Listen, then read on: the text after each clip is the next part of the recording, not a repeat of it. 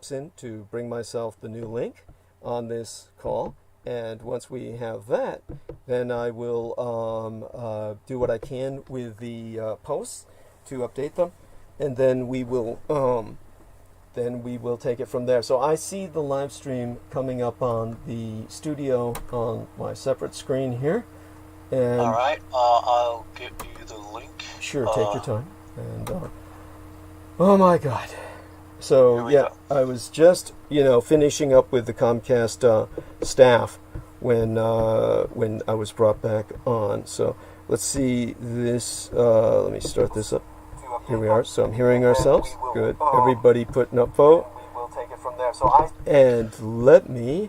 Vicky Johnson says yes, yes, yes. You are back. Hey, Vicky. Hey, honey. Love you.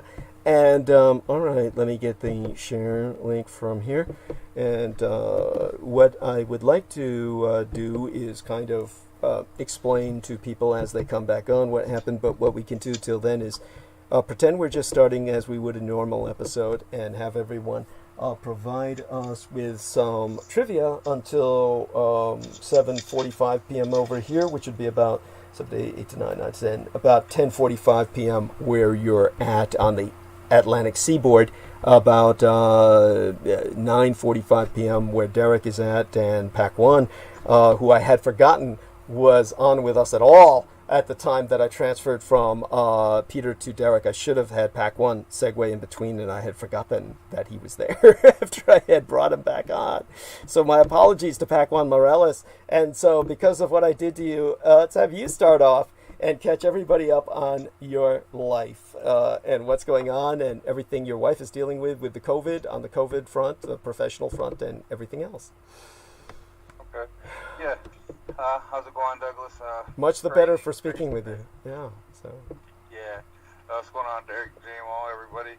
What's up? Hey, what's going on? I've been staying busy and just catering as usual, and we've just been getting ready, just planning things.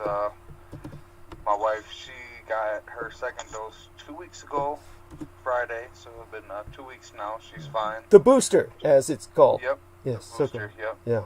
Yep. The booster. So and she's fine with that now. She still wears masks and everything. One thing though, now that the vaccine is out, they no longer offer the nurses the $20 extra an hour for hazard pay. Oh, fuck that shit. Oh, man. That's bullshit. That's fucking bullshit, because we don't even know if the vaccine is all that efficacious. That's bullshit. So is anybody protesting? Don't they have unions? Don't they have nurses' unions to protest this bullshit? They're union shit, Doug. Honestly, they had went about 2-3 years without a new contract, and that's without raises, without yearly the hospital does like a profit share with all its employees, and they didn't get that. And just craziness. That I don't know. But you're moving soon, and hopefully when she goes to California, she will become part of a real union. Is that possible? Well, for now, what she has to do is she has to go in as a travels nurse. Mm-hmm. So she'll probably be making she'll be making good money though as a travel nurse. So just the only problem is like she won't have the health insurance and all that stuff. I believe because she has to transfer everything over. I don't know. She has to take an exam out there. I'm not really sure what she'll have to do. But I know one of the things she says she has to do is start off as a travel nurse. As a travel nurse, okay, and that is okay. It's still the same, basically the same nurse. Like she'll still be working in the hospital and stuff like that. She just won't be an official employee. Interesting. Okay, for a while. Yeah. And then what'll happen is they'll eventually segue her in. They'll have to because they're in desperate need of nurses. So, but please go on. Tell us a bit more about the horrors of everything that's going on. Yeah. So the other day she started the day off. There was only like 4 or 5 COVID patients, and she went to lunch, and by the time she got back from lunch, there was 23. Holy fucking shit! Yeah, so it was interesting. She said she's always dealing with it, you know. It's crazy because she's like now they're getting just patients that have COVID, and they want to be like, you know, in people's faces, or they want to try to wander the halls, and almost as if they're not sick, you know. And because all the halls are like blocked off, but they're still, you know, they can still roam amongst themselves in the halls. It's just they're quarantined from the rest of the hospital. It's crazy. It's all craziness. So this new kind of attitude, this new kind of behavior, what do you think is causing that? I don't know. I honestly I don't know, because you know, for me it's like everybody sees what this virus is doing, you know, and people wear masks. You see people wearing masks. The problem is a lot of people will always wear the same mask. Like people probably, I guarantee there's a shitload of people everywhere, not just in Flint, but everywhere, that probably been wearing the same mask since the pandemic started, you know? Right. They don't wash it properly, use it, you know, and probably don't sanitize their hands after they get done touching stuff in the grocery store. I don't know. I don't know. Just as far as their mentality towards things, it's wild. It's just wild, because why would you act like you don't care, you know? Like if you're in the hospital with COVID, or you know you're sick, best place to be is on your back, you know, or you know, at least sitting up trying to rest. And what's crazy too is I have a friend who he contracted COVID, and he's been over it now probably about 2 or 3 weeks, but he's fatigued. He still hasn't been able to go back to work because he gets up, walks to the bathroom, and he's out of breath, you know. I called to check on him, and you know he says he can't even really talk on the phone because he's so winded. I mean, he's had long-standing health issues himself, you know, like he suffered 2 strokes and has a heart condition and everything, but you know, he beat the COVID. He said that wasn't that bad. It was just the effects afterwards. Oh shit. Yeah. In other words, the damage that did to him was insidious and long-term. It'll probably take some years out of his life. What happened with the Spanish influenza was that the many who survived had their lifespan was shortened by about 10 to 15 years. In his case, it might be shortened by about 5 to 10 years. Definitely just a sad fact. Oh my God, I'm so sorry to hear that. And so is there anything else you want to share with us? I mean, certainly it's your wife who's dealing with all the challenges, but obviously you've got your own, and you were parenting, you had to do some shopping and whatnot, and that's understandable. Yeah. Yeah. I take care of the things at home. You know, my wife, she worked a lot of hours, so she's hardly ever home. You know, so when she is here, you know, want her to be relaxed and not be, you know, trying to clean up or take care of the kids, and you know, just relax. And for the most part, my kids are really good. I'm lucky, you know. They play. They're happy babies. You know, they're not really. My son, he's every day his personality grows. You know, like his thing today was I have an idea. You know, he turns 3 on the 8th of February, but he's like, I have an idea, and he'll go get something and show you how to play with it and try to teach you something about it. It's cool, man. I don't know.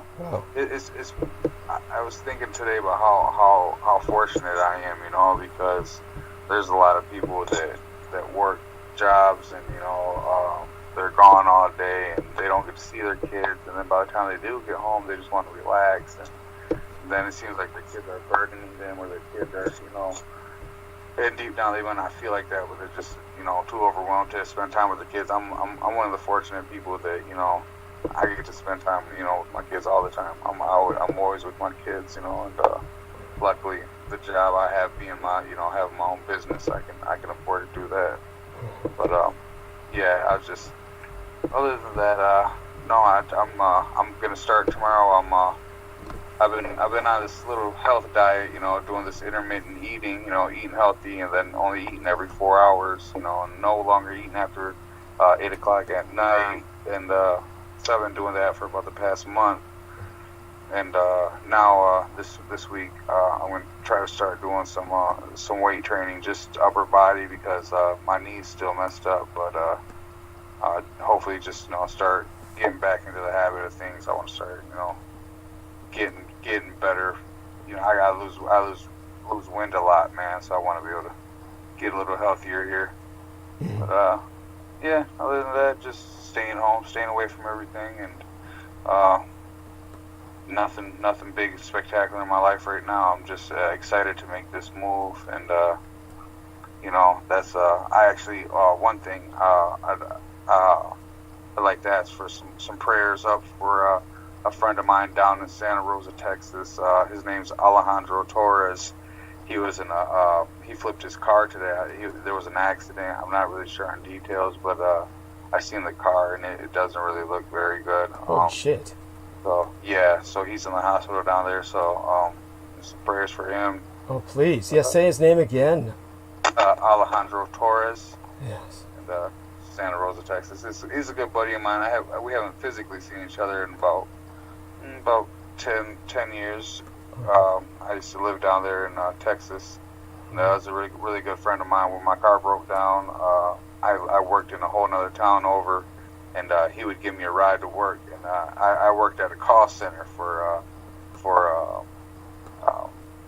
Bank of America, and I used to have to be there at 4 o'clock in the morning, 4 or 5 o'clock in the morning, and he'd be there to drive me every morning, man, and pick me up from work. So shout out to him for that. He was a good guy, didn't have to take care of me like that. So, but yeah, so he's a good buddy of mine.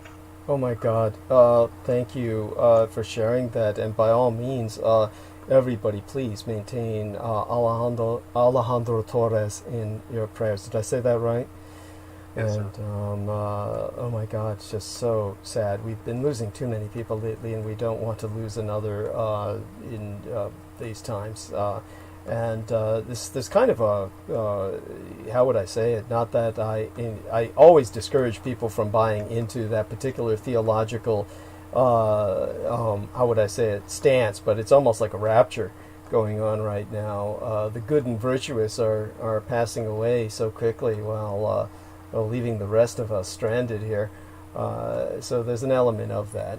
And aside from that, my dear Pac One, is there anything else you want to say before we bring Derek and Jameson back on to hold the stage for us? I mean, by all means, take your time. Take your time. We've got plenty of time now. No, it's okay. I would just stress to everybody, just, again, we're in the middle of this pandemic, we see cases rising everywhere, and, there's a lot of deaths, a lot of unnecessary deaths.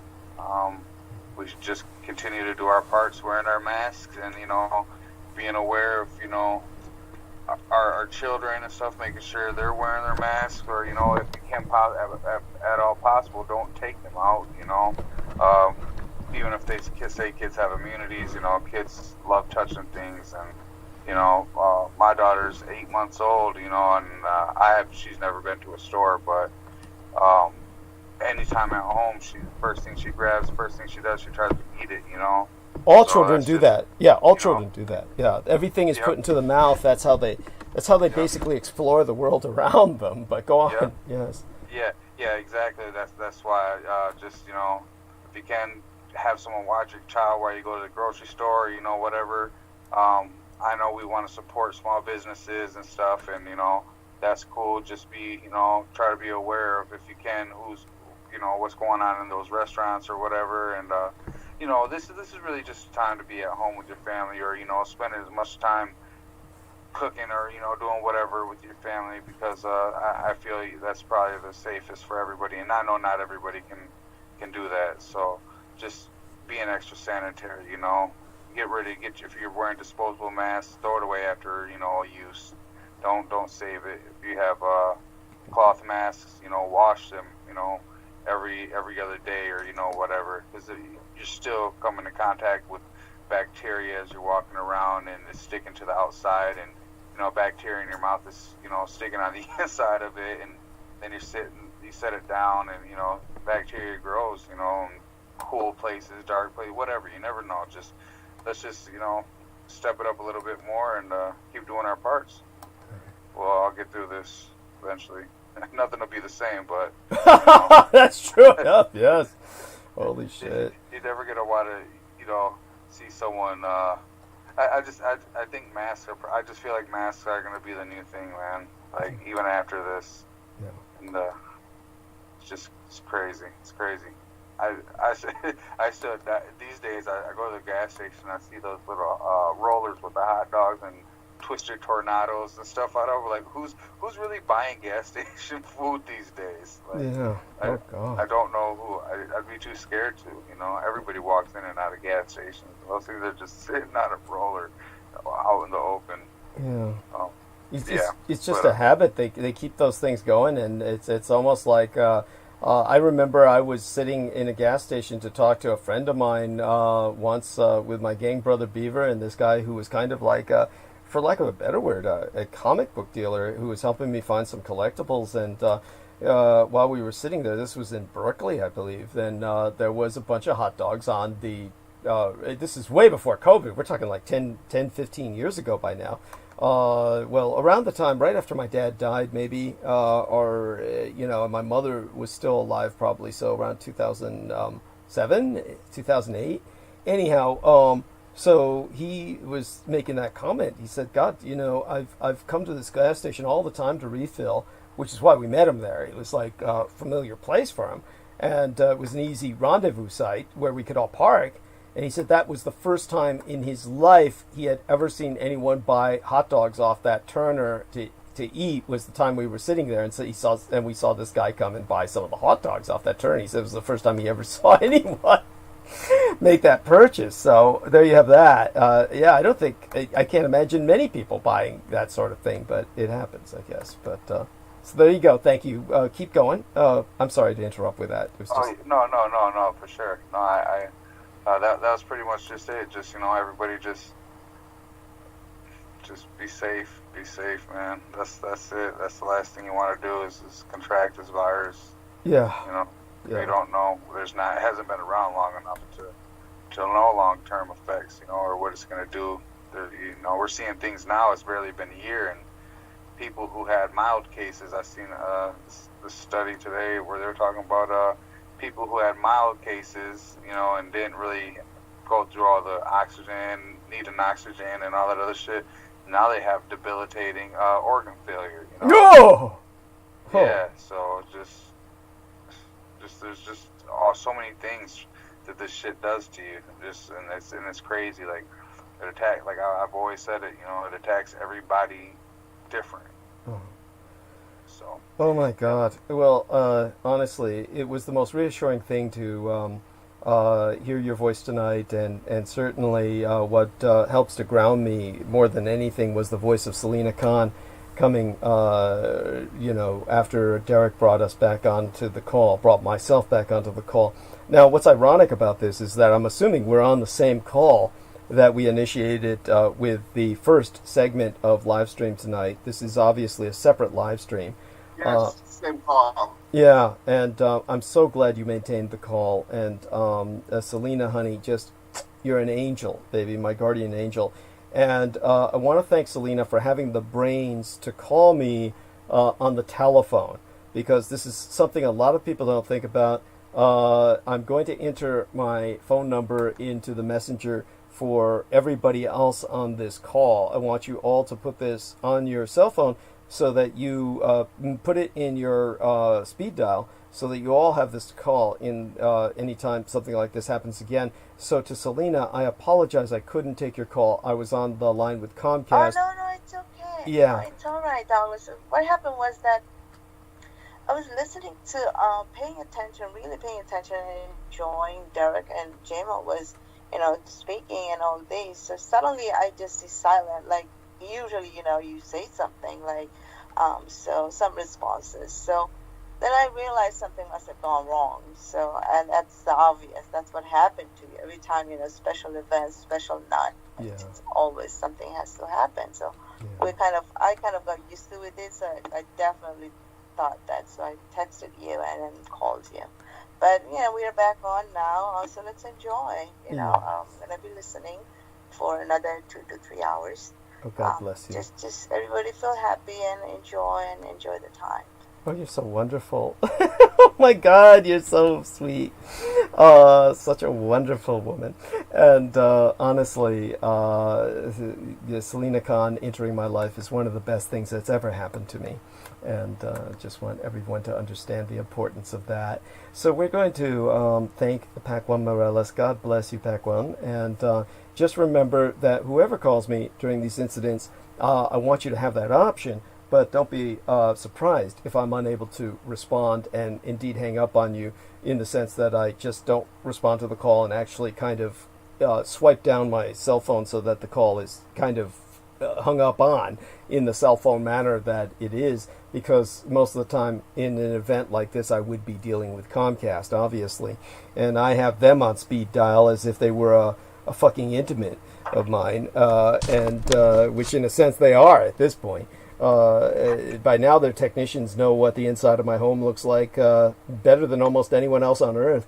But aside from that, I will just remind everyone that when I go offline, obviously it's pointless to try and contact me with something that's online like Facebook or email or anything else. The only way to contact me is through the cell phone. And if you reach me, that's great.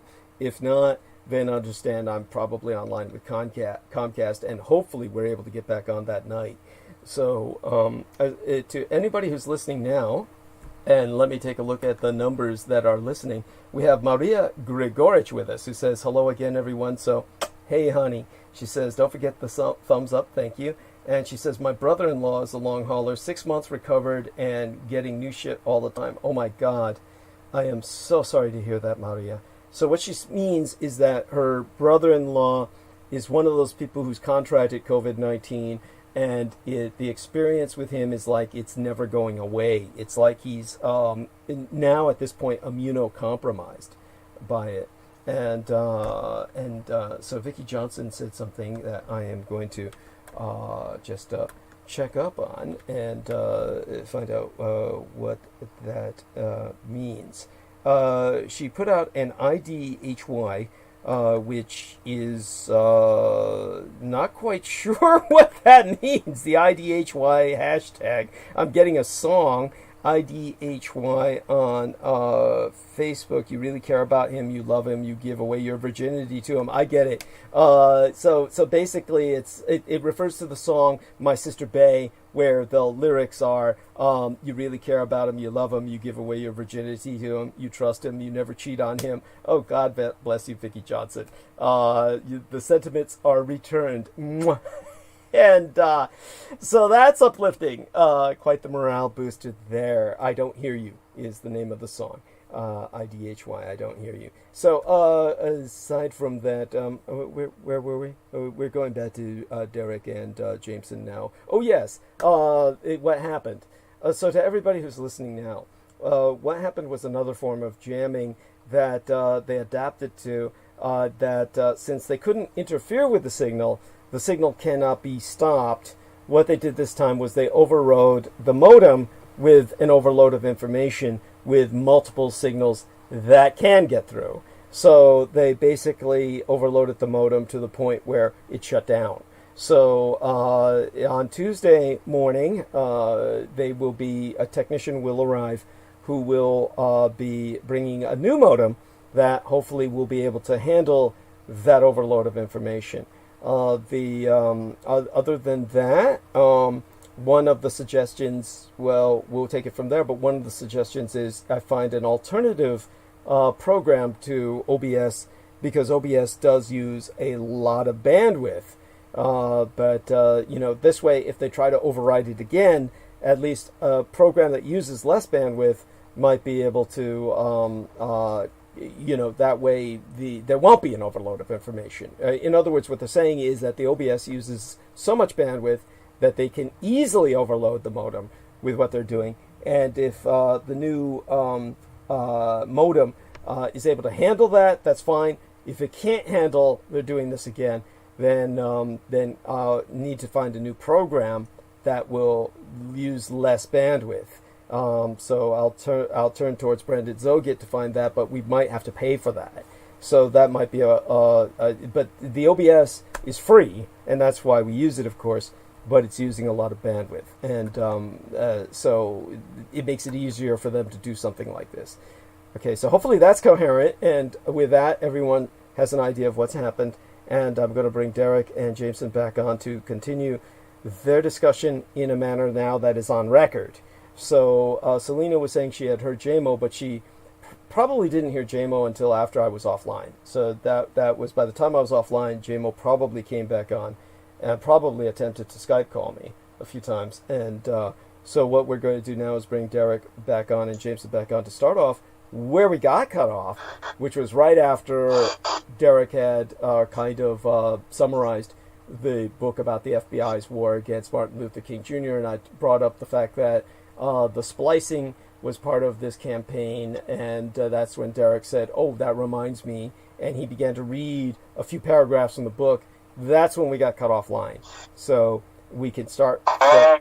I was reading. I'd have to actually find that again. But when I realized we were cut off, I was actually reading an article from ABC7 Chicago, and it says, "New documentary, MLK FBI explores government's attempt to undermine Dr. Martin Luther King Jr." So they have a documentary coming out on it, and it's no doubt, with the information that was taken from the church committee. And it's one of the most shocking chapters in the life of Reverend Dr. Martin Luther King Jr., how the U.S. government wiretapped his phone and bugged hotel rooms where he stayed. It was all an attempt to discredit Dr. King, and it's the subject of a new documentary called MLK FBI. Former FBI Director James Comey calls the surveillance and the way it was used to undermine Dr. King the darkest part of the Bureau's history. And MLK FBI shows how J. Edgar Hoover's FBI hounded and harassed Dr. King right up into his assassination. And again, even though Kennedy was president during this war on Dr. Martin Luther King, and then Johnson was president during this war on Dr. Martin Luther King, they're always calling it J. Edgar Hoover's FBI. Well, that's the kind of distance themselves, even though they were complicit in this unconstitutional war. They may not have known the extent. As a matter of fact, they admitted it such that they didn't know the extent that J. Edgar Hoover was going to go as far as being unconstitutional in his manner, but they knew he was relentless in his war against Dr. Martin Luther King, and they did nothing to curtail it. I want you to see this man as a complicated human being, filmmaker Sam Poehler said. I want you to understand that who J. Edgar Hoover was is symbolic of who many white Americans were at the time and how they saw themselves. And, I would say not only at the time, but to this day. And still Poehler are, sees, and still are. Poehler sees the civil rights leader as a victim of his own success. His film notes how J. Edgar Hoover is famous for saying that he feared the rise of a black messiah. Hoover claimed Dr. King was flirting with communism, which gave the FBI the head excuse to give him extensive surveillance. And lo and behold, after they started wiretapping Dr. King and his associates, they found out other stuff about King and his personal life, Poehler said. So what I was bringing up was that this Poehler guy, he's making this documentary about Dr. Martin Luther King, and the FBI's legal war against him. But his real punch is that Dr. Martin Luther King was this evil beast who, in his personal life in the hotel rooms, and so he's still sticking with the narrative that the FBI wanted to put out there in the first place.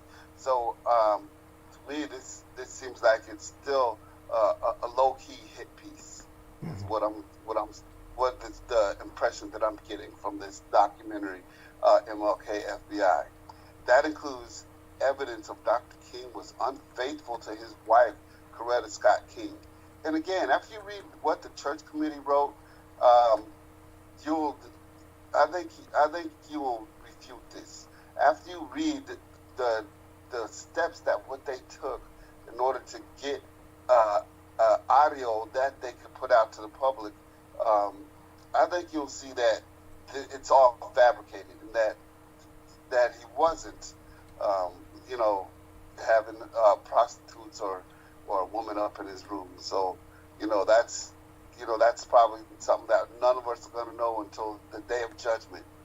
So I think that might also be a reason why they're trying to release the MLK FBI thing now, because they know they can smear him, and think about the time that they're smearing him. They're smearing him at a time that white America is has the schism where half of them went, the rest of us dead. So there's something very political about what they're doing here. Yeah, exactly. That's how I'm thinking exactly.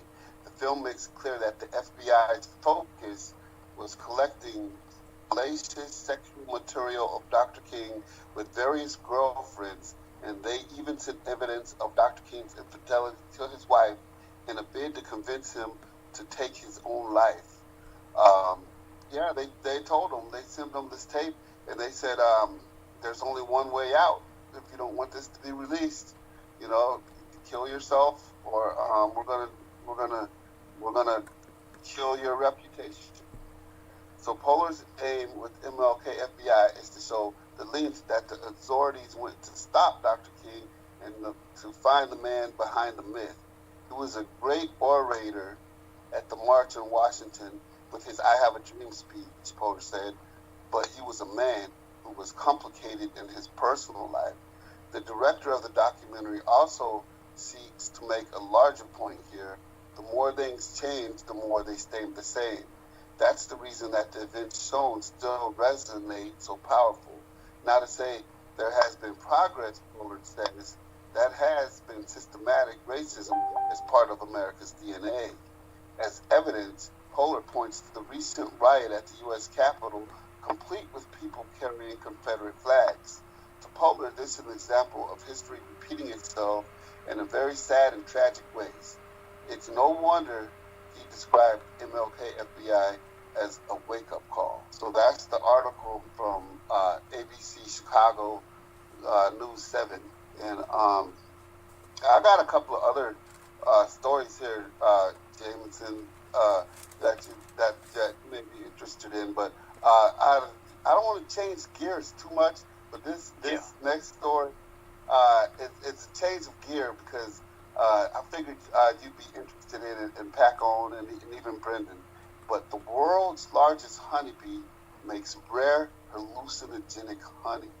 High in the Himalayas, large bees are busy making unusual honey. In fact, these are the largest honeybees on Earth, called Himalayan giant honeybees, and they make some of the world's most cherished honey. It's known as mad honey, a reddish sweet goop with psychotropic effects that in small doses are reported as being pleasant. Haven't heard of this delectable tree? That's why it's extremely difficult in harvest. It's extremely difficult to harvest. If the sting of this large bee, which can pierce through most beekeepers' suits, doesn't ward you off, the sheer Himalayan cliffs where the bees plaster their large crescent-shaped hives probably will. Those who dare to gather honey do so at their own peril, dangling from precarious bamboo rope ladders hundreds of feet above the ground. So in order to get this honey, you got to dangle from ropes and get all on the side of the mountain hundreds of feet up in the air.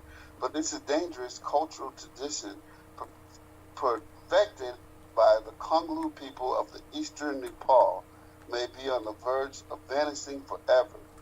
Maui Dalai Lama, known as the last honey hunter, passed in May of 2018. So they actually have a guy who's called the last honey hunter. So he would get down and he would do all the dangerous stuff and dangle from ropes and get that honey. Mad honey can fetch a hefty price, reportedly sold from $60 to $80 a pound. But those are black market prices.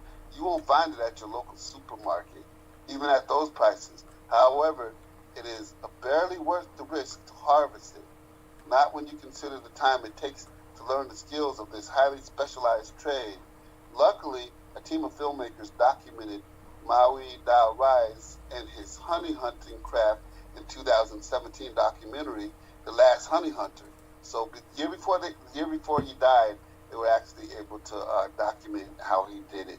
A behind-the-scenes peek of the breathtaking footage can be viewed here. And this is an article called, it's from a site called Tree Hugger. So it's that was an interesting stuff. Today's the birthday of one of the last living World War II veterans, a black gentleman named Frank. The guy who posted it, he said this is Uncle Frank, but he was one of the last living World War II veterans. Turns 96 years old today.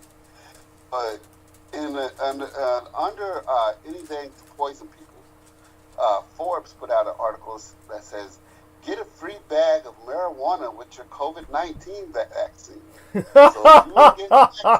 So if you were against vaccines before, you find out you can get a bag of weed with your vaccine. You yeah, especially if you give me that one that takes 5 shots instead of 2. I can get some extra bags of weed. Okay, cannabis activists in Washington D.C. are planning to offer a free bag of marijuana to those receiving a vaccine for COVID-19. The group, DC Marijuana Justice, announced this week. The free cannabis giveaway, dubbed Joints for Jabs, is being arranged to coincide with vaccine clinics expected to open up in the nation's capital, DCMJ wrote in a press release on Monday. With Joints for Jabs, the DCMJ activists hope to highlight the need for further cannabis policy reforms at the national and local level while bringing awareness to the importance of equitable distribution of the COVID-19 vaccine. Once local health officials began offering vaccines to the general public, dozens of home cannabis cultivators will celebrate the occasion by handing out free bags of marijuana outside vaccination centers. Locations and times of the Joints for Jabs giveaways will be announced for DCMJ as more information about local vaccination sites. So, it's called Joints for Jabs. Go get jabbed and get your joint. But, they said they're giving away free bags, so I take it even if you don't smoke, you can, and if you wanted to get the vaccine anyway and you don't smoke, I figured you'd go get a free bag and give it to a friend who does. Yeah. Or everybody knows somebody who smokes. Or sell it to somebody else. Put it up on eBay and shit. Go to the Facebook Marketplace. Free bag of weed, $10. Yeah, well, nobody's going to buy a bag of weed these days because it's legal and they could get it so easily legally, even though it's expensive legally. So, but your idea is best to give it as a gift you could give it to a bum on the street or something. And, of course, then they'll bum you for a light, but there you go with that. Do go on, please, both of you. We've got plenty of time now that... All right. So one of the things I wanted to say was I wanted to go into, I don't think Dr. King would necessarily stand by, granted, I think that the reason why he used the peaceful protest was to show how savage the whites were in America. So I think, I don't think he would necessarily stand by a peaceful protest today. Especially with the fact that these peaceful protests are often an excuse for police to beat the shit out of us. arrest us, kill us, and for white people to go ape shit against us and get away with it. That said, I do realize that we're at a time where there has to be a war. There has to be a war. Honestly, because the white supremacy complex, they have gone on for too long.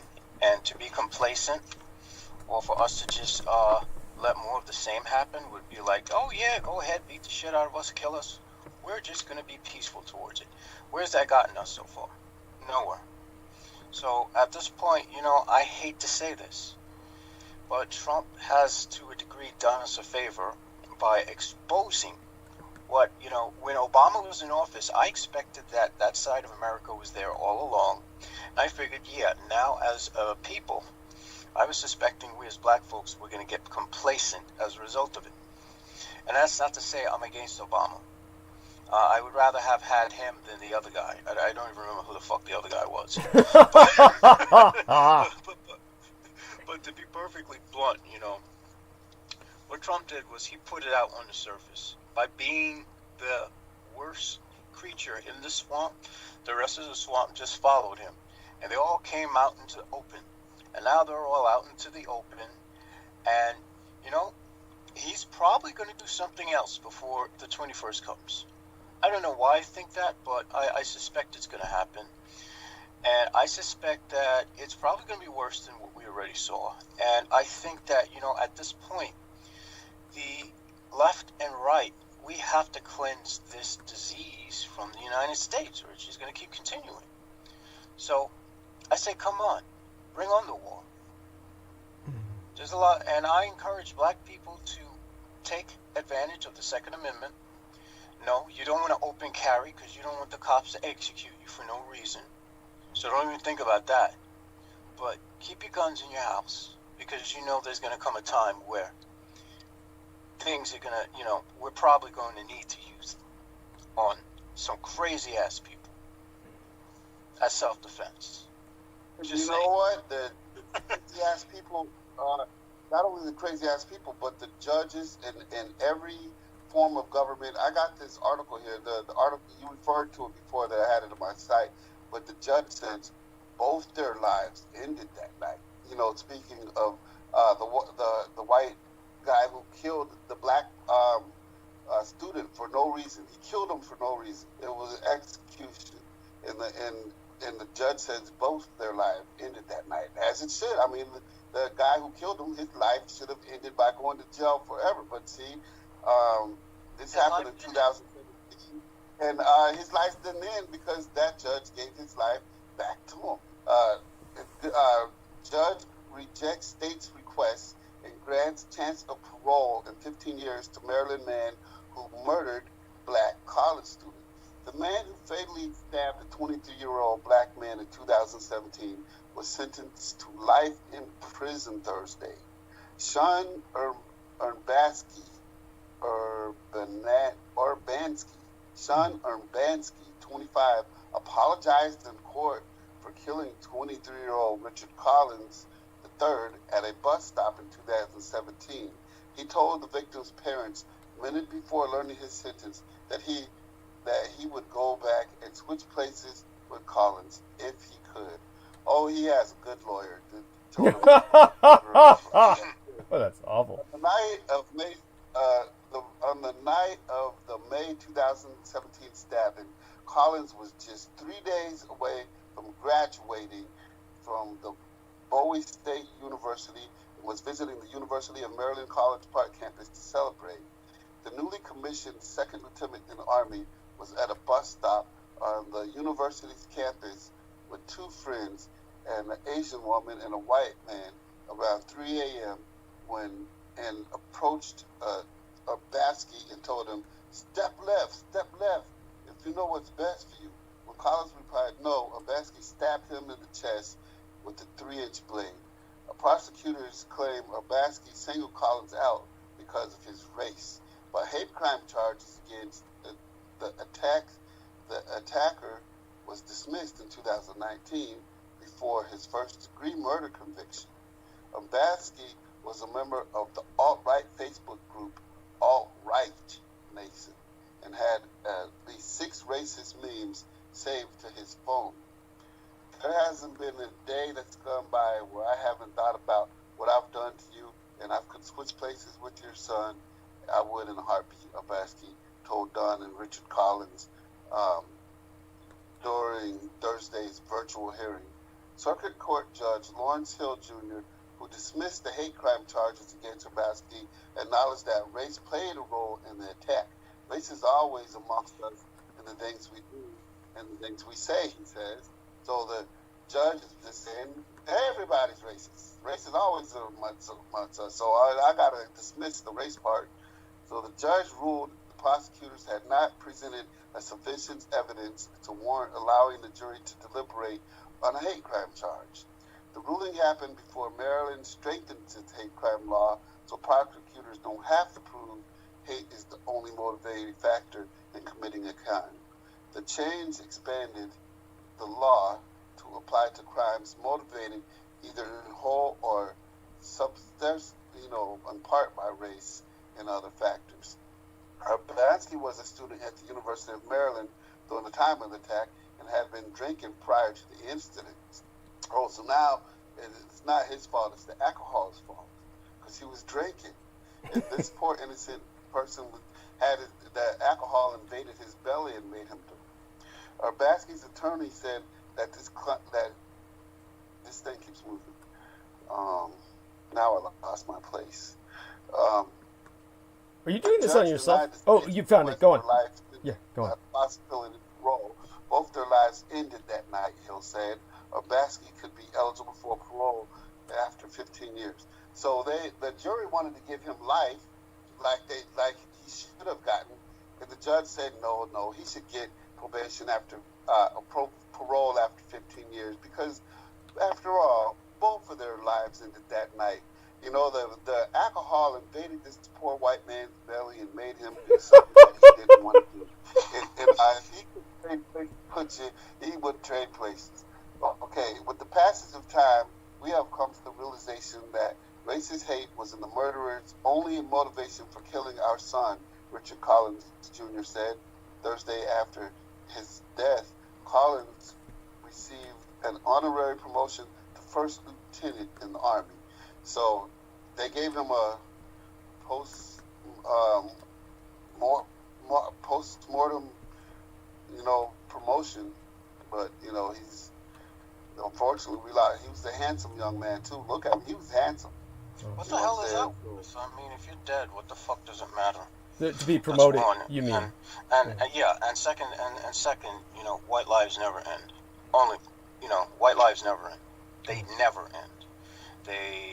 They're allowed to rape each other and get off. I mean, look at the instances of white boys doing that. Oh, this he's in college. He's going to lose his ability to graduate. We have to give him 2 years. They do that. I mean, they do that shit all the time. White people, they're literally invincible in America. Yeah. They don't lose their lives unless they're dead. Unless they're dead. And honestly, I hate to sound that way, but maybe they should be. Yeah. Maybe they should be. Or a great deal of them, or a lot of them. A good amount, a very large amount. Yeah.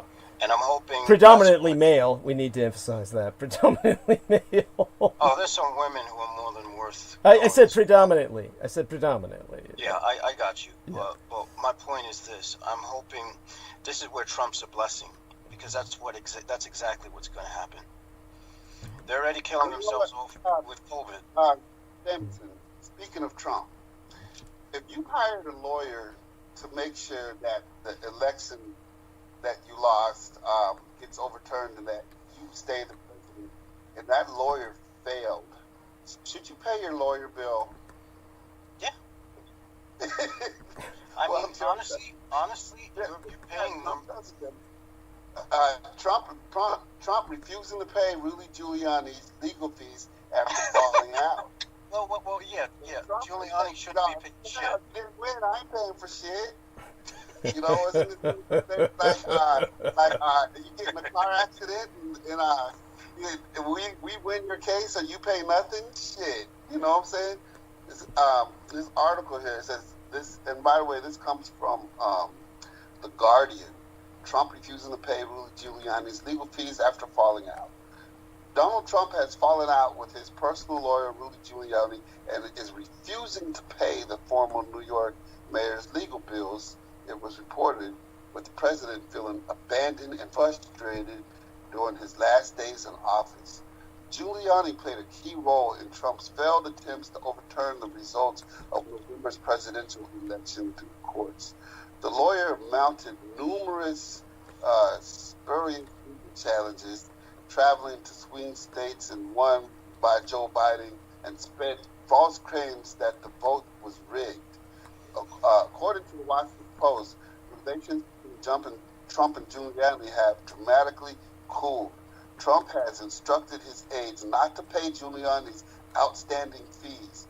I mean, the man was traveling from state to state to state to be your mouthpiece, to be your Joseph Goebbels, and still, and hey, it didn't work. So I'm sorry, but Giuliani gets what he deserves. He really does. He's a piece of shit anyway. And he's a dumb piece of shit, so.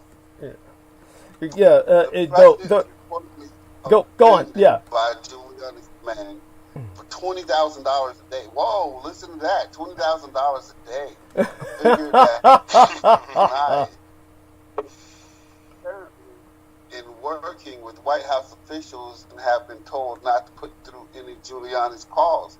So when Giuliani calls the White House, they just told, hey, he ain't here. Yeah, well, this what did you do? Sorry, we got to put you on block, with Giuliani. Commenting on a report, Ken Feidman, who worked with Giuliani's press secretary in the 90s, said, lay down with dogs, wake up with fleas, and without $20,000 a day. For Giuliani,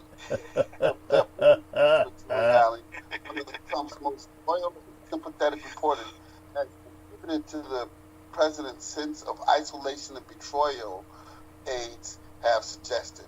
So since Rudy Giuliani wasn't able to come through, President Trump is feeling betrayed and isolated, and he couldn't come through, so he doesn't get paid.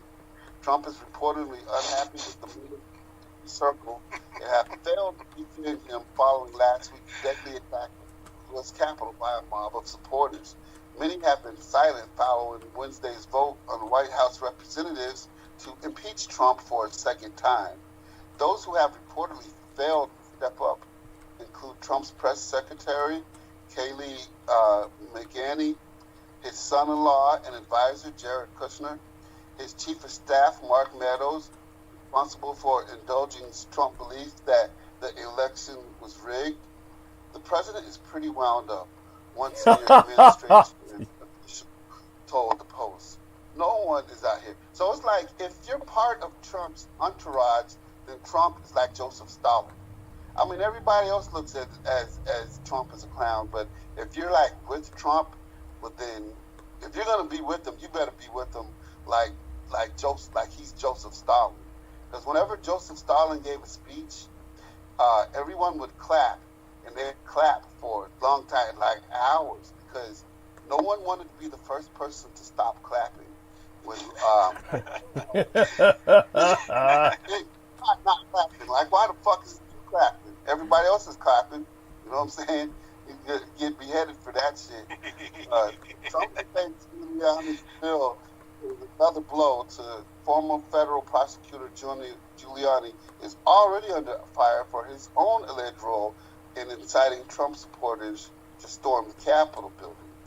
Addressing Trump's Save America rally in Washington last week, Giuliani said, I'm willing to stake my reputation.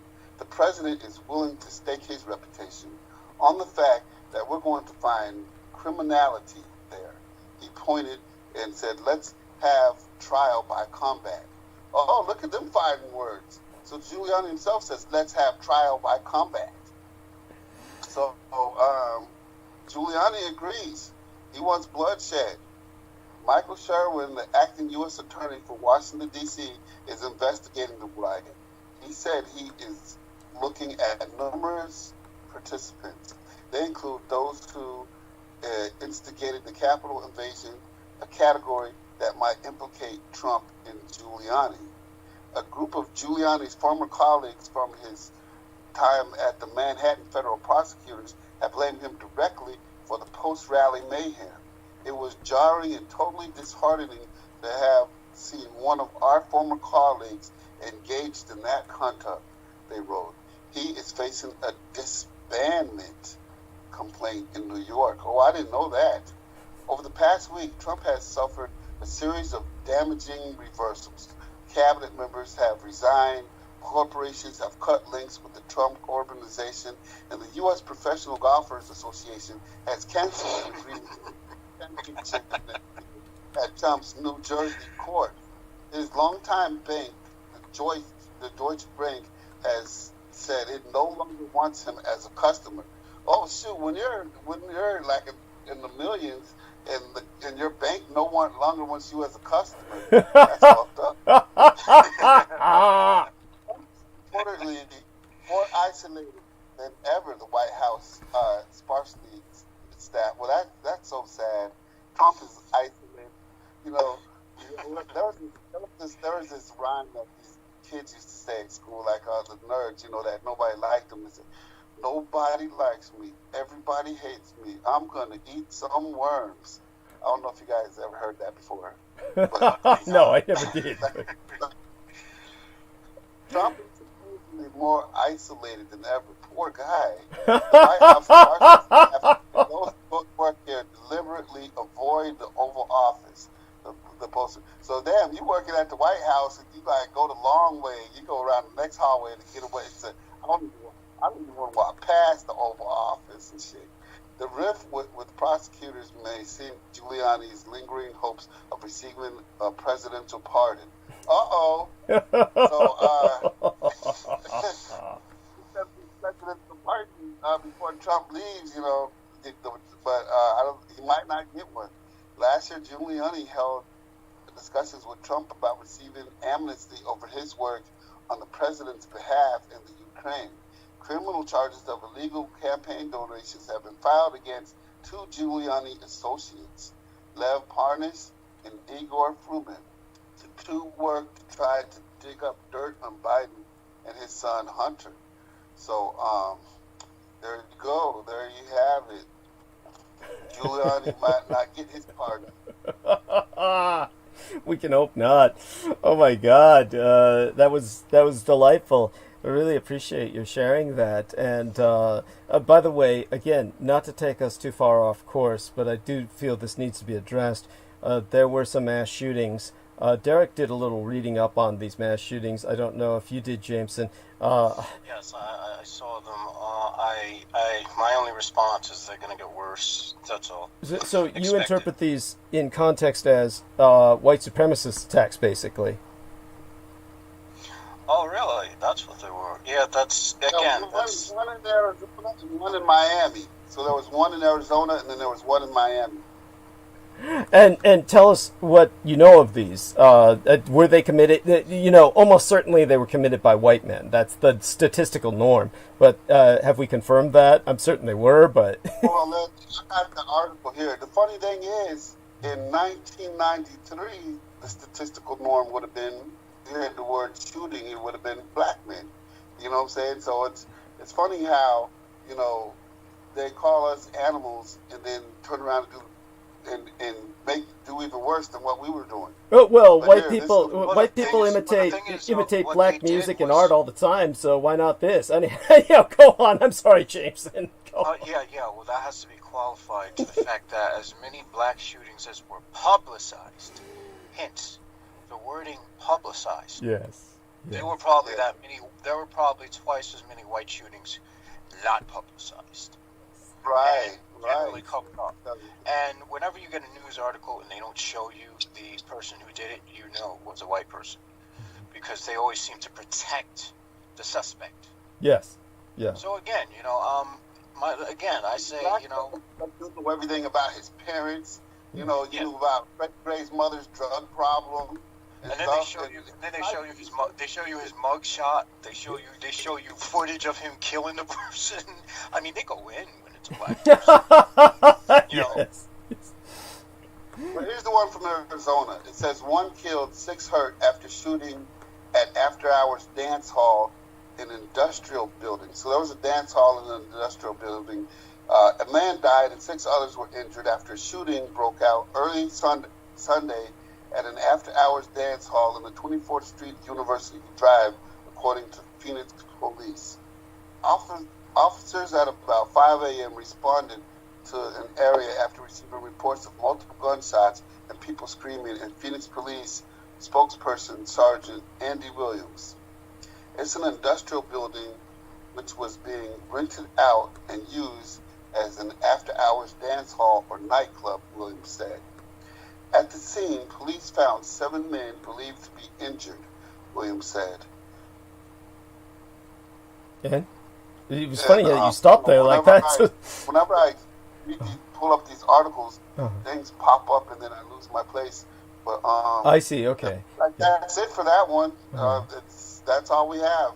Well, it's clear who the suspect and the victims were. Then they were all white, probably. Yeah. I mean, how many black people do you have in Phoenix? But that doesn't stop these from being white supremacist attacks. Oh, you're right.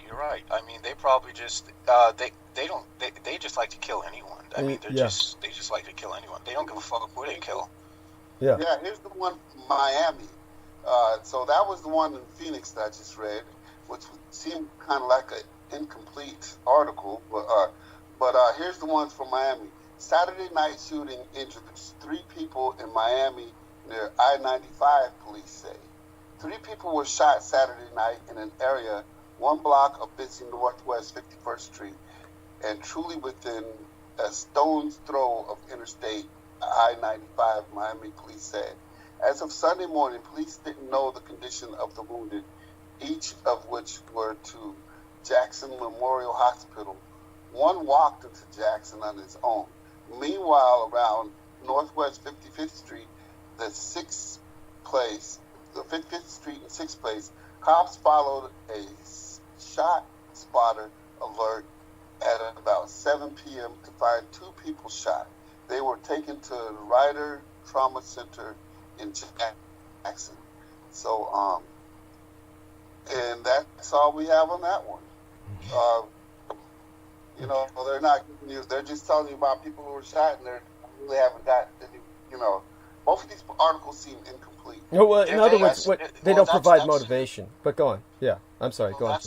That seems to be the new trend in journalism.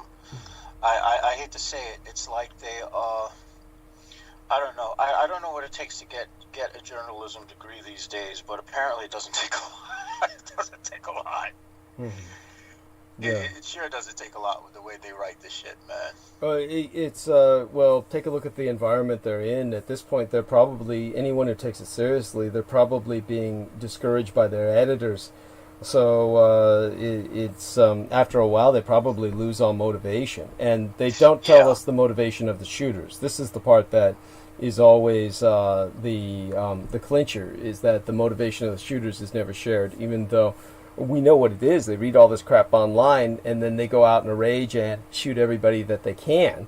So it's definitely all part of the insanity. So by all means, I think the two of you have done wonderfully. Well, I just want to say one more thing. Take your time. Take your time. I'm in no hurry. Well, I just want to say, folks, this is one more reason to stay home aside from COVID. Yeah, you don't want to be shot. Yeah. Yeah. And I want to say happy birthday to the late Muhammad Ali, born January 17th, 1942. Oh, wow. So, I had no idea. Yep. Today's Muhammad Ali's birthday. Wonderful. Wonderful. And that's important. And aside from all of that, again, both of you, if you have anything else to discuss, I think that you've done so well. But in terms of one of the things that I'd like Derek to start off with, kind of contrast what I think that you may have started talking about this just as we got cut off. And it may be somewhat repetitive, but again, you were going to try and find those paragraphs, and you can look for them now. Jameson and I can hold the stage while you do that. Those paragraphs that you were reading at the time that we got cut off from the book. You can find those, right? And yeah. Okay, here it is. The plot against, let me hit details there. The FBI's war against Dr. King. And I was reading the publisher's summary of the Church Committee book, and it's a recommended book. And then, like I said, it's an actual case study, so it doesn't read like a novel, but it is inundated with hard, cold facts that and especially I was listening to the whole thing, but it's one of them things to where if you can take notes and write down dates, you can connect a lot of dots. In 1975, the U.S. Senate's Church Committee, officially known as the United States Senate Select Committee to study governmental operations with respect to intelligence activities, launched a series of investigations into the abuses by the U.S. government agencies, such as the FBI, the CIA, the NSA, the IRS, and others. Part of the committee's investigation examined the Federal Bureau of Investigation's war against civil rights leader Dr. Martin Luther King Jr. that produced a case that detailing the dangerous and often unconstitutional actions that J. Edgar Hoover's FBI took against Dr. King. This audiobook contains that case study. And again, I got a problem with how they say J. Edgar Hoover's FBI. And I think that's done to distance Kennedy and to distance Johnson away from this war against Dr. Martin Luther King, which they were clearly complicit in, and even Attorney General Robert Kennedy signed off on these wiretaps. The FBI collected information about Dr. King's plan and activities through an extensive surveillance program employing nearly every intelligence gathering techniques at the Bureau's disposal. Wiretaps, which were initially approved by Attorney General Robert F. Kennedy, were maintained on Dr. King's home telephone from October 1963 to 1965. The SCLC, that's the Southern Christian Leadership Conference headquarters, telephones were covered by wiretap an even longer period. Phones in the homes and offices of Dr. King's close advisors were also wiretapped. The FBI has acknowledged 16 occasions in which microphones were hidden in Dr. King's hotel and motel rooms. So those are the two paragraphs that speak of the book, and that's the book, The FBI's War Against Dr. King, Dr. Martin Luther King Jr. Case Study by the Church Committee. Now, next week, I'm going to read a book that I haven't started on yet, but that book that I haven't started on yet that I'm going to read next week is called, pull it up here, The Plot to Kill King.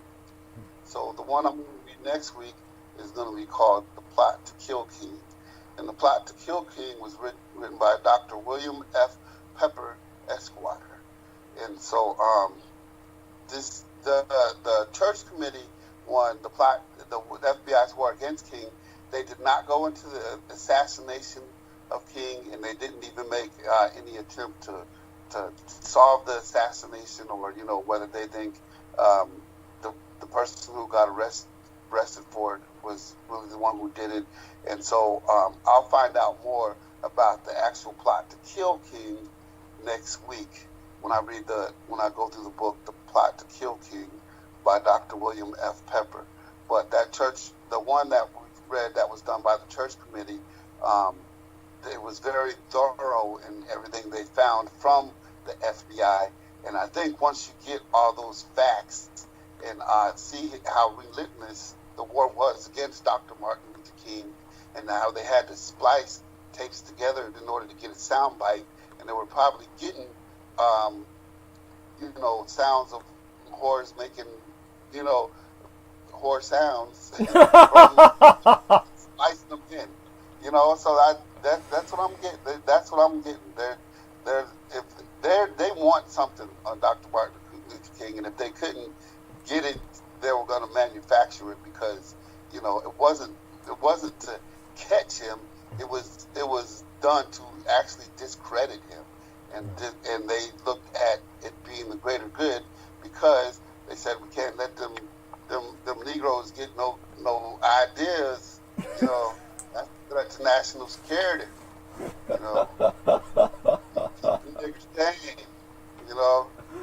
Oh shit. Okay.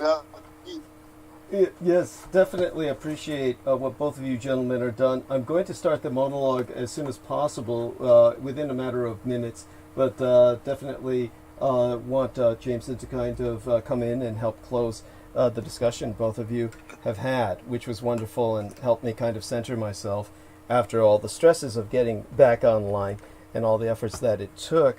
I want to thank so many people in the chat room. I'll go over a little bit of what they're saying, along with the interactions with Jameson, which was wonderful. Thank you, Jameson, for dealing with what you did. And Jameson is very cautious, and because we do have a lot of trolls, so my apologies. Jameson's doing exactly what needs to be done. I've told him to follow his intuition. To Shauna Bandow, we've got you back online now. So you can continue talking as Conspiracy Kitty.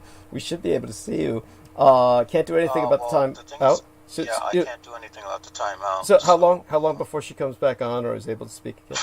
Probably 6 hours. Probably about 6 hours. Oh shit. Okay, so my apologies to Shauna Bandow. Personally, I am so sorry.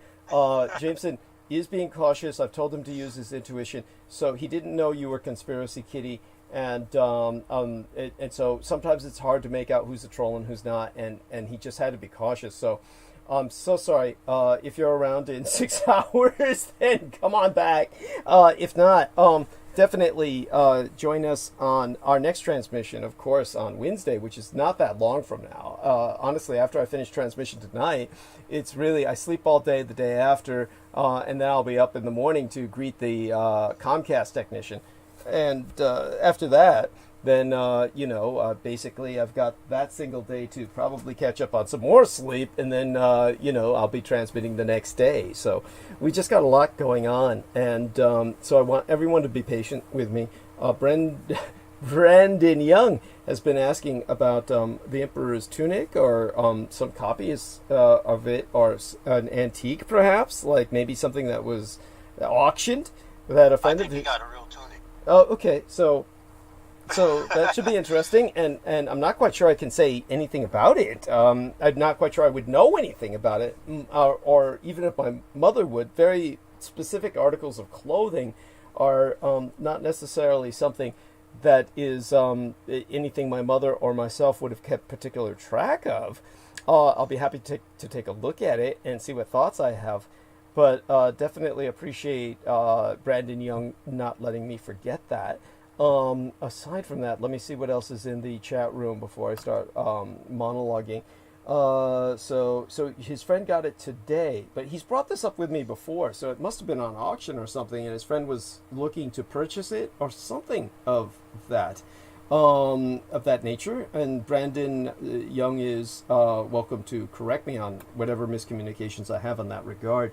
And Maria Gregorich says, thank you, Derek and Jameson. And Christopher Keaton says, I'm no troll. And of course it was, never thought that. I'm going to view some of Conspiracy Kitty's deleted messages. So she was saying... I don't know. It was something she said about, MLK was a Freemason. I just figured it was someone dropping, conspiracy theories. So it was like... Dr. King was a Freemason. He was Boulay. So he belonged to a fraternity. You know what I'm saying?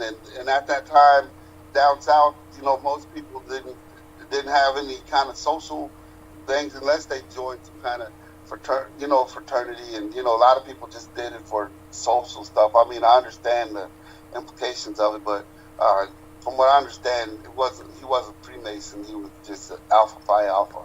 Thank you. Turn. That's important. I think that's important, and it's very important that people understand the nuances of this and how these nuances can be misinterpreted. For instance, like I brought up before, Dr. Martin Luther King Jr. was most certainly a social radical, and his radicalized socialism was very much to the left, but he was obviously a man of God and of faith. He was not, therefore, any atheistic communist. He was not an ideological communist, which, of course, is atheistic. So the very idea of somehow saying he was communist is absurd. Nevertheless, this is what many people accused him of, and that is the oxymoronic, the contradictory nature of that accusation should be self-evident, but unfortunately it's not. And this is like what we're dealing with. We're contending with people who have the ability, and this is not a positive, to hold contradictory thoughts in their heads. And of course, Shauna Bando and Conspiracy Kitty as Shauna Bandel's avatar have nothing to do with this. So a shout out to her. Love you dearly, honey. So sorry you got blocked for the majority of tonight, but do come back, and you're always welcome back. In the meantime, I'm going to start the monologue now. I'll start it with solicitation so I can get that out of the way. I'll be talking for the remainder of the night. I presume that Mr. Derek Talley is going to drop off a bit early because he might be working tomorrow. Is that the case? Or you're working tomorrow at 2 in the afternoon or something, right? All right. Yeah, I work tomorrow at 2 in the afternoon, and I was actually contemplating after helping you after you start your monologue to keep listening and then head off to the pool and do like a run in the gym, but I really don't feel like it. So I'm just gonna go to sleep early, and I'll make it to the pool tomorrow before work. So okay. I'm gonna probably like around midnight my time, which is an hour and 8 minutes from now. I'm gonna hit the sack and go to bed, and I'm gonna keep the phone on, and if you need me, call my name, and I'll wake up. Sounds good. Yeah. If I'm awake, if I can. Yeah, but if not, I'll sleep on through the night, and I'll listen to the rest of it tomorrow to where I picked up from, because I'm very interested in that. I'm going to listen, even if I stay awake tonight and listen, I'm going to still re-listen tomorrow, because you do have like some of the best insights when it comes to this, a lot of this stuff. So I need to listen to see what you're saying. But I'm having fun listening to my audiobooks and doing my book reports, which is easy to do when they give me like a road run. Yeah. It's hard to do when they give me a local run. So usually 2 or 3 days a week they'll give me local runs to where I'm constantly jumping in and out of the truck, and during that time I just listen to music. Right. So I listen to music, but I can just keep it playing in between stops. But when I can get like a 200-mile run, and just sit back and listen, and taking a lot of information, that's fun too. I like doing that.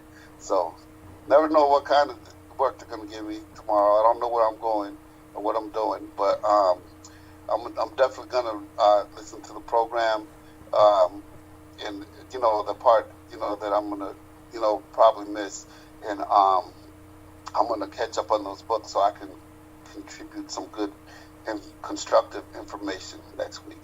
Thank you. Deeply appreciate it. And Maria Gregorich asks if MLK was a Baptist minister. Yes, he was. And if you have anything to add to that, Derek, any qualifications, I personally reference him as a specific kind of Baptist because he was, of course, very socially active, and therefore he wasn't your typical Baptist. So I call him basically progressive national Baptist myself, is what I feel his stance was. Does that sound about right, Derek? Or if he's off the line, that's fine. Right, but he's the church that he teaches in is the same type of church I was brought up in. Besides going to the base chapel, because when I grew up on base, to where everybody black and white. We had the base chapel, and it was split up into Catholic, Protestant, and Jewish. That's it. So the Jewish people in the Seventh-day Adventists used it on Saturday, and then they had Catholic, like a service in the morning. Then they had a Protestant, and then they had a Catholic. And so whenever we got out of church, they had what's called Protestant service. That means whether you was Baptist, Lutheran, Methodist, Presbyterian, it didn't matter. It was just called Protestant service on the base chapel. We would leave, and the Catholics would be there standing mad with their arms crossed, because if it was a Baptist preacher who was doing the preaching, he always went over on the time, and the times were like strict. So to our Catholics from 8 to 9, Baptist Protestants from 9 to 10, or something like that. So I remember always getting out of church and the Catholics sitting there looking mad because the preacher went over the time that he was supposed to go over, and the Catholics were standing outside waiting for the Protestants to get out of the service. But whenever I went home, like whenever I visited my grandparents, I always went to a missionary Baptist church, or I forget the other one. There was the one Baptist church that does the washing of the feet. I forget the name of the church, but it was basically the southern, Black Baptist church settings, and I really like those church settings. But the only thing they got good Sunday schools. The only thing about them is I really like verse by verse teachings, which they usually don't go verse by verse. They usually like pick a passage and then preach on it through the whole sermon. Which and if you wanted to do verse by verse in the Baptist church, then you gotta go to the Sunday school, which in the South, the church could end up lasting all day long, So Martin Luther King, he started off in Montgomery, Alabama, church, and then he eventually went to Ebenezer Baptist Church in Atlanta, Georgia. So, and that Baptist church was in the news lately because a senator, the senator from that won the Georgia seat actually came from that church that Dr. Martin Luther King used to preach at. And they tried to discredit him by saying he was anti-American because he pointed out a lot, just like the same with Obama's pastor in Chicago. He pointed out a lot of the ills that were happening in America. And so they tried to point to that to say, oh, he's anti-American. We have an anti-American in the Senate. He used to preach at the same church that Dr. Martin Luther King preached in. This is Atlanta. This is here in 2021 that this happened. So, maybe that's something else that you can look into, the new Georgia senator.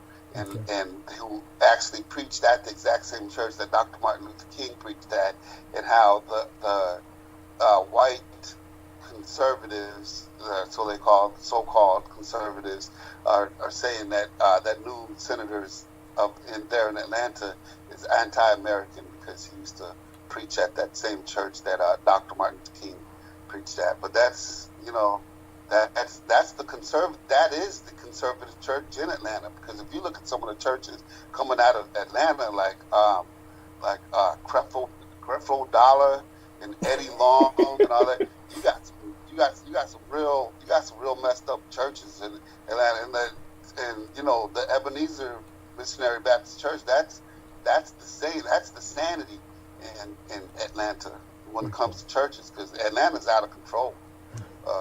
I don't know what's going down in Atlanta. So I ain't trying to diss anybody from Atlanta. I'm just saying. So hopefully Atlanta. Yeah. Thank you. That was wonderful. God bless you. Blessed be thy night, and sweet be thy dreams. And we love you dearly. And with that, Jameson, is there anything you wish to say before I start monologuing and sucking all the oxygen out of the room? Just that the conservatives think everything is anti-American. Thank you. Yeah. That's just their nature. And anyone who pays them any mind is a fool. Thank you, and also do me a favor and give us a little idea of what your schedule will be. I've told you that because you're getting up early tomorrow to speak, well, comparatively early, to speak with Brendan Zogi and myself. Yeah. What I'll do is, before I head out, I'll give you a message. Right now, I am sort of backlogged on a spell that should have been done a long time ago. But now that I'm sober, I could do all this shit without, flying into another dimension like, what was I doing again? So I'll get that done and probably head out. I'll give you a message. Okay, sounds good. And then I'll be prepared at that time to pretty much, count on Derek if I need some help. And so we've got approximately 10.5 hours. And I'm not quite sure if I can get through tonight in everything I need to get through tonight in 10.5 hours, because there's just so much that has been happening. So I do ask everyone to be patient with myself, but we're going to try and make it happen. And so, oh my God, this is the challenge that I face. And in the meantime, thank you, Jameson, for being here. Thank you, Derek Talley, for being here. And we're going to do our best to get through tonight. And I may, because of tonight, I may have to basically deal with the subject that I wanted to deal with, which is the free speech element. I may deal with that Wednesday night because that would be fitting on inauguration night, and tonight instead, I just might have to deal with so much else. As a matter of fact, because of that, I'm going to ask Jameson to just come on for another minute here and tell us a little bit, not about the spell, but just kind of reiterate to people some of the challenges that you've had with overcoming the addiction, and just tell us a little bit. It's never over. It's not a question of overcoming it. It's a question of trying to substitute with something that's not as destructive. Honestly, how people overcome addiction is by socializing. The honest-to-God truth of how the 12-step program works and why it works has nothing to do with the steps. The steps are mostly bullshit. The reason why it works is because people get together and they start to make connections with one another. I don't want connections with people, so I'm kind of stuck dealing with jumping from different thing to different thing that I'm addicted to and trying to mitigate the damage, because people horrify me, and that's my personal challenge. No, definitely appreciate that. So, okay, with that in mind, I will start monologuing now. It is 3 minutes after the top of the hour, and I'll start with what my challenge is, my Mein Kampf, my struggle, be thine own. Contribute to the struggle at paypal.me/Douglas Dietrich, where we now be accepting contributions via PayPal Holdings Incorporated at DouglasDietrich.com. And in all due acknowledgement unto our own personal hero, we asketh of everyone moral and our fiscal support on behalf of our dearest English brother in battle, John Henry McMills Warrington, whom you can friend and follow via his Facebook timeline at facebook.com/John.War. And of course, subscribe to his YouTube Maggot channel at youtube.com/C/Maggotaur, which be spelled MAGGOTAUR, he being the property manager thereof, who also serves as Team Thrax, T-Trix or Dragons, ultimate post-episodic producer, and our final productions archivist at DouglasDietrich.com. For word and no fahina, all videographic works of the internationally recognized renegade military historian would have been lost. So, if financial aid no be prohibitive per budgetary constraints, electronically relay monetary assistance via PayPal, where you can donate to the Maggot Man, aka John Warrington, by clicking send on your PayPal account page and then entering his email address, john_war@hotmail.com, and you can PayPal him at paypal.me/Maggotaur, which be spelled MAGGOTAUR.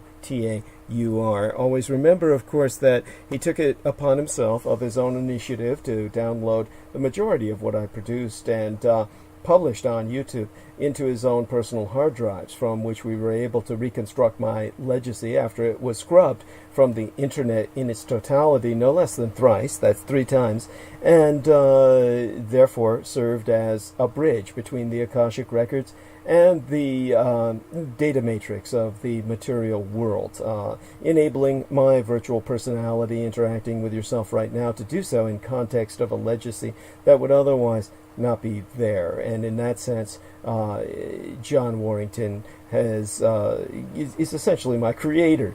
And now you, too, can do your part to help in the fight against total annihilation. The objectives of the cult of the kings of Edom, the cult of the anti-gods, the red gods. Edom simply means red, the land of red, as in the land south of Israel that had red soil. But the term red gods is used for the anti-gods because of the relationship with the Edomites. And of course, mostly Herod, King Herod, who sought to kill your God if you are a Christian. And in terms of the struggle against them, it's because their ultimate objective is the annihilation of all life on earth. All life, not just human life. The annihilation of the creation. Because they believe that therefore they can assume the position of the creator thereafter to recreate the universe in their image.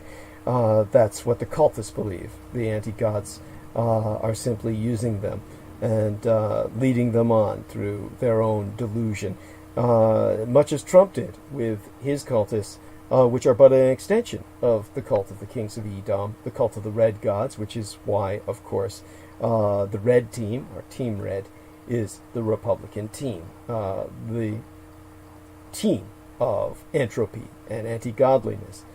I stand against this. I always have, and it's been my struggle. So spread the word about Douglas Dietrich, that he, the biological son of Adolfus Jacob Hitler, which you can find out more about at douglasdietrich.com/2019//05/08/ Douglas Dietrich, son of Adolf Hitler, fighting against white supremacist neo-Nazis, and confer while there a footnote on my bio, sire, which you can find on the homepage of showsdd.com by pressing the yellow donate button. After you've absorbed that information, educated and enlightened yourselves, go forth to educate and enlighten others and let them know. Spread the word to all and sundry, far and wide, that the scion of Adolf Hitler, Douglas Dietrich, be alive and well and resident in the city and county of San Francisco, and if at all possible, encourage those others to electronically relay their contributions to myself at paypal.me/Douglas Dietrich. For people are forever asking, Renegatus Humanus Arma Maza Erudicio, the renegade human weapon of mass instruction, what they can do to fight the pedopathophilocracy, such being our present Slavo-Western government by patriarchy of pathological pedophiles. You can all help spread awareness by supporting myself. We have a new contribution page on douglasdietrich.com where you can make a donation online using either thy credit or debit card. This option is provided via the red donate button on douglasdietrich.com. This is because when you simply go as to douglasdietrich.com and click the yellow donate button, that brings you to the homepage of showsdd.com, where you'll be making contributions via PayPal, and PayPal basically takes a cut. The only way to avoid that pound of flesh being taken out of your contribution, whatever even-numbered contribution you send being butchered into some odd-numbered monstrosity with change, in order to evade that fate and have your full contribution come as to me instead of giving PayPal money they don't fucking need, then what you need to do is indicate myself using the option of friend or relation. There is no disambiguation between the twain. They simply give you an option to indicate myself as friend or relation, meaning either one, and it's in the same category. So you just indicate myself as friend or relation, because you can't say I'm friend or relation. You just have to say both. Basically, you're saying I'm either a friend or a relation. And certainly we're all friends here, or you wouldn't be supporting myself financially. And we're all extended electronic family. If, however, you find that distasteful, then you press the red donate button, and that enables you to use any credit or debit card to render contribution unto myself without indicating myself as anything, because no cut is otherwise taken by a middleman using the credit or debit card options rendered accessible via the red donate button. So with the yellow donate button, of course, and you're going to have to use that anyway after using the red donate button to make your contribution, to simply reward yourself by registering into the archives, logging in, registering, and then thereafter you can log in anytime you wish. This is because all sponsors will be granted exclusive electronic access to both my videographic and audio recorded archives through to this year, from the 2011th year in our Lord, the very year mine own late and sainted matriarch, the Grandma Dame, Diana Lin-Sujin Takabayashi Hideko Dietrich, was murdered, assassinated in high immediately aftermath Sanjuichi Sensemi, the 3/11 terror attack against the Fukushima Daiichi, or Big One cluster of nuclear power plant facilities on site, the 7,000 isles of the Greater Japanese Empire, when 'twas deemed by much Native American cosmological reckoning that the first rays of the dawning of the Sixth World broke upon us, and magics could again be worked conjointly with Mother Earth to redeem the folk upon her. They're not on YouTube anymore, whereon the intra-global crises analyst Douglas Dwayne Dietrich long ago established his high-profile visibility platform per rationale of personal security by way of public promotion. Only on contribution will thy membership be processed within 48 through 72 hours, between 2 to 3 days, for full access to all mine archives, meaning all those videos that John Warrington saved, aside those on the Maggot Douglas Dietrich channel, and the YouTube channel named Taboo Bros 2, spelled T-A-B-O-O, space B-R-O-S, space Roman numeral 2, as managed by the mixed martial arts maestro Daniel Arola, whom you can visit at facebook.com/Daniel.Arola.3 of Damage, D-A-M-A-G, Daniel Arola Martial Arts Group Incorporated, Cali Combatives. Optionally, mail either checks or money orders, never cash, to the personal residential address of the Mr. Douglas Dietrich, which itself be listed on douglasdietrich.com/donate-2, the most important thing being that people regularly donate what they can within their means. Foremost among Axis Daddy D's donors, aside his mistress and manageress Selena Khan, and his former web mistress Lena Shea, be our most beloved greater British brother in battle, the Team Thrax, Dietrichs are Dragons, heavyweight lifting Keeper of the Spirits, and YouTube Bizarre HD channel managing mixologist George Edward Knight, whom you can friend at facebook.com/George.E.Knight.7, and of course subscribe to his channel at youtube.com/user/BizarreHD, which itself be spelled BIZAREHD, he being mine own personal hero who has substantially delivered towards my salvation from the streets, and whose self-produced videos entitled How the United States Won World War I and Why We Are Still Legally at War with the Third Reich both be factually substantiated per my known expositions. Indeed, the last Dietrich is the son of Dietrichs or son of a dragon's Anglo-corrupted as Dracula's expositions via YouTube would not be possible sans generous benefactions from my listeners on a monthly basis. The Amerasian agent of the Peacock Angel, Tavush Meliak, be the only person on the surface of this world with the insider knowledge and experience necessary to lead thy resistance against the Russo sub-satanic occupation and anti-godly insurgency, it bearing no end of emphasis that Judy, Anglo-corrupted as Jedi, literally Master D, or the Master of Enlightenment, myself is not paid to articulate mine expositions, and have never once been remunerated for my services, rendered unto thyself and all thy holdest dear, at incomparable sacrifices to myself, most tragically of all mine loved ones, in my most singular and quite unenviable role as the ultimate public informant at personal risk, still at large. Your taxation cannot support myself, as I be denied access to the United States Department of Veterans Affairs, benefits and or services due dishonorable discharge. So again, go to paypal.me/Douglas Dietrich and enter mine remunerative compensation. The very survival of the human species be at stake, and I am not exaggerating. Do not wait. Donate now. It be appreciated beyond my ability to express in any language. As well, forget not to subscribe to the Douglas Dietrich YouTube channel at youtube.com/c/Douglas Dietrich, and click that notification bell in order to receive notifications that live streams have started. Even if you be subscribed, you will only receive notifications if you select all in notifications. To reemphasize, subscribe to the Douglas Dietrich YouTube channel at youtube.com/c/Douglas Dietrich, and tune in at 8 p.m. Eastern Standard Time. That's 5 p.m. Pacific Standard Time every Sunday and Wednesday night. And click that notification bell in order to receive notifications that live streams have started. Finally, above and beyond all else, subscribe and support at douglasdietrich.com and donate at paypal.me/Douglas Dietrich, in which case, of course, you indicate myself as friend or relations in order to evade a pound of flesh being taken out by PayPal and going to Peter Thiel, the man who created it, who is this multi-billionaire who the last thing he needs is a few extra cents from you.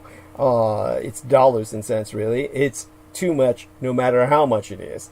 And thereafter, sponsors are granted exclusive access to the online archives by rewarding yourself. You press the yellow donate button to take you to the homepage of showsdd.com, where you register into the archives and then can log in at your convenience thereafter. This includes access to all video and MP3 recordings of Douglas Dietrich from 2011 through to the present. For tonight, a shout out to our friend Eric Lastic, who was kind enough to send me some poems I didn't get a chance to review just yet, but will do so within a short enough period of time. Regular supporter. I did not get his Christmas card, so hopefully whatever money order he sent can be basically canceled, recalled. He can find out if anyone has cashed it. It certainly wasn't myself.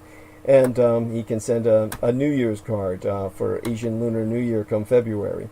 And in the interim, a shout out to that Eric Lastic, and a dedication of this program tonight in terms of its being Martin Luther King Jr. Day to our volcano crowned princess of the Pacific, Judith Ager, who is always on my mind and always welcome back to share her wisdom with us.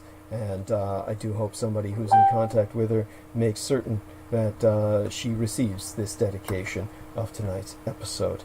And always on my mind, every day, in every way. With that, of course, this extended Right Reverend Dr. Martin Luther MLK King Jr., PhD, Philosophiae Doctor in Systematic Theology, a progressive National Baptist born Michael King Jr., assassinated at 35 years of age. King became the youngest person to win the Nobel Peace Prize, and that was circa 1963, just the year before he was killed. He was, of course, thereafter posthumous recipient of the Presidential Medal of Freedom, circa 1977, which was, of course, entirely sullied by Donald Trump, basically defaming the Medal of Freedom. And, of course, our man MLK was the posthumous recipient of the Congressional Gold Medal in 2004. This is his Holy Day weekend dedicated onto himself. And I'm going to have to take a deep breath before I go deep into a bit of his history and why this is important to all of us and so contemporary. In fact, I can't think of anything more contemporary than Martin Luther King at this time in history, because it's so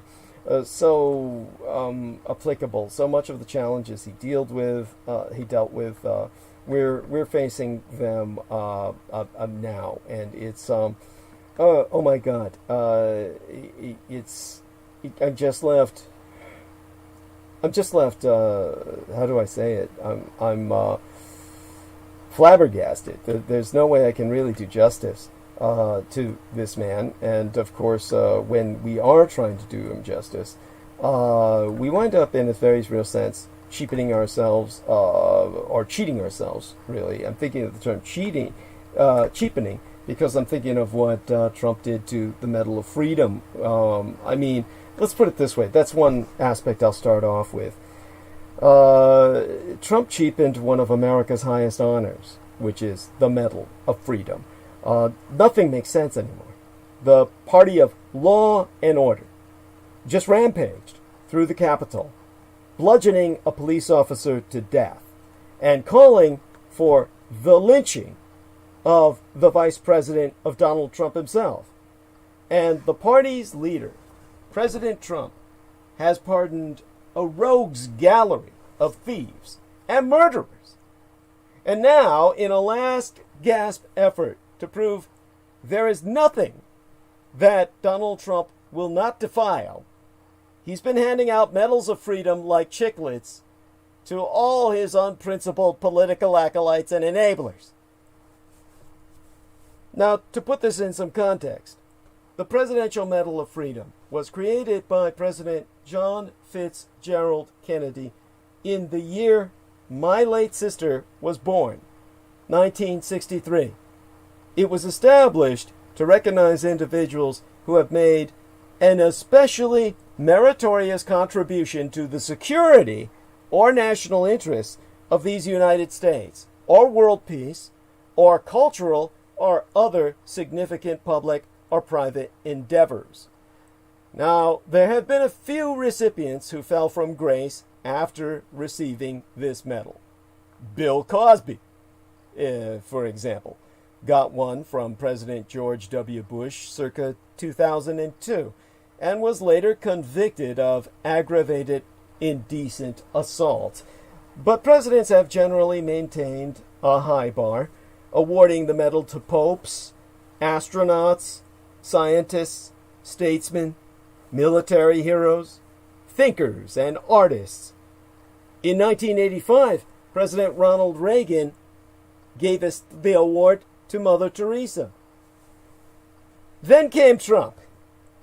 Over the course of his tenure, Trump has awarded the medal to no less than 250, 24 civilians, 14 of whom are athletes.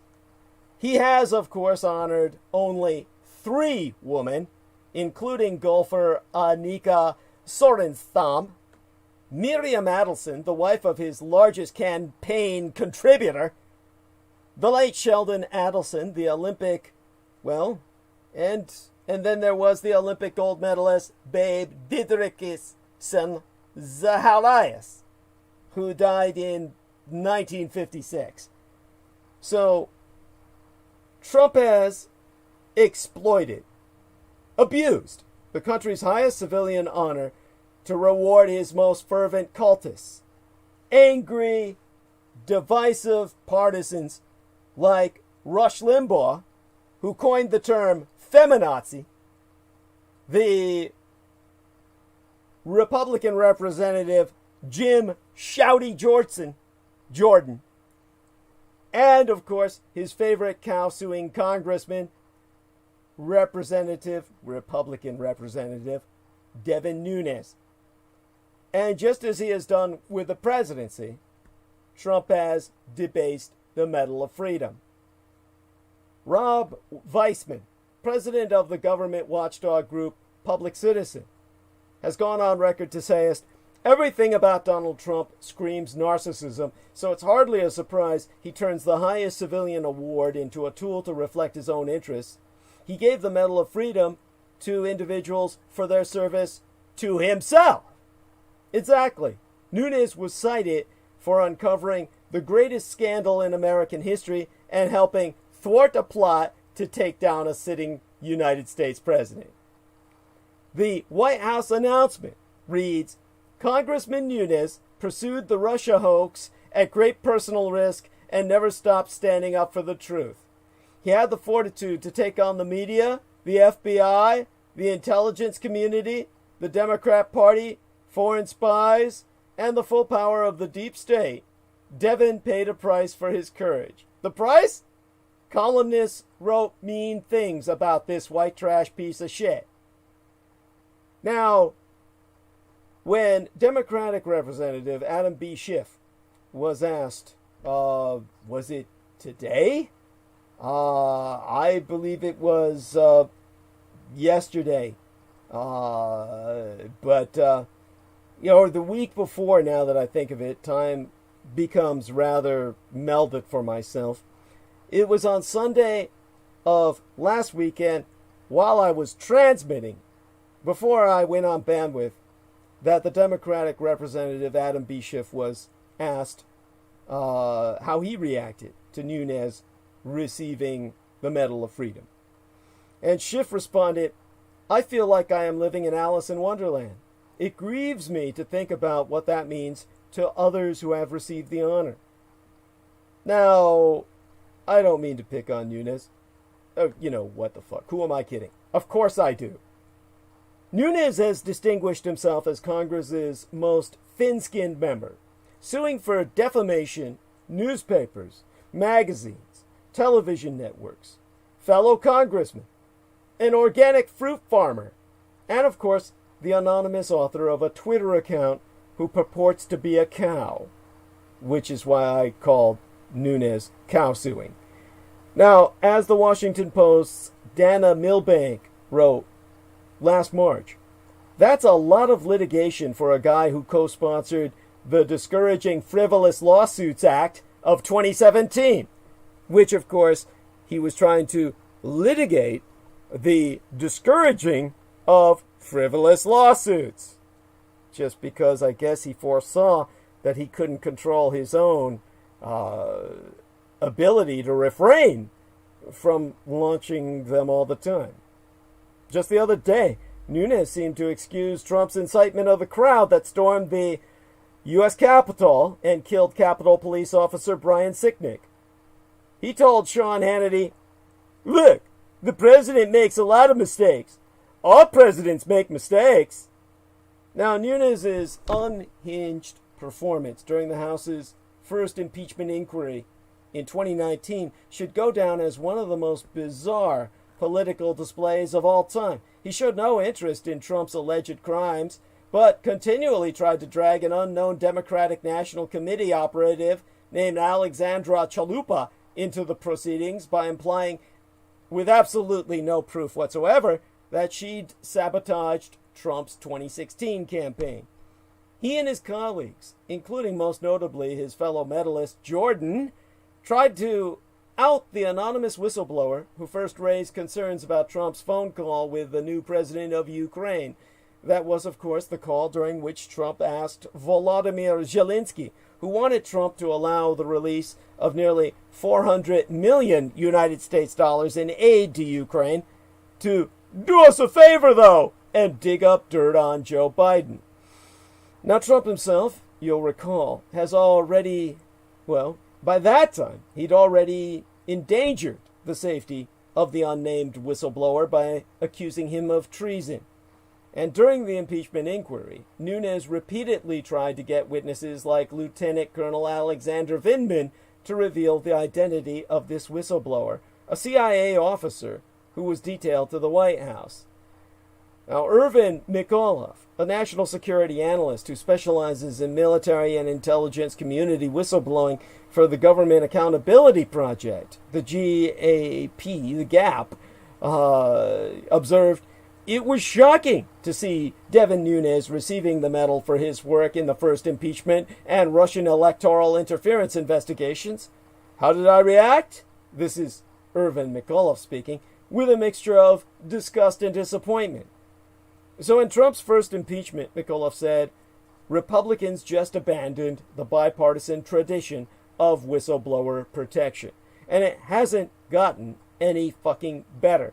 In December, Foreign Policy magazine reported that Nunes blocked reforms to the Whistleblower Protection Act that would have strengthened those protections. Among other things, the reforms would have imposed criminal penalties on anyone who shares a whistleblower complaint with the target of an investigation without the whistleblower's permission. as happened with the complaint about Trump's Ukraine call. Now, McAuliffe has noted that, to quote his T, supporting whistleblowers is supporting the safeguards that prevent our democracy from going off the rails. Opposing strengthening protections for whistleblowers is the same as opposing oversight. From a national security standpoint, that makest us all less safe. Now, I would perhaps not go so far as to lump Nunes in with his fellow medalist Bill Cosby, a serial assaulter of women, but no one should get a Medal of Freedom for assaulting the Constitution. The difference is the Medal of Freedom was awarded to Bill Cosby in ignorance of what he was. Whereas the Medal of Freedom, the same Medal of Freedom awarded to Martin Luther King Jr., was awarded to this subhuman piece of garbage. A man who should have died in the raiding of the Capitol, Devin Nunes, in full knowledge of just what a treasonous piece of shit he truly is. This is why all of these Republicans are the enemy of freedom itself and the enemy of our nation. Now, the National Right Reverend Dr. Martin Luther King Jr. Human Civil Rights Day of Service encourages service amid a month of political violence. MLK was murdered more than 100 years ago. His legacy has been distorted ever since. Tomorrow, the nation will pause to observe Martin Luther King Jr. Day. Though the federal holiday is widely celebrated now, businesses and schools close and marches and events take its place, it was not always. Securing a day to honor the civil rights hero was an uphill battle that lasted decades. In fact, the fight to preserve the integrity of his day continues today. MLK Day, observed this year on the 18th day in January, is contemplated, I like to say, in disambiguation from celebrated, on the third Monday in January, every January, although Dr. King was actually born on the 15th, the Ides of January, in 1929, 92 years agone by now, I believe, in accordance with the Uniform Monday Holiday Act. Now, according to the Department of Labor, that bill, the Uniform Monday Holiday Act, which is why we celebrate Martin Luther King Jr.'s birthday on the third Monday every January instead of on the Ides of January, his actual birthday, that bill was signed into law by President Lyndon Baines Johnson circa 1968 and originally designated that 3 federal holidays, Memorial Day, Veterans Day, and Washington's birthday, would fall on Monday. It also recognized Columbus Day as a federal holiday, which many states, thank the gods of my ancestors, are now contesting. Years later, Veterans Day was returned to its original date of November 11th, the 11th date of the 11th month. The act itself was meant to enable families who live in some distance apart to spend more time together and allow us federal employees time to travel. And this was all as much as stated by President Johnson himself in his official statement issued circa 1968. So while Martin King's birthday was, Friday this year, January 15th, it is celebrated like some of the other floating holidays under the Uniform Monday Holiday Act, so we can all get an extended weekend. Mrs. Coretta Scott King and the musician Stevie Wonder, who is blind, among so many others that are not blind, but other people involved in this effort, fought for years to make this a federal holiday. Stevie Wonder affirms that they started with tours and marches in the early 1980s until President Ronald Reagan signed the bill into legislation on the third day in November circa 1983, ordaining the national holiday 15 years after the death of the civil rights leader, the very first national contemplation, in disambiguation from celebration, of which started circa 1986. Now, Dr. King would be the third individual to be honored with the federal holiday after Christopher Columbus and President George Washington, who, frankly, are far less than worthy of the privilege. And Martin King would be the first modern private citizen to achieve the feat. Still, even then, some states resisted. Arizona revoked the holiday but a single year later, whilst other states adopted names that dilute the Reverend King's import, attempting to expand the day to include historical figures who were indirectly and violently opposed to King's principles and mission. It was not until the year 2000 that South Carolina acknowledged MLK Jr. Day, becoming the final state to do so. The MLK Jr. Day that we celebrate today was fought for over half a century. Yet even today, some states still connect King's Day with the commemorations of Confederate soldiers and slave owners. Alabama and Mississippi observed it in conjunction with Robert E. Lee Day, a symbolic swipe.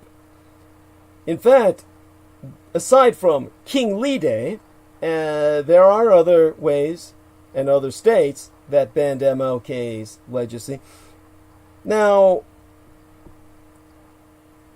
you might ask how some of these places use the federal holiday to honor quote-unquote human rights and Confederate generals and not the civil rights leader himself.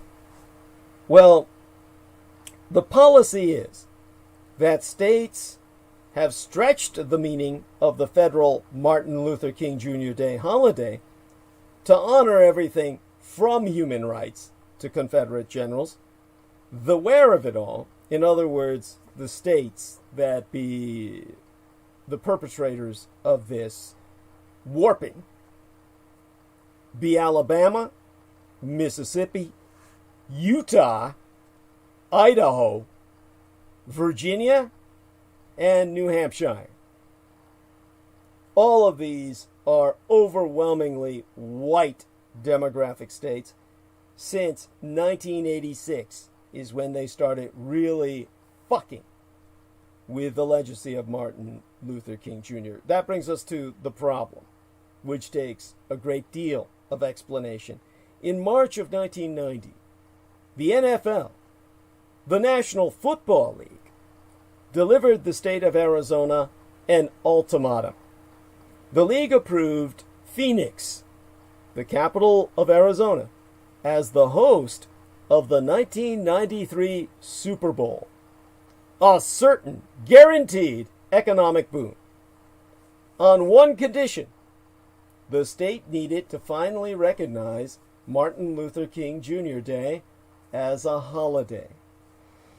Now, in a scramble, state legislators placed MLK Day on the ballot in 1990, confident it would be approved, because everybody wants the money and the Super Bowl, right? Who the fuck wouldn't want the Super Bowl in your hometown? But when the vote tally came in that November, officials were shocked to discover the proposal had failed. completely, with almost a 100% vote against it by every white man in the state and woman.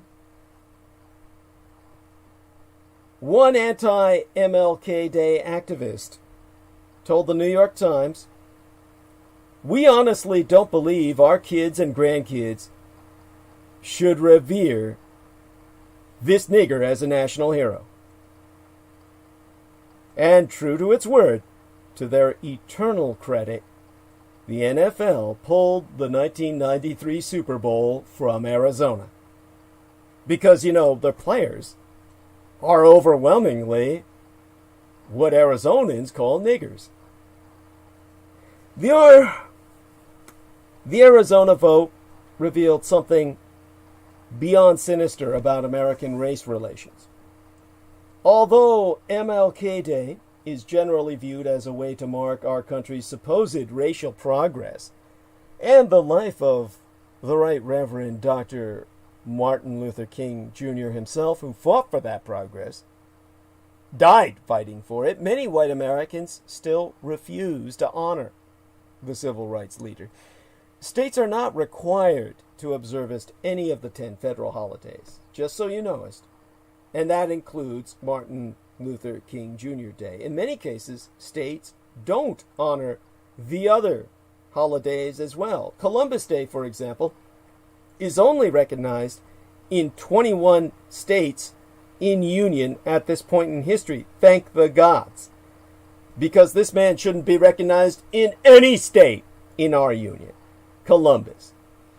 But state authority over how to designate holidays has given rise to an ominous downplaying of MLK's legacy. And he's at the completely opposite end of the spectrum of humanity from Christopher Valbo Corlimbuanos. Congress first considered making Martin Luther King Jr. Day a holiday circa 1968, the year of the civil rights leader's assassination.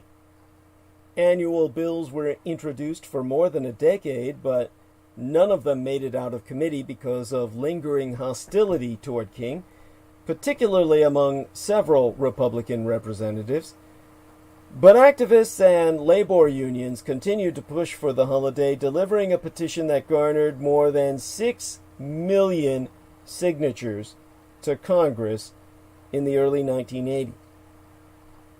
Now, here's where I'm going to drag Derek and Jameson in, because I need their help with this. Martin Luther King Jr. inspired Stevie Wonder's Happy Birthday, and it was that hit which helped create a national holiday. Give me some background on this, because I know both of you are more... I'm atonal, I'm deaf in my right ear. Both of you know more about the music scene than I do. Give us some background on this. I only heard the song as a kid. I'm not really... I don't really listen to that type of music. Yeah, it's too pop. It's too positive. Yeah. Yeah. Well, you know how I am. I like to listen to just loud, abrasive, mechanical, almost very harsh, almost metallic, techno, just really hard shit. I hear. Yeah, something like that's a bit too soft.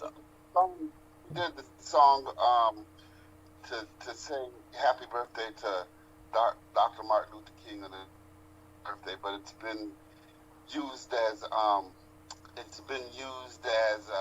Happy Birthday to Anybody song. So the people sing Happy Birthday. As a matter of fact, today, I forget whether it was Today or Good Morning America, they would always say Happy Birthday to people who were over 100 years old. Like somebody was turning like 119 or 108, and they would always say Happy Birthday, and they would always have that Stevie Wonder playing in the background. Happy birthday to ya, happy birthday. So yeah, but that's the extent that I know of the song. I know I like Stevie Wonder. I'm a Stevie Wonder fan, but I like my music somber too. To a different degree. A little bit different than what Jameson listens to, but I do like some of what Jameson listens to. As a matter of fact, I listen to some of Jameson's stuff that he made. but we both seem to be fans of our Apex twin, and but my music is Chicago underground, psychodramas, do or die, Twister, Crucial Conflict, The Snipers. All my Chicago underground groups. That's what I be listening to, and I listen to a lot of Texas music, and and I can understand how singing happy music to a weary soul is irritating. So. That it is. What I will say is that it seems like the media and the record companies have cheapened what seemed to have been something that had a little more of a sacred meaning, because something like the celebration of Martin Luther King, that's a sacred thing. And what they've done is that by commercializing it, not only do they cheapen the blow, but they completely destroy what it was supposed to be about. So I find it kind of insulting. Thank you. And I find it insulting when I see Martin Luther King Jr. Day being used for car sales, for basically saying we're holding the MLK sale of various cars. Yeah. And these are people who don't give a fuck about MLK. Yeah, people just pretty much using it to make money. I mean, be a sale for something. That's the American way. If there's a holiday for something, then you have a holiday sale. Yeah, and that, of course, is part of the anti-culture. Yes, thank you. There's no sacrament. There's no sacrament left to anything, and that's also one of the reasons why I've come to admire the Japanese, is because they don't shit on things like that. Thank you deeply. And that's why I'd rather be there than here, honestly. But I'd learn to speak the language, and hopefully, I'd be a big hit with the women over there. Yes, thank you. Well, there is a wonderful woman who I'm trying to, Jean Theoharis. Very interesting surname. Her surname spelled Theoharis. Theoharis. And first name's Jean with two N's, Geanne, almost like Jean Theoharis. And Theo means God. So Haris would be a affix, a kind of suffix added to God. So I'm not quite sure what the literal meaning of her last name is. But she's Jean Theoharis is a professores of political science at Brooklyn College, City University of New York. And she argues that the story of King's activism has been completely watered down, obscuring his complexity and the controversial aspects of his vision, his life, in favor of something far less complicated. And she does this throughout her book, which is entitled A More Beautiful and Terrible History. A More Beautiful and Terrible History. The subtitle of that book is The Uses and Misuses of Civil Rights History. And so she speaks in that book about the national fable that's been built around the civil rights movement. Now, of course, most of our listeners are going to ask, or anyone would ask, what is this national fable? Well, when she talks about the national fable, and when I speak about it from this point, it's useful to think about the President Ronald Reagan. Reagan came into office in 1981, not supporting the idea of a holiday for Martin Luther King Jr. at all, but he came to see it as a way to signal his quote-unquote racial sensitivity. I mean, more than just his sensitivity of, don't sit next to me on the bus. He was trying to resell it, repackage it as a positive. President Ronald Reagan had initially opposed MLK Day violently, citing the cost of another paid holiday for federal workers. But after the Reagan administration's campaign against affirmative action and welfare, the president decided he needed to shore up his black support somehow. And in Reagan's arguments for Martin Luther King Jr. Day, we then see we see elements that are going to become the key elements of this national fable that the professores is trying to educate us about. The first is the focus on courageous individuals as opposed to movements. The second is the idea that King and figures like Rosa Parks shone a light on injustice, and said injustice is always portrayed as having since been eradicated. The third is the act of putting the movement and the problem of racism in the past. And the fourth is the idea of American exceptionalism, the belief that the civil rights movement demonstrates the power of American democracy. So the Dr. King that we celebrate, or more preferably commemorate, on the third Monday of January, keeps getting smaller and smaller. And in 1983, Ronald Reagan, who spent all of World War II starring in propaganda films where he acted as if he were fighting World War II, in other words, pretending, play acting his way through the war. And, by the way, in all fairness, Ronald Reagan was a far better actor as a president than he ever was in the movies. Signed, finally, a law proclaiming that the third Monday of January would become Martin Luther King Jr. Day. Now, Reagan reluctantly signed this legislation like it was signed in his own blood. He looked like he was bleeding while he was signing this, all the while grumbling that he would have preferred a day similar to Lincoln's birthday, which is not technically a national holiday. And guess what? He had every reason to be hesitant. The real Martin Luther King Jr. stood for a radical vision of equality, justice, and anti-militarism that rebelled against everything Ronald Reagan stood for. That would have dismantled Reagan's entire agenda. Today, more than ever, we need to rediscover that champion of the working people. But contempt for King's legacy has remained. Much of it stemmed from an insistence that King's work in desegregating the South and advocating wealth redistribution across the country was fundamentally un-American. Misinformation about King as a communist sympathizer spread widely thereafter, and although many states followed the example of Congress and quickly recognized a holiday in his honor, some of the holdouts decided to get creative. And here's how that works. In April of 1984, that great Orwellian year, a pair of white supremacists crawled under a synagogue in Boise, Idaho, the capital of that state, and they placed 3 sticks of dynamite beneath the kitchen. Now that duo, members of the violent white nationalist organization Aryan Nations, later said they intended it as an act of war.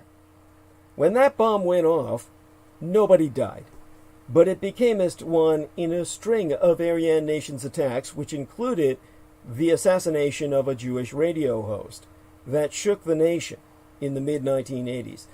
The festering racism in Idaho, one of the whitest states in the country, and logically the main base of the Aryan Nations, became fodder for national news stories. The state needed an image change, so Idaho Governor John Evans devised a simple solution. Idaho would, at long last, push for a holiday to honor Martin Luther King Jr. after years of refusing to recognize it. But the legislation to make his MLK Day official didn't pass. Oh, believe that shit? None of the whites would vote for it. Let me drink on that note. Because, I'm just so shocked. I just have to buffer myself. Now, the legislature tried in 1986, then again in 1987, and in 1989, but the whites kept voting 100% against it. Gotta drink again on that. I mean, I just have to steel myself every time these shocks just keep throwing me off. Now, opposing legislators claimed they were concerned about cost, the Reagan argument. But as Boise State University history professoress Jill K. Gill, that's her name, Jill Gill, Gill, her surname spelled Gill, she noted in the Pacific Northwest Quarterly that many Idahoans distrusted King, if not civil rights in general. But in King, as a person, they saw a man who had committed marital infidelities. A hypocritical Christian who just wasn't true to his wife. It's all bullshit, as articulated by our man, Mr. What's our friend's name again? Derek Talley. These drinks are hitting me already. I'm steeled ahead for the night. At any rate, as Derek Talley articulated, this is all bullshit. And King, supposedly harboring communist sympathies, is something I've deconstructed. However, these other legislators, aside from the ones who were dredging up all this fabricated defamation, didn't even bother to hide their fact that their opposition was rooted in just plain racism. State Representative Emerson Smock complained to the Post-Register, "A black holiday is what they want." Now, bear in mind, these are Northerners. These are Northwesterners, as a matter of fact, part of a state that didn't even fucking exist during the American Civil War. Now, that legislature eventually forged a compromise because everybody was looking at them as Aryan nations. So they said, well, rather than create a state holiday that honored King alone, the state would broaden it to include, in theory, anyone. And in April of 1990, the state announced it would celebrate King's birthday as Martin Luther King Jr. Idaho Human Rights Day. As in, Idaho had humans. Which was, I guess you do need to articulate that because, you would think otherwise. Now, although King remained the primary honoree, the extended name was explicitly about mollifying King's detractors because they didn't believe Martin King to be human. See the disambiguation there? Martin King / Idaho Human Rights Day. Jameson is saying, yeah, the potatoes are humans too. Yeah, they're all spuds. They're couch potatoes, Jameson. Yeah. But yeah. Now, Idaho isn't alone. Alabama and Mississippi still celebrate a King Lee Day that lumps King together with Confederate General Robert E. Lee. Yes, whose birthday is January 19th. Yes. Thank you. Yes. Now, until the year 2000, Virginia took this idea even further, creating a Lee Jackson King Day that also honored the Confederate leader Stonewall Jackson. Now, I'll explain the dating behind this later on. But to quote us the history doctoress Jill Gill, bundling the holidays remains a form of resistance to racial justice in America. By putting King alongside Lee, it also remains a vehicle for obscuring white supremacist aims, past and present. And other states tried an array of strategies to quite literally take us Martin Luther King Jr. out of Martin Luther King Jr. Day. Until 2000, Utah's holiday did not even mention King by name. MLK Day was simply, it was known simply as Human Rights Day. South Carolina took a different tack, passing a standalone holiday honoring the civil rights leader, but making its observance optional. Their state workers could choose between MLK Day and 3 separate Confederate holidays as their paid day off. Now, Arizona voters, by contrast, refused to approve a ballot proposal for MLK Day until 1992, 2 years after the NFL boycotted the state and helped bankrupt their economy. And in the year 2000, New Hampshire became the last state in the Union to recognize Martin Luther King Jr. Day under any name, closing out an effort that included multiple failed bills since 1979. The winning compromise? New Hampshire would call its holiday Martin Luther King Jr.'s Civil Rights Day instead of just Martin Luther King Jr. Day. Now, attempts to lump King together with other historical figures have not disappeared. In 2010, the Utah legislature considered a bill that would add the firearms manufacturer John Browning to the state celebration of King. This is like all the white men who marched on Richmond, Virginia on Martin Luther King Jr.'s Day, saying he would have loved our gun protest because, you know, we're exercising our right as white men with guns. That the logical connection totally escapes me, but this is actually the shit they said, that somehow Martin Luther King Jr. would have found this supportive of everything he represented. You know, white men with guns somehow doing that? It's just beyond me. I mean, you know, your mind just, after a while, just short circuits, and I take that drink again. Holy shit. And Jameson says, well, yeah, it's because, what was that you said? Because he was pro getting killed. Yeah, there we are. Yes, see, this is the problem with Martin Luther King Jr. If there is any problem, it's the fact that young black men today remember him as somebody who would take any beating. And no, I meant that in sarcasm. Okay, understood. That was total sarcasm. Because, Thank you. Thank you. Yeah, he was totally about getting shot. Oh, right, I get it. Thank you. No, it's good you qualified that because we both believe, I believe we both believe that Martin Luther King Jr. is not what people say he is, that he is really... Oh, he definitely wasn't. Thank you. He definitely, the reason why a lot of black young men probably have it conflated has to do with a historical ignorance that was perpetuated by, of course, the FBI, CIA, and other agencies like that who completely fucked everything up. Thank you. And that's true. It's everything I'm going to articulate now. When Deseret News, Deseret, by the way, is the name for Utah before it became Utah. Deseret was the promised land of the Mormons.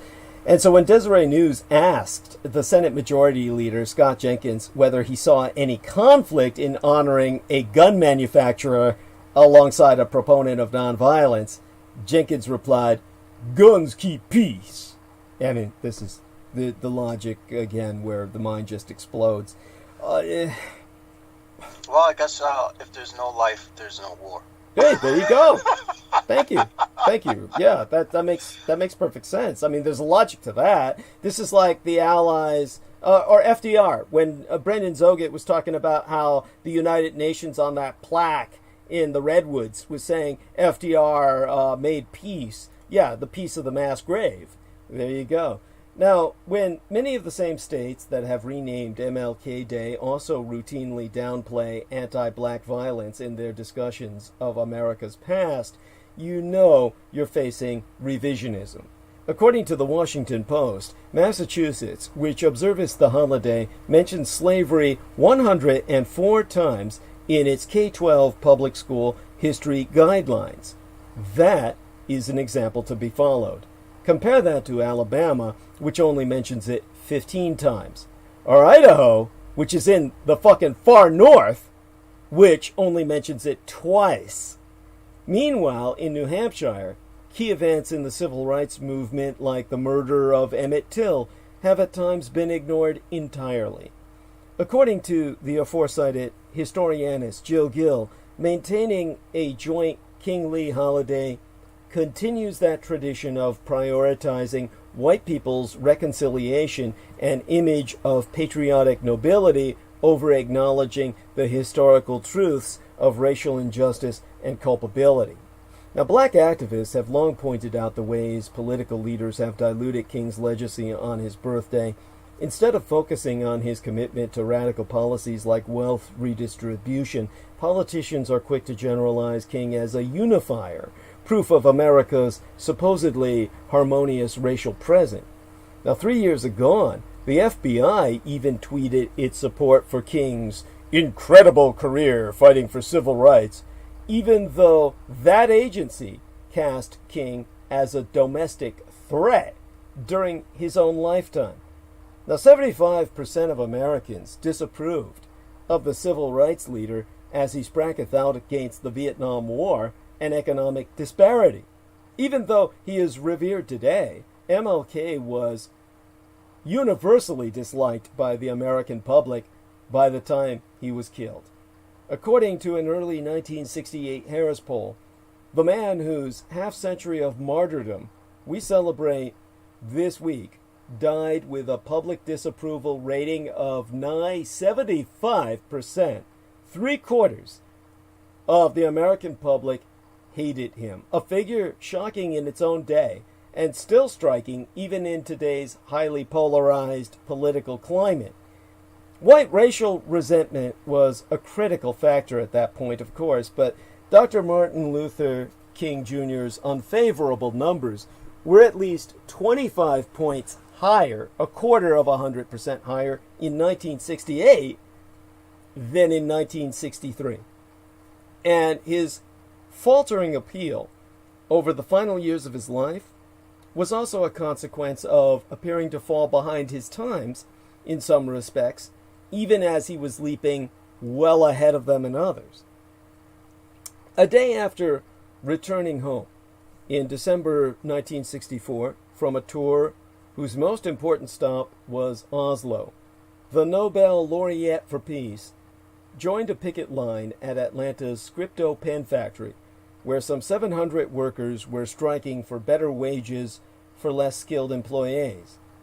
And though it was a remarkably humble gesture for someone who had just received such a lofty affirmation, King's actions that day and his call for a nationwide boycott of Scripto products won him few friends in his hometown's white, staunchly anti-union business community. His picketing also foreshadowed a future in which King would move us beyond the bloody battles against blatantly illegal state and local racial practices in places like Birmingham and Selma.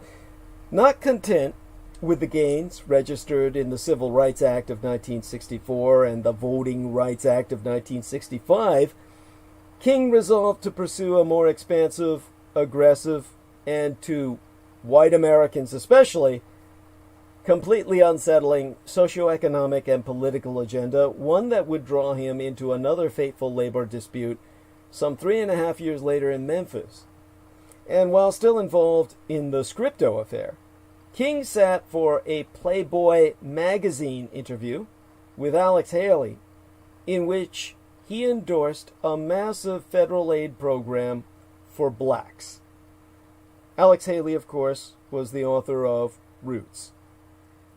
Now, what Dr. King outlined to Mr. Haley, with its whopping 50 billion United States dollar price tag, something that would be about $50 trillion today, was, as King pointed out, less than the annual United States spending for defense.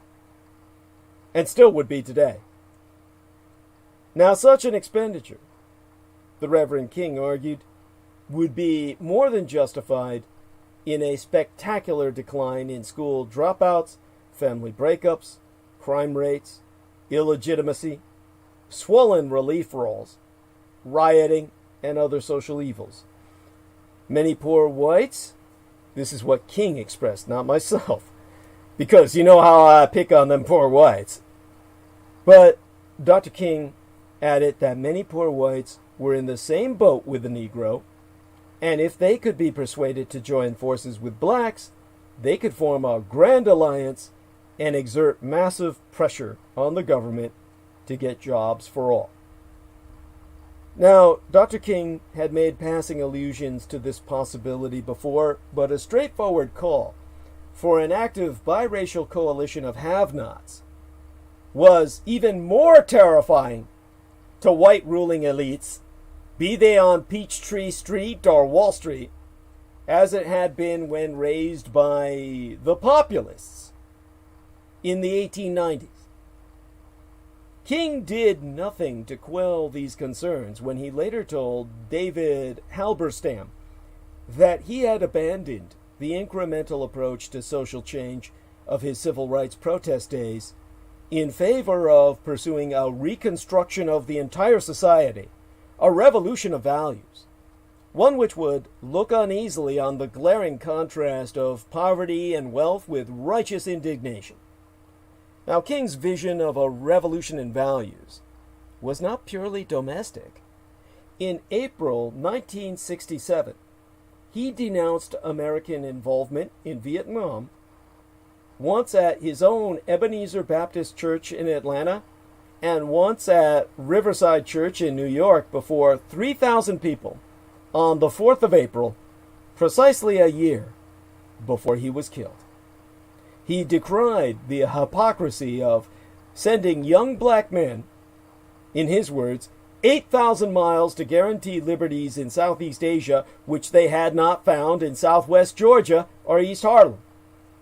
Beyond that lay the painful irony of seeing them join white soldiers with whom they could hardly live on the same block in Chicago or Atlanta in brutal solidarity as they torched the huts of a poor village.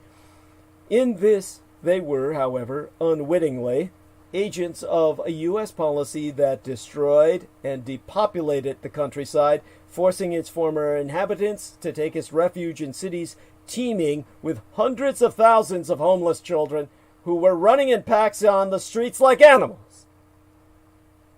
Now, former Student Nonviolent Coordinating Committee Chairman Stokely Carmichael observed that, in this case, King was taking on not a hapless, wholly unsympathetic villain like Birmingham's Sheriff Eugene Bull Connor, but rather the entire policy of the United States government. The consequences were swift and severe. An outraged President Lyndon Baines Johnson cut off all contact with the Right Reverend Dr. King. And a great number of black Americans, including many old allies and colleagues from the civil rights years, warned that his stance would have devastating consequences for their cause. And King hardly fared any better in pursuing his domestic agenda. It was one thing to capture public sympathy nationwide when pitted against the raw hatred and brutality that seemed the peculiar province of whites below the Mason-Dixon line. It proved quite another to persuade whites outside the South to share their neighborhoods and jobs with blacks, or to support expensive federal assistance programs dedicated to helping blacks overcome the historic disadvantages imposed on them by whites of earlier generations. King had a better grasp of what he was up against after his 1966 open housing campaign in and around Chicago, where, during the year that I was born, he confronted white mobs he described as more hateful than any he had ever seen, even in Mississippi or Alabama. In this context, his own stern insistence on strict adherence to the doctrine of nonviolence met with growing disdain among a younger generation of black leaders. Tired of relying on the excruciatingly slow process of peaceful protest and tedious negotiation, some of them mocked King's ministerial oratory, and they called him "De Lord," as in the Lord, but spelled like D-E space L-A-W-D. De Lord. Now, it was this impatience with King's doctrine of nonviolence that turned what would prove to be his last march on behalf of striking sanitation workers in Memphis on March 28, 1968, into a riot. Some marchers quickly broke ranks to break store windows, and looting was soon underway. An aggressive police response, complete with tear gas and billy clubs swinging, led some protesters to retaliate with Molotov cocktails. By the end of that confrontation, one person was dead and some 100 others wounded. Now, feeling repudiated and ashamed by this failure to prevent violence, King had to be pressured into returning to Memphis a week later for yet another march, one that a single assassin's bullet on the 4th day in April assured he would never lead.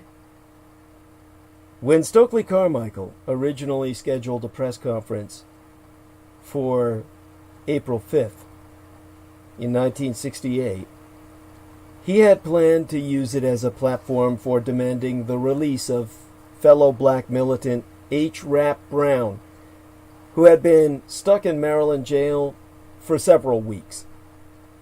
Instead, he devoted but a few sentences to the plight of Brother Rap before declaring that white America made its biggest mistake last night by killing Dr. Martin Luther King. Carmichael warned that King's slaying meant the death of all reasonable hope because he was, well, to use Carmichael's words, the only man of our race, of the older generation, who the militants and the revolutionaries and the masses of black people would still listen to, even if they no longer agreed with anything he had to say. There would be no more intellectual discussions. Black Americans would now retaliate for the murder of one of their leaders by seeking their justice not in the courtrooms, but in the streets. And so they did, in the classically Pyrrhic fashion that played right into the white supremacists' hands. Younger, more militant black spokesmen who had spurned King's commitment to nonviolence and peaceful negotiation proceeded to stoke outrage over the slaughter of someone so unmenacing and well-intentioned. A week-long orgy of violence raged across more than 100 American cities, leaving at least 37 people dead and many more injured and millions of US dollars in property destroyed. This was a bitterly ironic send-off for someone who had sacrificed his life to the cause of achieving social justice by peaceful means. It was the ultimate victory of white supremacy in manipulating the blacks by the murder of the most harmless among them into becoming the purveyors of the very harm that enabled white America to recategorize them as nothing more than animals. King's view of the Vietnam War would approach the mainstream of American thought within a few years, and his condemnations of American militarism and gross disparities in wealth and opportunity still echo, though to little more effect than he was able to achieve 100 years ago. Yet the basis for today's approval rating, always north of 90% for King, can be captured succinctly in carefully cropped newsreel footage of King's countless confrontations with vicious, inflammatory bigots and his magnificent oratory that day in August of 1963, right after my sister was born into this world, at the Lincoln Memorial, when achieving his dream seemed largely a matter of rallying his countrymen against institutionalized racial persecution in the South. Overly narrow historical memories typically serve a purpose, and in this case it is far more comforting to focus on Dr. King's success in making a bad part of the country better than to contemplate his equally telling failures to push the whole of America to become what he knew it should be. That some states still refuse to celebrate King, even in this diluted form, is perhaps an indictment of how far America remains from any semblance of racial equality. 52 years agone, On the 4th day in February, circa 1968, Dr. King encouraged his congregation to seek greatness through service and love in his sermon entitled The Drum Major Instinct, in which he exhorted that everybody can be great because everybody can serve. 26 years agone, the Mrs. King read the same statement when, on the 23rd day in August, circa 1994, she asked Congress to make as the holiday an official National Day of Humanitarian Service, as President William Jefferson Clinton signed the Martin Luther King Jr. Federal Holiday and Service Act. So, the federal holiday, dedicated in memory of MLK, is the only federal holiday of service. This is a day of service, not a day off. It's a day on, in total antithesis to a day off. A day in which you switch yourself on and get your ass out to help others. Now, the federal government of our United States never intended recognizing a national holy day in the good name of the Right Reverend Martin Luther King Jr. to provide American citizenry any day off. But William Jefferson Clinton, who is convinced he is America's first African-American president, in his own words, took it further to not only circumnavigate all the desire of those people not to celebrate King, but to actually force them to recognize it as, okay, it's not a day off. And so Willie Clinton, or as many of his detractors called him, Willie the Clit, said, okay, fuck you white people. How about instead we say it's not a day off, but a day to grant us all opportunity to enjoy a day on. Honor the legacy of MLK on his day by giving from among the 3 T's: thy time, talents, and treasures. So, what William Jefferson Clinton articulated was that instead of taking the day off, celebrate King's legacy by showing the fuck up. This year virtually, of course. Now, AmeriCorps hosts an annual day of service on Monday and offers myriad local service opportunities on its website at AmeriCorps.gov. That's spelled AmeriCorps.gov, G-O-V. Now, while some of them require in-person participation, AmeriCorps also encourages a virtual service with suggestions like tutoring online, hunger relief, you can make food at home to be picked up and passed out, suicide prevention, you can do that online, and transcription for the Smithsonian Institution and National Archives. This would mean looking up the histories of black relations or ancestors, transcribing what you know from your own relations or ancestors' personal diaries for historical preservation. There's other ways to serve on MLK Day while isolating at home. Caught between the colliding pressures of a pandemic, political unrest, and outcries for social justice, this Martin Luther King Day of service is unlike any other. But despite the limitations of the season, this federal holiday doesn't have to be any less impactful. Now, more than ever, MLK Day of Service is enabling everyday people to roll up their sleeves and help their communities even while stuck at home. Here's how. Building and sending care packages without the hassle of finding parking or forgetting your face mask at home. One way to spread goodwill on MLK Day is by making at-home care packages for those in need of cheer. Operation Gratitude is offering a number of virtual ways to spread joy to frontline workers, like our medical staff, and military members. With convenience in mind, this organization, Operation Gratitude, has set up an Amazon wish list through the Amazon Smile program. You can look that up. After purchase, items like socks, sunscreen, and beef jerky are shipped to Operation Gratitude. From there, care packages are assembled and sent to those on the front lines. You don't even need to assemble the package yourself. You can just take elements that can be placed into them. And per that organization's communications director, Danielle Tecconi, volunteers are the heart and soul of Operation Gratitude. Anyone from anywhere can participate from home, as it's self-guided and self-paced.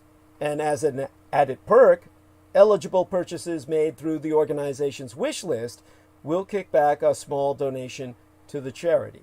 And for crafty volunteers, Operation Gratitude also offers a step-by-step guide on how to make eye-catching letters of gratitude for military personnel and, far more favorited by myself, essential workers. And for those who sew, S-E-W, not S-O-W, that would be more like me sowing wild oats all over the fucking place. Now, which I hope to God I never come to regret. And of course that would be really apropos sometime this season, some black kid coming up to me and calling me dad. Now, for those who sew as in S-E-W, volunteers can lend their talents on MLK Day to create knitted crafts as a part of the organization's Handmade with Love initiative. Soft keepsakes like crochet hats, scarves, and handmade bags can cheer up deployed troops when home feels far away, or, more importantly, by any measure, our frontline workers here at home. Now, there's teaching and learning opportunities. This year's Day of Service provides a timely opportunity to learn about existing public health disparities made worse for communities of color by COVID-19. In honor of Dr. King's commitment to public health access, Global Citizen 365, that's as in 365 days a year, Global Citizen 365 is hosting a national conversation on justice and the COVID-19 health crisis. And this online event will take its place via Zoom, unfortunately, at 3 p.m. Eastern on Martin Luther King Day tomorrow. That's 3 p.m. Eastern Standard Time. Unfortunately, it's by the CHICOM, our Chinese Communist Network Zoom, but check into it despite that. Because to teach the next generation of change agents, a term that I like to use, the organization is hosting a virtual read aloud recording. So Global Citizen 365 is seeking volunteers willing to film an animated selfie video. Now those interested are asked to record themselves reading a children's book about the life of Dr. Martin Luther King Jr., civil rights, or civic engagement. And once submitted, the nonprofit will post the videos online and share them with families. There's also the option of helping to sustain life itself. At a time when so many people are in pain, you can sustain life. To learn where to donate blood, enter your zip code into the search tool set up by the American Red Cross. Now, according to its own website, the American Red Cross has a special need for donations from fully recovered coronavirus survivors. Those who have fully recovered from the virus are urged to consider donating convalescent plasma. The convalescent plasma of fully recovered coronavirus survivors may well contain antibodies helpful to critically ill COVID patients who will die without it. Another way to help sustain life on MLK Day is by volunteering to become a bone marrow donor with Be the Match. That's the name of the organization. Be the Match. Bone marrow donations can save the lives of individuals battling blood cancers like leukemia and lymphoma, as well as blood disorders like sickle cell anemia disease, which blacks suffer from genetically in great numbers. Be the Match is spelled B-E space T-H-E space match, as in matchstick, M-A-T-C-H. It has an urgent plea out for donations from communities of color in particular, especially black and African American individuals, which are, believe it or not always the same. I mean, obviously, William Jefferson Clinton considers himself African American, and he's most certainly not black. Now, of the organization's more than 22 million member registry, only 4% identify as either black or African American. So, they need you. Now, Jameson Reese is saying, yeah, Willie the Clit definitely isn't from Africa. Yeah. Oh, don't get me started. That's the reason they couldn't use no birther conspiracy on him. Believe me, otherwise they would have. Now, due to the lack of representation, Be the Match sayest black and African American patients are among the least likely to ever find a match, and therefore far more likely to die. According to Kate McDermott, a public relations specialist at the Be the Match organization, black and African American people have only a 23% chance of ever finding a suitable donor.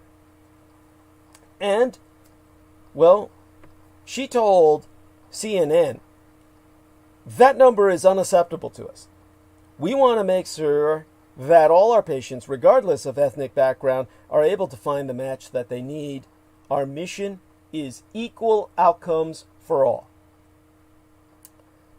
Now, to encourage life-saving donations, Be the Match says it has created the Race Against Time campaign, as in ethnic race.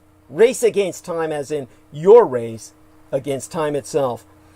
This campaign urges communities of color to come forward to help sustain lives of color impacted by blood-related diseases. There's also the option of giving companionship.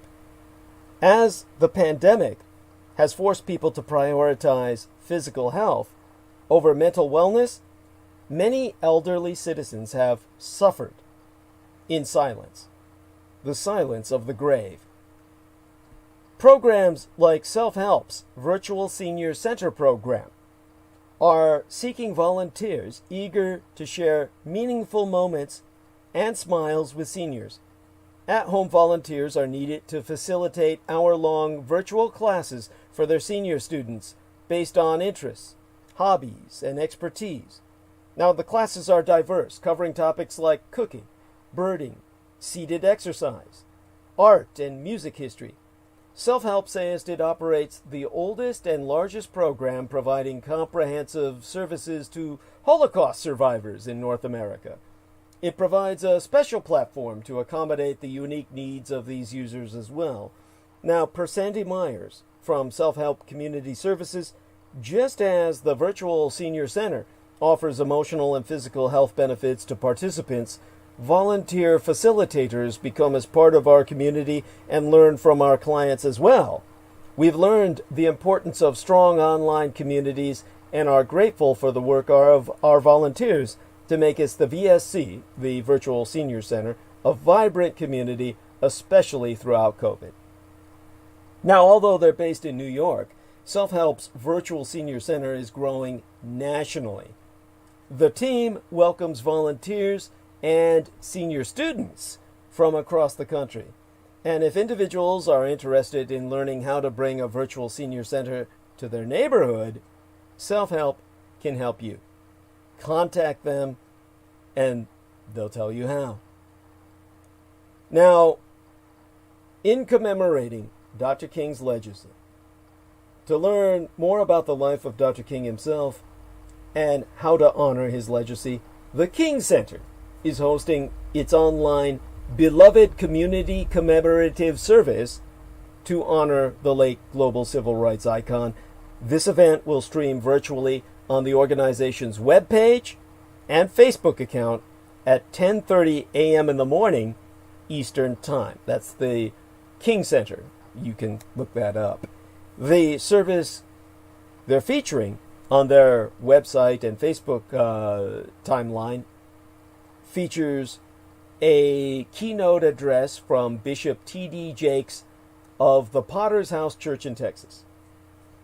Now, in terms of the weekend that we are closing tonight with this transmission, Florida's Confederate holidays will be targeted in 2021 legislative session.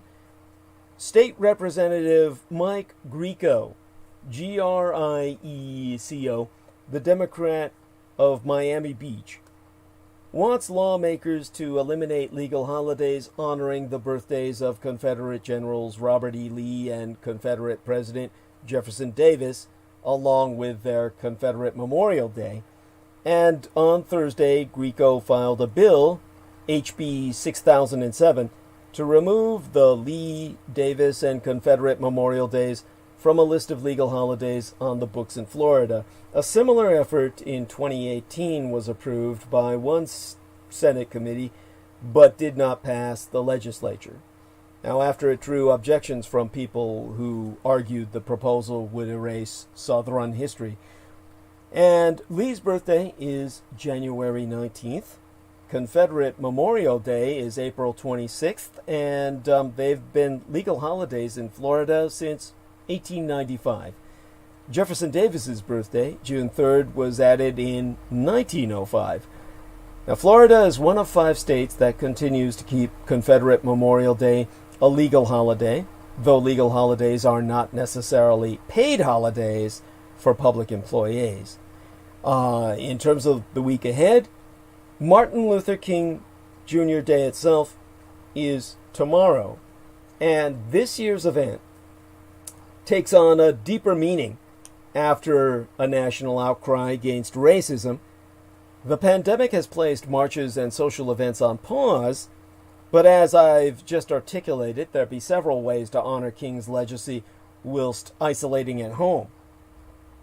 The day after that will be, the day after tomorrow, will be, or Tuesday, will be Eastern Roman, Greco-Rite, Byzantine Christian, Orthodox, Epiphania, or Epiphania.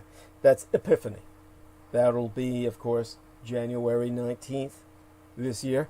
It will also be Confederate Heroes Memorial Day in Texas, and also Robert Edward Lee Day in several former Confederate states now in union, or in reunion, more properly.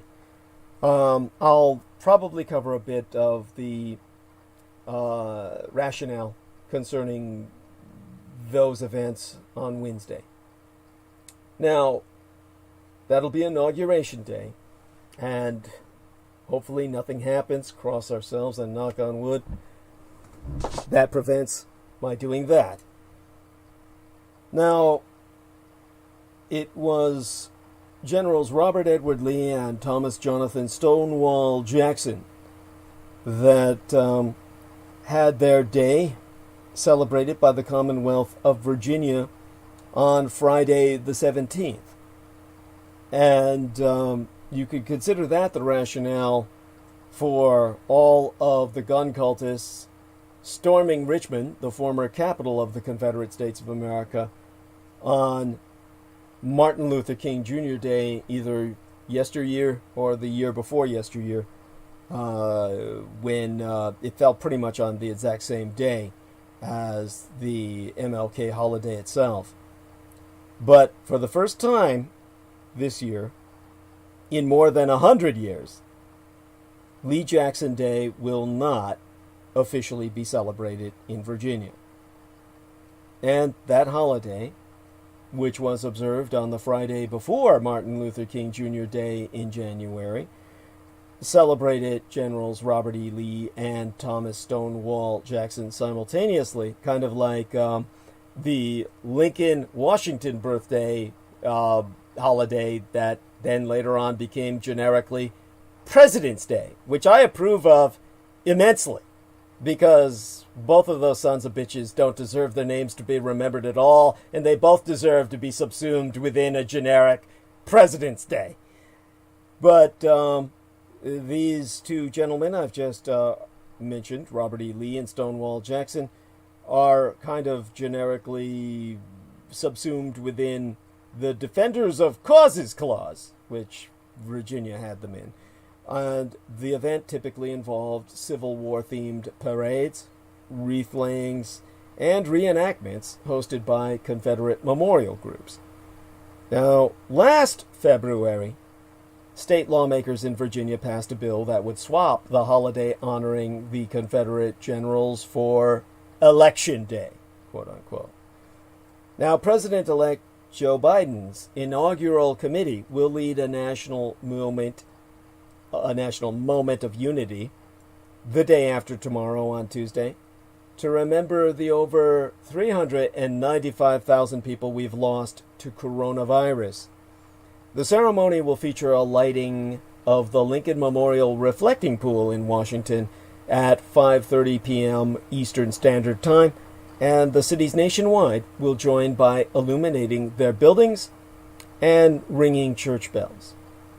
And of course, the 20th, inaugural day itself, will be Bo Lee Day, or Bo Jackson, Stonewall Jackson, General Robert E. Lee Day in Alabama and on the Mississippi.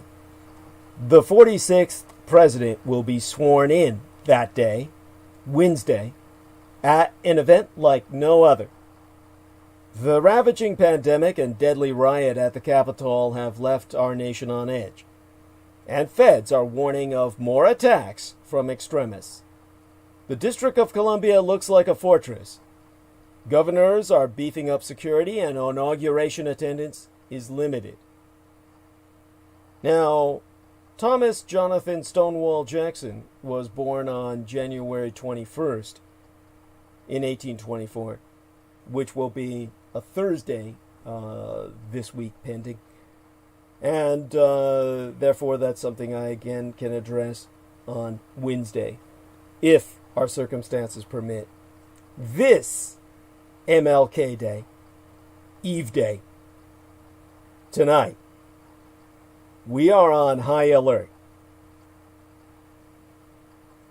Now, listen carefully, because I'm only going to say this once, though I'm going to reiterate it differently throughout Arc of Narrative tonight.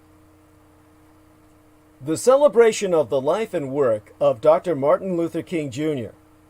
takes place this year amidst political chaos. In particular, it is occurring amidst the aftermath of domestic terrorists having struck at a time when the United States government is confronting the worst known cyber attack by a foreign adversary in its history, with Russia having penetrated hundreds of businesses and numerous federal agencies. Their combined bloodshed and destruction pitting President Donald Trump, the leader of a Republican Party that is 90% white, against the most diverse Congress in American history, as COVID-19 claims record daily death tolls and a jobs crisis is brewing, with nearly 1 million people filing for unemployment benefits for the first time last week. Did you get that? Praise for Dr. King's legacy will emerge from this partisan rancor. And that's part of the fucking problem. Rather than invoke unity,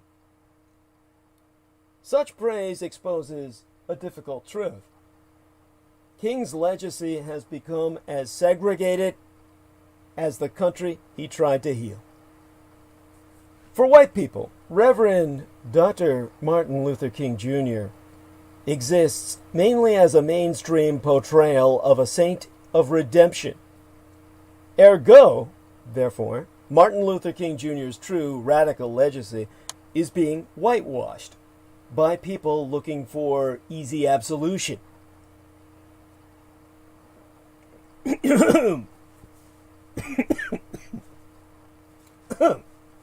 I'm choking on it. Because in this historical this revisionist interpretation, Dr. King saved both black and white Americans from the evils of segregation, whilst overcoming the resistance of a few powerful, bigoted individuals with little more than dignified protest and the strength of his convictions. Nothing could be further from the truth. Let me try and put this fantasy into a package using the wrapping that they've provided us. This Dr. King tells us that hate cannot drive out hate, that we should judge each other on the content of our characters, and that poverty and racism are their own evils, as opposed to ours. This Dr. King does not think us wrong, as long as we do not have hate in our heart. Doesn't want us to dwell on each other's differences, and knows that what hurts white people also hurts black people. This Dr. King does not judge. This Dr. King does not see color. He does not ask for reparations. His solitary request is to act with love. Now, this completely incomplete and ultimately inconsiderate legacy fuels the agendas of white people across the political spectrum, from open white supremacists to apathetic allies. Built from scraps of reality, selected from King's words and work, this imaginal Dr. King does not endorse or exalt, it simply absolves. His sentiments of love, peace, and unity transform into excuses for indulging hatred, injustice, and oppression. Loving our enemies becomes a commandment to forgive all trespasses.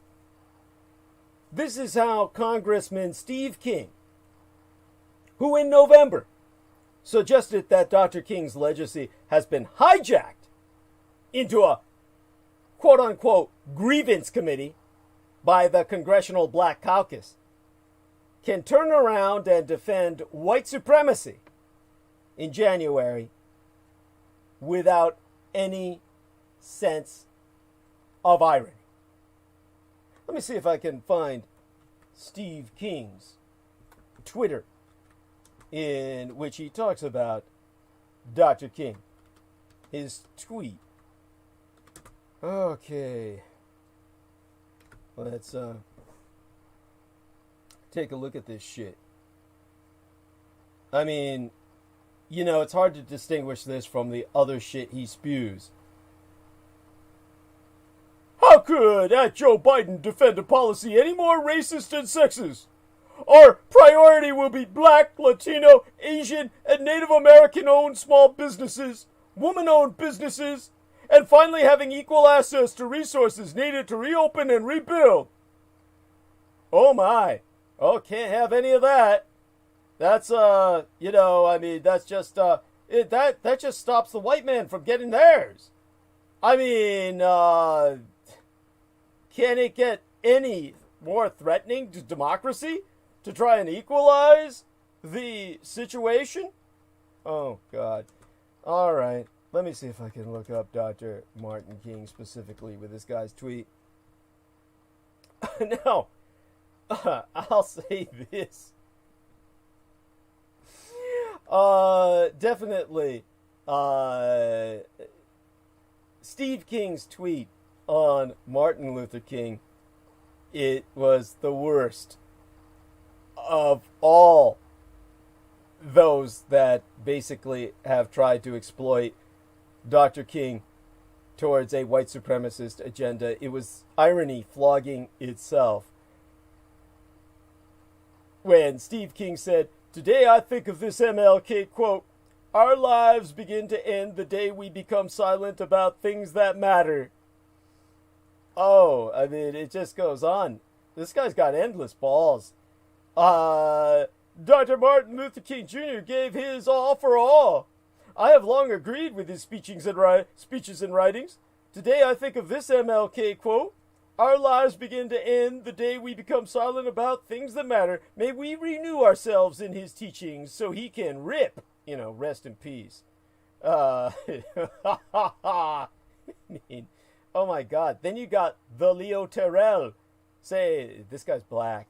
Saying, "Good morning, President Trump. 75 million voters and I will continue to support you beyond January 20th, 2021. This is where all the lunatics gather on this Twitter fest. But all I can say is that you've got this guy honoring Martin Luther King with fakery. I mean, you've just got no way to respond to this other than to acknowledge the fact that it's no secret racism is still alive and kicking, whether it's rooted in overt oppression or quieter, what I call microaggressions. It still rears its ugly head all too often. And Twitter isn't the newest thing kids are doing these days, but it seems to be the new wave for elected officials. From our commander-in-chief right down to our representatives. Firing off questionable tweets seems to be the thing. Now, you might remember twatching, checking tweets without a person's knowledge. Well, we seem to be doing a lot of that these days when it comes to our elected officials' accounts. And the outbursts that come up on my search for Representative Steve King, the Republican representative from Iowa, when he tweets shit like, "We can't restore our civilization with somebody else's babies." That tweet was praised by white supremacist and neo-Nazi groups all over Twitter. It's crystal clear that King, a white man named King, and a number of others there need a history lesson. Now, the political commentatores, Angela Rye, gave them just that history lesson they needed when she said, "We built this joint for free." In other words, the nation was built on the backs of someone else's enslaved babies. Per usual, Twitter reacted with hostility. John Lewis said, "This is bigoted and racist. It suggests there is one tradition and one appearance that all humanity should conform to." This is a black guy saying this to Steve King. Then Steve King, of course, he's responding to Steve King saying that Wilders understands that culture and demographics are our destiny. We can't restore our civilization with somebody else's babies. I mean, I could go on about this. I'm not sure how much I want to dignify this with any coherent analysis because it's coherent enough in and of itself. In other words, it speaks for itself. If you don't see what we're contending with here, what we're confronted with here, you're not just blind, you're deaf and dumb. We've got a fake quote that is being used by this Iowa Republican who's, using a quote that's often attributed to Martin Luther King Jr. And it's not even a real quote. I'm a historian. This is my field. When you've got this unapologetically racist Iowa Congressman, Steve King, choosing to tweet a tribute to Martin Luther King on the day commemorating his birth, and to make it all the more laughably ridiculous, ludicrous, his tweet of praise includes a quote attributed to Dr. King, "Our lives begin to end the day we become silent about things that matter." King never actually said that.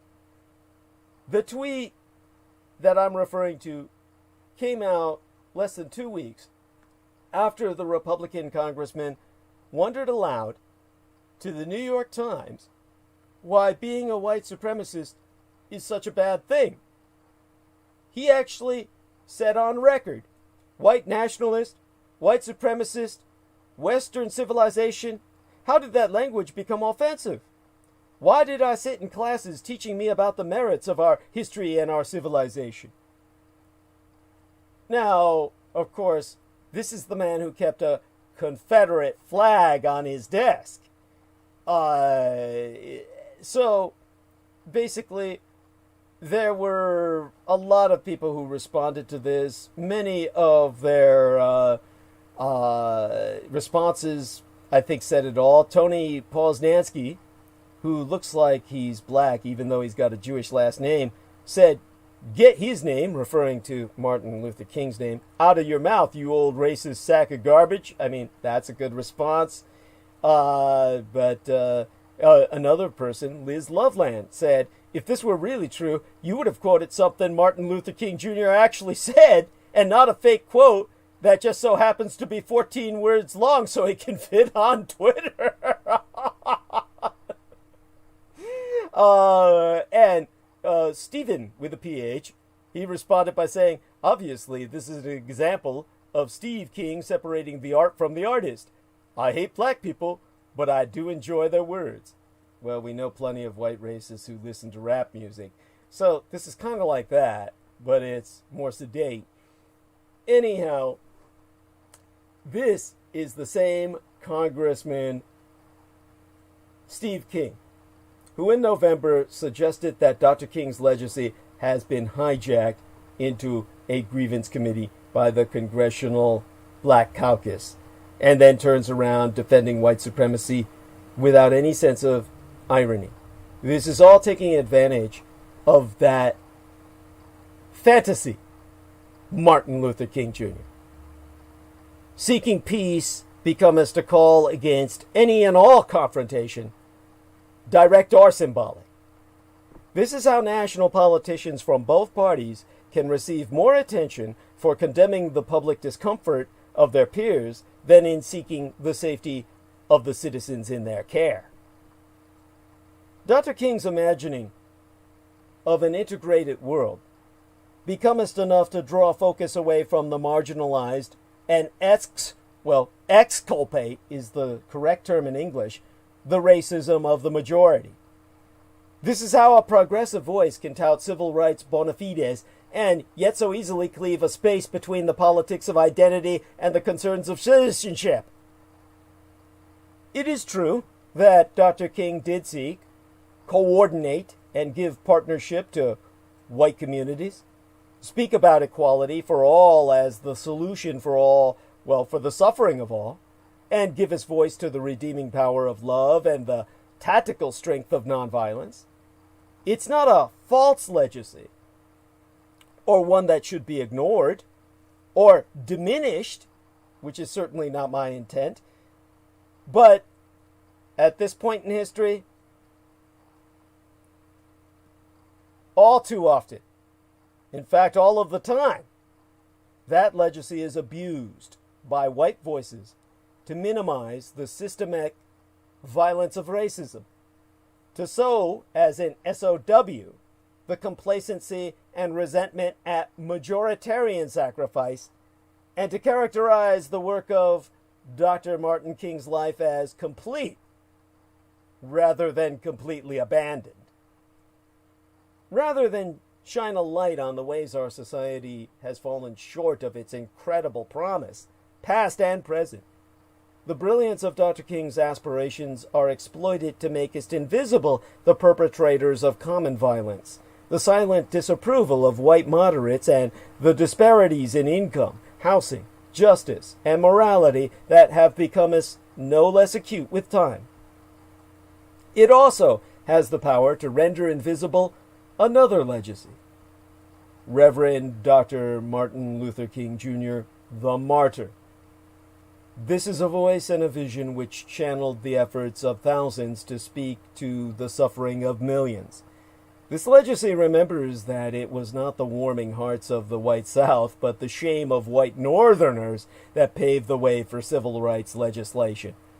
When the latter could no longer be shamed, the legislation stopped. This legacy does not whitewash the violence endured, the bodies cold and burned and flayed and buried unguarded by self-defense, the practice of love towards all, not merely for moral strength, but for sheer survival. This Dr. King, the real Dr. King, is not an immortal sage, but a man dead before his 40th birthday, leaving a widow and 4 children. On that side, this side, the real side of Dr. King's segregated legacy, his aspirations for all Americans are as cherished as the black singularity of his radicalism, and his words are not shields of absolution, but calls to self-actualization. Now, our lovely Maria Michaela Grigorich is saying, she's bidding her farewell to us, saying good night. Let me enter an I love you to her, and love you, honey. Make certain that she gets my X's and O's here, and send her off to bed. Our man Jameson Reese will be right back, and I hopefully will gain back my better voice. See if I can find a flower here to send to our fair lady. While we wait for Jameson Reese to return, of course I'll return to my monologue within a moment or so, but definitely trying to attend to some of our loyal attendees, which is always important for us to acknowledge. And of course she's reminding me to check into our chat room to see if I can see who else is saying whatever. Maybe somebody has something important that I need to respond to. Let me give her a little... and she says, love you. Prayers for America the next few days, because she's Canadian, in case you didn't know. And so this wonderful lady is praying for us down south of her border. Let me check into our little chat room here, see what I can find. Going to, of course, basically shut down a few of these websites that I've got open that I was referring people to for their volunteer time. And with that, let me check into the live chat. We've got Maria Grigor says, I'm off to bed soon. It's almost 2 a.m. here. Appropriate for tweets. Good night, everyone. Stay safe, everyone. Yes, God bless her. God help America, she says. Good to hear, George. I miss those days, even if they were sleep-deprived. Hugs. Stay safe. George who? Who's that, can't remember. Oh, George. She's talking to George Knight. Okay, there we are. And George Knight has joined us. Says, much love, Douglas. Much love, Jameson and Maria. And she says, hi, George. And he says, how are you, Maria? How's everyone doing? This is George Knight. She says, I'm good, thank you. Hiding with lockdown and curfew. Laugh out loud. How are you and your beautiful family? He says, so glad to hear it, Maria. Stay safe and sound for all of us. They're all fantastic, thank you. I've done the night feed, and the little lady is sound asleep, so now I can tune in tonight. So thank you, George Knight. And with that, of course, I want to thank everyone. Veronica Barrera, Senora Barrera says, hola, buenas noches a todos. And buenas noches a todos in return, Senora Barrera. Mwah. Love you, honey. With that, of course, we've got a good number of people watching us now. Don't forget, everyone, to press that thumbs up, of course. And with that, let me check into our other live chat. Christ, there was a lady here for a commercial for Super Beats, which is like some kind of, beet juice taken and basically turned into a juice. And she looked exactly like Lena Shea. Creeped me out for a minute there. I thought I'd gone over to the Lena Crane channel, which you can subscribe to review Lena Shea. And so that's the Lena Crane channel, which I believe you can find on YouTube just by looking up Lena Crane. You should be able to find her that way. At any rate, we have plenty of wonderful people who were giving us the prayer sign. Shauna Bando, thank God, is giving me a heart, and therefore she's definitely, supportive, even though we cut her out of the chat by accident. So, with that, I'm being invited to join a group. It only happens in Russia. And of course, by the way, I have nothing against many of the Russian people. I really can't overemphasize that enough. It's I know more about their culture than most people in the world do on average. That's not a boast, it's just a fact. Working as I did with the DoD and learning to speak the Russian language. Believe me, I appreciate elements of their culture that many of them don't even appreciate growing up in the educational vacuum that they do. Now, returning back to our problems. Basically, well, let me make certain I can have a little bit of my voice. Let me drink this.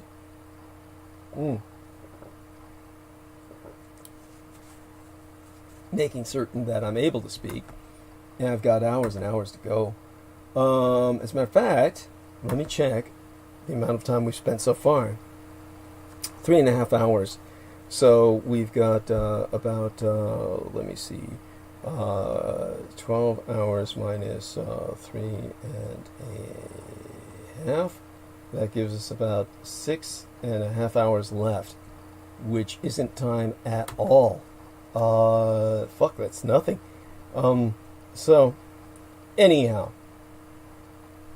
while de jure segregation has ended in, well, the 2021st year of our Lord, de facto segregation in areas like economic mobility, education, and environmental resources continues to thwart the possibilities of Dr. Martin Luther King Jr.'s dream. The country remains mired in both inequality and in violence. But it is not impossible to imagine a world in which Dr. King's two legacies are compatible, where we ignore neither personal animus nor systemic dehumanization, where we act against injustice sans compromise, and where we agree by consensus rather than fiat when Dr. King's vision is complete. It is a country where Dr. King's legacies are integrated into the truth. Meanwhile, the global death toll from COVID-19 topped 2 million Friday into this weekend, crossing the threshold just over a year after the coronavirus was first detected in the Chinese city of Wuhan. The number of dead, compiled by Johns Hopkins University, is about equal to the population of Brussels, the de facto capital of the European Union, Al-Makkah, the holy city of Mecca, of Dur al-Islam, or the land of submission, Minsk, the capital of White Russia, or Belarus, or Vienna, the capital into, well, which my biological father Adolf Hitler was born, of the Habsburg Empire, of Austria-Hungary, or Magyar Österreich, or rather Österreich-Magyarország. Now, states are racing to get coronavirus vaccine supplies amid fears of the new, more contagious variant. Now, last year tied 2016 as the hottest year in recorded history. 2020 and 2016 evened out in that regard. They're head-to-head. This year, the bitter cold means chaos as global energy systems are showing strain. Power and gas prices are spiking to records across global markets. More cold weather from the Arctic is possible from the end of January. Freezing weather that's sweeping into the northern hemisphere is causing chaos in energy markets and damaging infrastructure, with households from the Japanese Empire to Pakistan and the French Republic being asked to curb their electricity use. In Asia, extreme cold prompted record high power demand and a scramble for natural gas to keep the lights on in communist China, the Japanese Empire, and South Korea. In Sweden, a utility is paying for hotels for its customers after heavy snow brought down sections of the power grid, cutting supplies, while French households were advised to delay doing their laundry to save energy. The extreme, widespread cold took markets by surprise. The spikes in energy demand during this bitter winter, coupled with weak wind generation, power plant closures, and liquefied natural gas tanker delays, highlighted the shortcomings of our global energy systems in weather conditions that are only set to get more volatile. And there could be more to come. A relatively rare weather phenomenon with the potential to disrupt the solar vortex, the polar vortex actually, the winds that usually keep cold air contained in the far north, is threatening to send an Arctic blast across all North America, Europe, and Asia from late January. Now, per David Thomas, independent advisor and former head of LNG at Vitol Group. That's spelled V-I-T-O-L, V-I-T-O-L. I know of these organizations via my son's marriage to Sugar Daddy, who then presents me with the situation report for these various economic phenomenon I would otherwise not have the capacity to even comprehend. When it comes to Vitol, V-I-T-O-L, this investment firm or advisory firm, they deal with things like liquefied natural gas as a portfolio asset, and that's acronymous as LNG. This is natural gas that has been cooled down to liquid form for ease and safety of non-pressurized storage or transport. It's basically natural gas that has been cooled to a liquid state at about negative 260 degrees Fahrenheit, or below 260 degrees below zero for shipping and storage. And the volume of natural gas in its liquid state is about 600 times smaller than its volume in its gaseous state, enabling us to transport more of it expeditiously. So David Thomas is this independent advisor and the former head of liquid natural gas at Vitol Group. And he has gone on record to say the distortion of the polar vortex appears to be prolonging the severe winter conditions in some northerly areas and potentially Europe. It may not be over just yet. Several companies are feeling the pain, and the elevated power prices must be hurting large consumers. The extreme conditions I'm describing have left some energy traders and utilities completely flat-footed, sending prices for electricity, fuel, and vessels to record highs. In Asia, LNG spot rates, or liquid natural gas spot rates, jumped 18-fold, 18 times higher from last year's lows, and helped send European gas prices to a 12-year peak. Britain's national grid was forced to issue numerous appeals for generators to increase output as low wind generation coincided with the cold snap and pushed wholesale electricity prices for peak periods to more than £1,000 sterling. That's 1,367 United States dollars a megawatt hour. European gas markets like the United Kingdom and Spain, which don't have large amounts of gas storage and are more dependent on the to use the words of James Huckstep, the manager for EMEA Gas Analytics at Standard & Poor's S&P Global Platts, the EMEA acronym, if I remember correctly, if I can dredge that out of my addled mind, is European, the Middle East, and Africa. EMEA is a shorthand designation meaning Europe, the Middle East, and Africa. And that acronym is used by institutions and governments as well as in marketing and business when referring to that region. It's a shorthand way of referencing the two continents and the Middle Eastern subcontinent all at once. In the old days of my father's Reich, in Adolf Hitler's time, they called it Eurafrica or Eurasia Africa. And in order to avoid those Reichs terms, they use acronyms these days like EMEA. So James Huckstep is the manager for the Europe, Middle East, and Africa gas analytics at Standard & Poor's Global Platts organization. And so he says that because the European gas markets like the United Kingdom and Spain, which don't have large amounts of gas storage, they're more dependent on the incredibly tight global liquid natural gas or LNG market, and they're thereby more exposed if below normal temperatures are sustained this year, this January, as is likely due to this disruption of the polar vortex. That means it's lights out, people. China is struggling to keep the lights on after some of the lowest temperatures since 1966, the year, of course, in which I was born into this vale of tears, boosted Chinese domestic demand, just as manufacturing ramped up after this pandemic. Now, ice is also wreaking havoc on grid infrastructure, while the frigid weather disrupted transport and delayed LNG or liquid natural gas tankers at Qingdao in China. Of course, that's where the Germans had a colony and taught the Chinese how to brew beer. Now, big industrial users are first in line to have electricity supplies cut, followed by commercial buildings, in order to keep supply safe for residential consumers. That's in communist China. Meanwhile, in the Empire of Japan, its utilities have asked consumers to conserve electricity, and the government has ordered independent producers to boost output to maximum capacity.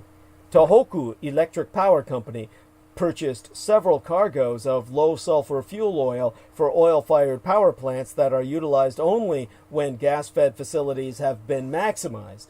And Japan's Ministry of Economy, Trade, and Industry has begun speaking to refiners and has urged them to help supply local utilities with LSFO supplies. And for those of you unfamiliar with that particular productive acronym or economic acronym, that's basically low sulfur fuel oil. It's, how do I explain this? Ultra low sulfur fuel oil. I don't even know if I really need to. It's low sulfur residual marine oil, marine fuel oil is on the market today. And so it's simply characterized as low sulfur fuel oils, or LSFO, so that it can be invested in as a portfolio asset. So that's probably the best way to look at it in this context. Obviously, if you're involved with something like that, your question would be whether or not the production of low sulfur fuel oils will relieve the severe supply gut in communist China's gasoline and gas oil markets. But that, of course, is above my pay grade in terms of analytical expertise. Basically, the only thing I can tell you with any immediate certainty is wrap up warm. Earlier this week, the French grid operator issued a red alert for high power demand and appealed to households to put on a jumper rather than turn the heating up. Électricité de France SA, their supplies administrator, advised customers to delay doing their laundry while power demand was high. Keep those clothes on instead of freshening them up.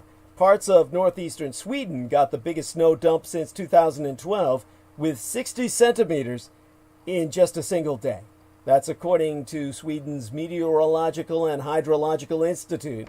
And of course, to try and put that into some Western context, or rather American context, which still uses, it's about 2 feet. Okay, we're about 2 feet worth of snow in fucking Sweden in 24 hours. The storm overwhelmed grids and has left many thousands of customers without power this week.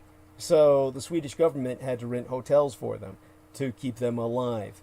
EON SE, that's the EON space SE, that's the Swedish power monopoly. They're paying for hotel rooms for Swedish customers as they struggle to restore power lines that have been down since the 11th day in January. Vattenfall AB, the Nordic region's biggest utility, hired a helicopter to clear snow and ice from power lines using a long pole to shake snow off cables or a grip claw to lift trees from the line. That's what we're down to, mechanical intervention. In Spain, the government is considering ways to intervene in the electricity market where there are sharp price increases, as happened when demand surged during the cold spell that blanketed Madrid in a rare snowfall. Some consumer bills in the regulated market are linked to wholesale prices that are, well, they're at the highest that they've ever been in a decade.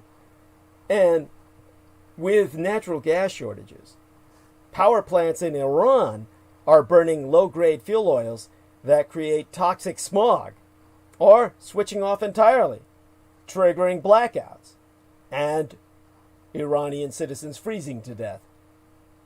Pakistan is facing a gas shortage too, despite running its two liquid natural gas terminals at full capacity throughout this month.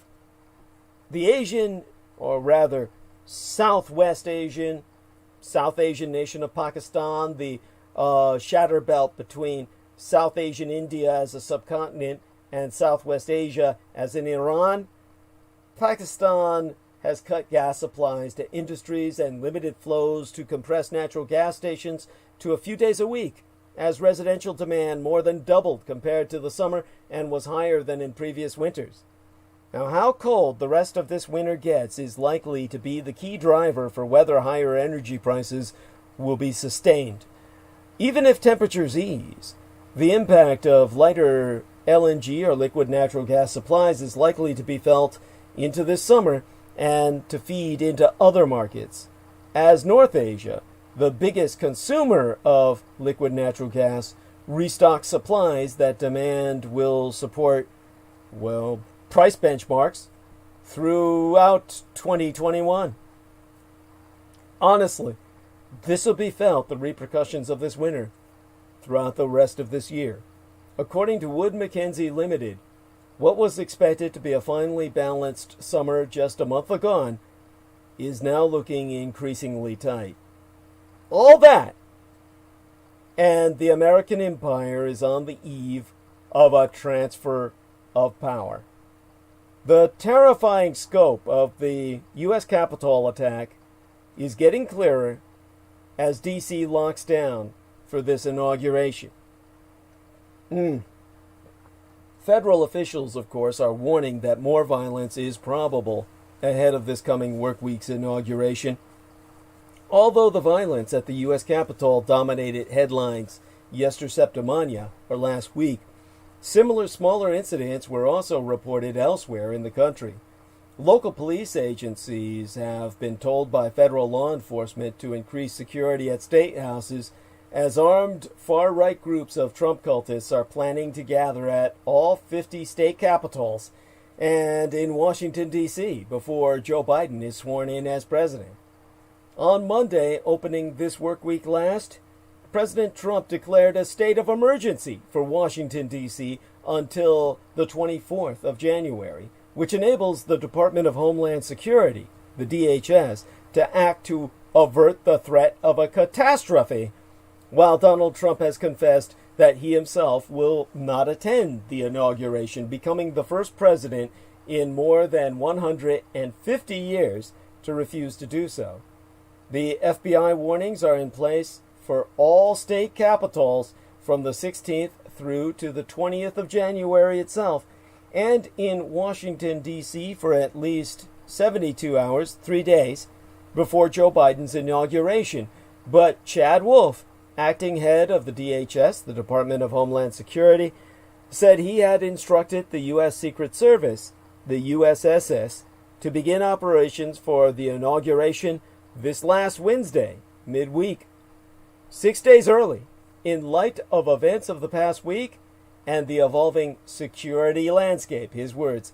Later on that Monday, opening this work week last, Mr. Wolf became the third Trump cabinet secretary to step down since the riots after Betsy DeVos and Elaine Chao. He said his departure had been prompted by recent events, including court rulings challenging the legal validity of his appointment.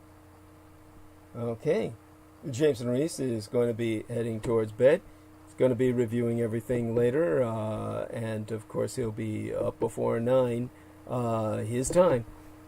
Good night unto he, and prayerfully everything will go smoothly in his absence. At any rate, as I said, you've got this guy stepping down on the same Monday. The head of the Department of Homeland Security is stepping down the same day that Trump declared a national state of emergency. To reiterate, an internal FBI bulletin disseminated to law enforcement this week warned that, quote-unquote, armed protests are being planned at all 50 state capitals and in Washington in the days leading up to Biden's swearing in.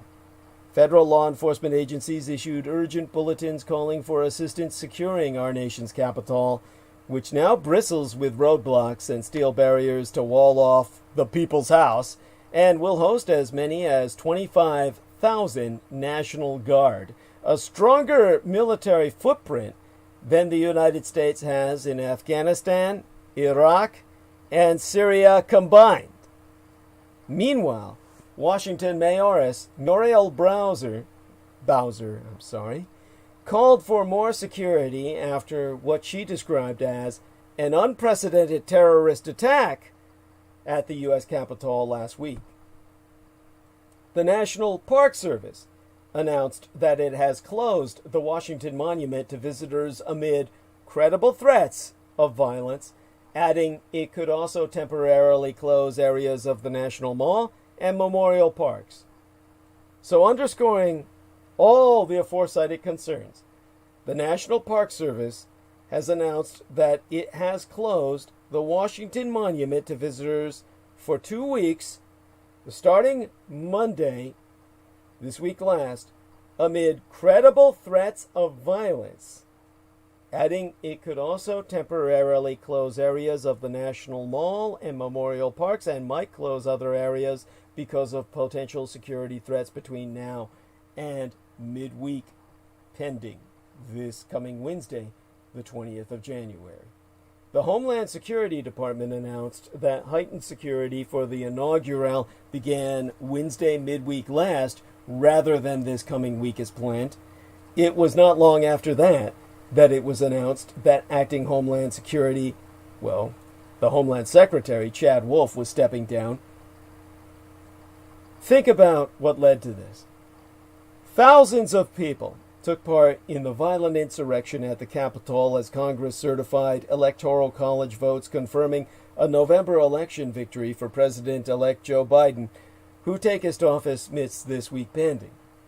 And the deadly riot in the U.S. Capitol on January 6th attracted a variety of far-right extremists who shared a devotion to President Trump and his insistence on a false belief that the November election had been stolen from him through fraud. Many rioters also had something else in common, as they sought to upend the government in an insurrection that bristled with Confederate flags, racist symbols, and conspiracy theories. They were either actively employed by the armed services and law enforcement, or ex-members of the military and police forces.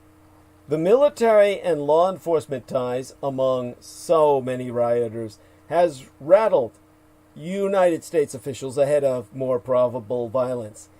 Veterans of both the military and law enforcement joined the Capitol insurrection. An Air Force veteran from Southern California and ardent conspiracy theorist bent on war against our government. An Army Psychological Operations Officer at Fort Bragg, North Carolina, obviously operating in the tradition of Michael Aquino, who was himself just such an Army Psychological Operations Officer at Fort Bragg, North Carolina. There was also a decorated retired Air Force officer of 18 years from Texas who served in Afghanistan and Iraq. In an interview, retired U.S. Army Colonel Jeffrey D. McCausland, a professor of national security at Dickinson's College and former dean at the U.S. Army War College, confirmed that it's an incredibly disturbing trend. These are people who are supposed to uphold the Constitution and the law, yet they were doing the exact opposite.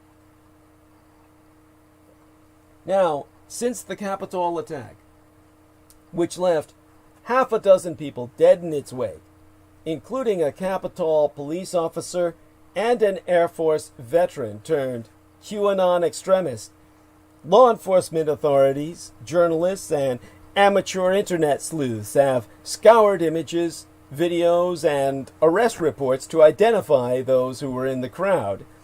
The participants included members of the Oath Keepers, which recruits from former police and veterans, and the 3%ers, who wear patches and carry flags with the Roman numeral 3. Photographic evidence proves that another anti-government group, the Boogaloo Boys, another far-right extremist group that comprises white supremacists as its members and encourages violence, was also in Washington. Joe Biggs, an Army veteran and Florida-based organizer for the Proud Boys, insists that people associated with the right-wing groups are like dogs backed into a corner and have no option but to fight. Biggs was in Washington himself on January 6th, but claims he did not enter the Capitol and planned to avoid weekend rallies. Yet the military and police training shared by so many on the far right present a dangerous dilemma for law enforcement seeking to quell riots and protests, especially since many followers invoke the Revolutionary War and see themselves as patriots. On a podcast last month, Boogaloo Boys Briggs was on record saying, "We take 3 months to plan an event. It's like you're literally planning to go into a combat zone. It's not just like, hey man, we're going to DC, we're going to Portland. It's like, all right, we're going to Portland. I need satellite imagery. I need to talk to people on the ground. I need them to scout out these alleyways. When we have an escape route, we have 4 or 5 ways in and out in case police close things off or whatever." Now, those in the Washington mob included 35-year-old Air Force veteran Ashley Babbitt from San Diego, who had served in Afghanistan and Iraq and whom police shot dead as she was leading armed rioters forcing their way through the Capitol. Even the far-right propaganda machine really doesn't know what to do with Ashley Babbitt. Millions of Americans have seen video of her dying. An array of videos shot from different angles shows Ashley Babbitt, a 35-year-old Air Force veteraness from the San Diego area, in a group of rioters smashing windows into the Speaker's lobby, a chamber in which the U.S. Capitol was being, basically housing people running governance.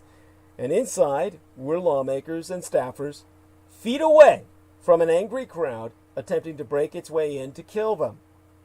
Now, once a window shatters, Babbitt leaps up and tries to hurdle herself through to reach our representatives. A Capitol police officer inside the Speaker's lobby shoots her at close range, and she falls back, fatally wounded. That shocking death, the first of half a dozen at the Capitol that day, was immediately weaponized by far-right propagandists. But less than a week removed from her death, Babbitt has become a confused pawn in their disinformation war. The Sun is a British tabloid newspaper. As a broadsheet, it was founded in 1964 as a successor to the Daily Herald and became a tabloid in 1969 after it was purchased by its current owner. It is published by the news group Newspapers Division of News UK, itself a wholly owned subsidiary of Rupert Murdoch's News Corp, which of course runs Fox News. Now, heartbroken friend Jack Feely, a fellow Air Force vet and friend of the Air Force vet Ashley Babbitt, shot and killed during Wednesday's riot at the U.S. Capitol, described her to The Sun as a true American, labeled her death an execution, but said the California woman believed President Trump's cause was worth dying for, himself so crowing that she may have laid down her rifle, but she was still willing to lay down her life for her country and what she strongly believed in. I'm positive she'd be furious going down without a fight. That was an execution. This, whilst he lamented that videos of the incident were broadcast, saying, "It breaks my heart to know millions of people watched my friend be executed on live television." Now, Feely met Babbitt while they both served in the Air Force in Maryland and confessed that she was only passionate about President Trump and wanted the end to corruption and the terrible things happening all the way from the top of government down to her local city officials, with himself asserting that she is a hero, not a terrorist or Nazi. To quote Sndy, "She was my best friend for several years. We were Air Force vets together, schoolmates together afterwards at college, and she was one of my favorite people. She helped me through some very difficult times after I got out of the service." Well, her mother-in-law previously told the Post the family found out about her death watching television. Now, a day before she was killed, the married Babbitt tweeted that "nothing will stop us," while vowing that a storm would descend upon Washington within 24 hours. She live-streamed the march to the Capitol from the rally held earlier, claiming that there were 3 million people at the event. As she marched, Babbitt effused that it was amazing to get to see the president talk. Now, supporters have labeled Babbitt a martyr for the cause, and we're planning to gather at the Washington Monument later Saturday to hold a vigil in her name, as reported by the Washington Post. While friends described her as a patriot, her social media activity and other records show her devotion to Trump only increased as the president's fortunes waned. Remember, Babbitt was but one of half a dozen people who died in the melee, including Capitol Police Officer Brian Sicknick, also a military veteran, who was bludgeoned to death with a fire extinguisher as the mob entered the legislative building. But in her case, there are now 2 primary narratives, one that formed mere minutes after she was shot, and another that emerged about half a day later. Now, before authorities even confirmed she was dead, notorious radio host Alex Jones was talking about her death on air. He repeatedly referred to the shooting as an execution and posted graphic, uncensored video of the shooting all over his website to elicit outrage. Now, it's worth noting here that Jones repeatedly claimed in broadcasts leading up to the riot that he was in communication with the White House about organizing the event and spent hundreds of thousands of dollars on logistics. Now, the frequent InfoWars guest, Tom Pappert's National File news site is also, well, they also picked up the angle. Ashley Babbitt, peaceful protester, executed by DC police. Well, that's what one headline reads on Tom Pappert's National File news site. Others skipped pretense and went straight to calling her a martyr. Now, this fits neatly into existing white nationalist narratives. Few events have rallied the modern movement like the killing of Vicki Weaver by an FBI sniper at Ruby Ridge in 1992. Her death still resonates powerfully as a propaganda tool for those seeking to show the government is willing to kill its own civilians. And Babbitt's death, also at the hands of the state, has parallels that are easy and convenient to echo. The second narrative about Babbitt's death relies less on familiar far-right tropes and is imbued instead with the unhinged chaos of the internet. And in this version of events, Babbitt is either a spy or, even stranger, not dead at all. Now, although her social media activity and interviews with family and co-workers paint a clear picture of her radicalization through online conspiracy theories, that very ecosystem has now disowned her. A post by the QAnon Patriots account on Parler sums up the most common conspiracy theory circulating. Said post reading, Ashley Babbitt was a false flag operation. She is alive. Only a small amount of her immediate family would know. The rest have to believe she's dead to keep up the illusion. Now, this lunatic post had over 500,000 upvotes, and others on the topic received similarly positive encouragement from Parler users, Parler being spelled P-A-R-L-E-R.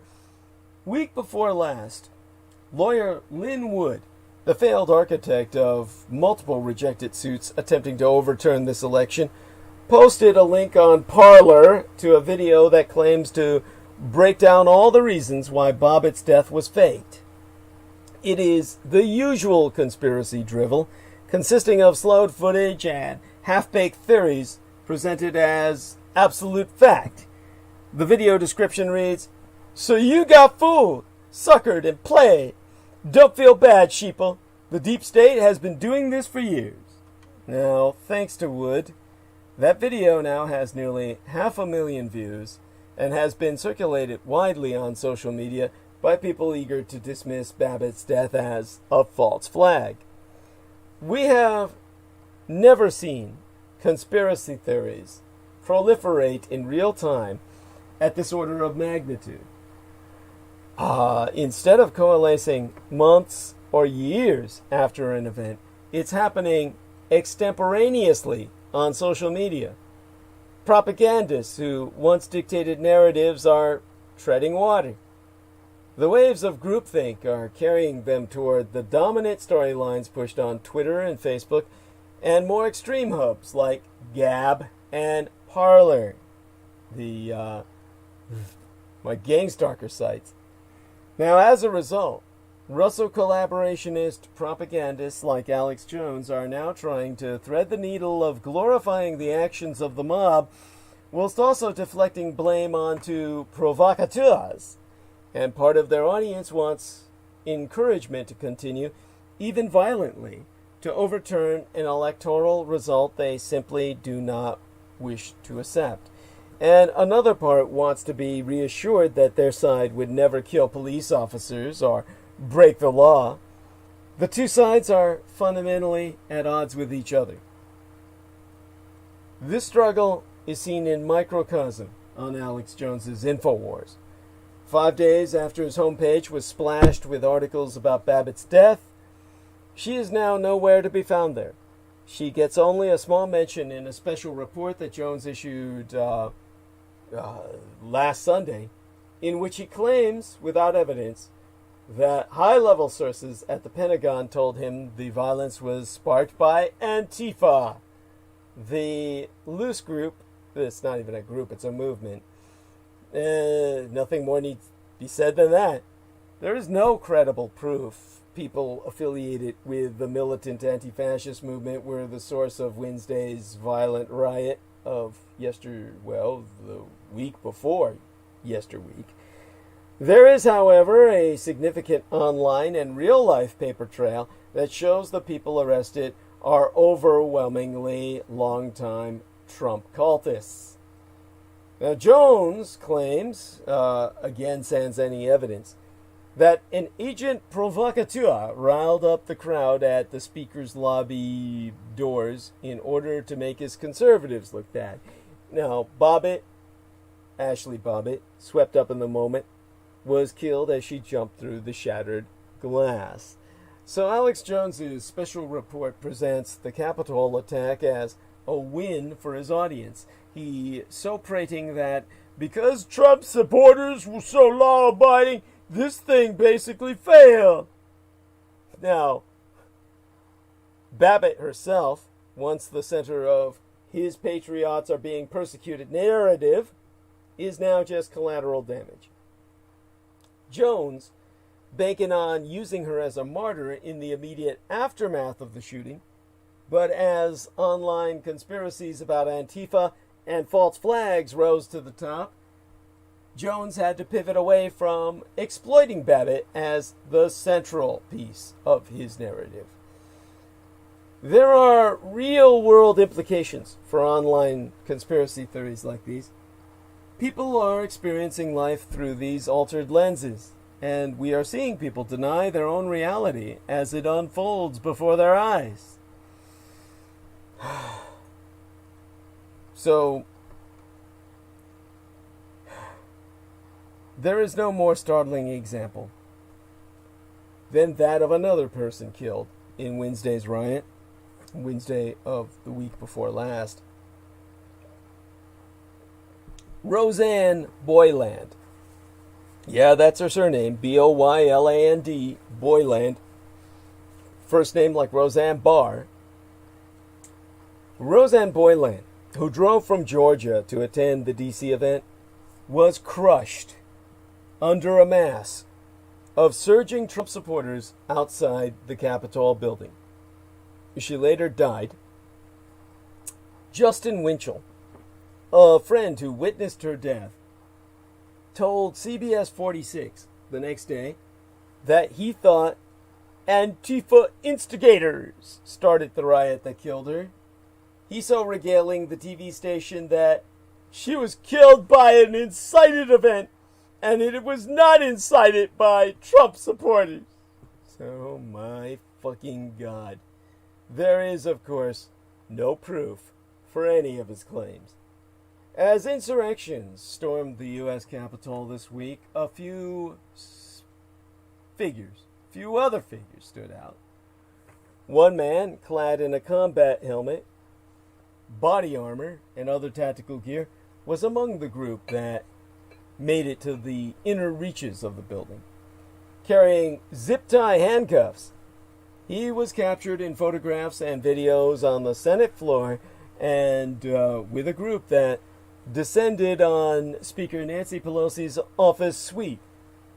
In a video shot by ITV News, he is seen standing against a wall adjacent to Pelosi's office, his face covered by a bandana. At another point, he appears to exit the suite, face exposed, pushing his way through the crowds of demonstrators. A day after the riots, John Scott Railton, a senior researcher at Citizen Lab at the University of Toronto's Munk School, as in M-U-N-K, not M-O-N-K, notified the FBI that he suspected the man whom photographs captured on the Senate floor in the military-style helmet, black and green camouflage vest, and tactical vest while holding zip-tie handcuffs, was another retired member of the U.S. Air Force, Lieutenant Colonel Larry Randall Brock Jr., a Texas-based Air Force Academy graduate and combat veteran. Now, Larry Randall Brock Jr. was wearing several patches on his combat helmet and body armor, including one bearing a yellow fleur-de-lis, the insignia of the 706th Fighter Squadron. He also wore several symbols suggesting that he lived in Texas. It's, of course, almost goes insane.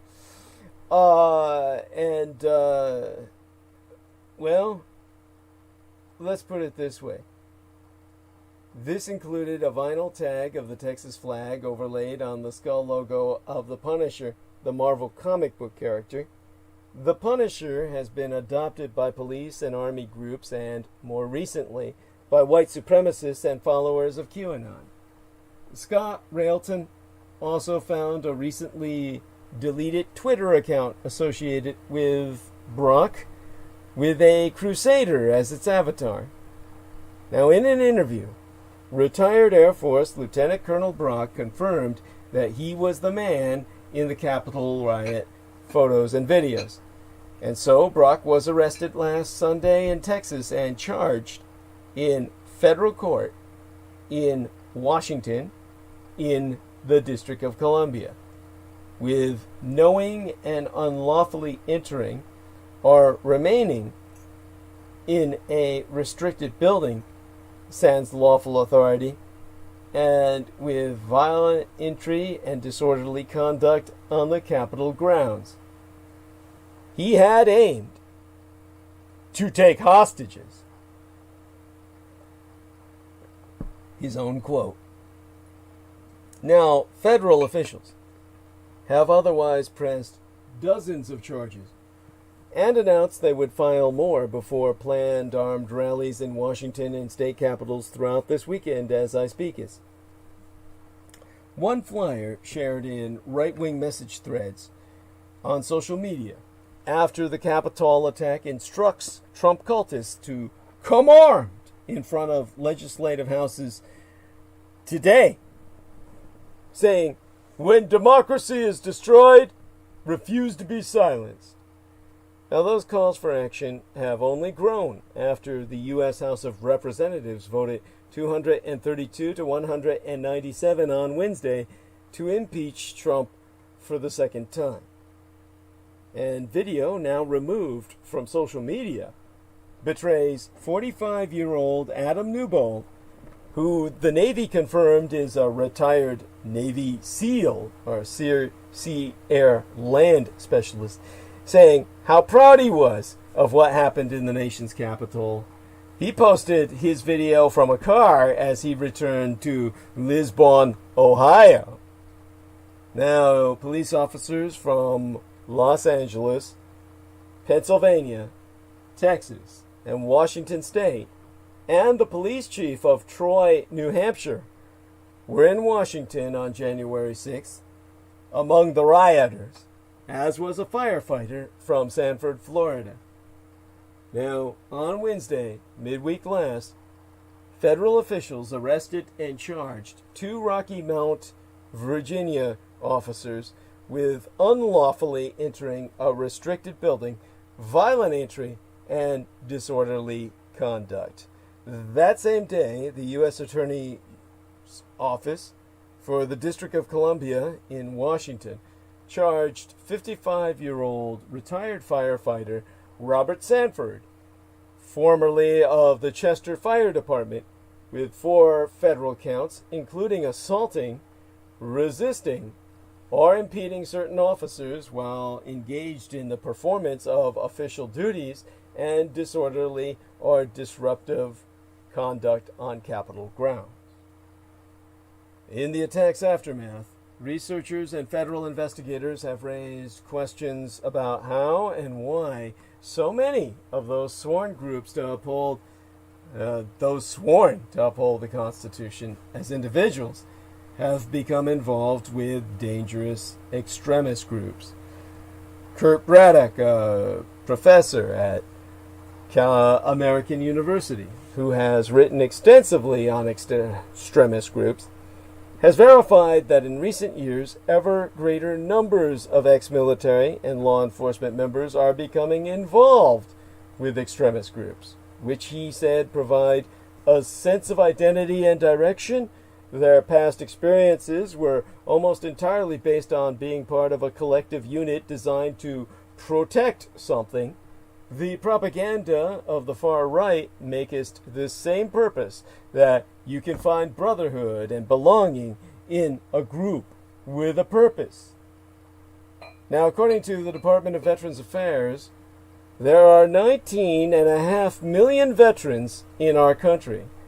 The federal government has never performed any comprehensive study of how many have joined extremist causes, even whilst their experts are paid to deny that the vast majority do. The history of extremism, law enforcement, and the military go as deep in these United States. Former Confederate officers founded the Ku Klux Klan in the 19th century. They may have been Confederate States officers, but they were U.S. officers first before they went into rebellion. In the 1970s, the Klan operated openly at Marine Corps Base Camp Pendleton here in California. In 1995, Gulf War veteran Timothy McVeigh and accomplice Terry Nichols bombed the Alfred P. Murrah federal building in Oklahoma City. Now, analysts conclude extremist elements have ebbed and flowed in policing and the armed services as more Americans have embraced or moved away from violent ideologies, in part influenced by economic downturns and political changes.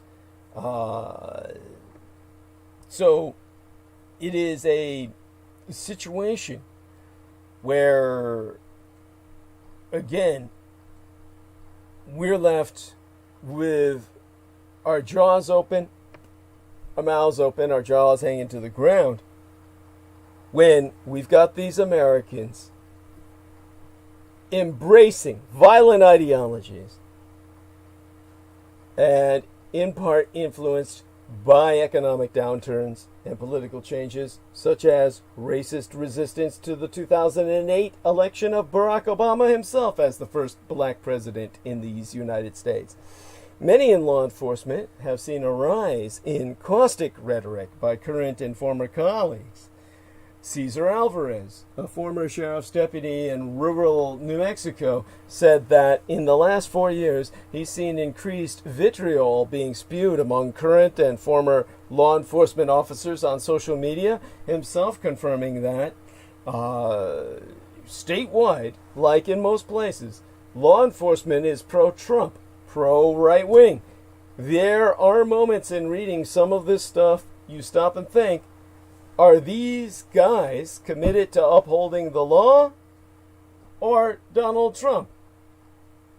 In 2009, the Department of Homeland Security apologized to veterans groups after finally releasing a controversial report that proved extreme right-wing groups have been recruiting from disgruntled veterans who have served in Iraq and Afghanistan.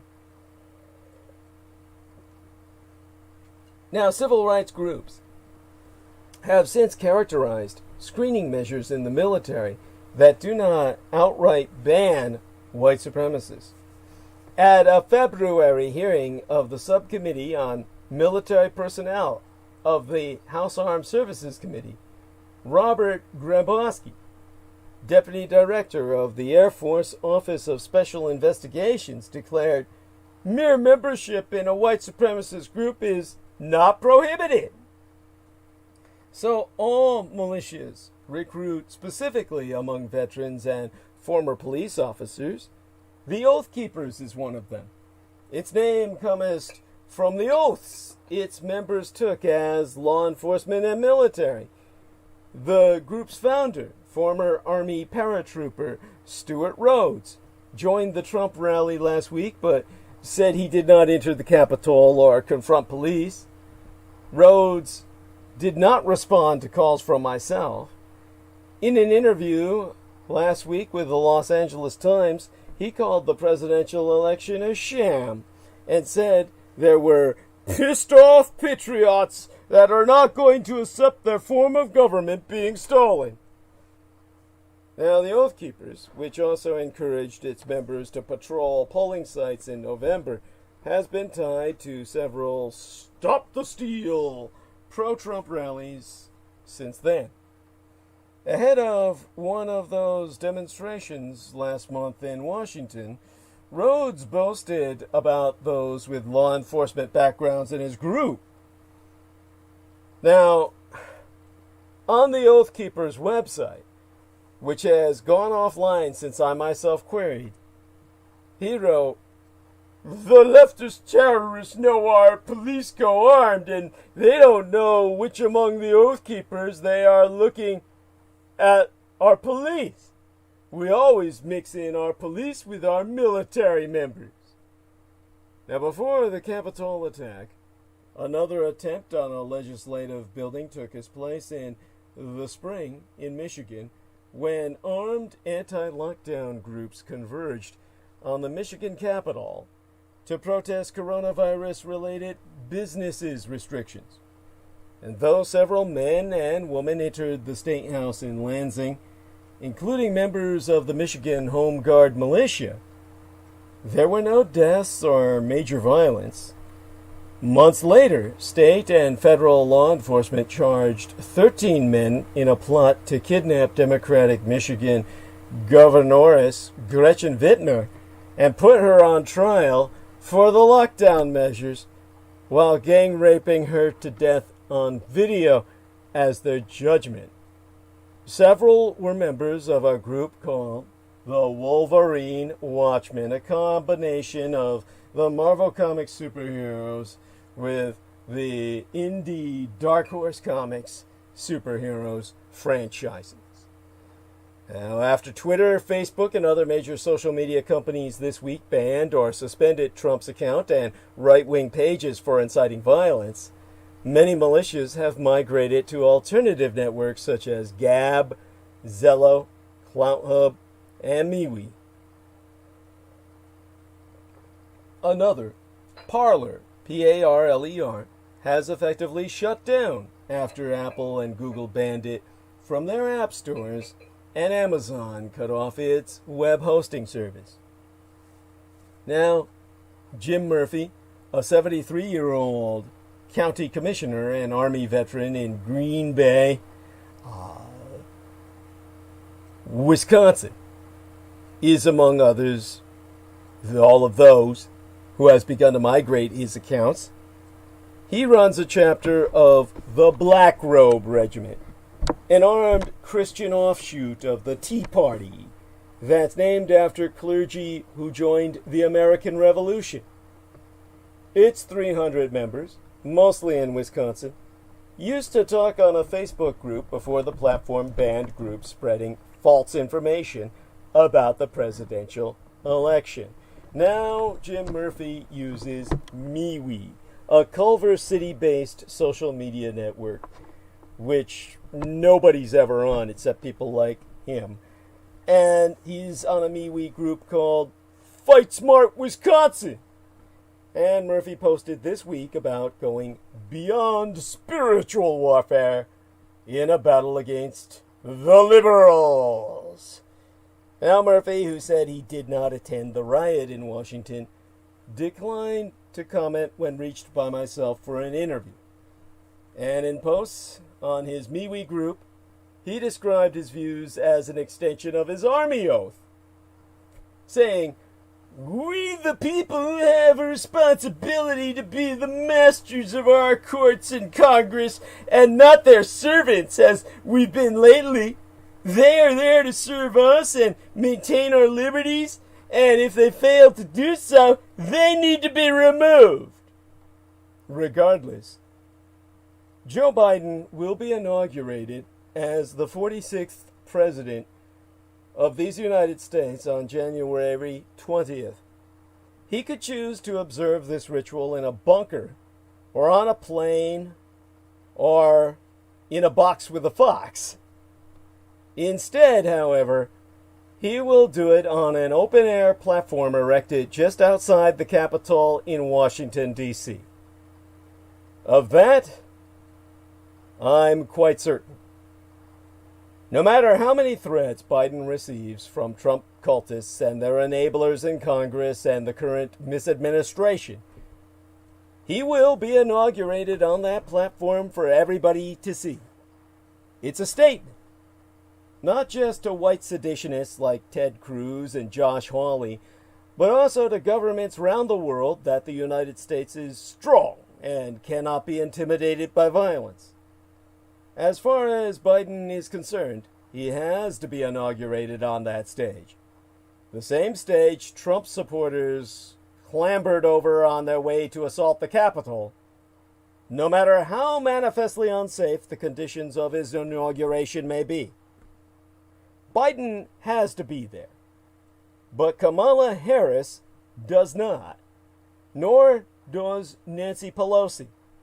The principle of protecting the continuity of the government suggests that Harris and Pelosi, who are respectively the first and second in line to assume the presidency should something happen to Biden, must be shielded at all costs during Biden's big day.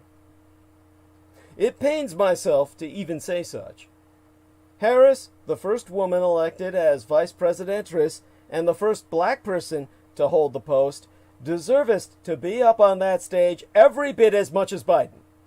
She deservest all the pomp and circumstance of her own inauguration. The country, the part of it that isn't an aggrieved white mob at least, deservest to see her and celebrate her power, our empowerment. Her triumph is the triumph of so many that have been deprived for so long. We deserve to enjoy it, to dance in it. And if somebody wanted to organize an ass-kicking drum line and a few ski-wee calls to spook the white folks, we deserve that too.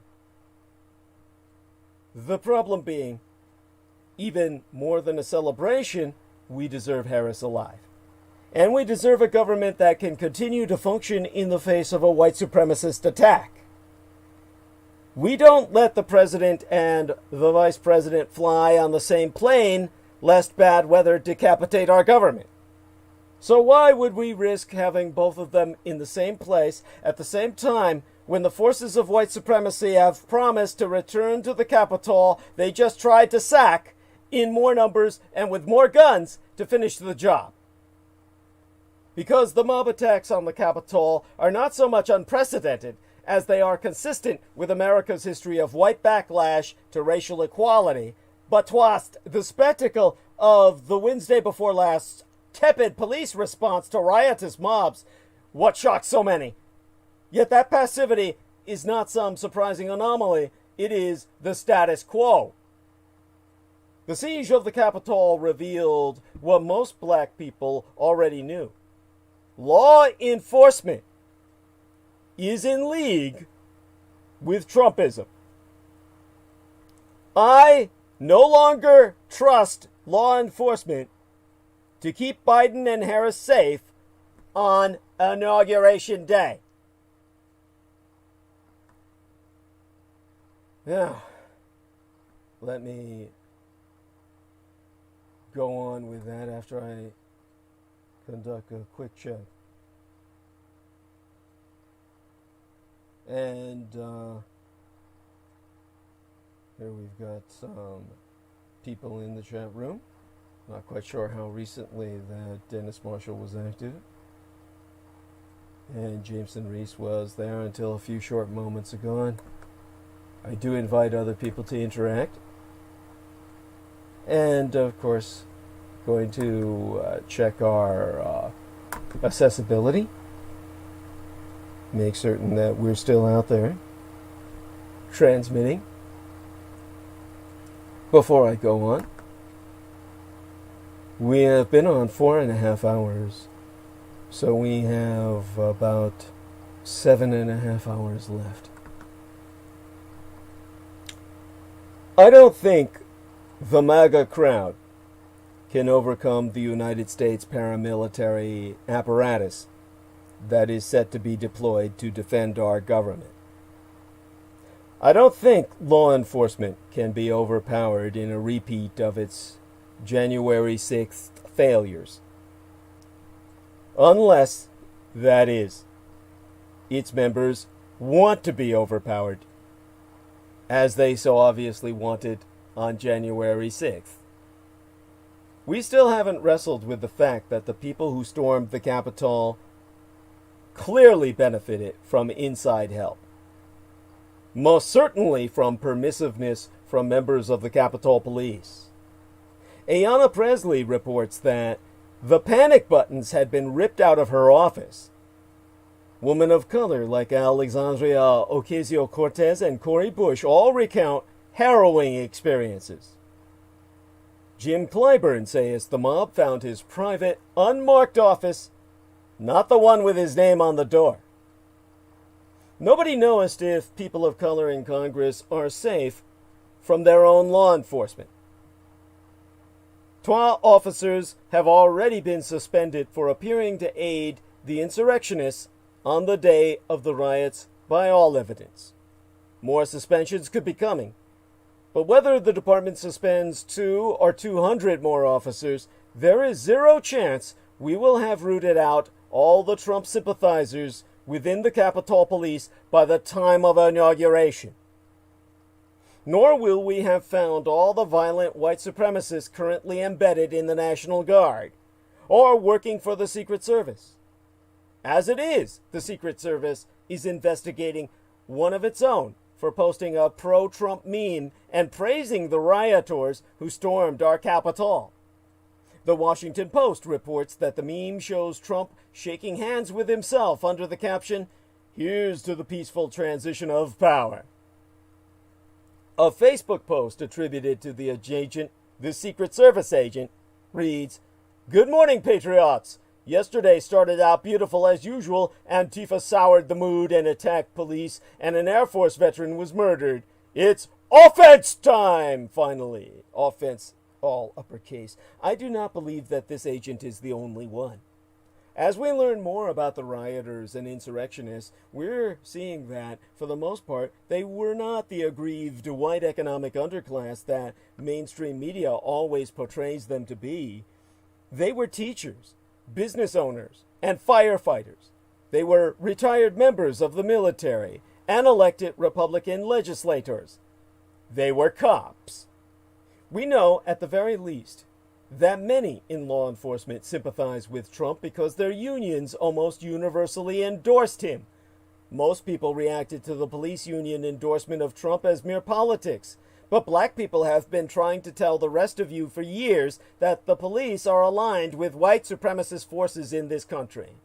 They're the same damn forces that change hats or hoods as needed, but never change their underlying belief in white supremacy. There are people in law enforcement who have been posting on pro-Trump memes, posting their pro-Trump memes in and on social media, and wearing MAGA hats, and making jokes about the bad things they want to do to Barack Obama, Hillary Clinton, Nancy Pelosi, and Kamala Harris, all of whom will be at the inauguration this entire time. If we had fired them back at the beginning, we would not be in this situation now. But most white people never treat white supremacy as the national security threat that it is. Instead, they allow these officers to keep their jobs and guns, even as they openly threaten elected officials and, oh yeah, black people. None of us are safe. Not black and brown people, not Muslims, Jews, immigrants, not even our most powerful politicians, because white people have allowed white supremacists to infect law enforcement at every level. Biden is taking what precautions he can. Reports indicate that he is changing his Secret Service detail to bring on agents who served him while he was vice president. That's a wise maneuver. But how in hell does that help Kamala Harris? Who is watching the Madame Harris's back? And what have they been posting on burner social media accounts for the past 5 years? Right now, the only people I truly trust to protect Kamala Harris are her husband, Doug Emhoff, and Karine Jean-Pierre, who has already put her body between Kamala Harris and a white man amped up on privilege. Some of the people who participated in and incited the insurrection have already blended back in with the rest of society. That's because they were allowed to just walk away, because the cops didn't make any mass arrests at the scene of the violence. Contrast that with the mass arrests they always make at Black Lives Matter protests, even though those have never come within zip-tie distance of an elected government official. And so, we might never catch all of the law enforcement personnel who breached the Capitol. We certainly won't catch all the law enforcement personnel who stayed outside but cheered them on. The phrase is not, one bad apple may or may not participate in the violent overthrow of the government, and black people should just suck it up because #not all cops. The phrase is, one bad apple spoils the fucking bunch. Law enforcement is spoiled rotten through and through. It is beyond compromised. I do not question its capability to defend the government from armed attack by a rabble of white people. I question its commitment to do so. And so, it is safer to separate the leaders of our government from each other on Inauguration Day in the hope that their protectors' commitment is never really tested. If we protected black people from racist cops on the street, we wouldn't have to worry about protecting presidents from their own Secret Service details. Maybe now, white people will finally get that. But I'm not willing, myself, to bet the continuity of the U.S. government on it. In mine own Golden State nation of California, officials are putting additional security measures in place at the state capitol in Sacramento. The efforts, described as precautionary, are part of an astonishing nationwide rush by law enforcement to gird state houses and other government targets against white supremacists and other radicalized supporters of Trump who have actively encouraged baseless conspiracy theories challenging Biden's victory in November. All of this given incredible amounts of oxygen by Donald Trump himself, blowing hard and blowing nonstop using social media.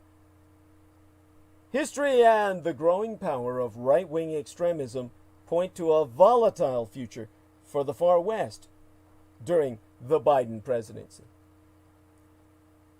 The Washington, D.C. siege has far Western roots and consequences out here in the old frontier West. And I will articulate that on Wednesday, how so much of this sourced from the Bundy campaign and the occupation of a nature reserve.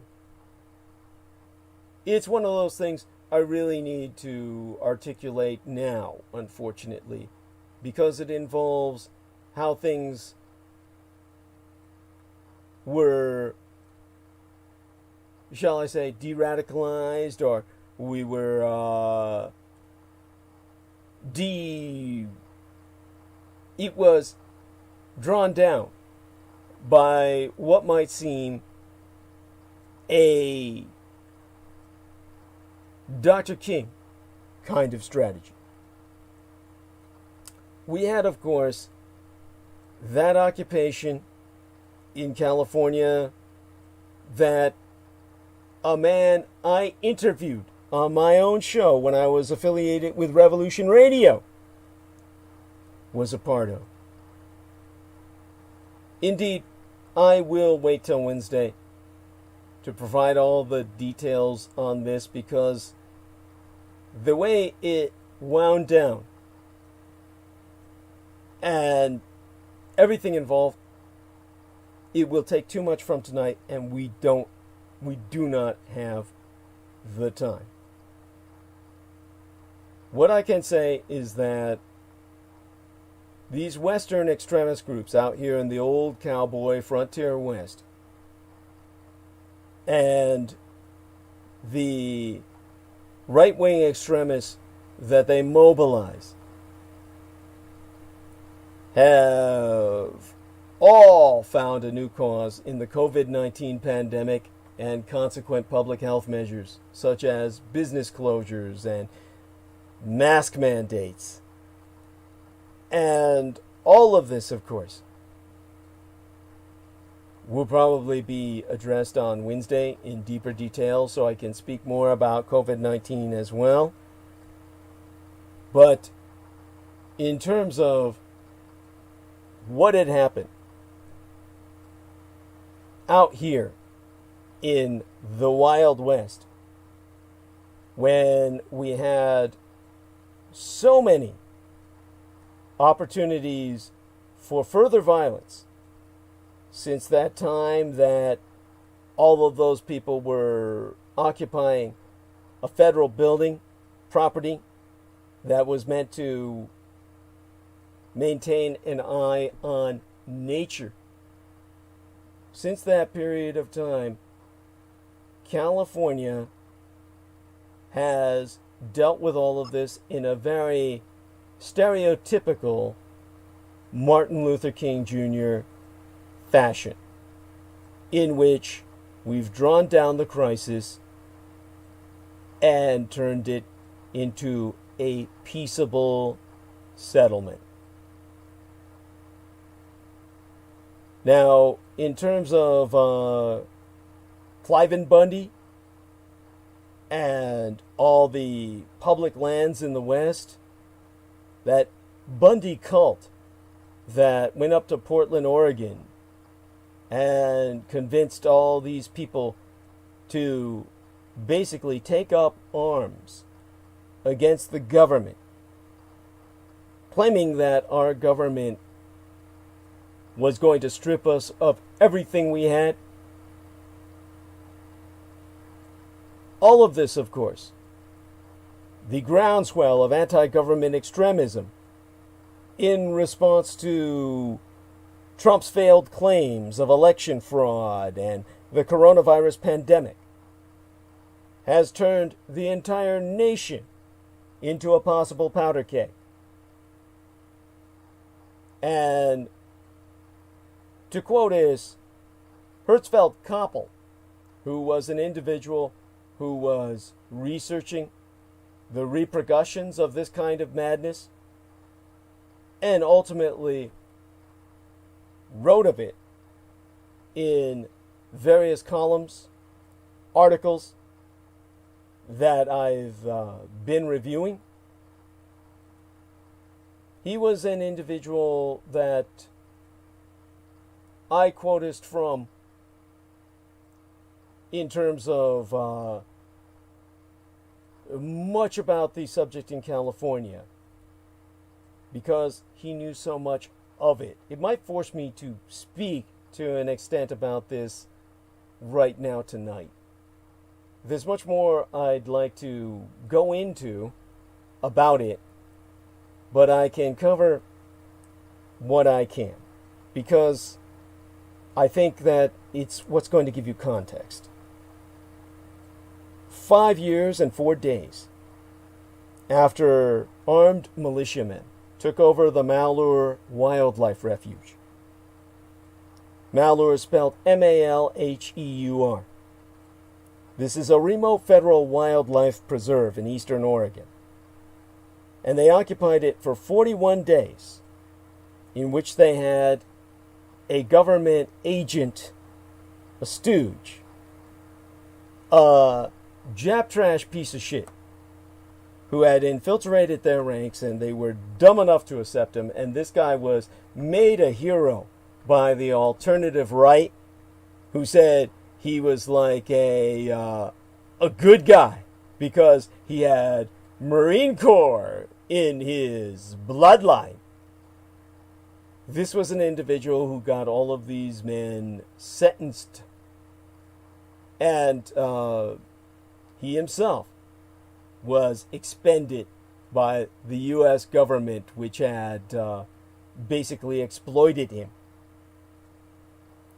All of these people got everything that they deserved in the end. But their worst mistake was in trusting this Jap trash piece of shit who participated with them in the name of destroying their cause. That so-called computer whiz who was 26 years of age, whom almost no one knew anything about, named David Fry. And that deserves an entire transmission in and of itself. But for 41 days before he got them all fucked up, these people held sway over our national attention. And they are, in a sense, the direct forebearers of the supporters of President Donald Trump, who stormed and briefly occupied the United States Capitol in Washington, D.C. on January 6th. It's really not hard to trace the links between Malheur Wildlife Refuge and Washington.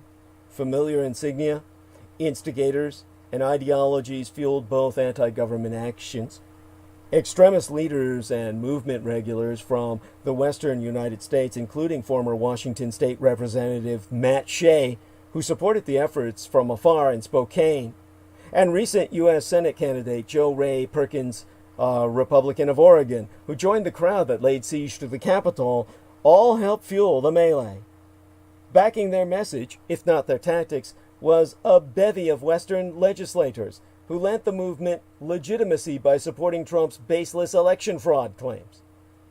Meanwhile, one of the most visible figures in the anti-federal government movement in the western U.S., Cliven Bundy, expressed dismay that President Trump didn't stick to his guns after he issued a half-hearted message calling for a peaceful end to the occupation. The anti-government occupations bookending the rise and fall of Trump's presidency show the mainstreaming of right-wing extremism in these United States. They also portend the potential for future conflicts here in the frontier West, where I reside. When President-elect Joseph Biden takes charge of the federal government and its vast, far western land holdings, he will enter an already delicate situation where armed extremist groups stand ready to rise up against the federal government.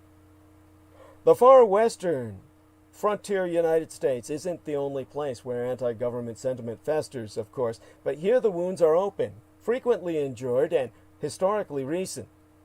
Violence and the threat of violence in this region occurs within the context of a nation founded on the genocide of indigenous people.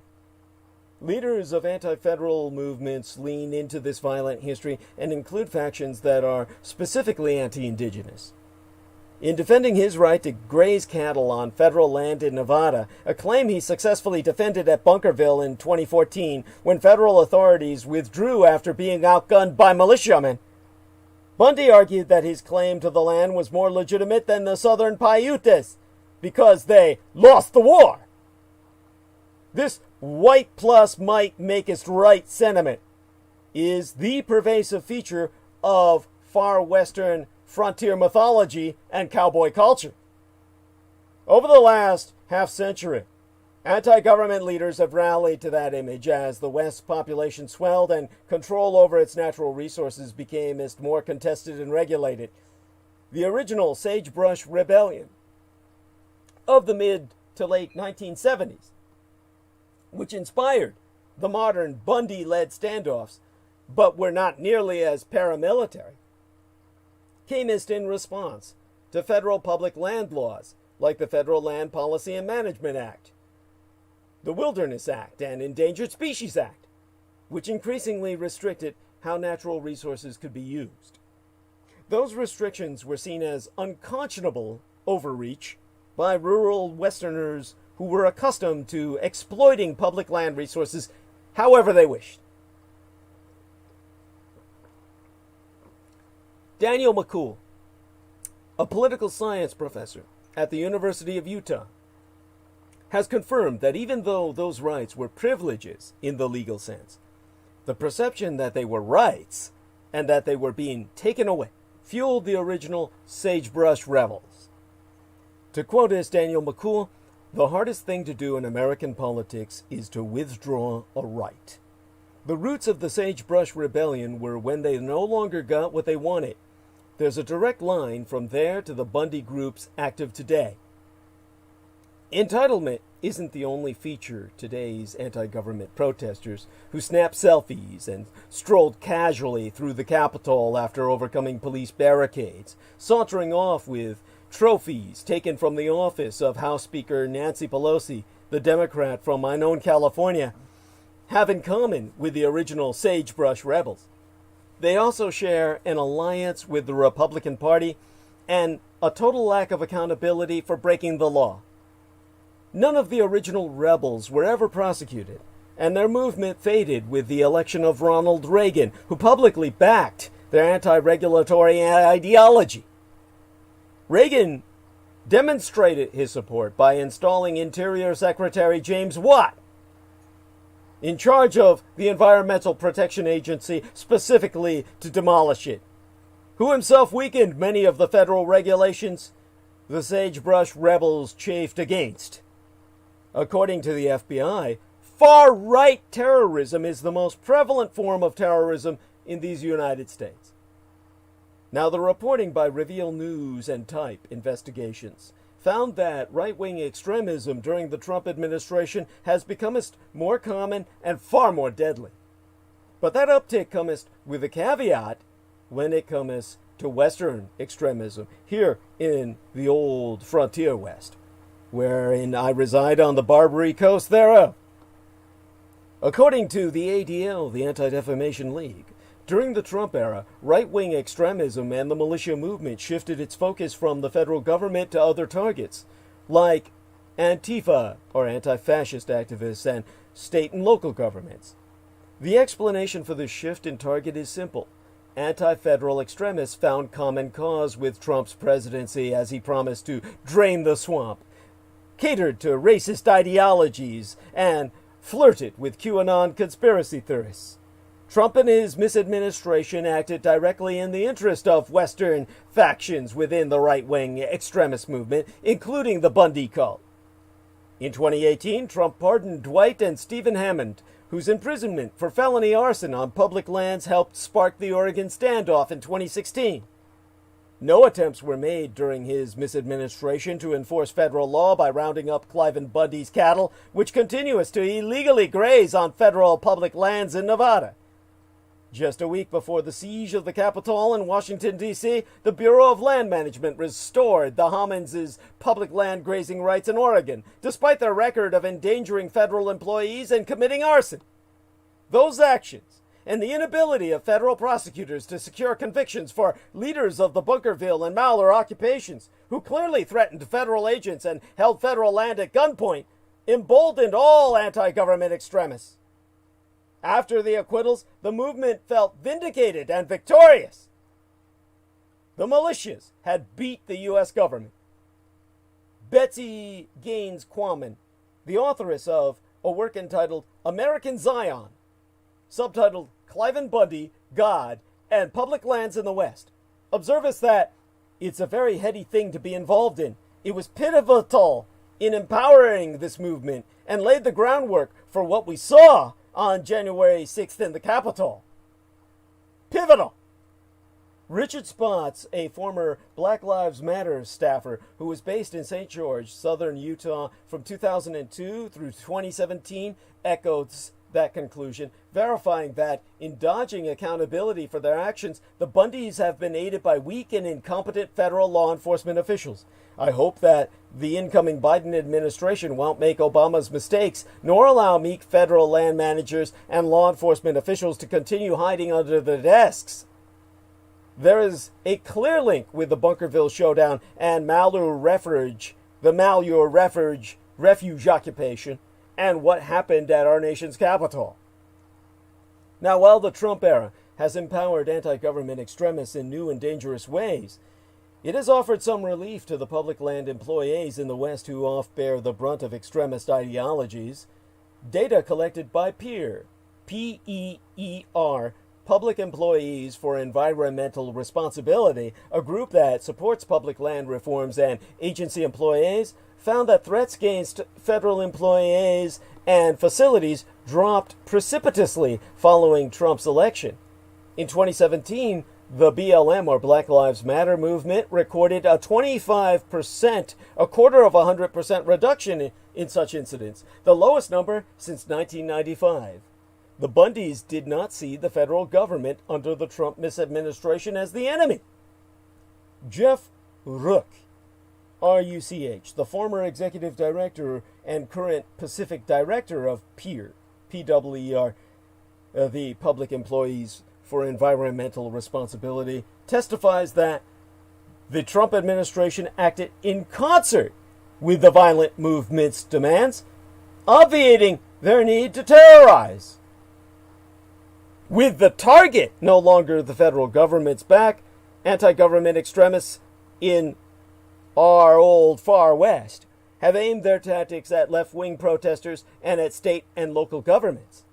Throughout the Trump misadministration, the president's supporters went to Portland, Oregon, ready to brawl with locals and anti-fascists who countered their demonstrations and oft-times obliged their violent impulses. members of the Three Percenters vowed to support Oregon state legislators who fled the state to avoid a vote on climate change legislation in 2019, including Senator Brian Boquist, who said that if the state police wanted to arrest him for fleeing his legislative duties, they should send bachelors and come heavily armed. This summer, when protests over racial inequity spread across the nation in the wake of the killing of George Floyd by police, right-wing paramilitary groups in places like Coeur d'Alene, Idaho, and Olympia, Washington, showed up in combat gear, ostensibly to keep the peace and protect property. Recently, right-wing extremists have found a new cause, the COVID-19 pandemic and the consequent public health measures such as business closures and mask mandates. And Western extremist groups like the Three Percenters and Ammon Bundy's newly formed People's Rights Organization have been seizing on the pandemic and trying to build political power, mainstream their beliefs, and build public trust. That's wherein I turn to Amy Hertzfield-Koppel, the Deputy Directoress of the Western States Center, who confirmed to myself that Ammon Bundy, who has played a prominent role in protests against public health orders, was arrested twice this summer for disrupting the Idaho legislature. A couple of weeks before the insurrection in Washington, D.C., demonstrators in Salem, Oregon, made a sort of watered-down test run. On December 21st, protesters demonstrated against public health restrictions, broke down the doors at the state capitol, and attacked journalists covering their rally. An attack on the media and our information, if ever there was one. Since then, reports have emerged that they gained access to the building with aid from the Republican State Representative Mike Neerman. A fact that draws comparison to the evidence-based allegations that federal police officials aided the crowds that entered the U.S. Senate and House. The traitors at the gate. This groundswell of anti-government extremism in response to Trump's failed claims of election fraud and the coronavirus pandemic have turned this nation into a powder keg with a lit fuse burning to explode on the 20th of January, 72 hours from now. 48 hours from now. To quote the Deputy Directoress of the Western States Center, Amy Hertzfield-Koppel, we're likely to see the effects of their violence for years to come. It's an extension of a pattern of local government being threatened by political violence. While no one knows whether Trump's departure from office will be a source of continued unrest, history clearly indicates that the threat of future violence is likely to lie here, in the old frontier West, and our federal public lands. Biden's pledges to act on climate change and restore Bears Ears and Grand Staircase Escalante, two national monuments that were shrunk by Trump, will be our flashpoints. Erin Weiss, the Deputy Director for the Center for Western Priorities, verifies that by simply doing their job, the Interior Department will create more potential flashpoints. Being good stewards means rounding Bundy cattle up. They cannot continue to coddle these extremists. Now the West and the rest of the country are left wondering where these tensions will flare up next. History tells us that any attempts at an ambitious federal public land policy will be met with right-wing white resistance. And yet there be hopeful touchstones in this region, including the site of the last Bundy occupation in Burns, Oregon. Collaboration and community conversations around land management, both before and since the 2016 occupation, blunted local support for the extremists who descended on the small eastern Oregon town. It is fitting that we celebrate King's birthday this month, only a few days after political violence struck the nation's capital and after a year of sometimes violent social unrest. It is fitting to study his words amid a culture in both political parties that treats the other side as an enemy rather than as a collection of loyal Americans who happen to have a different vision of how the nation can succeed. On November 6th, 1956, in a sermon at the Dexter Avenue Baptist Church in Montgomery, Alabama, the Right Reverend Dr. Martin Luther King Jr. said, "As ye press on for justice, be sure to move with dignity and discipline, using only the weapon of love. Let no man pull you so low as to hate him. Always avoid violence.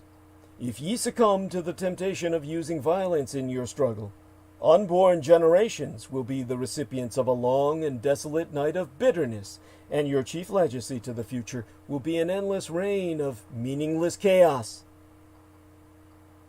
The Right Reverend Dr. Martin Luther King Jr. understood real grievances. He and the people he led had suffered endless persecutions and indignities of the kind that naturally lead to anger and hate. In an essay on nonviolence, he spraketh about how difficult it was to convince people of this tactic, so putting into writ that we had to make it clear that nonviolent resistance is not a method of cowardice. He also had to explain that the object was not to humiliate the white community, but to make us friends with them. To quote us therefrom, "The end of violence or the aftermath of violence is bitterness.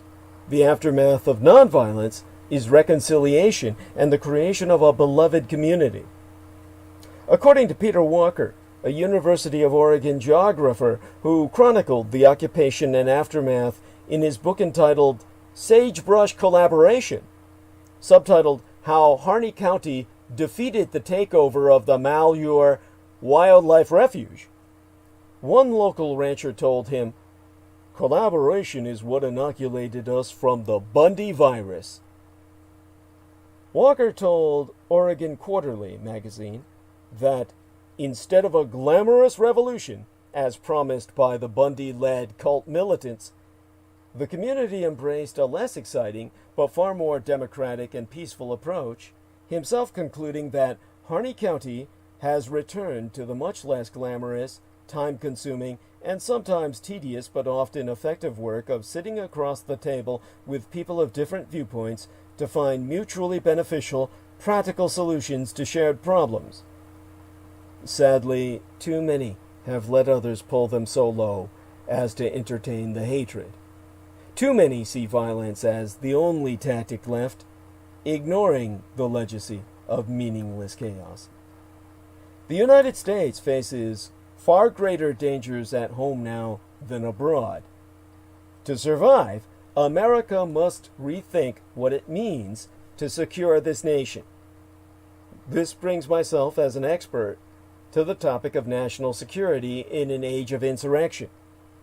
Last week's insurrection, the week before last, I mean to say, at the U.S. Capitol, was the greatest national security crisis our country has faced in many decades.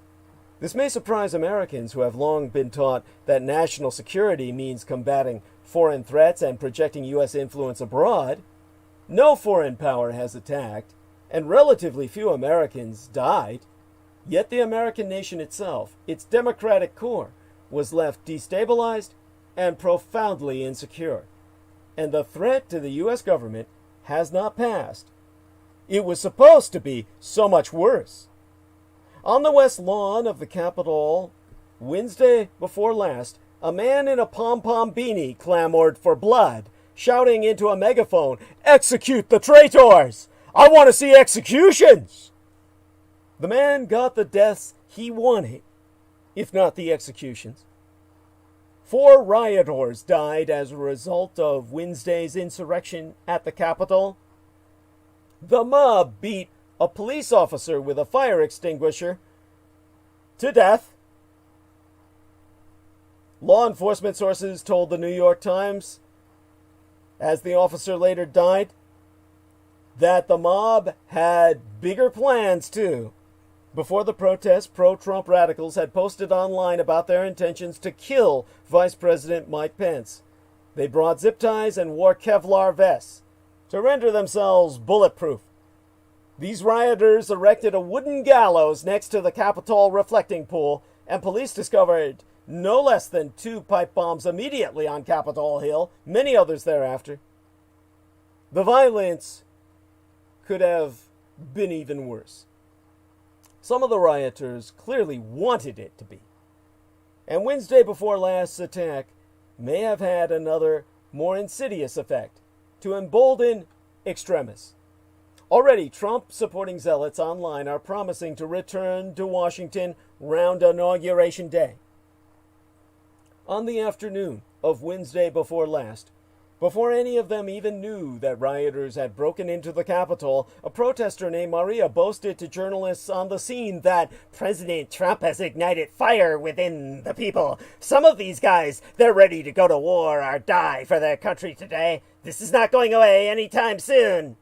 And as the rioters breached the Capitol walls, Representative Susan Wild of Pennsylvania was in the House gallery watching her colleagues debating on the floor below.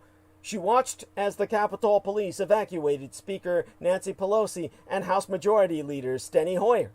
Suddenly, officers announced that rioters had entered the Capitol Rotunda and ordered Wild and her colleagues to put on the gas masks below their chairs. Wild dropped to the floor. She and several other members of Congress crawled on their hands and knees from one side of the gallery to an open exit on the other. She FaceTimed her 2 adult children to reassure them. After she hung up, the panic set in, the sensation of being trapped, cornered like a caged animal. This was the moment captured in the now widely circulated photo of her being comforted by Representative Jason Crow of Colorado, a former U.S. Army Ranger, herself attesting that I had an image of an overwhelming number of armed people invading the Capitol coming in to shoot us up. I remember thinking, wow, this is what it's come to. The rioters didn't shoot any lawmakers, but Wild was close to real danger. A screaming mob had forced its way into the Capitol on the west side, and more people were climbing through the broken windows of the east entrance. A group led by a man in a QAnon t-shirt chased a police officer up the second floor, chanting and demanding to speak with senators. Some wore tactical gear, helmets, armor, and black masks covering their entire face.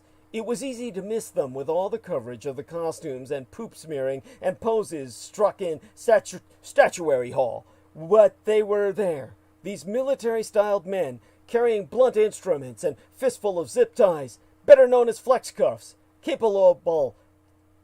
totally capable of restraining hostages that they had every intention of executing on camera to transmit to all the world, especially their masters in Russia.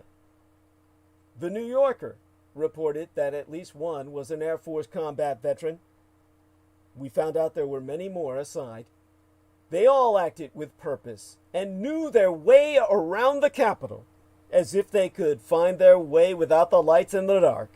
One carried a semi-automatic weapon and 11 Molotov cocktails. Police found 2 pipe bombs immediately. The devices were outside the buildings housing the Democratic and Republican National Committees, just blocks from the Capitol, each capable of delivering immense damage. Expertly executed in their craftsmanship. Federal agents discovered a truck loaded to its roof with rifles, shotguns, and bomb-making supplies parked outside the Republican National Committee headquarters to be distributed to all the Republicans within. This is war, people. The Red Republicans are at war with you, and they must die before they kill you. All of the rioters were well-known extremists and members of radical groups.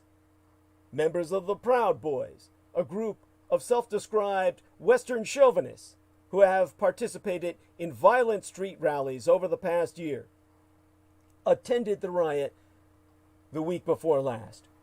Other attendees included a white nationalist social media personality known as Baked Alaska, at least one neo-Nazi group, and a QAnon adherent named Jake Angeli, who was dressed in an animal pelt and horns. The man who put his feet up on a desk in Pelosi's office was Richard Barnett, who'd previously called himself a white nationalist and writ on Facebook that he was prepared to die violently, killing Americans. Some of the far-right insurrectionists live-streamed the Capitol invasion on a fringe gaming website. On sites such as thedonald.win and Parler, Trump supporters had been plotting the attack for weeks, promising violence if Congress did not overturn the results of legal presidential election. They discussed the weapons they would bring and brainstormed which lawmakers they would hang first. Yestermenses, last month, one commenter posted on the Donald's forum, "I'm thinking it will be literal war on that day, where we'll storm offices and physically remove and even kill all the DC traitors and reclaim the country." But despite all the chatter about storming the Capitol and the general call for violence, most of the insurrectionists did not appear to have a clear blueprint for action, and the ones who seemed to have a plan were driven off by police reinforcements. Rioters killed a police officer, but they failed to follow through on their threats toward political leaders. Part of the reason for this is that most of the people who entered the Capitol were not armed, and many were likely unprepared for how simple their task would be. Law enforcement is now finally preparing for future violence. This week, the Army announced that it will deploy 6,000 National Guards troops for Joe Biden's inauguration. But far-right extremists are not deterred, far from it. They are already reportedly plotting more rallies, including a return to Washington, D.C. before or on inauguration, this time with more guns. For many Trump rally-goers, the events at the Capitol on Wednesday before last have been the spark that radicalizes them and further radicalizes others. Per Peter Simi, an expert on extremist groups at Chapman University, rioters could have set off these bombs, used their flex cuffs to take his lawmakers hostage, and set up a kind of kangaroo court for the politicians they considered to be traitors to the MAGA cause. Among neo-Nazis on the Telegram app, he attests that there's been a real hailing of the predominantly MAGA crowd that stormed the Capitol. They're saying the lemmings are starting to see the light. Our ranks are growing.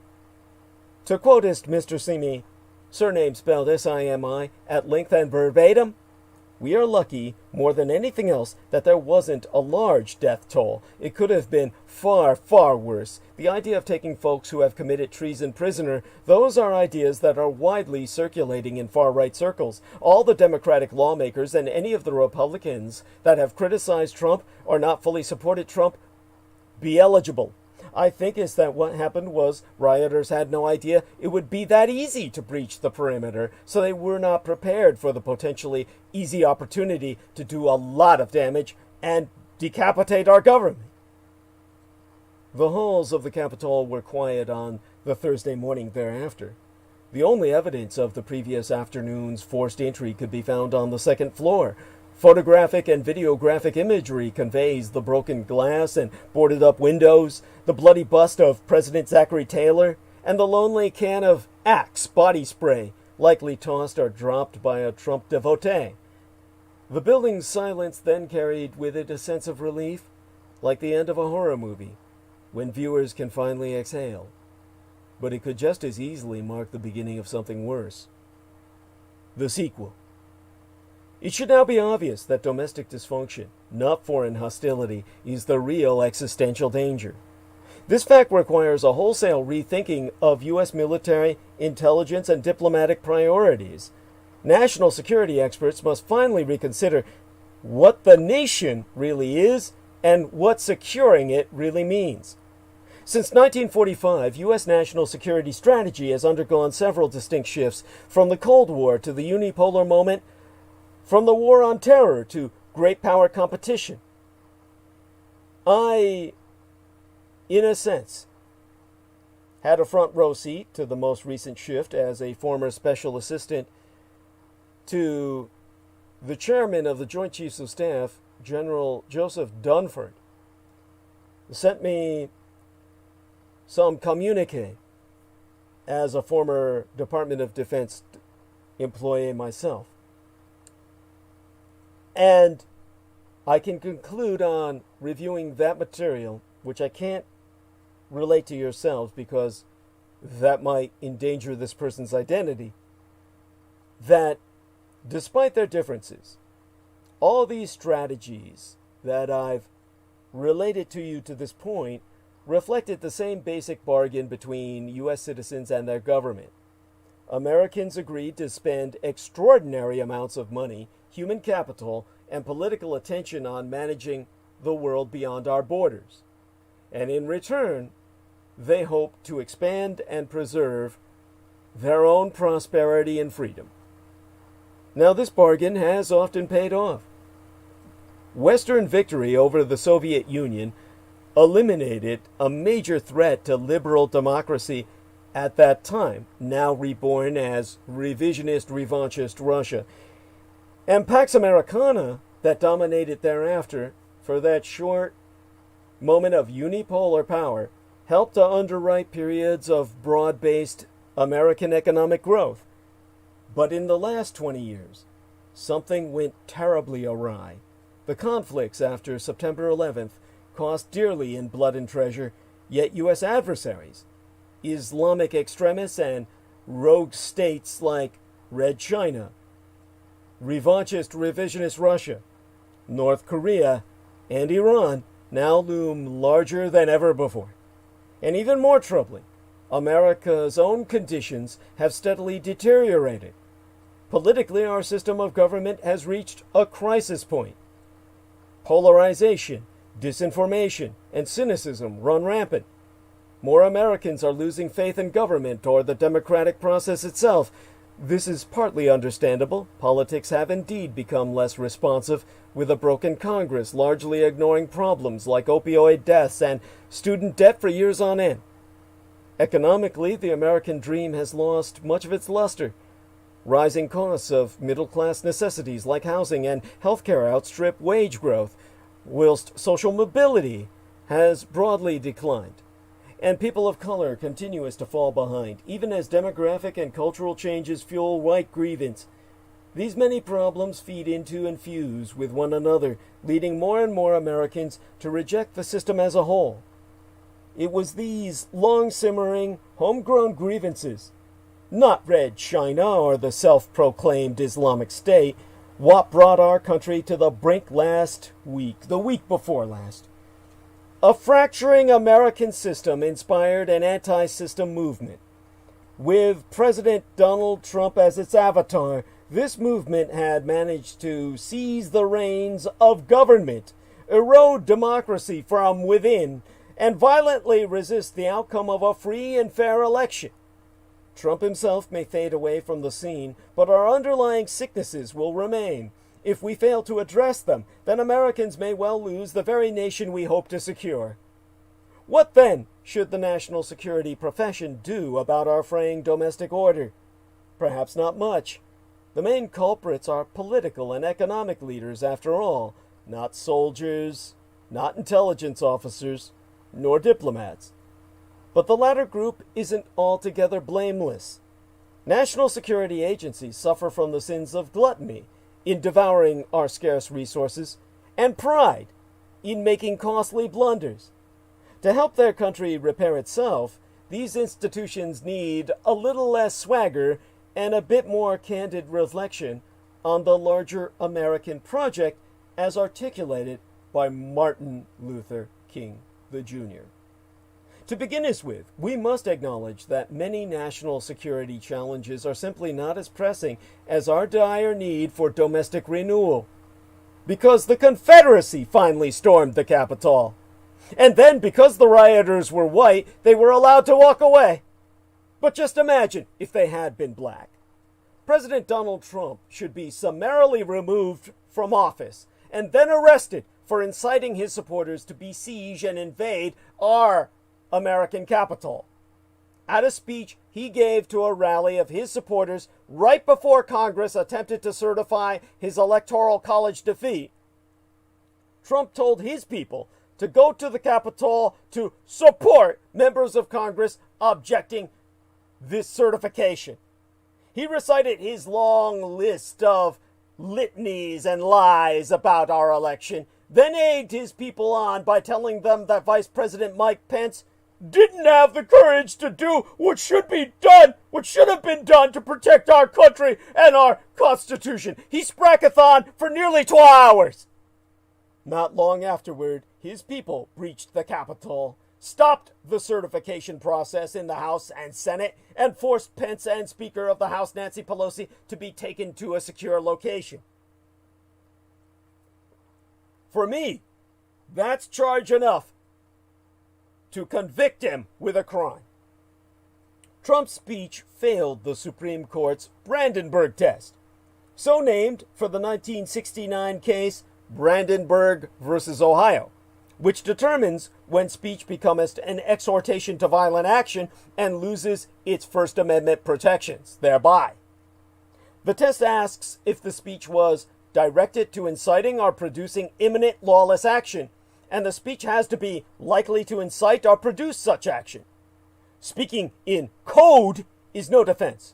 Trump's statements were directed to produce immediate lawlessness and were inevitably preordained, indeed intended to do so.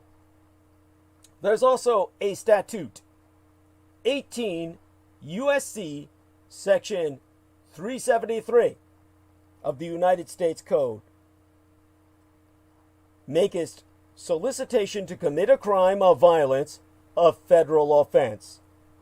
The language there is, whoever, with intent that another person engage in conduct constituting a felony, solicits, commands, induces, or otherwise endeavors to persuade such other person to engage in such conduct, shall be imprisoned, or fined, or both. Authorities would remove and arrest Donald Trump if he were black. That's not a guess. That is literally what has already happened to Black Lives Matter activist DeRay McKesson in 2016 at a protest in the aftermath of the police murder of Alton Sterling. Baton Rouge police arrested McKesson and charged him with incitement.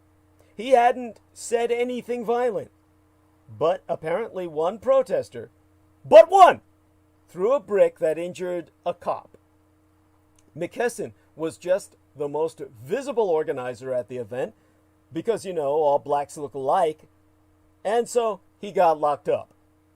McKesson was eventually released, after which he sued the police for false arrest. The department settled, but then the injured officer sued McKesson, again under an incitement theory. The U.S. Court of Appeals for the Fifth Circuit allowed the officer's lawsuit to proceed, and McKesson had to go all the way to the Supreme Court before it was finally dismissed. If a black activist can be arrested and hounded all the way to the Supreme Court because a protester at a rally threw a brick, what should happen to a white president who encourages his people to storm our Capitol? Nothing? Will the answer of the white legal establishment be nothing? Leaders of failed insurrections, or coups d'etat, or acts of sedition, or whatever you want to call this, are not supposed to get off with nothing. Here we are, living in a state that is teetering on collapse, because for too long the authorities have done nothing to stop violent white supremacists, now organized under Donald Trump's banner, or their enablers in government and the media. Right-wing media incites their viewers against the squad consistently, yet law enforcement does nothing. The Republican Party inflames anti-mask lunatics who then go out and plan to kidnap Gretchen Whitmer and gang rape her to death on camera, yet Republican voters do nothing to punish representatives. And Trump has been directly cited in the manifestos of mass shooters, yet counterterrorism forces do nothing. Nothing ever happens. But the media continues to amplify Trump's violent rhetoric with live news coverage. Republicans actively encourage the violent behavior of their fringe extremists. Yet it's not just Trump. It's not just Josh Hawley boosting Trump's baseless claims about the election. It's also law enforcement, the ones whose unions endorsed him, who givest aid and comfort to lawless white people. It's the cops in Kenosha who gavest street terrorist Kyle Rittenhouse a drink of water. And it's the cops in D.C. who took selfies with the people storming the Capitol. As with McKesson, we knowest what would be happening to these Capitol rioters if they were black. We just experienced a summer of protest against police brutality, and time and again, the police met those protesters with still more brutality. Black Lives Matter protesters, as well as reporters, were tear-gassed and shot at with rubber bullets for being between Trump and a photo opportunity with a Bible. Black Lives Matter protesters were pushed, body-slammed, choke-held, pepper-sprayed, and beaten by police for being in sneezing distance of big box stores. And black people were arrested all summer, scores of them, in the name of restoring order. How many white people were arrested during the Capitol takeover? Did they get the guy who took the Dæirs off the Senate floor? How about the one who sat down at Pelosi's assistant's desk? Or the people who broke windows and rummaged through desks? Did they get the guy walking around restricted areas with a Confederate freaking flag? What about the people who planted explosive devices inside the Capitol? As of this transmission, D.C. police are reporting that they've arrested no more than a dozen people. One woman was shot and killed. The number of arrests has since climbed to 52. The number of dead to half a dozen.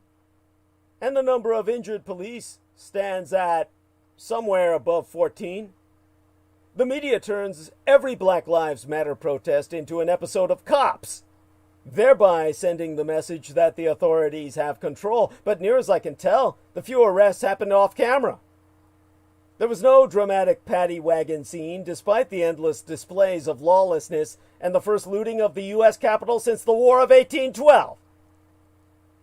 This double standard is not surprising, but it is instructive. Our society is permissive of white rage. That rage is constantly coddled, explained, massaged, and justified. We are forever told that white anger must be understood, white grievance must be explained, and white racism must be studied, because if we just dig down deep enough, we'll find that it's actually motivated by some other, more benign factor. All of this is rationalized by misquotation of Dr. Martin Luther King Jr.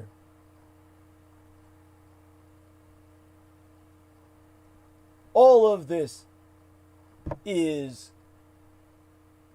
exactly what Martin Luther King Jr. would have stood up against had he been alive today. All of this is part of a civil war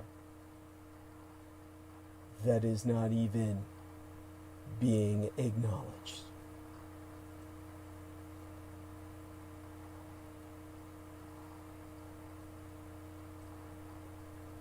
Again, rationalized by misquotation and the abuse of the legacy of a man who paid with his life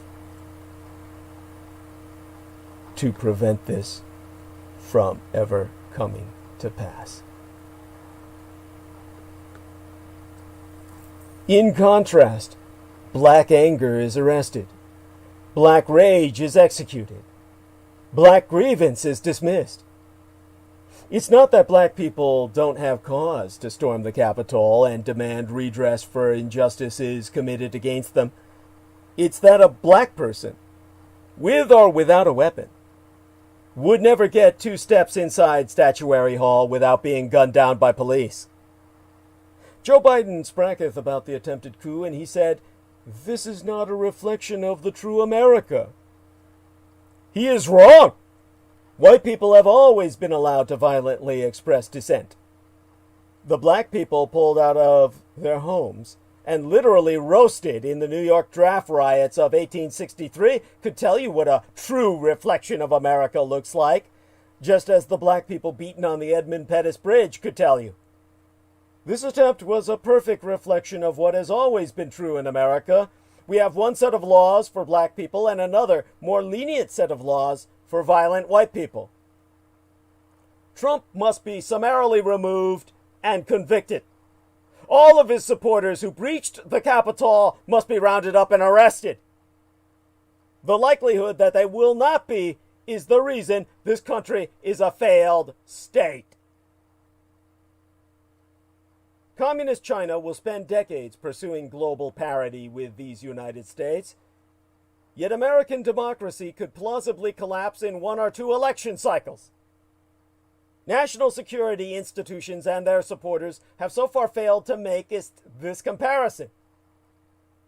Each year, congressional appropriators label much-needed infrastructure investments and social services as mere non-defense spending, which must compete dollar for dollar with military programs. In other cases, national security policies have directly contributed to domestic dysfunction.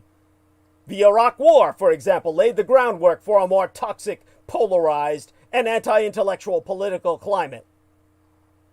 The war's stink of failure helped to discredit the entire U.S. political class, which Trump skillfully exploited in his 2016 presidential campaign. I'm not alone in calling to realign U.S. national security strategy with America's needs at home. A growing number of figures on both the left and the right are proposing this. Trump's America First doctrine, whilst disastrous, at least reflected an instinctual awareness of the problem. Joe Biden's incoming administration, for its part, has promised a foreign policy for the middle class and intends to better integrate national security with domestic policy. This is laudable, but it won't be easy to accomplish. Entrenched bureaucratic systems, professional cultures, and political realities make it hard for any president to overhaul the national security enterprise, as Trump himself so oftentimes found. Biden will face pushback from career professionals and political constituencies who adhere to traditional views of national security. To overcome these headwinds, he will need to deliver 2 firm messages to his administration and the public. First, national security institutions must better understand our most serious domestic challenges and learn to place them at the center of their work. In particular, they must tackle our crisis of democracy and the underlying economic, racial, and cultural grievances that fuel it. In some policy areas, there is a clear path forward. The Department of Justice must prosecute all violent insurrectionists, and the FBI should step up investigations of white nationalists and other violent groups. Efforts to combat Russian and other foreign influence operations must be redoubled, and the U.S. government must harness its many experts on global democracy promotion, de-radicalization, and economic development, redeploying a portion of them to the American home front. Other issues will require more debate. It is clear, for example, that U.S. policy towards Red China should prioritize an economic relationship that brings hope to desperate American communities, even as we press Beijing on human rights, military matters, and other points of tension. But experts disagree about how exactly to do this. The important thing for now is to set the presidential objective so that policy debates are about means rather than ends. Importantly, a formal requirement to consider domestic impacts may dissuade national security officials from recommending counterproductive actions. Consider Trump's crackdown on the Chinese app TikTok, which had substantial support in the national security community. Trump's actions, whatever their benefits, nevertheless smacked of crony capitalism and risked anti-competitive effects, potentially worsening 2 specific challenges to the United States: which it faces at home. It is doubtful that Trump weighed these pros and cons. Biden will need to do so. Refocusing national security agencies on domestic problems is the first step, but their tools can only do so much to address political and economic challenges. That is why Biden will need to deliver a second, more difficult message. He must ask national security institutions to yield center stage, ceding some money, talent, and attention to those who can directly help mend our nation. Former Defense Secretary Jim Mattis once told Congress, "If you don't fund the State Department fully, then I need to buy more ammunition ultimately." His point was that national security as a whole suffers when just one element predominates. We must take a broader approach that accounts for interlinkages. Specifically, Mad Dog Mattis of the United States Marine Corps was saying, if we don't fund the State Department fully, our diplomats, then he needs to buy more ammunition ultimately because the military needs to be deployed where diplomacy has failed. And if we have no diplomats, we must immediately fall back on military response to what diplomacy would have preempted or prevented. Mad Dog Mattis was right, but he didn't go far enough. We need diplomats and soldiers, yes, but our greatest needs today are civics teachers, election officials, public broadcasters, and social workers. National security leaders should loudly promote government investments in these areas, even at some cost to their own budgets. This shift will involve people as well as money.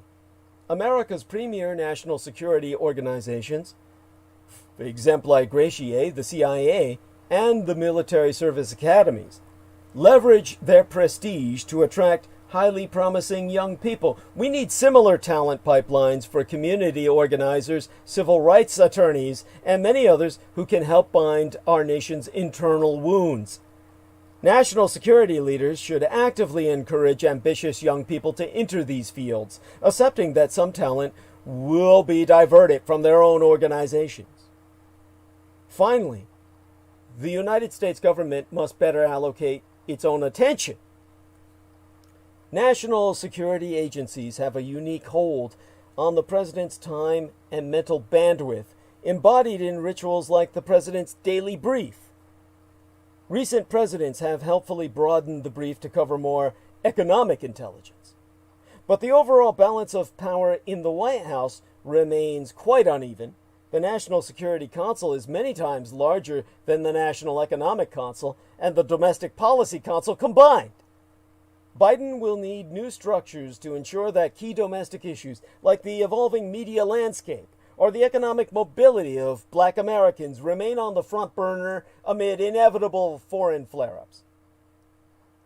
These changes will come at a cost. A realignment toward domestic matters will inevitably take us something away from the rest of American foreign policy. Many national security experts want even more U.S. investment in its traditional global priorities, and they have legitimate concerns. The U.S. military really is falling behind its competitors. Islamic extremism really has metastasized. A rising communist Chinese empire really will bully other nations, hollow out their industries, and export authoritarianism the way we once did democracy. Any reshuffling of priorities must still find some balance between the foreign and domestic. It will be crucial to consult with allies all along the way. But the status quo presents far greater risks. The week before last's coup attempt helps put everything into perspective. While international threats are growing, domestic crises have already spiraled completely out of control.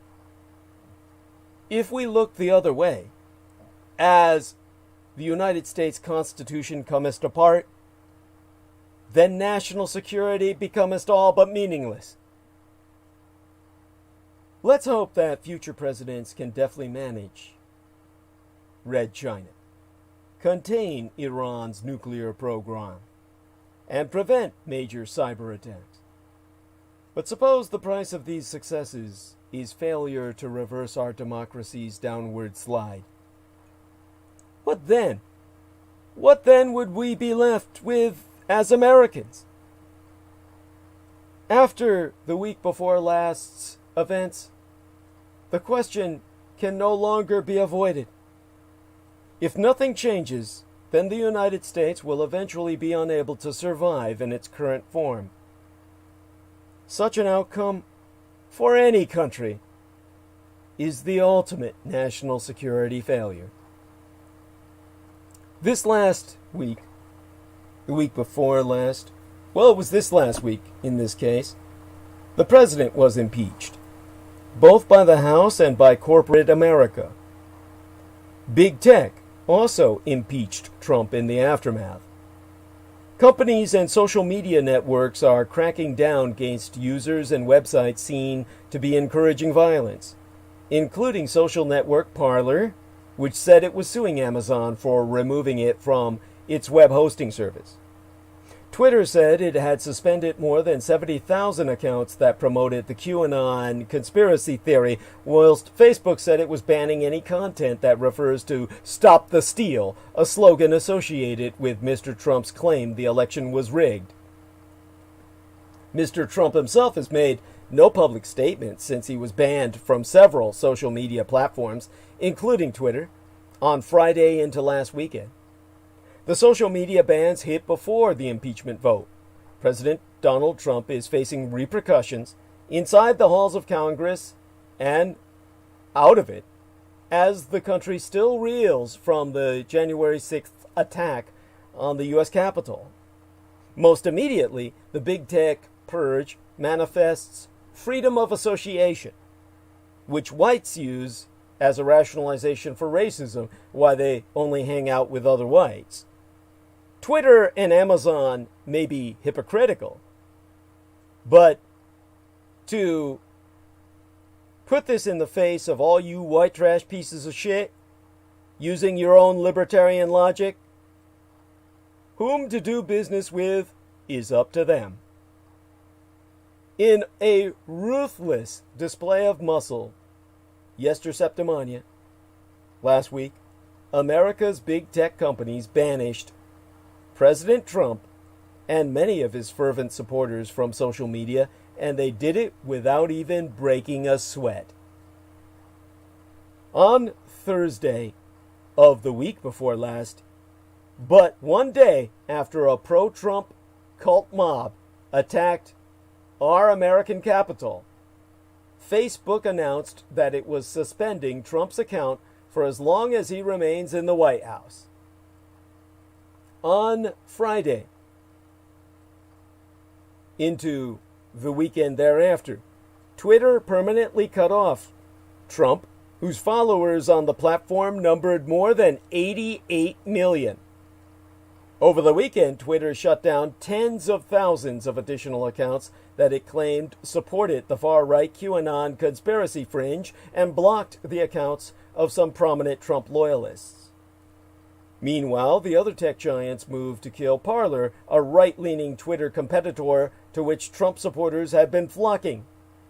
Google and Apple removed Parler from their app stores. Then Amazon administered the coup de grace. It revoked Parler's contract with Amazon Web Services. Deprived of access to the cloud hosting service, Parler was forced offline. Parler CEO John Matzik lamented that the joint assault was devastating. They made an attempt to not only kill the app, but to actually destroy the entire company. The tech behemoths claimed they acted to prevent Trump, Parler, and their cult loyalists from inciting violence. They point to recent posts that contained death threats or gave advice for smuggling guns into Washington for the Stop the Steal rally that led to the rioting at the Capitol. Yet social media have long been notorious, infamous, for all kinds of hateful, slanderous, violent, or criminal rhetoric from every fringe of the political spectrum. Big tech never before engaged in such a sweeping crackdown.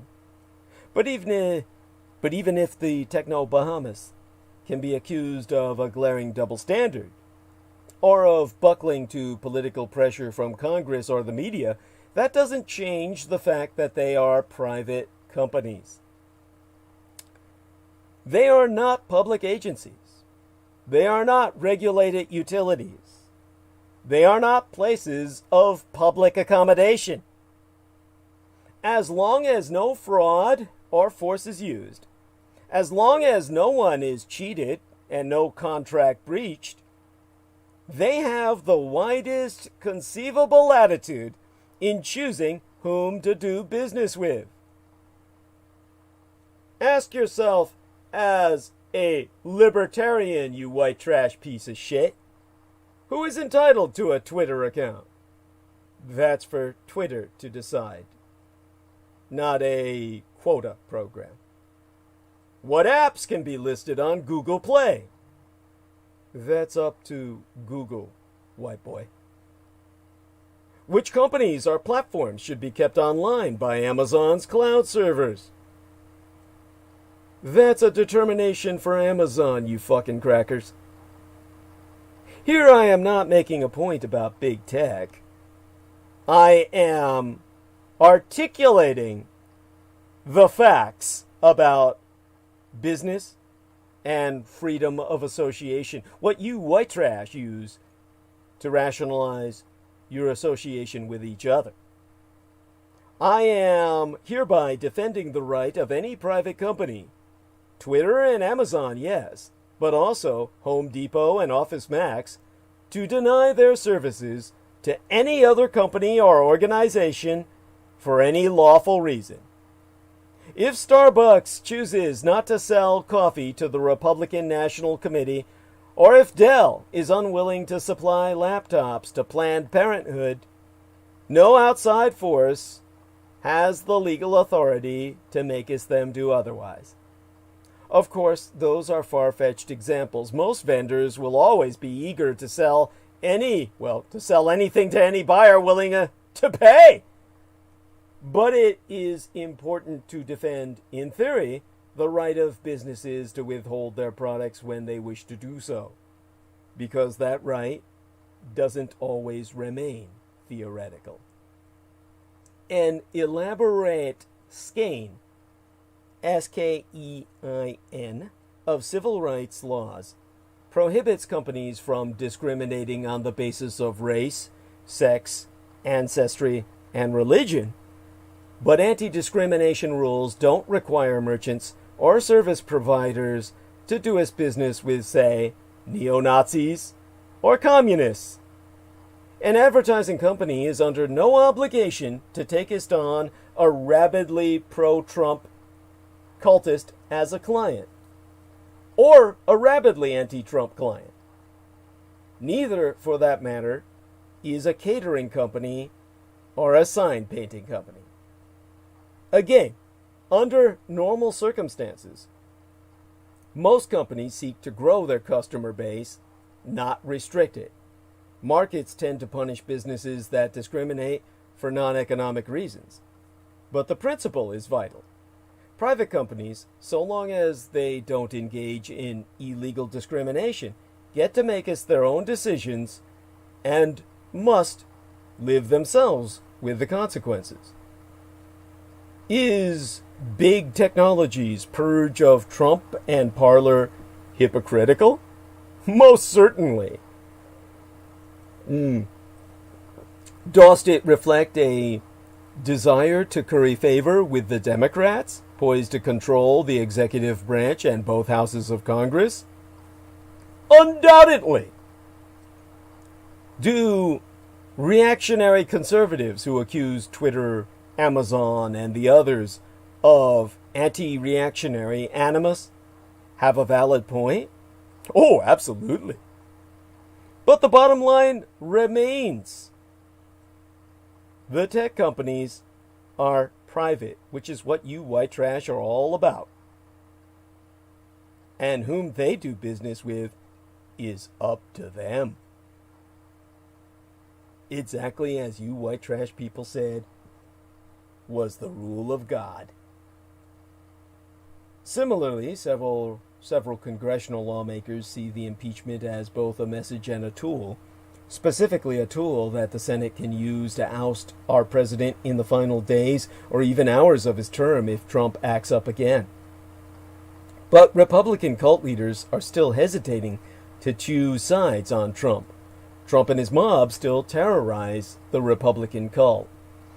Typically, when party leaders speak during a major congressional debate, they sum up the position of their side. When House Republican leader Representative Kevin McCarthy took his turn during Wednesday's impeachment debate, he did almost the opposite. You see, for hours, starting Tuesday evening of this week last, as the House began discussing removing President Trump from office, a parade of lawmakers from the party's far right represented the Republican side.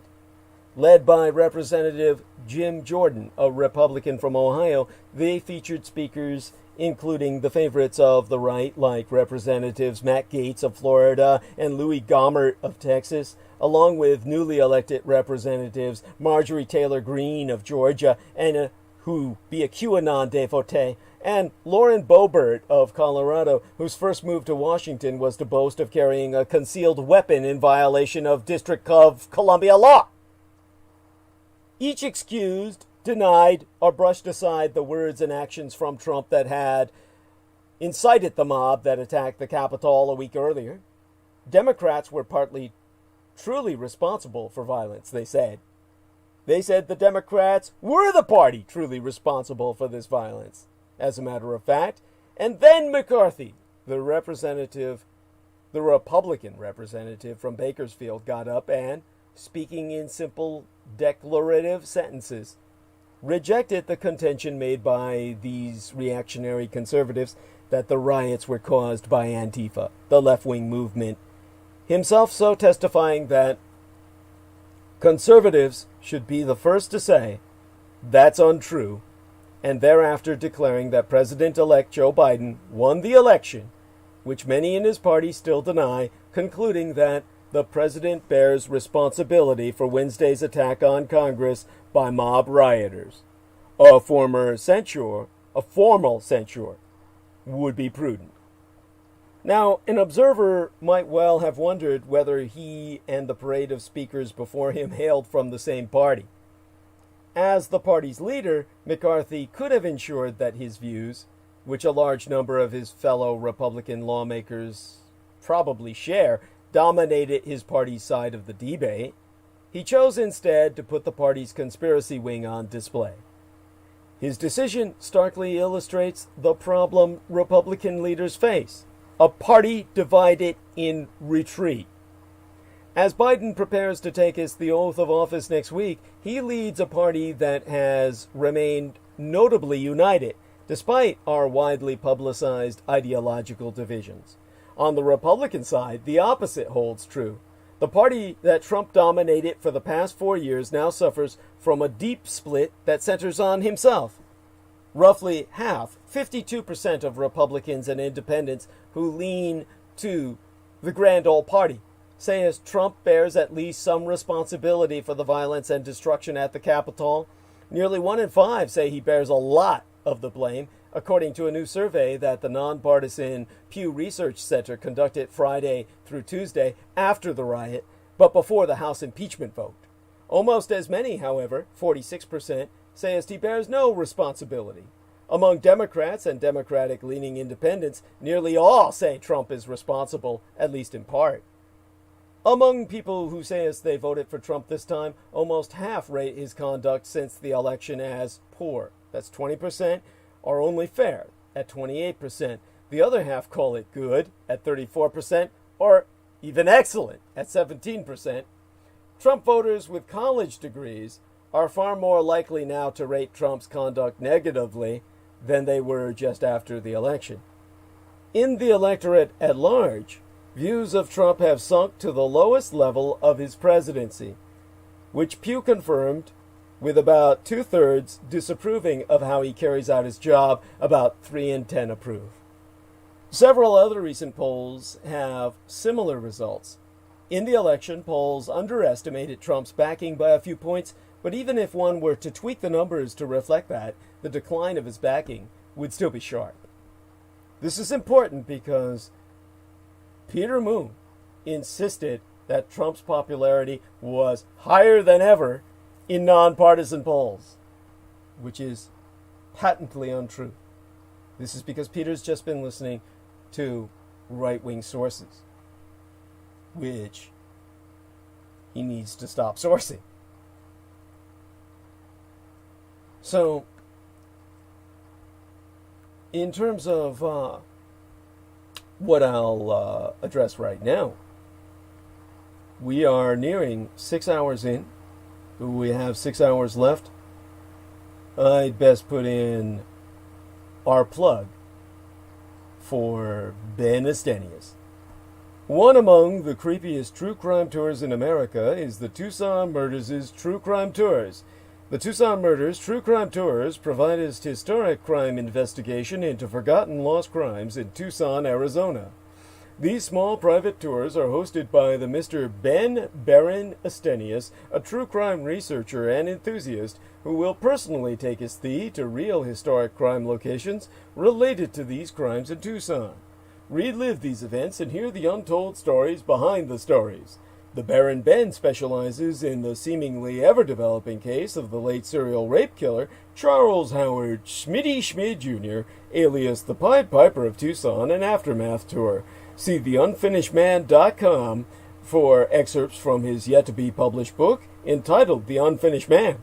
And, of course, review their splices, are excerpts from his cinematic documentaries in production at theunfinishedman.com. But other cases, such as the strange case of Morris Brady, the Dr. George Marvin Tejardine case, and the Red Rapist are also within his repertoire, as in fact are all the crimes that shocked the Southwest throughout the 1960s, the very decade I myself entered this vale of tears. These devastating crimes stained a city so deeply they may never be removed. For tour information, contact the TucsonMurders.com, is spelled as you would Tucson, Tucson, put the word "the" in front of it, the TucsonMurders.com, and telephone the Baron Ben personally to privately guide your tour at 1-520/323-3406. That's 1520-323-3406. And neglect not to subscribe to the Man of the Soil YouTube channel, where you'll know you're in the right place when you run across a young white blonde girl with big tits, or rather at least a sizable rack, or acceptable enough. And it's behind a green t-shirt that reads Ace Hardware, if I remember correctly. Really wasn't looking at the words. And, of course, then you'll know you're in the right place and can thereafter regale yourself to the vision of the Baron Ben Estenius in his one piece, just gliding his sprint car over AstroTurf, which he recommends as the lawn you never have to water or mow. And after that, you can check out aerial drone footage of his work, or rather the work of the Man of the Soil business, which of course brings in the men in brown from south of the border over that great big invisible wall Trump built, and brings them in to work on your yard, because, all the white men are useless and would die of heat stroke or sunstroke within hours if they tried to do the same. So the Man of the Soil brings in the men in brown to provide yourself the greatest show on dirt. Hire them to turn that yard you're staring out all day in quarantine and isolate into something that is worthy for your eyes to rest on. Let me finish this tea. And I'll get back to my point and finish what I can.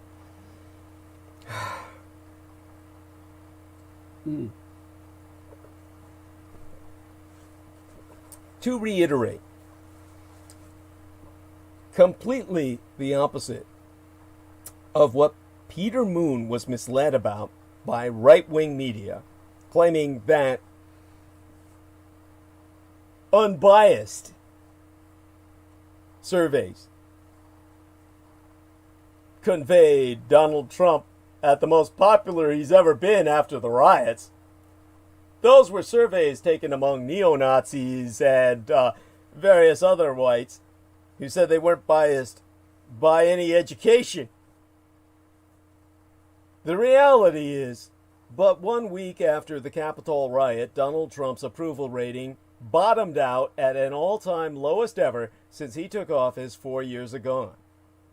A new poll from the Pew Research Center proves that 2 weeks after the U.S. Capitol riot, nearly 70% of Americans disapprove of the way Trump is handling his job as president, with the majority saying they strongly disapprove. Comparably, only 29% of U.S. adults say they approve of his job performance. The new figures are lower than in August, when Trump had an approval rating of 38%, a number that had remained virtually unchanged since June, when the nation was ravaged by the coronavirus pandemic and swept by racial justice protests in the wake of George Floyd's death in Minneapolis police custody.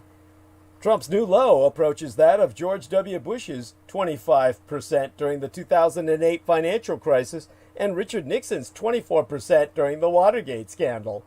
However, both these approval ratings were from Gallup, which have not released new figures for Trump since the January 6th storming of the U.S. Capitol.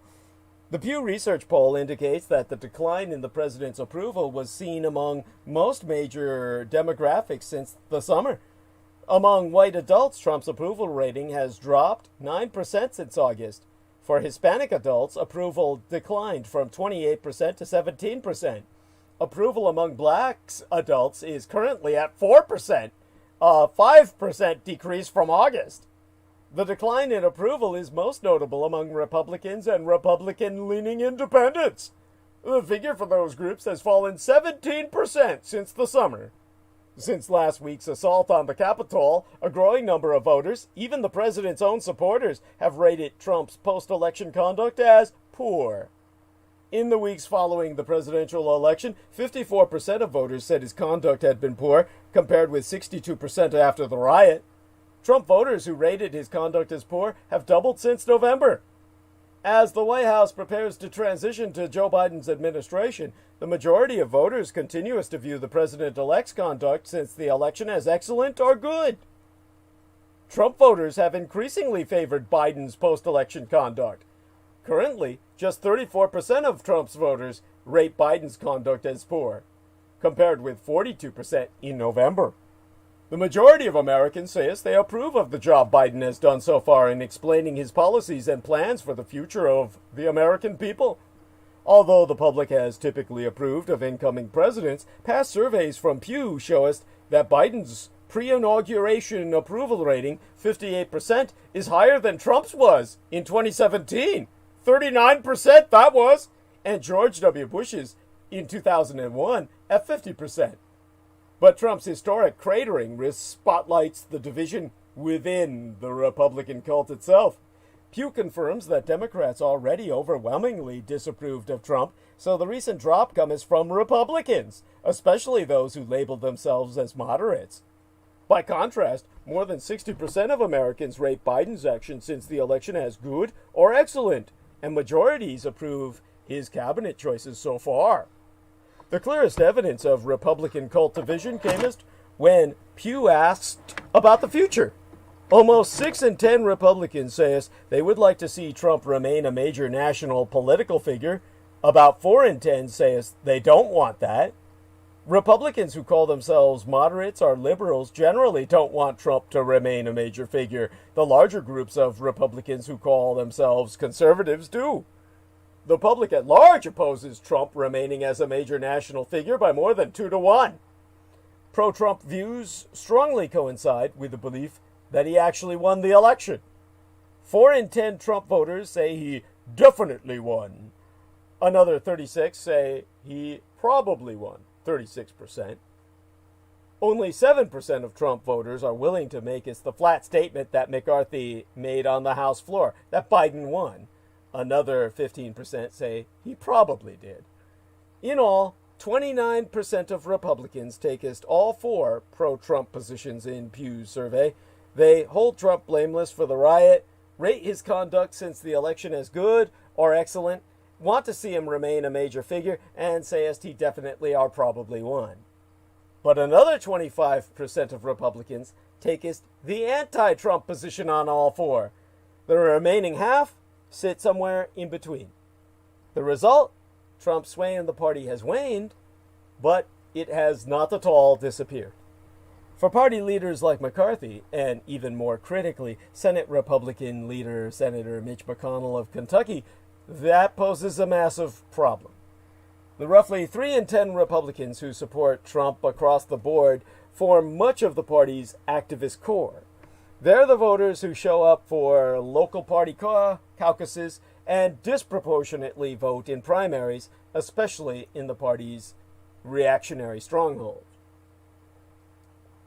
But the 25%, that quarter of 100 who reject Trump outright, are the voters the party leans on to win general elections, especially statewide contests for the Senate and races for the House in swing districts. McCarthy, in effect, tried to straddle the party's internal chasm. As McConnell and other Republicans contemplate a Senate trial of Trump starting in the middle of next week, they're left with the question of whether to do likewise, and hope that time and the presence of a Democrat in the White House will eventually reunify their party. The alternative is to make a clean break and vote to convict Donald Trump. Until that's resolved, the party is stuck with what may be the worst position of all. The twin Republican losses in this month's Georgia Senate runoffs indicated that Republicans are losing support from both sides of their divide.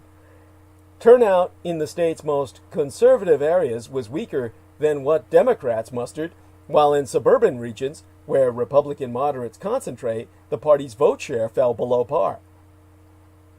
Now, Alex Connick, a Republican strategist who was an advisor to Senator Marco Rubio of Florida, has himself, hearkening back to the scandal that ended Richard Nixon's presidency, and concluding that it is an epic disaster for the Republican Party. In many ways, this is worse than Watergate. At least during Watergate, you had Republicans in Congress clearly breaking with the president. Here you have a lot of them, the majority, remaining loyal to the bitter end. And thus it was that the Trump impeachment 2, was just as awful as the original. The events of January 6th, including a noose and makeshift gallows on the lawn of our National Mall, make it all too clear a solidified unity between the Republican Party and white supremacists. Inside, the House impeached Trump again, but most Republicans stuck with him. Not even an insurrectionist mob in the Capitol can divorce the House Republican cult from the departing president. So this time was no different. At least not for the vast majority of Republicans in the House of Representatives, never mind the deadly rampage of the pro-Trump mob that endangered their own lives, and the president's direct role in setting that mob loose upon the Capitol. When the House of Representatives returned to the scene of the crime on Wednesday of this week last for the first ever second impeachment of a president, the result was drearily predictable. Democrats supported it, and, with a few exceptions, Republicans did not.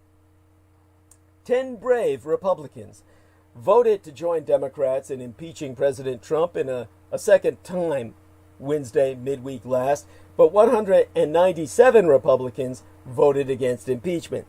That shows just how many still fear Trump and what his mob can do to them.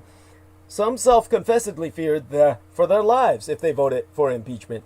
But I think the bigger fear was that they would be shunned as the mob threw its support to Republicans who remain loyal. Amazing. They still crave President Trump's base. They still seek support from a mob that stormed the Capitol last week and wanted to hang Vice President Mike Pence.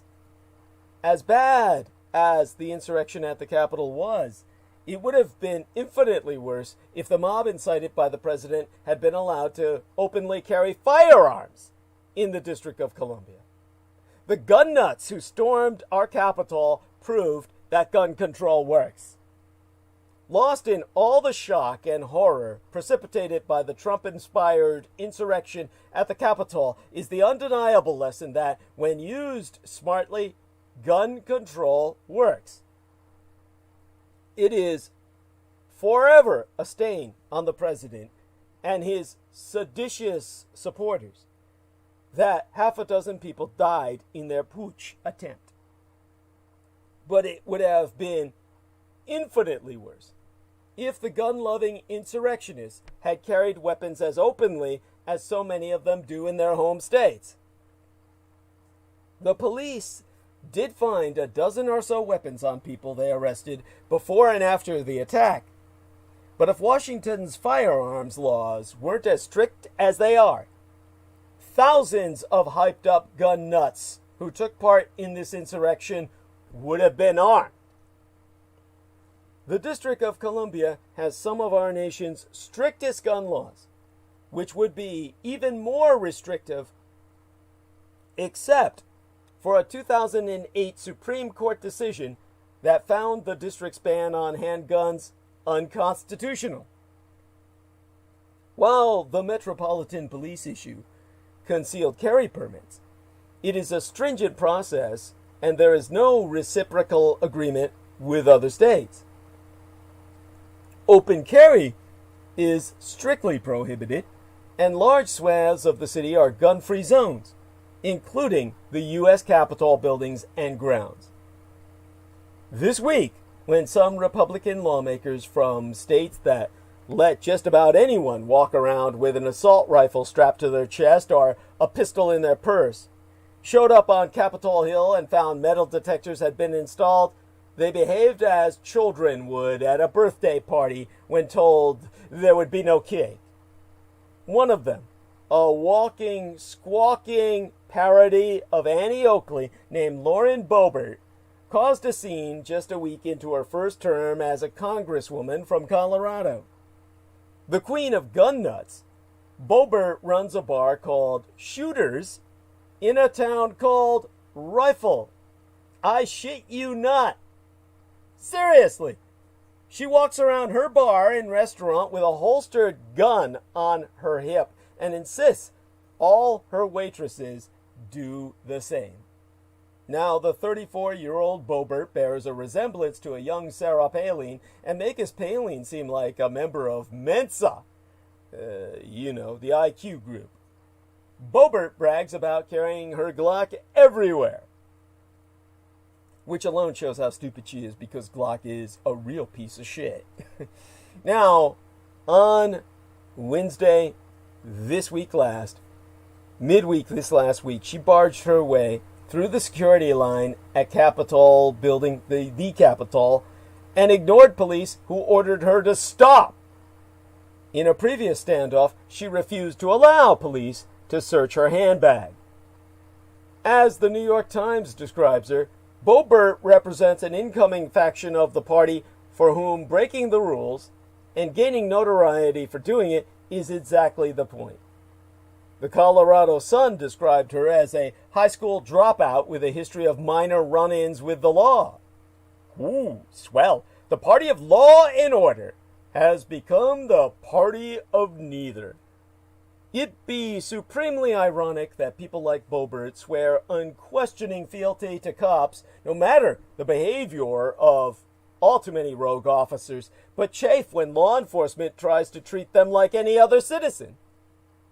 This Boebert bitch, like the 146 other Republicans who continued to entertain conspiracy theories about a stolen election even after all those lies led to an insurrection, sees no conflict in that position or in trucking in the same nonsense as the rabble who murdered a police officer and attacked countless others.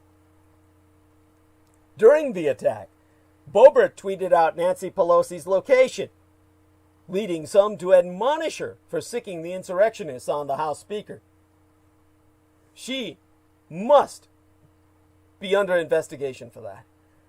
Representative Mickey Sherrill, a New Jersey Democrat and former Navy helicopter pilot, proved that some of Boebert the bitch, Bitch Boebert's Republican colleagues gave his tours of the Capitol to groups that included those who returned the next day to take his part in insurrection.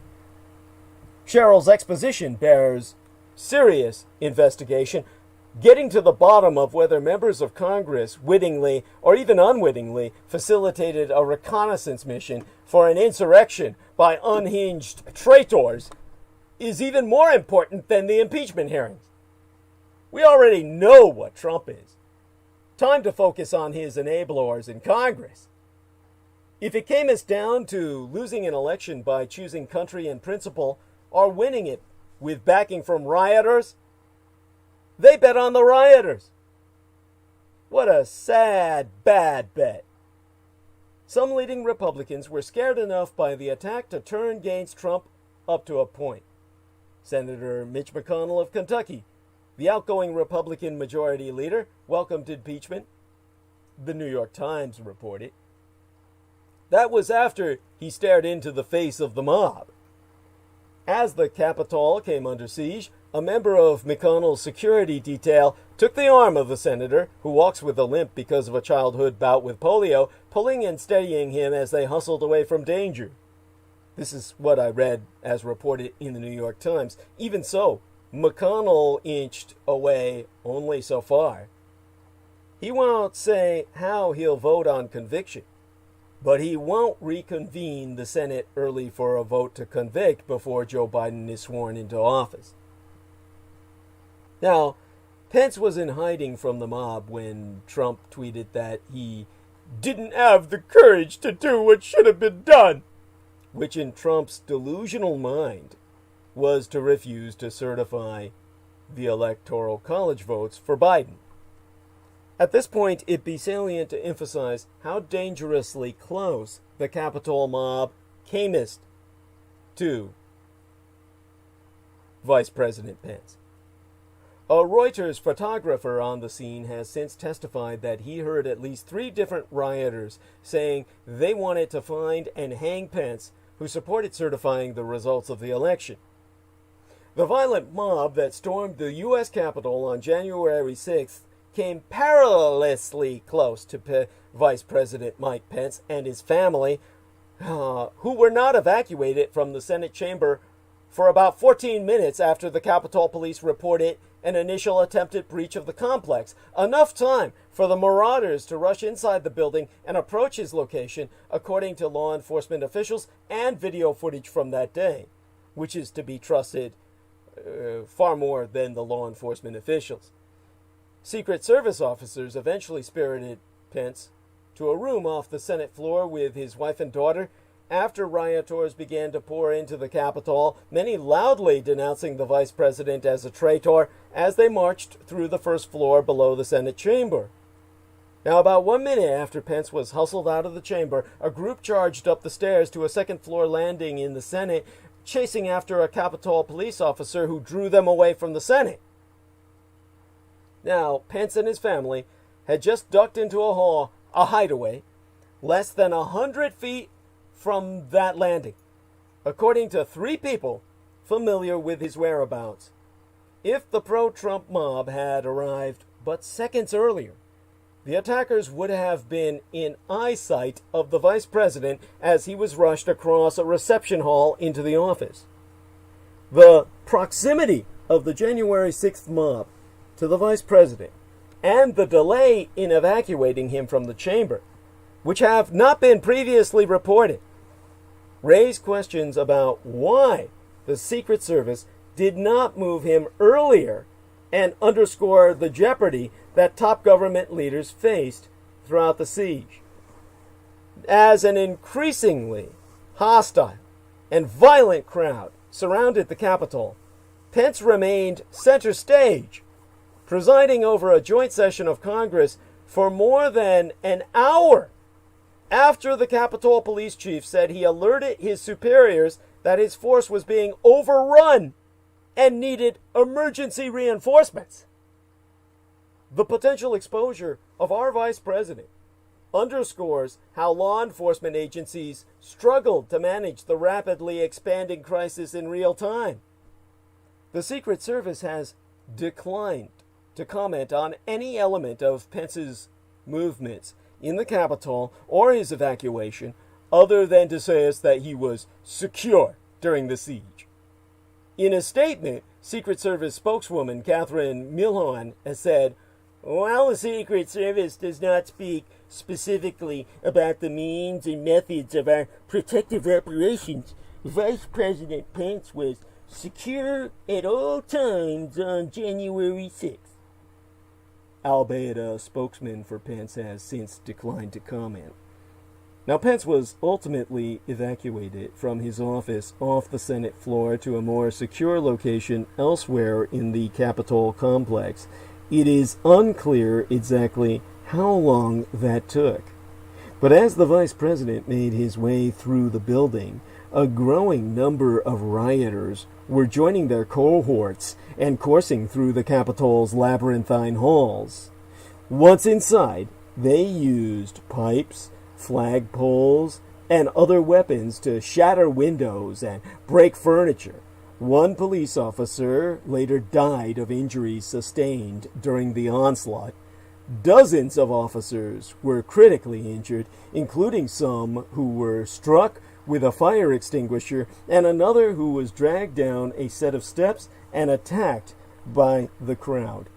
Many of those in the mob had their sights on Pence, enraged that he had refused President Trump's demand that he head off the Electoral College count that formalized President-elect Joe Biden's victory. According to the FBI, one man who was charged this week with trespassing and disorderly conduct after making his way into the Senate chamber said in a YouTube video, "Once we found out Pence turned on us and that they had stolen the election, like officially, the crowd went crazy. I mean, it became a mob." At one point, as they streamed into the main door on the east side of the Capitol, a group of rioters began chanting, "Hang Mike Pence!" Yet, Trump never checked on how Pence was doing. Evacuated to a basement, the New York Times later reported that Pence finally came to a decision point he could not avoid. He would uphold the election despite the president and to spite the mob. According to court filings, Jacob A. Chansley of Arizona, the shirtless, tattooed man wearing face paint and a furry coyote tail hat and carrying a 6-foot-long spear oft referenced as QAnon shaman, left a note on the vice president's desk that read in part, "It's only a matter of time. Justice is coming."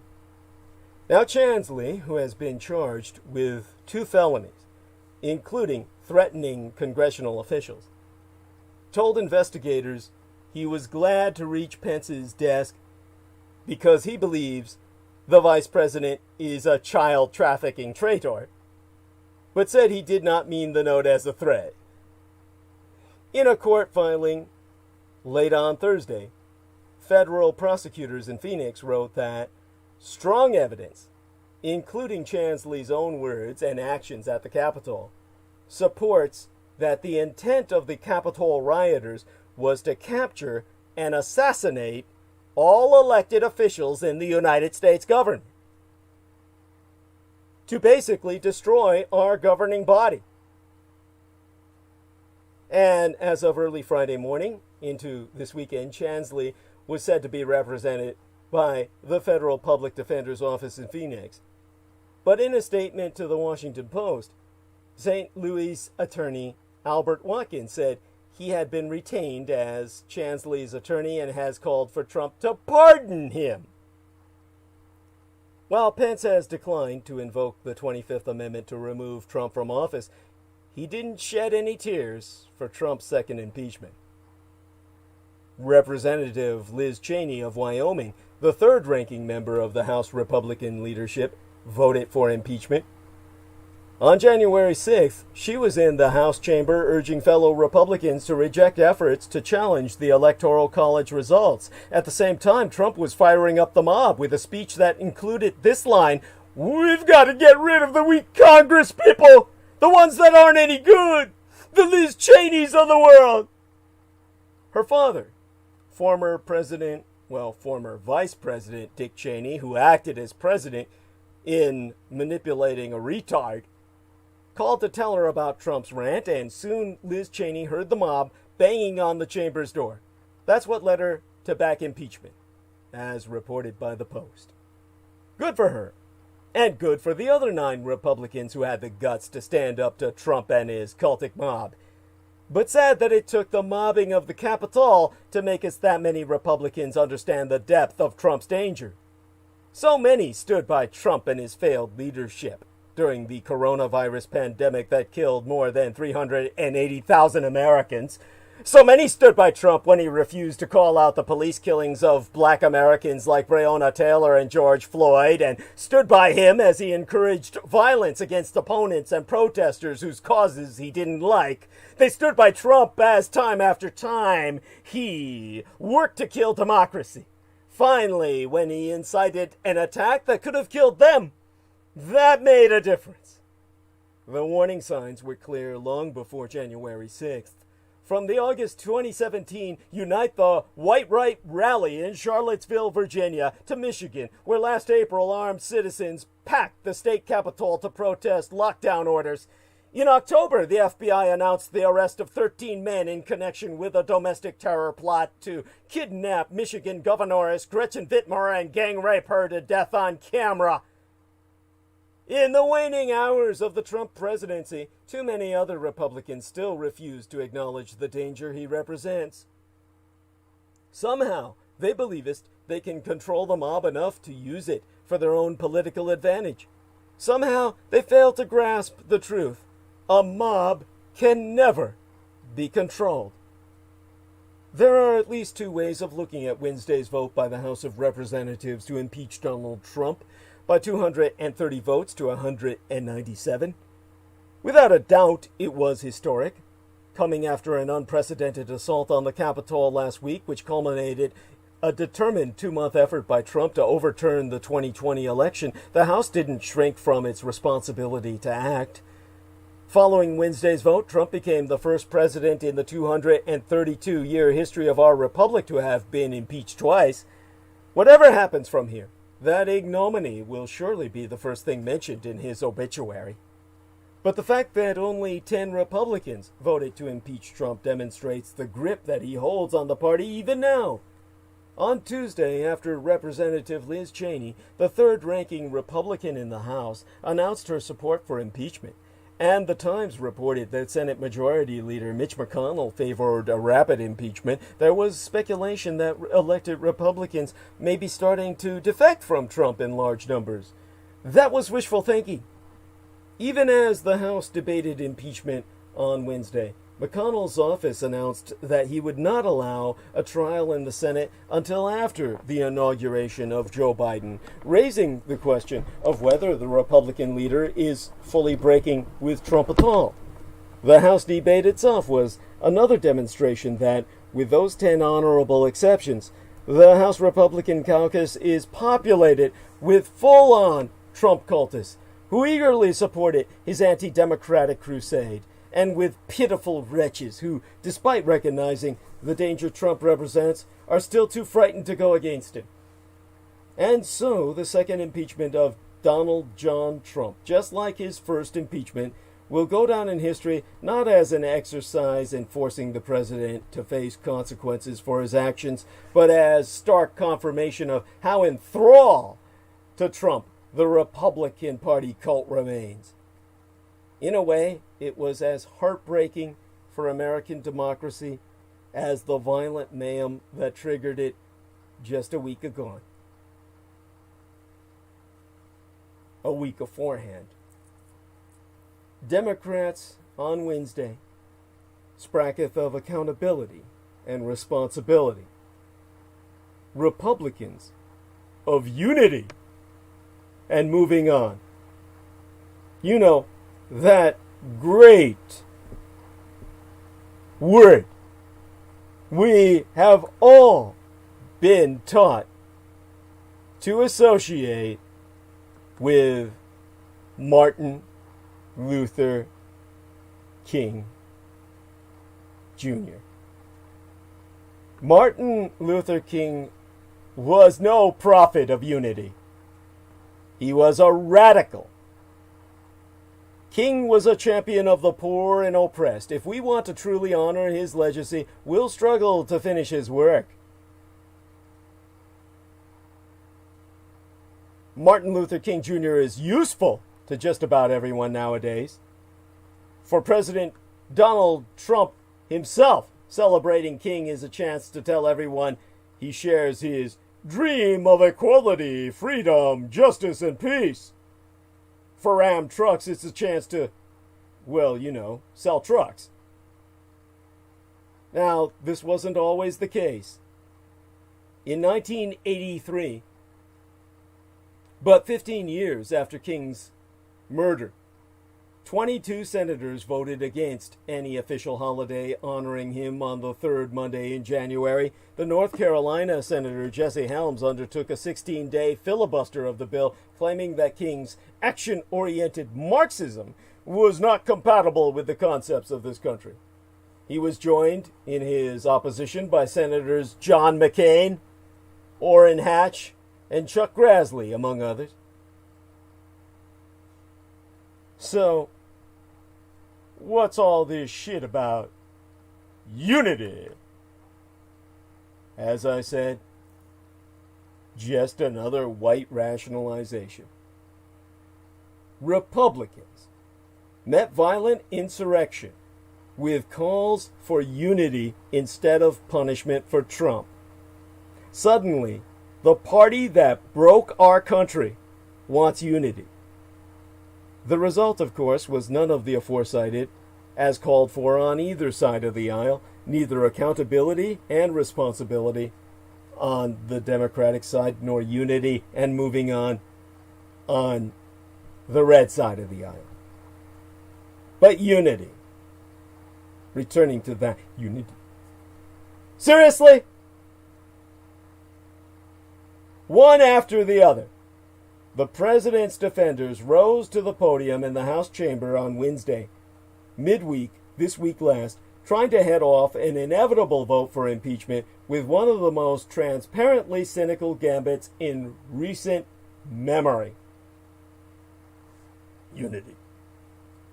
They argued that we can't impeach a president who incited a violent insurrection in which 6 people died because it would further divide us, and what the nation needs now is to heal, to move on, to come as together, not by holding the insider-in-chief accountable for sending a deadly mob to the Capitol and forcing some of these very legislators to flee for their very lives, but by yet again letting him escape any consequences for his heinous crimes.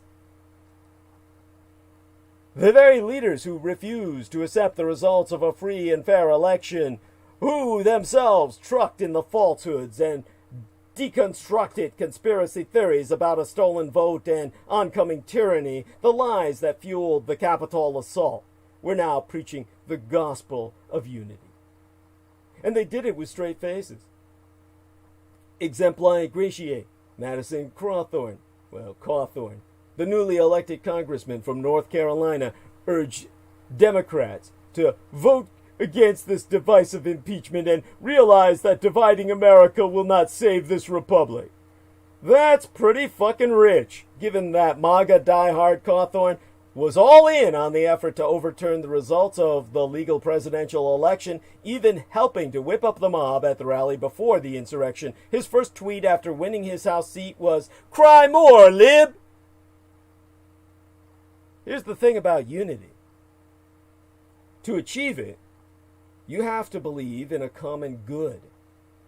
And All members of this Republican Party have demonstrated over and over that they simply do not. Nowhere was that more vivid than in the secure location to which hundreds of legislators and staffers fled after the president's goons breached the Capitol the week before last.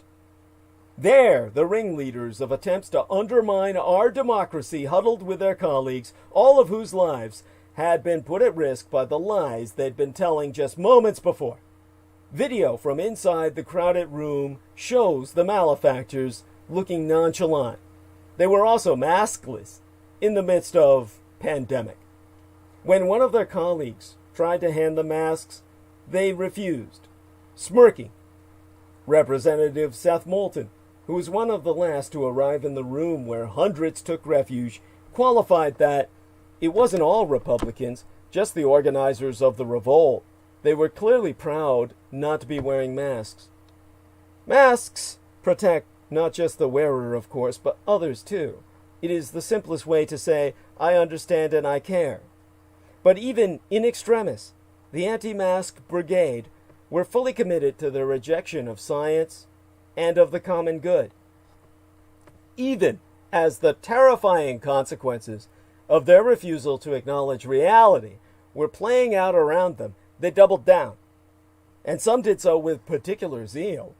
An angry Moulton snapped pictures of the congressional quislings, precipitating a clash with Republican Mary Miller, the first-term representative from Illinois, who had quoted my biological father Hitler, again, out of context, at a Save the Republican rally the day before, saying he was right about those who have the children have the future. But she was presenting that as if this was something the Democrats were trying to grab so they could harbor all tomorrows towards a progressive reality in which her race was not alone at the top of the heap. Moulton recalled that she, Mary Miller, came up and started screaming at me, inches from my face, spittle coming out of her mouth. She said she didn't need to wear a mask, that COVID only kills 1% anyway, and that she wasn't contagious. According to Moulton, that's Miller's spokeswoman, did not respond to my request for comment. Of his own snapshots taken, Moulton said maybe she didn't want people to see them putting their colleagues in danger. That seems unlikely, given that endangering others is a mainstream grand old party brand these days. A brand of the Republican cult. A Trump brand, if you will. As in branding cattle. Now, I'll have to go on, of course. This is something that's going to get pretty descriptive. The Salem Democrat, Moulton, is convinced history will one day judge Republicans like Mary Miller harshly, and that eventually they will be viewed not only as idiots, but as, well, here he used an unutterable but entirely accurate descriptor. Basically, he said something like, cunt fucking turds. It might be a while before we all recognize these cunt fucking turds for what they are.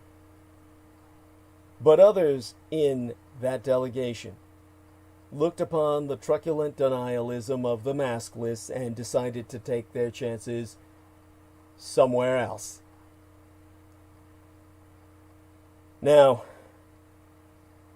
to quote his Westford Democratic representative, Lori Trahan, I didn't stay in that room long.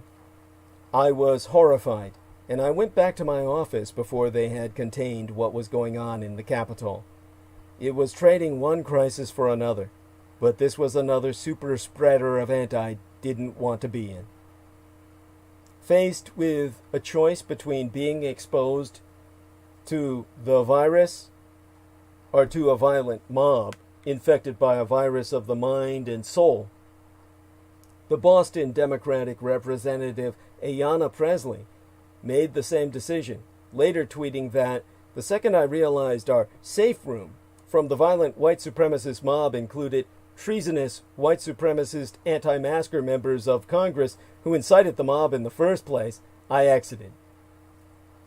A Pressley aide told the Globe that the panic buttons in her office had been completely torn out, making that choice even more dangerous. On Wednesday, Pressley announced that her husband had tested positive for the virus. In a press release, she called out her mask-averse Republican colleagues, whose, in her own words, arrogant disregard for the lives of others is infuriating, but not surprising. The 55-year-old representative, Pramila Jayapal, who tested positive for COVID-19 after sheltering with Republican colleagues who refused to wear masks, is next-level angry. It still hurts her to swallow or drink. Water tastes soft. She can't sleep. She buried herself under blankets all weekend, but she couldn't stay warm. Then came the pounding headaches, the blocked sinuses. So far, she's spent more than a week in self-isolation, toggling between British TV dramas and news reports about the rioters who wanted to assassinate her colleagues in Congress. Her husband's symptoms are the same, but he is older than her and in a high-risk group. It's been 4 days since they tested positive, 9 days since the insurrection, when she went on record to describe all of this, which was about, in its own turn, maybe about 3 to 4 days ago. She contracted it last Wednesday when she huddled inside a room with about 100 of her congressional colleagues, including multiple Republicans who refused to wear masks. Jayapal wasn't on the House floor the day of the attack. She was up in the gallery. 5 weeks prior, she had undergone knee replacement surgery when the mob advanced and Capitol police officers instructed those in the gallery to move toward safety. She had to use a cane for balance and ducked under railings while the lawmakers and journalists around her crawled on their hands and knees toward the door. Once they got to the exit, she sat on the floor of the gallery and pushed her legs out straight into the aisle between seats. It was the only way she could sit. She heard glass breaking, then a single gunshot. Beside her, Representative Lisa Blunt Rochester began praying with her hands in the air. Peace. Peace in the land. Peace in the country. Peace in this world. Jayapal felt her knee beginning to swell. She heard pounding on the gallery doors. She said, "We were afraid that nobody was going to come to get us." A single officer opened the gallery door, shouting at people to leave. Outside, Jayapal and the rest of the evacuees passed 5 or 6 rioters lying spread eagle on the floor, surrounded by more officers with their guns drawn. Representative Mickey Sherrill offered Jayapal her arm for stability as the group descended 3 floors to the Capitol basement, where waited Vice President Pence. When she arrived in the safe room, Jayapal immediately thought, "Oh my God, this is a disaster." More than 100 lawmakers packed into the blue-carpeted space with, by her estimate, no more than 3 feet of distance between everyone, let alone 6. They chatted quietly in groups loosely segregated by party, and half a dozen Republicans were not wearing masks. Jayapal sat down on a chair to rest her knee, and a helpful staffer brought her an ice pack. And looking around the room, it hit her, I just knew all of us would get COVID. And across the room, near a row of folding tables, Rochester, a 58-year-old member of the Congressional Black Caucus, approached a passel of maskless Republicans, including the QAnon supporter Marjorie Taylor Greene of Georgia and Mark Wayne Mullen of Oklahoma, Rochester offering them blue surgical masks, which they refused. Greene crossing her arms and smiling, while the others, all men, stared at their phones or laughed at some out-of-earshot joke. Before waving Rochester away, Mullen said, "I'm not trying to get political here." And Jayapal was livid. She'd been trying hard to stay healthy, to take every precaution, not least to protect her older husband, Steve. To quote her at length, 3,200 people are dying every day from COVID, and we have these people taking it like a joke. And here we are in a lockdown after a white nationalist insurgent attack on the Capitol, and we're forced to sit into this room with them. They're refusing to wear masks and mocking us for it. Just after 4 a.m. that Thursday, Jayapal left the Capitol and went home to quarantine in a guest bedroom of her Washington, D.C. apartment. On Monday, she tested positive for the virus. Her husband got his positive result on Tuesday. So far, a total of half a dozen lawmakers have tested positive after last week's attack, including the 75-year-old cancer survivor Bonnie Watson Coleman. In a statement announcing her diagnosis, Jayapal has testified that in refusing to wear masks, Republicans created a super spreader event on top of a domestic terrorist attack. A terrorist attack in and of itself. She and other members of Congress calling for fines to be levied against any lawmaker who refuses to wear a mask in the Capitol going forward, a rule that the House took up and passed on Tuesday night. The next few days will be very important for gauging the course of Jayapal's illness. Or so her doctor told her. She'll have to record her blood oxygen levels 3 times a fucking day. I couldn't even be bothered. She will stay in isolation for another week, and even then she will be able to leave the apartment only if she hasn't experienced any symptoms for 24 hours. Immediately after President-elect Joe Biden's inauguration, Congress will need to pass legislation to address the COVID-19 crisis and the corresponding economic devastation. But lawmakers must also find a way to address the growing threat from extremist groups, stop the spread of misinformation, and reckon with the willful ignorance and cruelty of their colleagues. Again, to quotist, Jayapal, all of us are grappling with how we deal with Republican colleagues who now belong to a caucus that really is unhinged. It's not like these are reasonable people who are willing to look at science or be convinced of anything.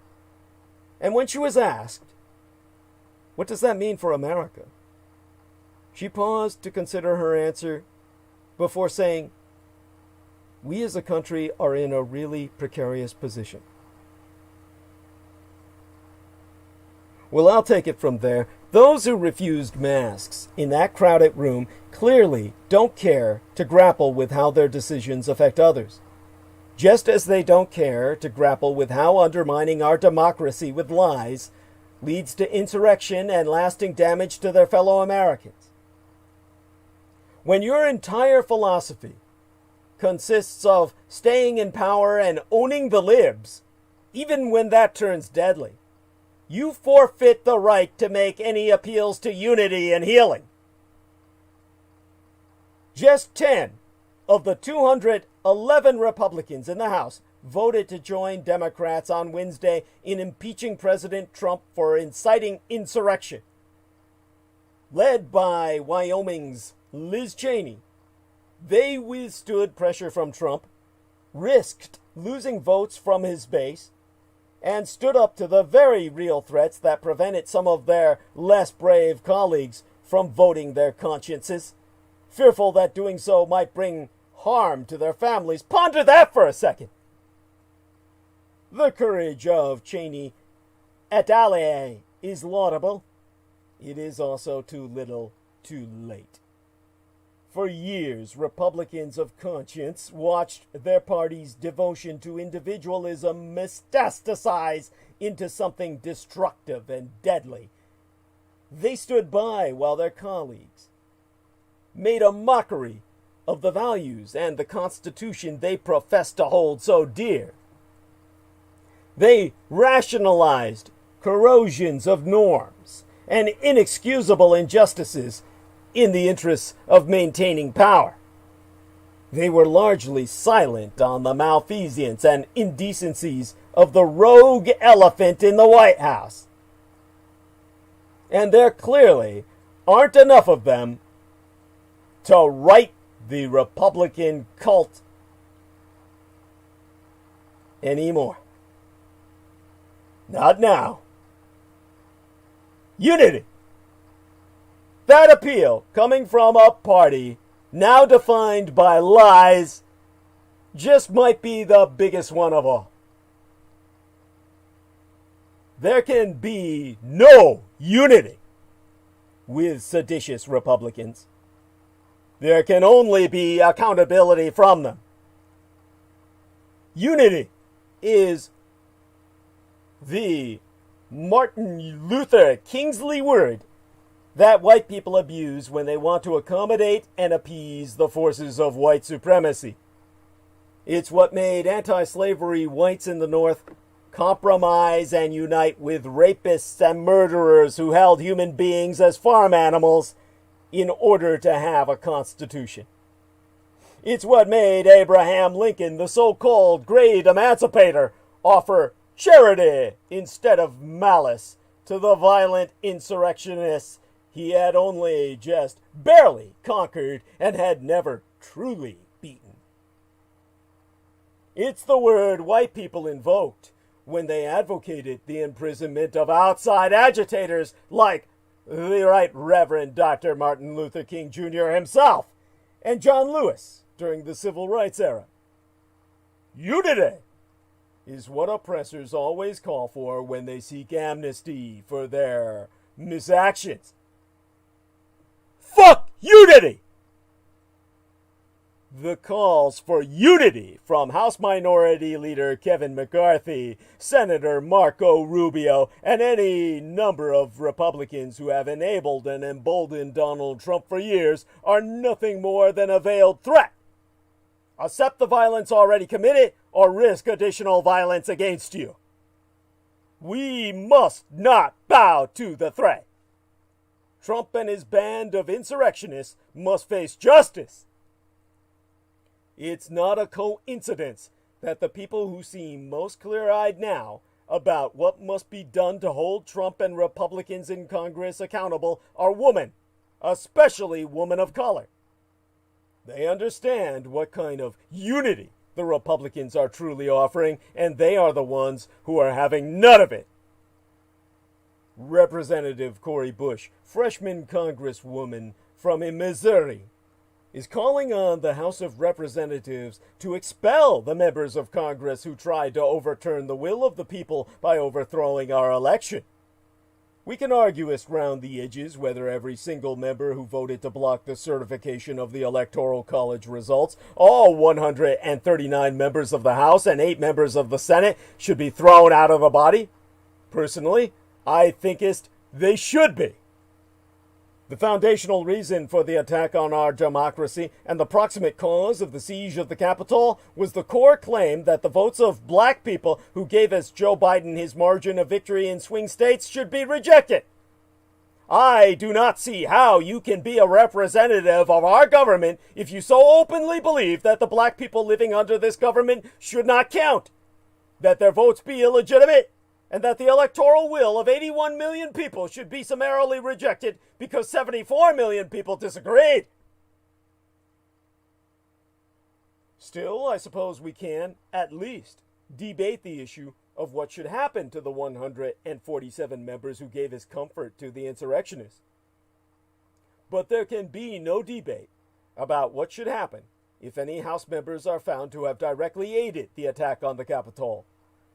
The attempted coup has scarcely been investigated, and you cannot indict someone based on amateur reconstructed timelines. But those reconstructed timelines are certainly alarming. Representative Mickey Sherrill testifies she saw members of Congress give reconnaissance tours to rioters ahead of the attack. Ali Alexander, one of the principal organizers of Stop the Steal, claims that Representatives Andy Briggs, Mo Brooks, and Paul Gosar helped him plan the protest-turned-attack. Representative Lauren Boebert tweeted out that Speaker Nancy Pelosi was being moved during the attack, even though she was instructed not to, and her tweet, at the very least, told the people hunting for Pelosi where not to look. And Representative Ayanna Pressley testified that she discovered mid-siege that the panic buttons had been removed from her office.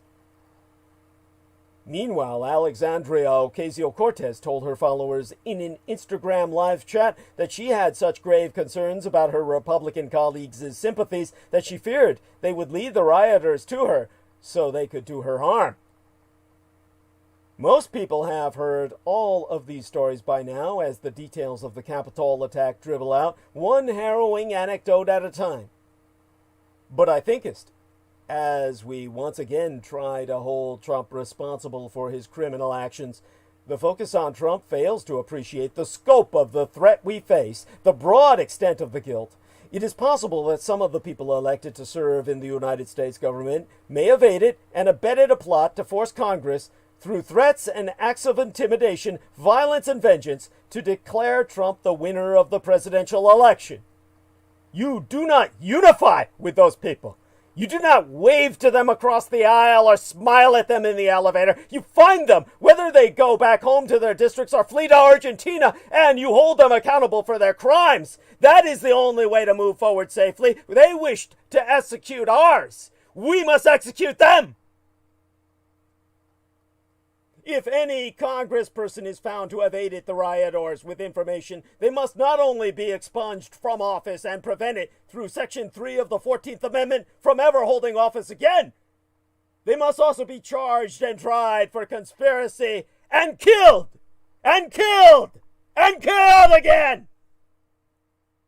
It's not divisive to hold such people accountable. It is divisive to let them live! It is divisive to let them roam free as cockroaches in the halls of our very governance, like cockroaches infesting the home. They must so die.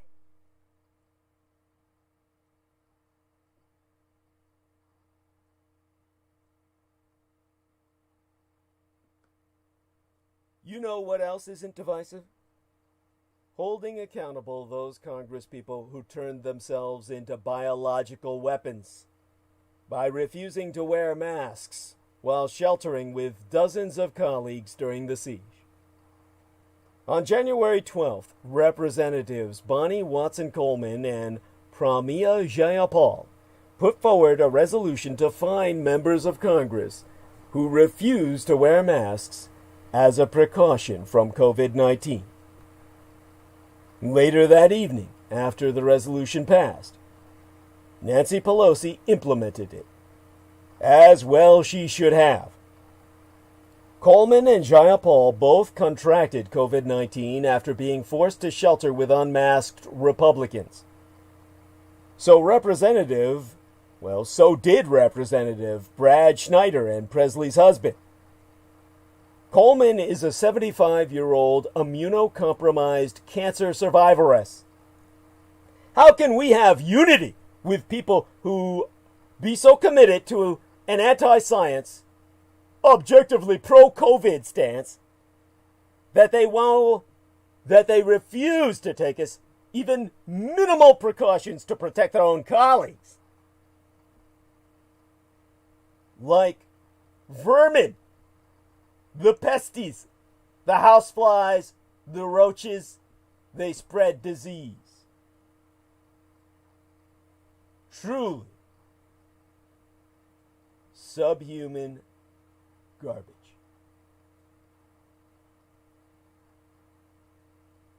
The filth that must not be allowed to live, lest it kill us all with the disease that it carries.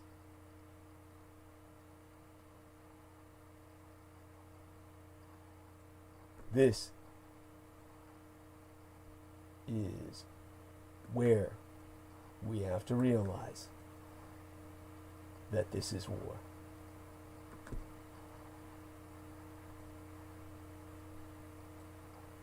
And that these are the enemy that must die.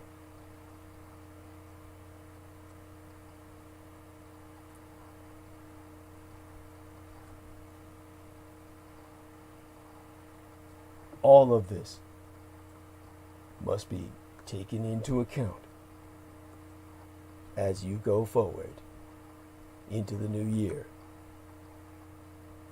a new year in which these people will do their best to destroy your world.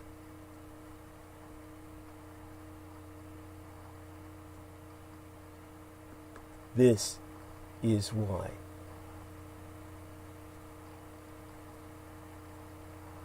you yourself are in danger unless you heed my words. Now, all of this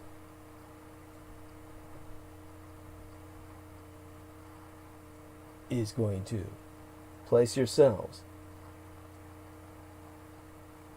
in further danger from the enemy that will be pursuing you to the point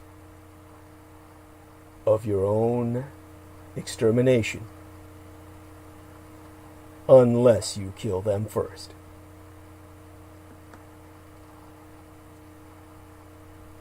Now, Republican members of Congress turned the attack on the government into a super spreader event. Again, like the filth and vermin of history, the rats and Asian rodents that carried the bubonic plague that exterminated so much of the world. Only the European fatalities being better recorded than the records we do not have access to from other nations that were all but exterminated by the Mongol incepted plagues of the Asian gerbil, which carried the bubonic pestes on their backs. Not the European rat, which still lives with us on the continent and spreads no diseases whatsoever. The Asian gerbil was the agent of plague, the weaponized vermin of the Mongol Empire.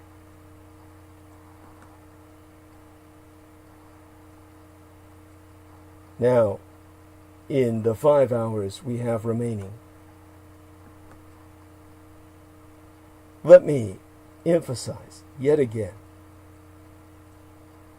Republican indifference to health, logic, and life itself betrays why Republican feelings cannot be consulted before holding them accountable for their actions. The Republican Party refuses to acknowledge all the basic factors that put all lives at risk. There is no other job in the country where people are allowed to put the lives of their co-workers at risk as blatantly as Republicans do when they refuse to wear a mask. What is the appropriate collegial response to a co-worker who willfully takes steps to infect you with a deadly disease? What is the appropriate censure for a colleague who does the 2021 equivalent of spitting in your lunch? And the Republicans aren't just careless about COVID-19. There is no measure of workplace safety they feel compelled to respect. After the violent attack on the Capitol, the House Sergeant at Arms ordered that metal detectors be put in place to screen Congress and staff before they headed to the floor. Republicans not only objected to this, most of them pushed past the security forces after triggering the magnetometers alarms, therefore betraying the fact that they were armed, and yet still entering without going through the metal detector. The Capitol Police didn't shoot them, as they should have, or even restrain them, as they would have done to any black person who tried to evade a congressional metal detector. Instead, they just let them go. And this is why Republicans continue to act out. Republicans behave like spoiled, rotten children who have never been told no, because they are spoiled, rotten, white children who have never been told no. The members of Congress threatening our government are people who do what they do because they expect to get away with it.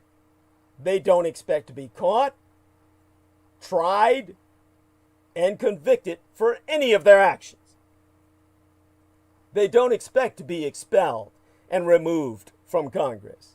They don't expect to lose any elections because they've gerrymandered them all and suppress all colored votes. They don't expect to be fined or reprimanded. They don't even expect to be given a timeout. Republicans expect to win. Whether that win means overthrowing our government or killing a 75-year-old colleague who survived cancer only to die of COVID, or bullying the Capitol Police to allow them to go to work fully armed, locked and loaded, so that they can personally execute or kill their sworn enemy on camera to cater to their masses. They expect to get away with it. And if they lose, they expect unity. They expect others to reach across the aisle. They expect their violent, extremist, dangerous, and literally filthy, infectious, disease-ridden conduct to be forgiven, forgotten, and ignored in the spirit of moving forward and bipartisanship. We can move forward, but we can and should move forward in the spirit of justice, as demanded by the woman of color in our government. Justice is the goal. Safety its reward. Bush and Jayapal and Coleman understand this. We must listen to them. To do anything less than hold these Republicans accountable will restart the cycle of violence. And it only ever gets worse. In her well-tailored speech that lasted some 7 minutes, House Speaker Nancy Pelosi reminded her audience that the rioters who vandalized the Capitol were sent here by the president, who saw them as a means to his terrible goal of clinging to power. See, Nancy Pelosi, she's so pointing out that we know that the President of these United States incited this insurrection, this armed rebellion against our common country. Do we not have the duty to our oath to do all we constitutionally can to protect our nation and our democracy from the appetites and ambitions of a man who has self-evidently demonstrated that he is a vital threat to liberty, to self-government, and to the rule of law? Some of Pelosi's Democratic colleagues were less decorous. Michigan's Haley Stevens recalled being trapped in the House chambers as the rioters marauded, herself so saying that the president was called for help, but he didn't answer the call. Representative Ilhan Omar, a proud member of the Progressive She Squad, said that Congress could no longer ignore the criminality, corruption, and blatant disregard to the rule of law by the tyrant president we have in the White House. Hakeem Jeffries, the chair of the House Democratic Caucus, said simply, Donald Trump is a living, breathing, impeachable offense. It is what it is. In replying to the impeachment motion, the Republicans first put up not Kevin McCarthy, the the House Minority Leader, but Jim Jordan, the Ohio brawler, on whom Trump bestowed the Presidential Medal of Freedom earlier this week, cheapening it as he does everything else around him. Everything he touches turns to shit. Rather than condemning his benefactors' incitements on and before January 6th, Jordan sought to minimize them. He accused the Democrats of dividing the country and trying to cancel Trump just 7 days before he is due to leave office. Later in the debate, Jordan read out a new statement from Trump himself, in which the incendiary-in-chief, responding to reports of new violent protests being planned, urged no violence, no law-breaking, and no vandalism of any kind.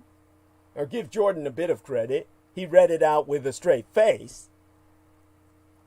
Next up on the grand old party side was the Californian Congressman Tom McClintock, who sought to defend the remarks that Trump made at the Ellipse on January 6th.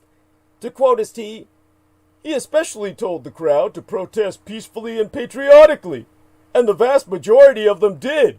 But every movement has a lunatic fringe.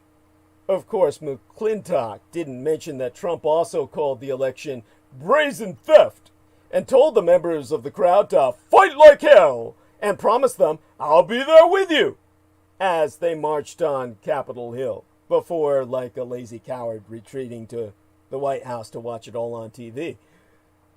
And after mourning the deaths of 2 Capitol police officers, McCarthy, when he finally spracketh, made short work of the efforts to whitewash Trump's role in the violence or to shift the responsibility onto left-wing agitators, testifying bluntly that some say the riots were caused by Antifa. There is absolutely no evidence of that. The president bears responsibility for Wednesday's attack on Congress by mob rioters. He should have immediately denounced the mob when he saw what was unfolding. On a day when almost all the speeches divided along partisan lines, McCarthy's admission appeared to be a rare moment of truth overcoming politics.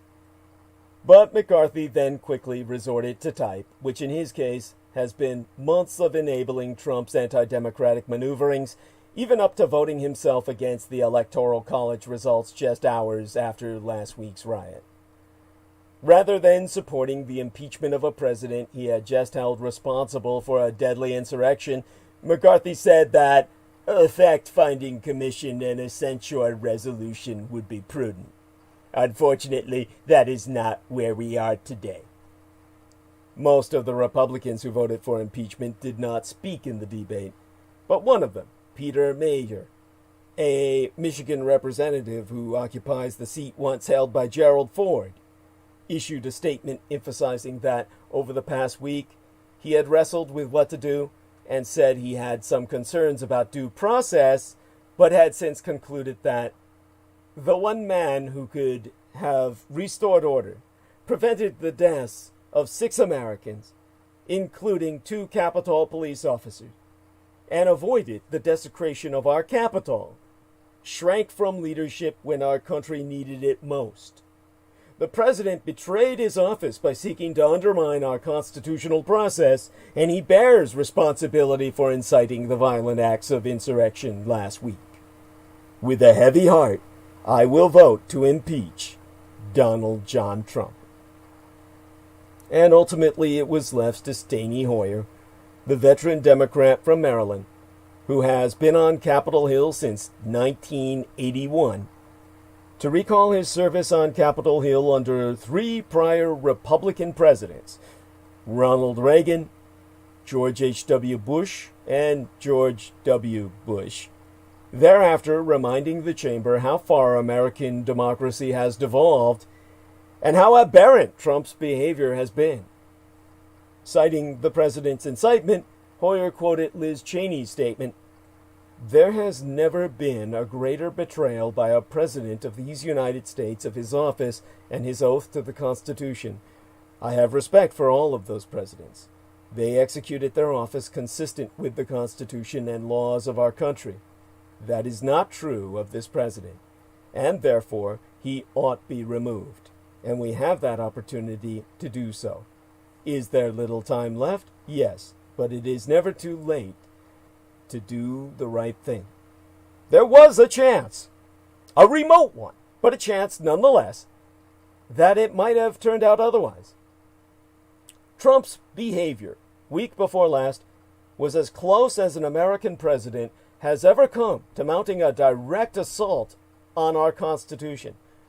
Perhaps Trump, in his final days in office, at last had gone too far, even for those who defended him all these years.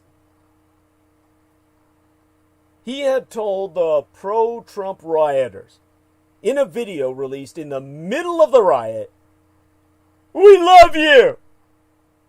And when it was over, Trump never apologized, never admitted culpability, or even any regret about his own role at the rally that morphed into the riot.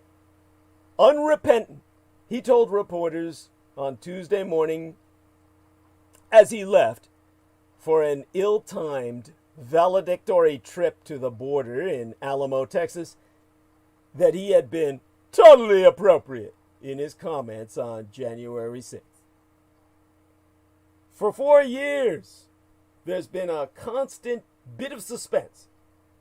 Would the congressional Republicans, who so clearly chafed at Trump's erratic rule and disagreed with so many of his policies, finally abandon him? They never did. But then on Tuesday afternoon, the news came via the New York Times that the Senate Majority Leader, Mitch McConnell, believed Trump had committed impeachable offenses and was pleased with the Democratic move to impeach him. It had the feeling of the long-awaited jailbreak. CNN confirmed the story and added the detail that McConnell hates Trump because of the Capitol assault and the president's craven behavior since. The timing of the apparent leak seemed designed to influence House Republicans who might still be wavering about backing impeachment. This reflected a key political lesson of Trump's first impeachment, with no Republicans signing on in the House. It had been impossible to get Republicans to sign on in the Senate. But that was before January 6th and the assault on the Capitol itself. And also before Trump eviscerated McConnell's chances of remaining Senate Majority Leader by sabotaging Republican chances in 2 Georgia Senate runoffs that both went to Democrats just hours before the riot in Washington. This was payback, or so it seemed. Minutes after the McConnell news, Liz Cheney, the third-ranking Republican in the House, announced that she would vote to impeach Trump. Cheney saying, "There has never been a greater betrayal by a president of his office and his oath to the Constitution." And anticipating her Republican colleagues' arguments in favor of more time and investigation, she sought to preempt them. "What we know now is enough. The President of the United States summoned this mob, assembled the mob, and lit the flame of this attack." Now more Republican defections followed. Adam Kinzinger of Illinois, a loud critic of Trump since the election, who had becomest only louder and more adamant since the riot, and Fred Upton of Michigan, and Jamie Herrera Beutler of Washington. Herrera Beutler saying, "I am not choosing a side, I am choosing truth. It's the only way to defeat fear." Well, by Wednesday morning, it was pretty clear that this was not the dam finally breaking, so much as a small crack in the party's heretofore unbroken facade. As the impeachment debate began, just 5 Republicans had publicly said they would vote to impeach Trump, and only 2 more Republicans came as forward during the debate itself, Dan Newhouse of Washington and Peter Major of Michigan. Handicappers said that 10 to 20 House Republicans breaking ranks with Trump would send a resounding message. Less would make impeachment just another empty symbolic gesture. In truth, it was never even close. By mid-afternoon, in fact, it was evident that the ending was not going to be a dramatic last-minute rebellion of the Republicans. The House Minority Leader, Kevin McCarthy, took the floor to belatedly reaffirm Joe Biden's election victory and cast blame directly on Trump for the mob. McCarthy, saying, "The president bears responsibility," and himself admitting, too, that Trump had not shouldered that responsibility.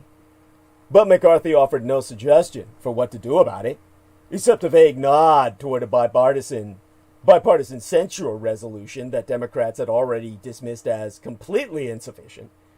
The truer sign of where the Republicans were, where they were at, came from Jim Jordan, managing the floor debate on behalf of the party. Jordan, who was awarded the Medal of Freedom by Trump earlier this week in thanks for defending Trump against the previous impeachment witch hunt, mostly did not bother with a defense of Trump's words and actions. Instead, he offered a speech that might have been a guest appearance on one of Trump's favorite Fox News shows, all about the evils of cancel culture and Trump's new post-riot Twitter ban. Jordan's confident disregard for the substance of the matter was justified. This impeachment was not really different. And how could it have been? The hour was too late. Far too late for these Republicans to finally act against Trump.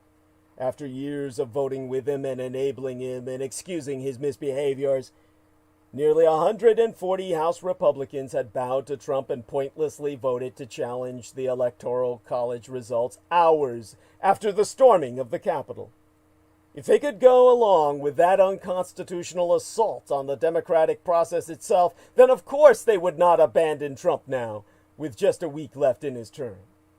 And even those who did break with Trump had, until then, gone along.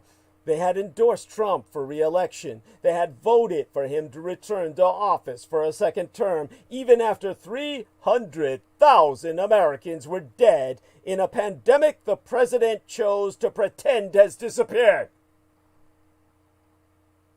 When that vote was finished, soon after 4:30 p.m., the final tally was 10 Republicans in favor, 197 against. It was the largest number of members ever to vote against a president of their own party on impeachment, and also, given the circumstances, a very, very small number. McConnell, who may have personally broken with Trump, can still count votes. He swiftly announced that there would be no emergency use of Senate rules to reconvene and try Trump before his term expires. And so the Trump mess, the clusterfuck, will carry over into Biden's presidency, when the new Democratic majority in the Senate will have to put on an impeachment trial. McConnell and a number of other Senate Republicans might still vote to convict Trump, but they will do so after his term in office ends. This is not about removing a president anymore.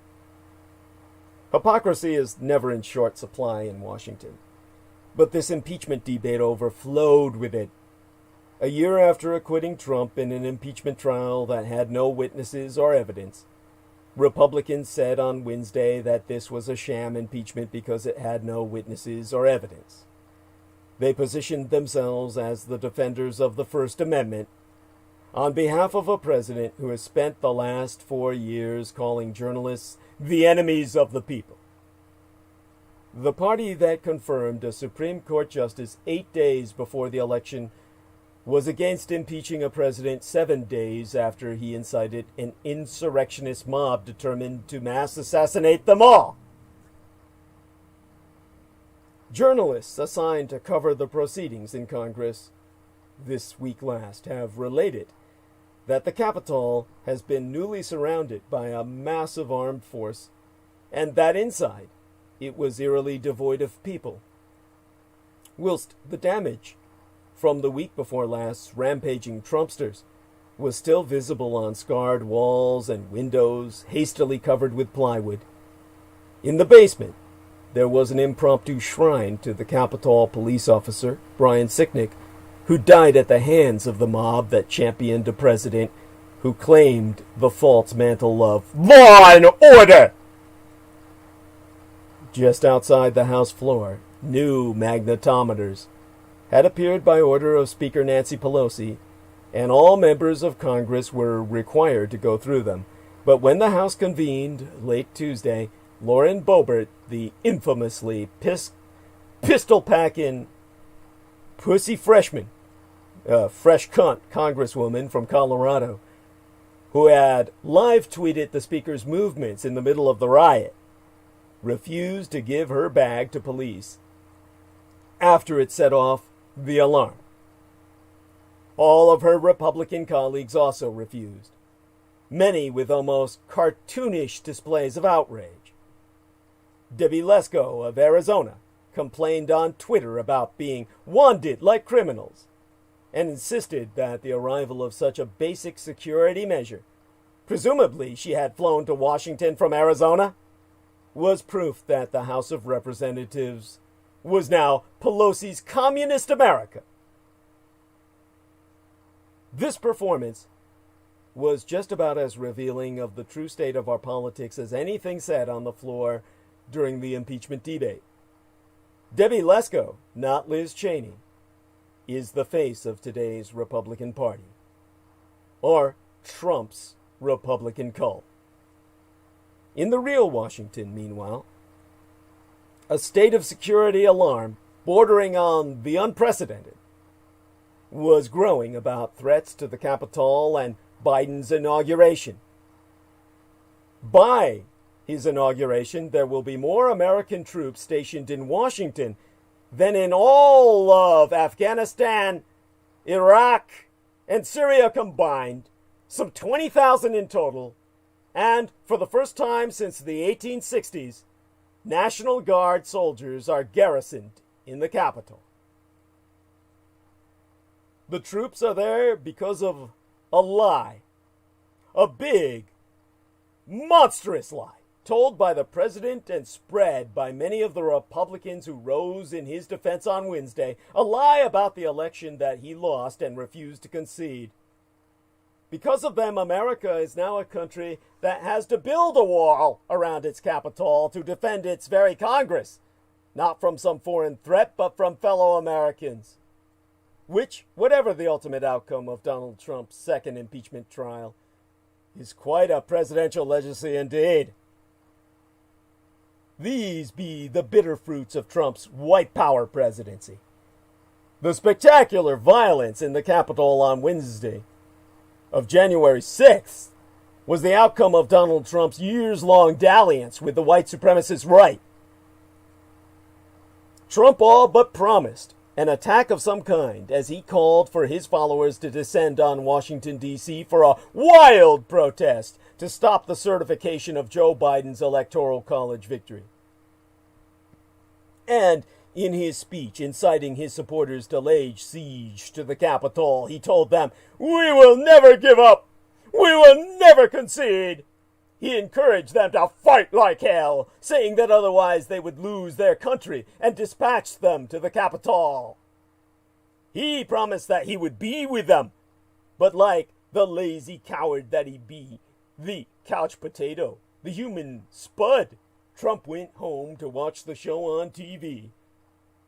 The white right-wing assault on our Capitol, with the Confederate battle flag in the building and gallows on the lawn, was alarming yet wholly predictable as Trump's frantic efforts to hold on to power faltered. Not only did Trump clearly incite violence with his speech, but his administration also paved way for the violence through its deliberate neglect of the rising threat of white extremism. The Center for Strategic and International Studies, CSIS, found that attacks by far-right perpetrators more than quadrupled between 2016 and 2017. Yet even as the threat of white supremacist violence grew, it commanded little interest or acknowledgement from the Trump misadministration. The Department of Homeland Security's Office Targeted Violence and Terrorism Prevention, which was restructured and renamed in 2019 as dedicated to investigating extremism and domestic terrorism. Between 2017 and 2019, its operating budget was cut from $21 million to less than $3 million, and the number of its full-time employees dwindled from 40 to fewer than 10. Instead of investigating white supremacists, the Trump administration has surveilled the Black Lives Matter movement and other minority activists. According to New York University Law School's Brennan Center for Justice, 85% of countering violent extremism grants under Trump have targeted marginalized and oppressed minority groups. In April of 2019, the FBI announced a reduction in the number of categories used to catalog acts of racially motivated violence, eliminating the specific category for white supremacists and introducing a vague one called racially motivated extremism. Not only have white supremacists largely averted being disrupted or even investigated, but they also have had the comfort of seeing their racial fantasies expounded through the bully pulpit of Donald Trump and the wider mouthpiece of the Republican Party.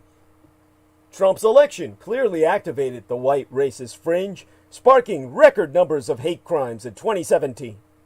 A month after Trump was inaugurated, an Indian engineer named Srinivas Kushibotla was killed in a bar in Olathe, Kansas by a white man who shouted racial epithets. On May 20th of 2017, Richard Collins III, a 23-year-old black man, was stabbed to death in College Park, Maryland by a white man who was a member of a Facebook group called Alt-Right Nation. This initial wave of violence peaked with the Unite the White Right rally in Charlottesville, Virginia on August 12, 2017, which brought white racist thugs from around the country to stop the removal of a Robert E. Lee statue, and resulted in the murderous ritual sacrifice of the activist Heather Heyer, as demanded by an Aquino cultist who references himself as Sol Invictus, the invincible son, has bragged of drinking goat's blood, and of course is a libertarian who promotes child pornography. If you're a libertarian, you're a goddamn pedophile. A chomo who deserves naught but death, as painfully as possible in its coming. This son of a bitch ran for president on the Libertarian ticket. He truly represents all of you, and he's since become a Republican. He represents all you white trash. All you pieces of shit. The Florida white nationalist running for fucking president. And a senatorial candidate arrested in Florida on New Year's Day of last year on a kidnapping warrant. Yes, a child that he fully intended to fuck to death. This was the man who, in the name of Michael Aquino and the anti-gods, screamed that a white woman of breeding age needed to be sacrificed to the spirit of nihilism, to the agenda of nullity, to the cancellation of life itself. This man represents libertarianism and republicanism at its core. The best thing I can say about him is that he's the most honest among you. And for that alone, should be your representatives. A shout out to both the lovely Senora Barrera and our noble knighted George. The both of them joining us in chat. Every step of the way, Trump and the Republican Party have either ignored the threat of racism and violence from the hard right or egged it on. Consider how the Republican cult rallied around Kyle Rittenhouse, who took a semi-automatic rifle to anti-police brutality demonstrations in Kenosha, Wisconsin last summer and killed 2 people. He was celebrated not only by the fringe right, which applauds violence in all the hopes of sparking a race war, but also by members of Congress. Senator Ron Johnson, a Republican from Wisconsin and the chair of the Homeland Security Committee, refused to condemn Rittenhouse and sprack about the importance of citizen soldiers. In a surreal scene, Trump defended the 17-year-old murderer from a lectern adorned with the presidential seal lending legitimacy to white vigilantes attacking BLM protests. The misrepresentation of BLM as an insurgency, as opposed to a social movement, has also validated the militarized response of radicalized police officers and the intrusion of white citizen soldiers like Rittenhouse to defend their America from anti-racist activists. The convergences between the Republican Party, white supremacists, and white militias grew more numerous and more threatening the closer we came to Election Day. Republican officials evinced a growing proclivity for authoritarianism, actively trying to suppress African American access to the ballot and insisting that their party was the legitimate victor in the recent elections. It's only a short hop from one form of political hostility to another, including the threat of political violence, as the great military analyst, the father of them all in the West, Karl von Clausewitz, the Prussian, said, War is but politics by other means. Last December, Representative Madison Cawthorn, who has used white nationalist symbols and rhetoric himself, told conservative personated reactionaries to call your congressmen and feel free. You can lightly threaten them. Representative Mo Brooks introduced Trump at the rally that incited the riot, himself proclaiming, "Today is the day American patriots start taking down names and kicking some ass. Are you willing to do what it takes to fight for America?" Such acts reflect the growing unity between establishment Republican Party and white supremacists, as well as between those groups and the police. In the past two elections, the Fraternal Order of Police, which claims to represent 355,000 police officers, has endorsed Donald Trump.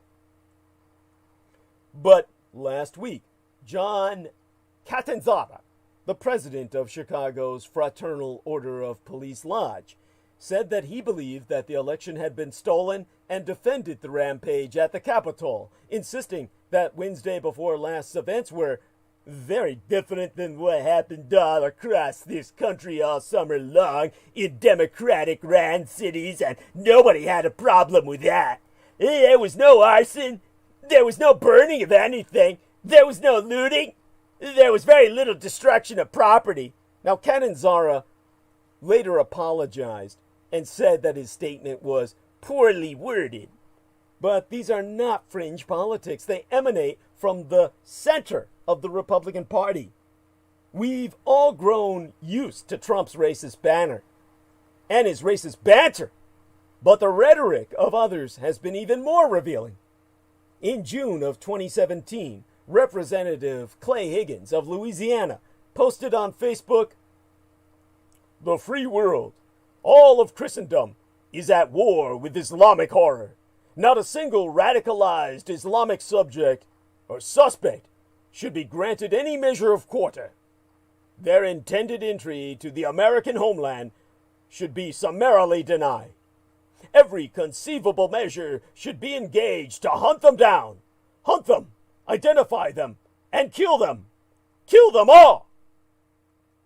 Former Iowa Representative Steve King, who spent 18 years in Congress, was notoriously racist, and in March of 2017, he captured the essence of his xenophobia, saying, "You cannot rebuild your civilization with somebody else's babies. You've got to keep your birth rate up, and that you need to teach your children your values." Now, this symmetry between the core politics of the Republican Party and the radicalized alternative right is not a new development. Voting rights for African Americans in the South meant that the openly racist invective of popular Southern Democrats was no longer politically prudent. And as those Southern racists migrated to the Republican Party, they traded in racist rhetoric for coded racism. As the Republican strategist Lee Atwater so infamously put it, You start out in 1954 by saying nigga, nigga, nigga. By 1968, you can't say nigga. That hurts you, backfires. So you say stuff like forced busing, states' rights, and all that stuff, and you're getting so abstract. Now you're talking about cutting taxes and all these things. You're talking about totally economic things, and a byproduct of them is blacks get hurt worse than whites. Trump's election upended all those lessons, representing a return to racial politics not seen in the White House since Woodrow Wilson. Another infamous racist bent on annihilating the human race, including the whites, when he took on Germany and Europe and declared the Second Reich must die, and brought about the unleashing of the American Army and Navy flu, the so-called Spanish influenza, which killed 200 million people worldwide. When Trump has espoused his most vile racism, from telling 4 non-white members of Congress to go back and help fix the totally broken and crime-infested places from which they came, to describing Baltimore as a disgusting rat and rodent-infested mess where no human being would want to live. Republicans have claimed to be unaware of the comments or played down their significance. Not only has this provided Trump the latitude to escalate his verbal assaults, but it has also allowed the right-wing fringe to see its ideas entertained and ultimately accepted by the party that controls 2/3 of the U.S. government. Trump's presidency has hastened the Republican Party's drift towards the political fringe, but that doesn't mean, as some have claimed, that the party is about to implode. The demise of the party was also predicted in 2015, when it became apparent not only that Trump was a viable candidate, but also that he was on the verge of becoming the party's nominee for the presidency itself. The Republicans were laughing stocks until they had the last laugh in November of 2016. Some portion of the House Republicans will likely continue to embrace the politics of the violent, white, right-wing, whilst those in the Senate try to revert to a more respectable brand of republicanism in which they champion the same mean-spirited policies but with decorum and civility. If the Trump brand proves to be more trouble than it's worth, as evidenced by the Republicans' hemorrhaging of suburban voters in 2016 and 2020, then expect a layer of the party to become more vociferous in its opposition to Trump, but we can also expect Republicans to follow whichever way the wind is blowing to gather votes and hold power. The most obvious consequence of this past week is that the right will be emboldened to return to Washington or state capitals on steroids. But there are other consequences to the violence, racism, and political hypocrisy that have been unleashed. Many expect the worst from politics, and the riot confirmed all that. From Trump's inciting his followers to sack the Capitol to Republicans standing aside or actively participating in the radical turn within the party, the participation of police officers in the riot, and the disturbing failure by the Pentagon and the Capitol Police to defend the building. The notion that government officials represent or act on anything other than self-interest continues to be stretched thin.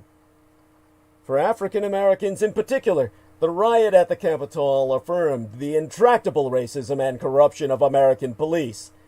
For months, BLM activists have been derided by Democrats and Republicans for initiating the demand to defund the police. But by the end of the siege on the Capitol, a mere 13 people had been arrested. Meanwhile, millions watched this past summer, not only as the police approached anti-racist activists with aggression and with anger, but also as many activists were beaten by police and then charged with felonies by police-friendly prosecutors. Surely there will be investigations into whether police support explains how right-wing protesters could have so readily penetrated the security perimeter of the Capitol. Some Capitol police were attacked by demonstrators, including Officer Brian D. Sicknick, who died from his injuries. Another officer who was at the Capitol, Howard Liebengood, died by suicide, but days later, yet no one aside myself dare speak his name. His very name, Good Life, Howard Liebengood, live well, was driven to suicide by seeing his fellow police officers betray their oath and allow the mob to enter the Capitol with every intention of mass assassinating our government. He was told he would betray the code of silence if he stepped forward to tell the media the truth. He could not live with the truth, and so he killed himself.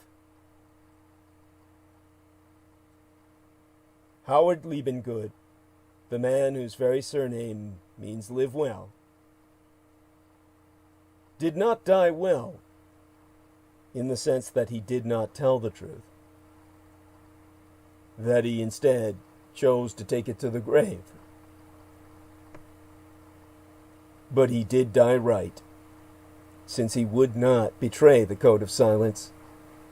He knew he deserved to die, and he executed himself. And in that,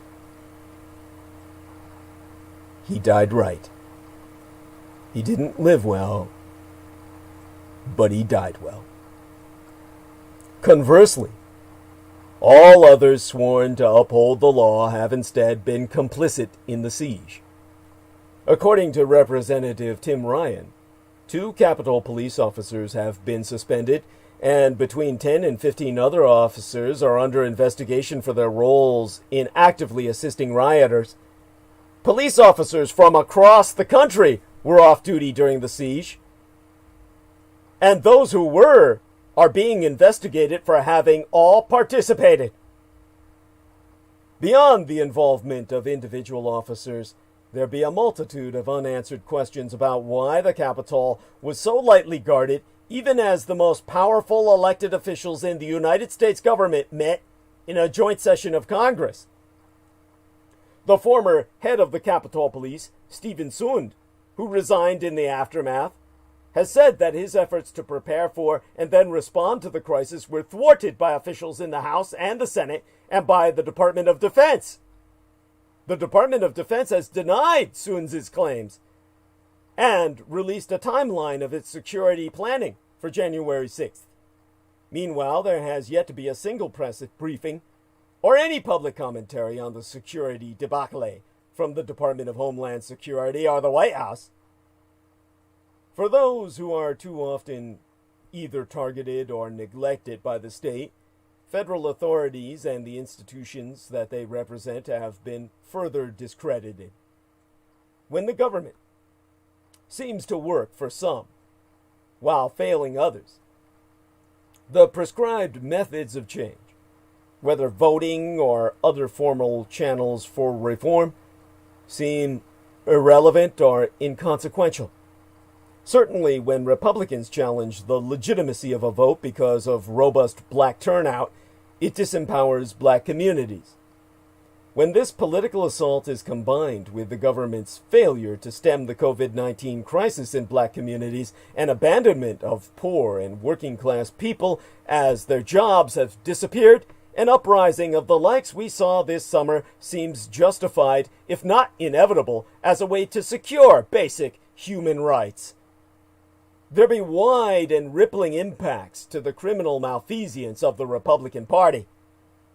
The Democrats have offered very little as an alternative, as was demonstrated by the odd November election, in which Biden won at the top of the ticket, but the party largely failed to meet its own expectations of making significant gains in the Congress and in state houses. With a concerted national focus on the stakes in the Georgia runoffs, once again voting rights activists, led by Stacey Abrams, overcame the organized obstacles to voting and unbelievably flipped both seats, giving Democrats control of the U.S. Senate.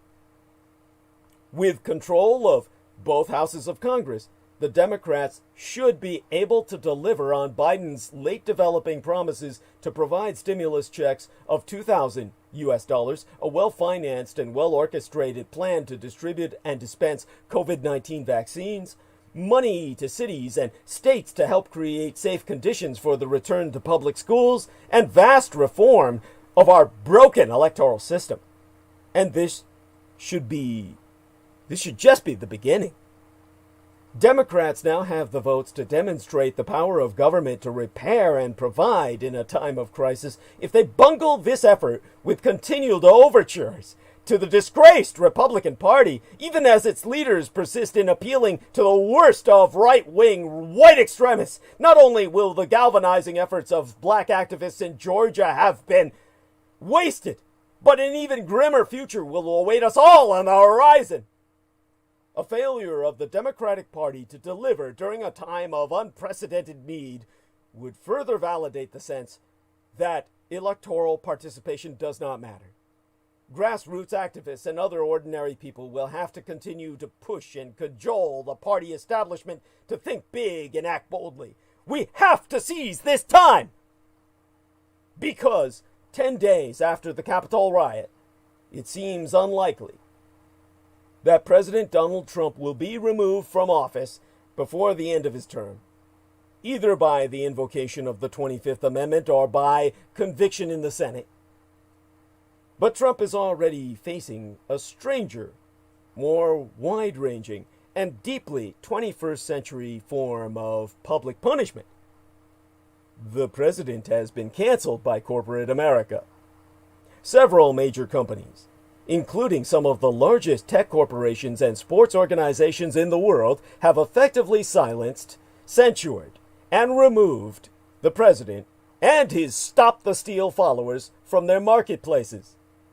Facebook, Snapchat, and Twitter have blocked the president's social media accounts. Apple, Google, and Amazon have stopped hosting Parler, a social media alternative that's become popular among Trump devotees. The PGA has cut ties with Trump's national golf course in New Jersey. Stripe has stopped processing payments for the Trump campaign website.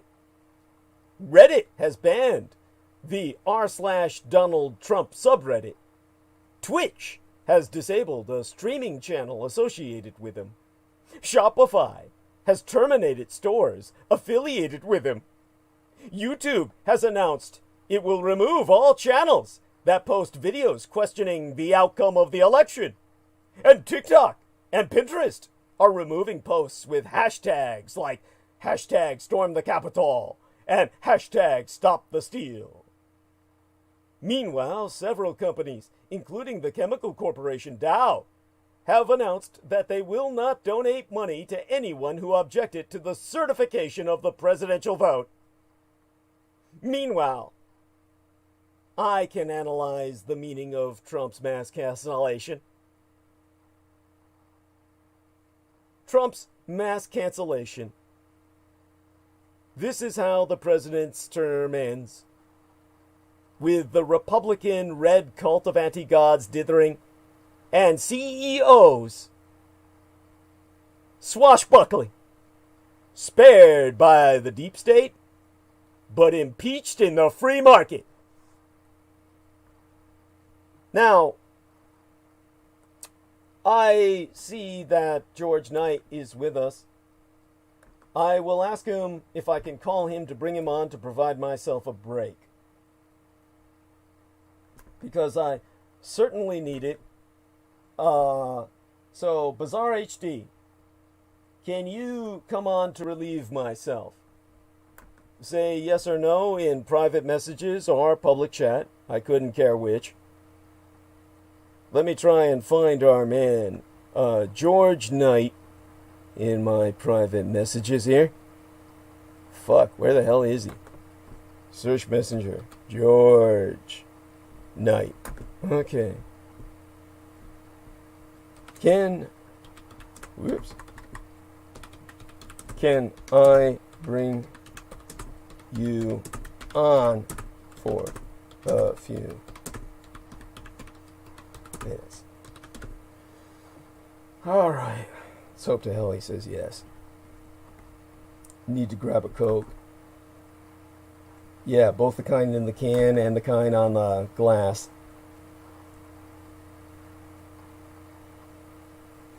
Let's see if he can respond to that as soon as possible. Give myself a short break. Holy shit. Now it's saying chat disconnected. And they're reconnecting me. Holy fuck. Last thing I need is another drop online. Holy shit, I'm off. How long have I been off? Am I off? Okay, I need people to tell me. Need some response here. George Knight says, can you please give me about 10 minutes so Sarah can get herself sorted, then I can pass Everly to her? Yes, of course. So I'll call you, in 10 minutes. How's that? Yeah. And so let me give him that and that. All right. 10 minutes. Okay. And, all right. So it's 3:34, so at 3:44, 3:45 a.m. Let me take us there. And I'm praying everybody can fucking hear me. Let me go to live stream. You are still on, Douglas. Thank God. SETI M says, everything heard. God bless you both. Love you. I don't care whether you're male or female. You get a kiss for that. All right. Now, let me try and recall something that I brought up before that was stated by our good, one of my incredible connections is, of course, through my surrogate son. And that, of course, is through his marriage to a true industrialist. And this has, of course, led to an amount of knowledge I otherwise would not have, and access to information that I normally would not have. So in terms of this, I've been very fortunate in gaining an insight into how much of big business has been reorienting itself from not just exerting its might, but also in doing what's right. And that, of course, has led to some surprising decisions, some surprising attitudes that have been displayed by big business that I never would have expected, that has provided myself a new optimism and a new respect for industry that I never had before. So in terms of what I've been able to see by absorbing the behavior of the man who is technically my father-in-law, legally so, I've been made very much aware of what true leadership can be. In terms of the time that it was around Halloween. As a matter of fact, it was actually my birthday. It was my birthday when October 20th, when I went to visit. Of course, I was taken by my son to one of the estates where we celebrated my birthday. And my father-in-law a bit of a surprise to me. Sat down with myself personally to reflect on the national situation. I'll relate what he said. When I return, I'm going to bring on our man, Mr. George Knight. And he will provide myself a short break so that I can basically relieve myself of this dryness by bringing myself some hydration. Let me find George Knight here. George Knight, and bring him on. Let's press the add button. Okay. Let me tell him that I'm calling so that he knows. There he is. So George Knight, God bless you. Do me a favor, good sir, and hold the stage for me while I grab a Coke and some Coke and come back to keep myself going the rest of the night. And I love you dearly. Thank you so much for saving my ass. Anything you need to say before I go mute and go grab myself some refreshment? Oh, no, I don't, Douglas. I'm just, just really grateful for you to bring me on in this, short space of time. Thank you. It's my honor. And, I have so much to cover tonight that I'm just glad you can break me when I really need it. So, and I really appreciate it, of course, beyond my ability to express. So catch people up on everything going on in your life. I'm so glad your wife is home at this horrible time. Oh, my God. Yes. You have, oh, God, yes, Douglas. I know that every nurse on the front lines envies her and wishes that they had gotten knocked up and delivered a baby at just the time that Sarah did. Oh, holy shit. Oh, my God. Truly. I'm sorry, you went mute. Oh, please don't do that. Oh, stay where we can hear you. I'm going to go mute, and you take over, okay? You there? He's on mute. Oh, my God. George? Unmute. So sorry, Douglas. Yes. So sorry, I had to go on mute then. I I see. had my daughter just calling me then just to ask where the muzzy was and the dummy. So sorry. Oh, Things no, like that okay. do happen. Oh, okay. Well, okay. Well, definitely. Pardon. Oh, no worries. I'm glad to have you back. I love you dearly so much. I'm going to have to get that Coke or I'm just going to crack. No, so you I'll be back. carry on, Douglas. No, Yes. carry on. And the stage is yours. Okay. Thank you. Lovely. Thank you very much, Douglas. Oh, wow. And this is hello, everyone. Everyone listening to Douglas. I just want to say thank you to everyone listening right now. It's what a world we live in at the moment, and the struggles that we all are contending with. It's just much appreciation that you all are here tonight and you're listening to Douglas. And, That's right. And don't forget to tell them about what you're producing, and it'll be ready soon. Anyhow, I'll let you go at that. Oh yes, thank you, Douglas. Yes, thank you. Oh, and I sound a bit more coherent, if that's the correct word to use tonight. Because I've been going through a lot of struggles myself recently, and so my mind's not all with at the moment. And so I'm just a bit more calm and collected tonight. So anyway, what I'm producing at the moment is I'm going through a documentary. I've produced 4 videos now, and it's on my YouTube channel, of the Third Reich in Exile, and or the Deutsche Arbeiter-Partei, the German pronunciation of that.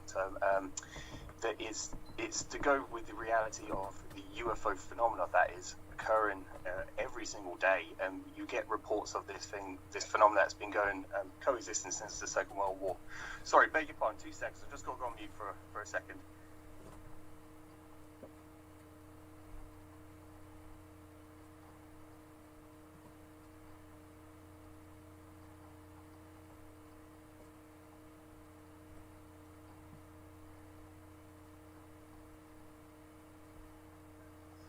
Do apologise, I am back again, and what I am producing is if you go on my YouTube channel, it is Bizarre HD, and you can see it I've posted a couple comments in the live chat, so anyone listening right now can just click straight onto my channel and they can view 4 videos that I've produced, and it's basically a collection of the mechanical UFO phenomena which most people perceive and what their perception is of the alien phenomena, what the the term alien, what they think of is extraterrestrial, but in the reality, this is what the documentary is going to present, is that these are all going back to the Second World War, all post-Second World War. These were in production during the war and even prior to the war. And what the documentary will persist of is a detailed analysis of what the struggles the Third Reich went through, what they were producing in Germany at the time and other places around the world. And to this day, we still see this phenomenon which is going on, and it's something that has been a fascination of mine for a long, long time. I always used to think, because everyone does, they think of, when they see UFO, they think of, oh, what is that? And they always think of the exotic or extraterrestrial. But the reality is, ever since I've been in touch with Douglas, and been, affiliated with him, he has, told me and educated me on, as a DoD librarian, when he was a research librarian at the Presidio, through his experiences, that the UFO phenomena is in fact the Third Reich in exile, and how we are still in a state of war with the Third Reich to this day, and that is emphasized through our ongoing conditions of daylight saving time and such other aspects like the excise war taxes on our phone bills. And so I'll be going through this in my documentary to go over this, and also the time period between 1951 to 1956, which was known as the Schietskrieg, which is the Dis War period. And this will be going into detail, such detail, thanks to Douglas helping me with that, giving me so much information on this period of time, which is so important, and giving me, helping me with such work and sources so I can go and follow up on and to present to you in the documentary through the work of men such as his name is Frank Ficino, and I've recently watched a little interview with him. It goes on for about an hour, and he was presenting the time period which he didn't do any research into this until the late 1980s. So it was around the same period that Douglas was in the Presidio military base when he was working as a DoD librarian. And Ficino will go. What he does is he goes into that time period where you had in 1952 the height of the Dis War, which was known as the shoot them down policy, which the United States Air Force at the time they gave basically a policy. It was like an executive order. It was a shoot them down order. You either call them down, you talk them down, or you shoot them down. And this is greatly emphasized in this one book called Shoot Them Down, and it was the flying saucer phenomena. And I'll be going into that in great detail, as well as their response to this, the United States Air Force with the F-94 Starfire. This was around the time where they were doing the air fighter jet period, where they were actually using these to intercept these flying discs, these German flying discs over United States airspace. And in that year, 1952, there was 1,501 sightings in that single year. It was the height of the Dis War period. So I'll be going into this in great detail. All thanks to Douglas. He's helped me immensely in this. And but yeah, if you go on my YouTube channel, you will see I've produced 4 very short videos. They're all less than 10 minutes long. One's about 4 minutes long. The other one's about 5 to 6 minutes long. And the latest one I've done is about almost 9 minutes long. And it's just a collection of all this UFO phenomena that occurs over it's all over the world. It's from places mainly in the United States, south of the border, particularly the north of the northern United States, as well as you're going into Asia. You're going into the Nationalist Republic of China, which is obvious, obviously because of their alignment with the Axis in World War II. So this is why the phenomena exists there. And so you see all these various footages that I've gathered of them, and so it is obvious. And when people say is this real, or is this a hoax, is this fake, this phenomenon is very, very real, and you can see that in my videos. Yes, this is going on and it is occurring, and it is very much a fact, because you can just look up, like I said, I'll go into the whole conditions of, you're still on wartime, which is daylight saving time. and the war taxes that are still they're still ongoing today. And so these are all be in my documentary. And so what I'm doing is gathering as much information as possible. And of course, I will go through with it with Douglas just to make sure he's also happy with everything that I've done. And I'm doing this on my own accord. This is something it's important for me to say that this is something I want to do. I'm doing this not just it's to just basically get the truth out there, which is what I'm all about. It's just making sure this message is out there, because nobody knows this. And it's remarkable how nobody knows this information. Nobody knows this. It's just, my mind's all over the place at the moment. This is something, I'm on the spot, and it's something that I've not done before. You're doing great. Show. Yeah. Thank you, Douglas. You're back. Thank you. Oh yes. No, you're doing wonderfully, and honestly, you know how it is with someone with a British accent. Americans think everything they're saying is fabulous. They just love the tone of your voice, no matter what you're saying. But you're doing great otherwise as well, in content as well as sound. I will get better, Douglas. I will get better with time. Yes. And so I'm going to finish this Coke, and after that I'm going to have to rinse the taste out of my mouth, because it leaves that horrible malted battery acid taste that I can feel eating away at the porcelain of my teeth. So let me finish that while you go on and tell us a little bit about yourself. Catch us up on everything that you feel that is right to share about about what's going on. And your family, I pray, is doing well, doing okay? Yes, Douglas, thank you. Yeah, no, they're all doing well. And that little scare, when I was last on, I said that we've got a little scare going on.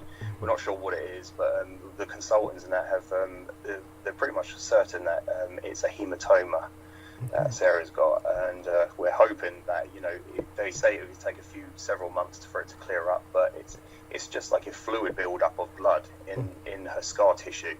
So hopefully that will resolve itself eventually. If not, then you'll need medical intervention. It will need to be drained, or surgical. It might be you need to be opened up again, operation. Okay. Hopefully not.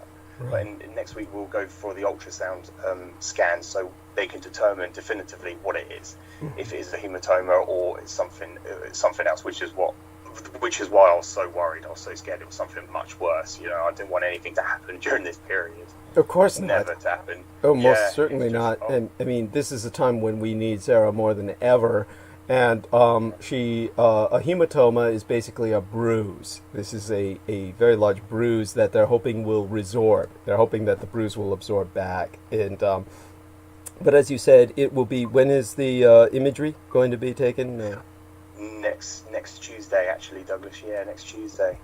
Okay. Yeah, so I will, I'm sure that's what it is. So it will something that will clear up on its own. Right. But yeah, I will let you know. Of course. Let you know. And, yeah, absolutely. But definitely everybody maintain Sarah in your thoughts and prayers. Well, this is a mass prayer request we're issuing right now. So everyone do get together who listens to this on replay and maintain this family across the Atlantic in your thoughts. Or if you're in England, like John Warrington, maintain them in prayer right there in the home country. I'm sorry, go on, please. Everything else that's ongoing in your life. I'm sure there's plenty. Oh, no, thank you, Douglas. No, absolutely, thank you. Honestly, you're so considerate, Douglas. Thank you so much. And the only other thing that's on my mind is making sure that I get this documentary out. That's the thing I'm working on during this period. I'm not doing much else. I'm not working at the moment, so my life is so occupied and busy. Just like making sure everyone. There's so many girls and that, so making sure everyone's all right. And we can't really do much anyway because we're all stuck indoors. Do explain to people when you say there's so many girls. These are not random chicks you're sleeping with. These are basically these young ladies that you're raising. If you would qualify that, please. Yes, absolutely. Yes. I mean, this isn't Douglas Dietrich talking. This is a reputable individual. This is an individual who's a respectable family man. No, thank you, Douglas. Yeah, no, these are girls that I'm helping raise. One of them's obviously one is working during this time, and so she's old enough to but she does have her own father in her life, and Millie is the girl I'm raising also, and she's the girl I'm going to adopt one day. So and so it's just, it's all the time. There's never a 5-minute piece. It's very, very difficult, and so that's why it's taken me longer to do this documentary. Oh, understood. Because not only am I trying to gather information, as much as I can, because I want to make sure this is perfect. Because, like I said, it's so important, Douglas, isn't it? Because you go on YouTube and they're all presenting it as the extraterrestrial phenomenon. It's disgusting. And there are. Thank you. There's plenty of hints about National Socialist technology, but the way they try and pervert it is they'll try and say, well, the Germans got it from the aliens. Something incredibly stupid. This I never gave this a thought before. And of course, this is not any of our business, but I don't feel it's too invasive, and you can tell me if it is. I never really given a thought to Sarah's ex-husband. I never even thought of him as someone who was alive.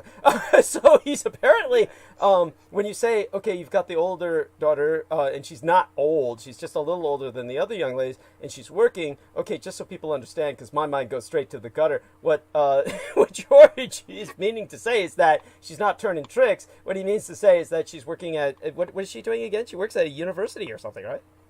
Oh yeah, one of them's in Oxford. One of them lives in Oxford, and the other one is working at an optician's in the town that we live in. So there's 2 older ones, and then you got Millie and then Everly. So it's 4 altogether. Right, and you said that her father is in her life. So we're talking about her biological father, and so he's still alive. Just one of them. Yeah, and and he's actually living up to some level of responsibility then.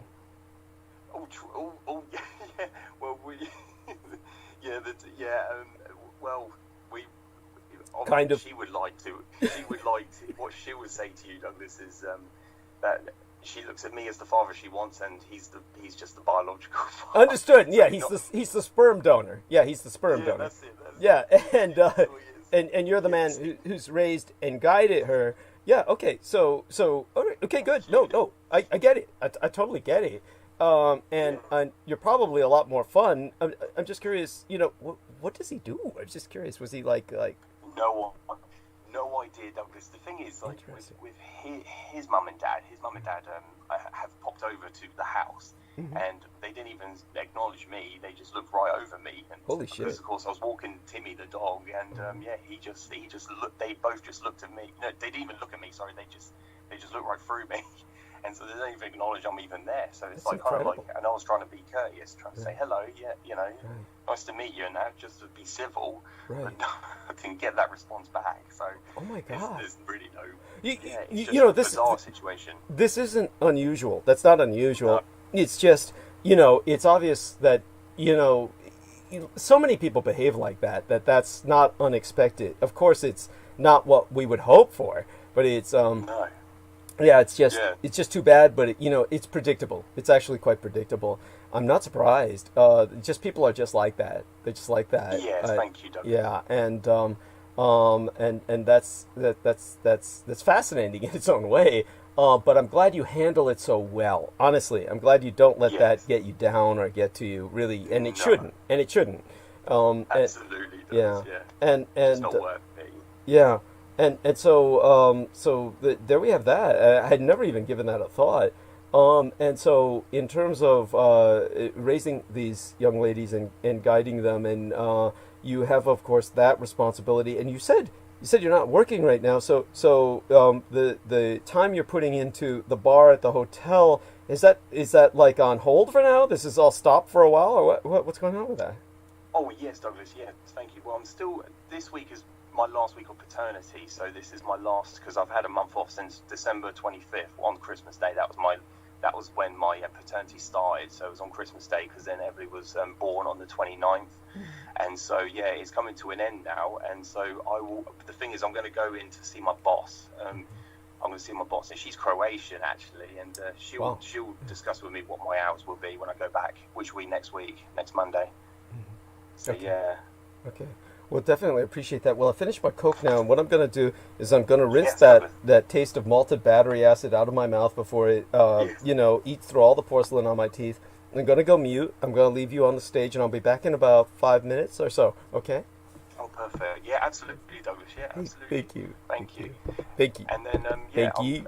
what I'll probably talk about, so people can probably get a better understanding of things, because the main subject that I'm presenting at the moment is the Third Reich in exile. But I've done so many other things to, which is on my Facebook timeline, which people can view at their convenience in their leisure. But the thing is, what I love about listening to Douglas is it's like a platform for listening to information, and that's what I would, that's what the reason why I've always listened to Douglas is. This is what I tell everyone. Is he's the greatest and the factual source of information, and so we're all here as information consumers, and so you rather go to the facts and rather than listen to all this literally just propaganda or disinformation. There's so much out there, but this is the thing. This is why I always say Douglas is the best person to listen to, because you will literally get the straight up facts, the straight talking facts, and so that's the reason why it's great for people to come here, and that's whenever I've spoken to Douglas, I've always liked to speak about information and just make sure information gets out there. But that's where I stand on everything. I just only deal with facts, and that's only what Douglas is, deals with too. Anything else, it's just we can't handle it. It's intolerable to listen to. There's no point even going there with all this all these different people who they're all just propagandists, they're shills and charlatans, and they just present all this garbage. And it's just not worth listening to. But what I would go into again is it's so important for people to understand with our conditions of war. We are still legally in a state of war, which is something that the most important thing that I teach anyone is we're still on wartime. We're still on daylight saving time. And this is something that was started during World War II under Franklin Delano Roosevelt, and he started this. He instituted this thing called wartime, which has meant that the time clocks will change, which meant that we can have more daylight. We have an extra hour of daylight, and this was designed to fuel the war machine. That's why it was implemented, and that's because they would propagandize the nation to say that the Germans were under wartime also. They're on daylight saving time, so they had more time to produce, to manufacture and production. So this is why he forced the nation to say that we're going to go on wartime again, which they did in World War I under Woodrow Wilson. They went into daylight saving time for literally around a year, and then by popular demand it was do away with, and they voted out because it was such an inconvenience, especially in a time where where before you had the age of the internet, in the 90s, when it was given to the public, everything was done manually. You had to alter your clocks manually, and it was before the digital age, and so it was incredibly inconvenient for people to when they wanted to do trade with different states, or in the United States you have different states, and so when you ever want to do a national trade or an express trade, you have to go by different clock changes, and so that's why it was such an inconvenience, and that's why it was do away with in World War I, and so nobody wanted daylight saving time. But in World War II it was implemented again at the start of 1942, when the Americans went into war, when they declared war, and so this is what happened. Then Franklin Delano Roosevelt instituted a wartime, a daylight saving time, which was wartime, and to this day it's still there. And if you look this up, and this is what I tell people, don't have to take my word for it. You can look any of this up. That whatever I say or whatever Douglas says, you can verify it. That's the most important thing. You can. And the thing is, it's hard for people to verify things if they don't know what they're looking for. So this is why it's very important for you to actually listen to whatever we say and then go by what we say, because otherwise you'll never find information. So it's important to, if anyone looks up daylight saving time, you will know, and it will state that it was an ongoing condition, and that's a government term for it. A condition means it is ongoing and it's indefinitely, which means it will continue. And where it's stated in 1942 that it would continue 6 months to after the war had officially was over. But the problem is with this is the war was never over with the Third Reich. What I mean is the National Socialists, or what people deride as the Nazis. The war was never ever finalized or conceded, or it was never capitulated. It was still ongoing. And so this is very important for people to understand that the war is still ongoing because you've never signed a peace deal. The peace was never settled with the Third Reich. And then what I will do in the documentary is go into the final settlement of East and West Germany, which was, I believe that occurred on the 12th, I'm going by memory, 12th of September 1990, when the settlement went into effect. And so this was finalised in 1990 with East and West Germany, not with the Third Reich. This is what's so important. They never ever finalised an agreement of peace with the Third Reich government. They went into exile, and that's what the documentary will be going over. It will be emphasising, it will be articulating, and everything that went on after the war. And so the war was still legal and ongoing. And when you look at the 1950s, this is the era of the Dis Wars, or the Massacre of the Skies, where you had literally, ace pilots, literal Air Force pilots, like they had what's known as, they had combat experience in the air, and these were shot down. These were men who each had well over 100 missions, combat missions in Korea, each of them that were shot down in the skies over America on our own home territory, on the American home front. So yeah, very, very important, and definitely appreciate your bringing that up. I mean, believe me, you're doing very well, and I really appreciate, of course, your bringing up the piece concerning both East and West Germany. And you're absolutely right. Of course, what we can do is we can look up later on the exact date, but you're pretty much about right. It was the collapse of the Berlin Wall, and then it was right before the Soviet Union went bankrupt in 1991 that they made a peace along with the European and American allied powers. But anyhow, go on with what you were going to say, and by all means, continue.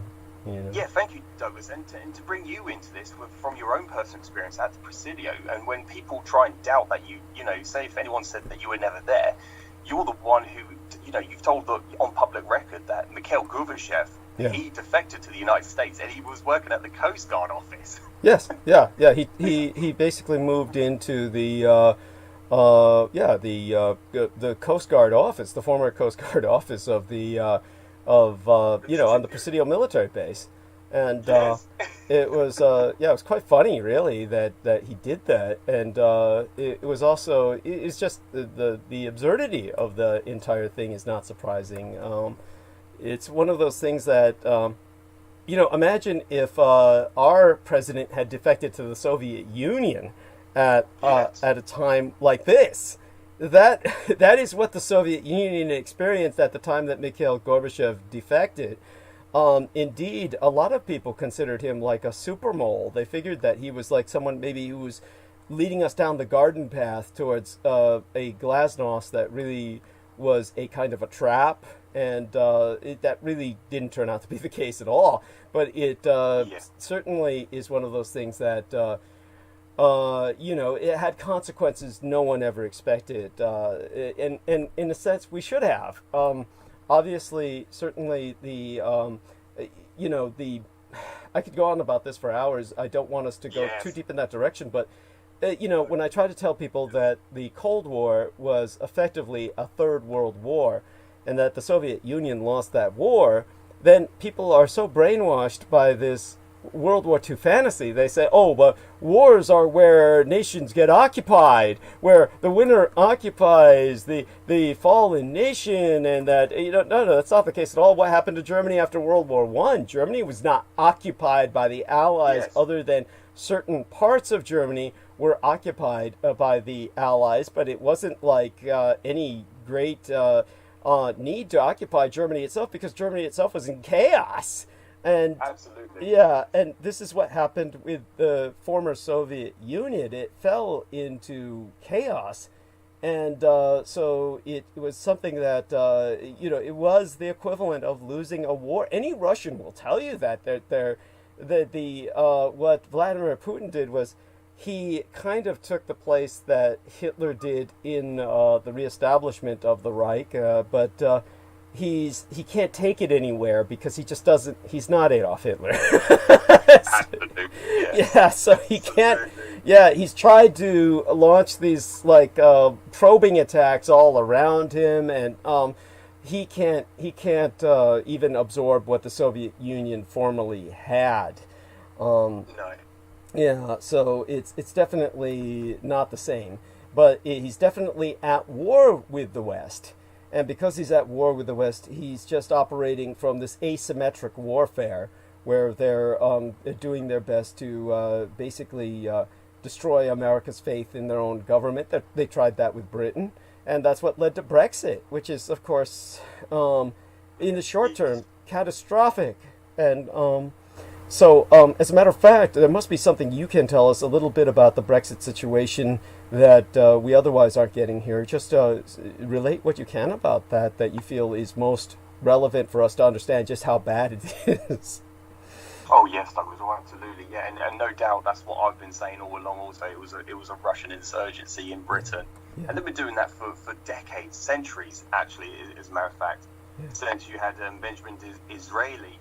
He was, oh my God, it goes into, they always had a swing vote and a, influence on the Labourite Party, the Hitler hardcore Unionist Party, and so they've been doing this for a long, long time with, many, many scenarios, many situations, and so this is something you had that man Nigel Farage, who was very pro Brexit, who's telling everyone about migrants. Can you hear me, Doug? Sorry. Oh, yeah, you can. Yeah. Oh, beg your pardon. Sorry, I thought it cut off then.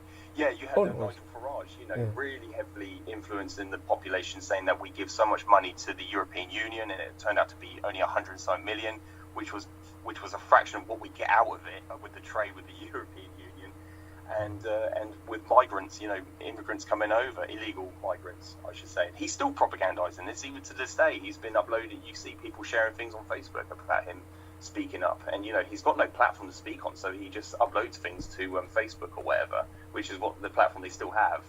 Pathetic. They haven't really got much, and it's like that. Kate Hopkins as well. This woman called Kate Hopkins is a very pro-Trump, pro-Russian Vladimir Putin.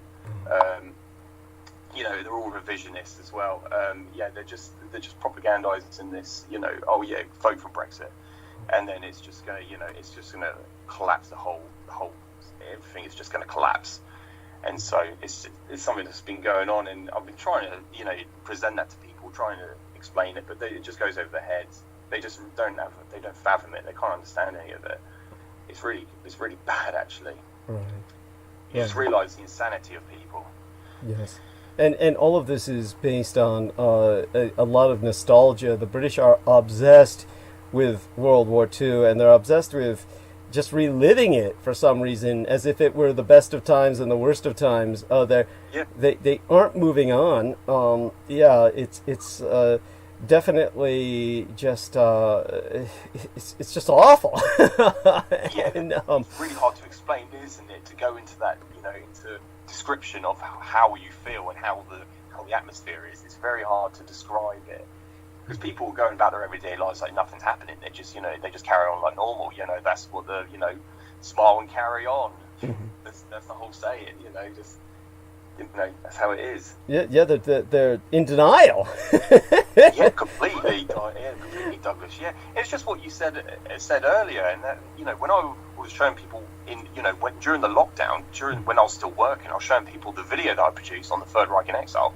And they said the exact same thing. They said, "Oh, they must have got that from aliens, like extraterrestrials." No, the Germans are the aliens because they were considered enemy aliens. They are the aliens. Don't you get that? Right. And it's just too much for them. It's the total lack of faith they have in humanity. They have no faith in humanity. This is like something that's been drilled into them, that they must not have faith in themselves or their own human race. That they've been taught. Absolutely, Douglas. Yes. Yeah, it's just.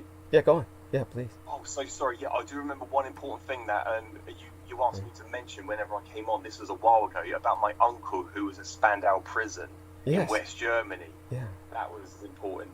Of course, I would love to be able to talk to him again. I haven't spoken to him for like nearly 15 years, for a very long time, because there was a massive fallout with the family. But he, this was in the 70s, when I asked my mum when did he do his service, and he was only in service for a few years, and he was a Spandau prison, and they used to take it in turns. The Russians, the Americans, and the British, they would take turns in watching Rudolf Hess, or the man they claimed was Rudolf Hess. Right. And the one thing that he would always mention when I was a kid growing up, he would always mention that he was guarding one of the top echelons of the Third Reich. And I never knew who it was, but I just knew he guarded someone important at that time. And then, of course, when I got older, then I realised who it was. And it was Rudolf Hess that he was guarding. And he'd always say that it was the British that killed him. Right. He'd always turn around and say that, because that's what they were talking about. Yes, yes. And so it definitely makes perfect sense. Either killed Rudolf Hess or killed the person who was in prison in his place. And, of course, Peter Moon is convinced that it was Rudolf Hess, and he says, oh, this is because he knew so much about flight and various other things. He said that this prisoner knew. At the same time, there are many people who knew Rudolf Hess who said it wasn't Rudolf Hess, and that this person, absolutely, really didn't know. Was it his children that pointed out that was not Rudolf Hess? I believe that they were among the many people who said that. Yes. Yes. And point out that's not. Yeah, because he couldn't speak. He had what was it? Yeah. Sorry, Douglas. Yeah. No he was. He had like some, not a speech impediment, but he had some problem with his speaking. He couldn't speak properly. During the trials. I mean, he's a special case during the Nuremberg trials. Right. But all of them, the majority of them are all military men. They're all generals. They're right. all all part of the Wehrmacht. They weren't diplomats. Right. That's right. And that's really important to bring up. Also, the men that they stood trial at the Nuremberg trials, and then and I've watched a really good video, Douglas. So I'll have to send it to you. That they talked about with the whole the executions, and they all it was only 10 of them in the end. We have Hermann Göring that suicided on October 15th, but then they all got executed on the 16th of October, 1946. Right. The same day that Michael Aquino, as you know, came into this world. Yes, was born. Right. Yes. Which he always insisted was a direct result of this sacrifice, but it was an imperfect sacrifice, and rather than bringing the true Antichrist into the world, which was the Americans' intentions by sacrificing 13 men of power, instead they brought his herald, so to speak, the herald of the harbinger of the Antichrist, so to speak, in the form of Michael Aquino. So even he didn't have the megalomania to consider himself to be the Antichrist himself, which is something that, of course, Aleister Crowley would claim. But like I said, Aleister Crowley half the time was just he was just like a rock star. He was just like taking the yokels for a ride. I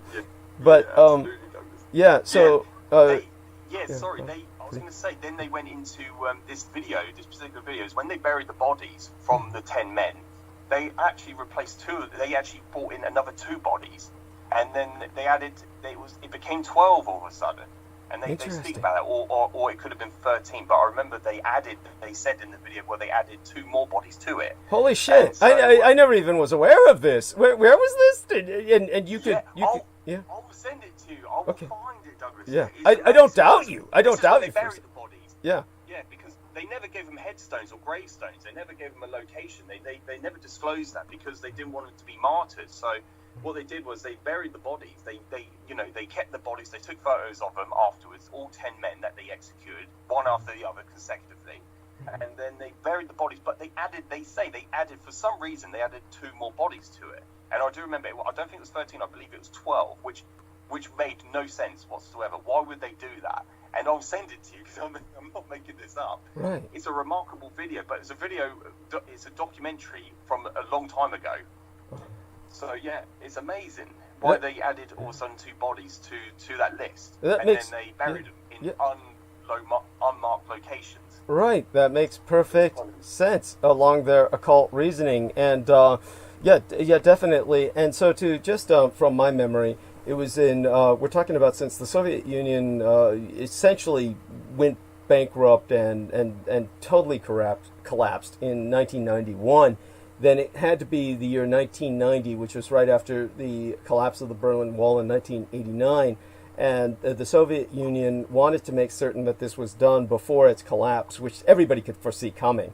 And so the Soviet Union, along with France and Great Britain and the United States, and that was basically it. These four nations, they didn't include China, which was, of course, nationalist China at the time of World War II, and by 1989 was no longer part of the United Nations, but considered the enemy. And communist China had taken its place, but communist China was not involved with this at all. Rather, just the European, Eurasian, and Atlantic powers of America, the Soviet Union, and Britain and France got together with East and West Germany and declared this peace. And this was just this bizarre kind of formality that it didn't make any sense, because neither East or West Germany had existed at World War II, and they had never been at war with with any of the other nations. So, and they had never been at war with each other.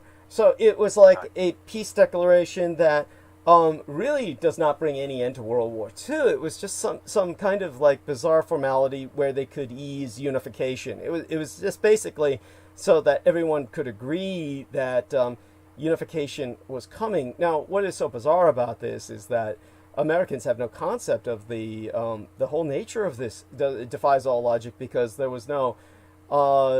First off, everyone can see by this that the Allies were not in any position of great power, even regards Germany on the surface world, let alone there was nothing anyone could do to stop reunification. Even though, so the Soviet Union was on its way out. Nobody could stop reunification, so they all just kind of tacitly just acknowledged it. There are scholars who will try and claim that this is somehow, in a sense, the end of the Second World War, but it obviously is not. So it's just bizarre. But so there we have that. And but definitely what I'll need to do is get to as much as I can tonight in what time I have left about the subjects I was addressing. And I love you dearly, and I love Sarah, and make certain to share the love that I have for your family with her and all the girls. Make certain that you let them know. And I certainly appreciate your coming on to provide myself a break. I won't let you go yet until I open some of these refreshments, so I can know that I can drink them safely without them spilling all over myself, trying to open them while I'm talking. So your presence here helps stabilize that. Let me get a second to open this up. So that I have something to drink once our man is gone. How's the rest of your day looking today? What in particular, anything in particular kind of looking, like anything to do? Well, the plan is we're going to go for a walk very shortly. I think they're getting ready to go for a walk, actually, Douglas. So it's perfect timing, actually. Good. So yeah, we're just going to go for a walk before the weather changes. At the moment, it's just cloudy and overcast, and then it's going to obviously come down. The heavens will open very shortly, and so we're going to make the most of it. And then the rest of the week it's going to be raining in England, where I'm living anyway. Oh my God, I'm sorry to hear that. Well, yes, better enjoy that now. I'll let you go. Yes. And hugs to you, and my best to everyone, and especially, of course, Sarah and your daughter, and the new young lady who's part of the family. And what's her name again? Yeah, Everly, little Everly. Okay. Yes, little Everly. Yeah, she's gorgeous. She's gorgeous, Douglas. She is. Absolutely fond of her. She is a true Nordic Aryan. Blessed, she truly is. Yes. Blessed be. Take care now. Bye-bye. Yeah, love you, big loss. Yes, love you. Bye-bye. And so that was George Knight. And what I'll do at this point is, as I promised, I'll explain what happened on my birthday. Basically, what happened was that my father-in-law sat down and had a talk with me on my birthday to basically tell me about the state of big business and its attitude towards politics. And of course, he pointed out that as someone who had clawed his way to the position he was in now, which was quite fortunate, he had always, throughout his life, been indoctrinated, like so many others involved in business, to try and perceive business as business. And generally apolitical, but the line between the twain has never been bright, and he pointed out to myself on my birthday that it had grown much fuzzier in recent years, and that business leaders are feeling compelled to take strong stands on issues once considered the realm of politics and government: climate change, inequality, racial injustice, and most recently, public health. Meanwhile, President Trump, this was his stance. What I'm simply doing is relating what he related to myself. And bear in mind, I always maintain his anonymity, and for the foreseeable future will do so, because of reasons that should be obvious. But he pointed out that President Trump, this was October 20th on my birthday yesteryear, he pointed out that President Trump felt free to personally intervene in individual business decisions with unprecedented abandon, his role in the TikTok deal being only the latest at that time, as exemplary of President Trump feeling that politics was merely a battering ram for business policy. And so this is what forced men like my father-in-law to reflect on what was then the immediately pending American election. And some business leaders were tempted to vote for the man, and would have been tempted at that time to vote for the man who managed to achieve the unachievable by rewriting the corporate tax code, which had previously penalized American-based business, all businesses, relative to overseas competitors, and who had rolled back the regulatory tide of the Obama administration. All of this Trump had done for business. But as my father-in-law saw it, along with an ever-growing group of corporate leaders at that time, who were also being forced to recognize that society is demanding a different kind of leadership, today's business leaders increasingly embrace purpose beyond profit, providing their employees connection to a cause bigger than themselves, spending less time telling people what to do and more telling them how to do it, empathizing, inspiring, motivating, and urging their people to do not just the next thing right, but the next right thing, the way my father-in-law expressed it. And he was conclusive that any way you measure it, Donald Trump has failed that test of leadership.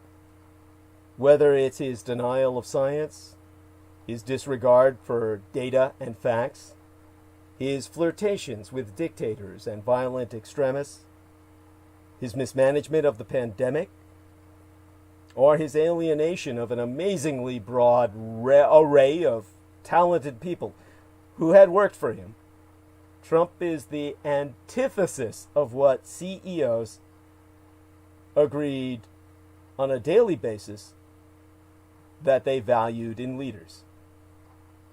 So if, as my father-in-law concluded at the time of my birthday when he sat down to talk to myself about this, if companies can do better, so can the country. And the big problems that I just related unto yourself as he had related unto me would never be solved without a partnership between leaders in business and government.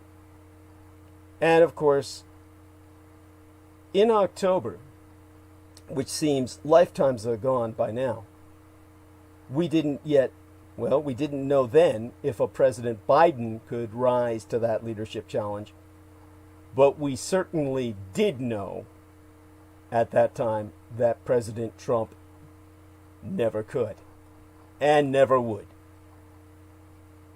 And it was decided at that time to try something new.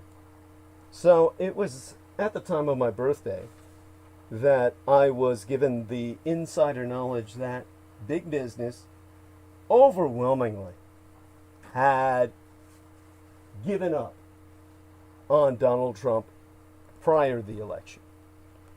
It was a factor in why he didn't win. And what we're dealing with now is big business basically relegating Donald Trump to irrelevance. That's the meaning of Trump's mass cancellation. Because it's the free market that has spoken. Trump is the business celebrity who pledged to drain the swamp,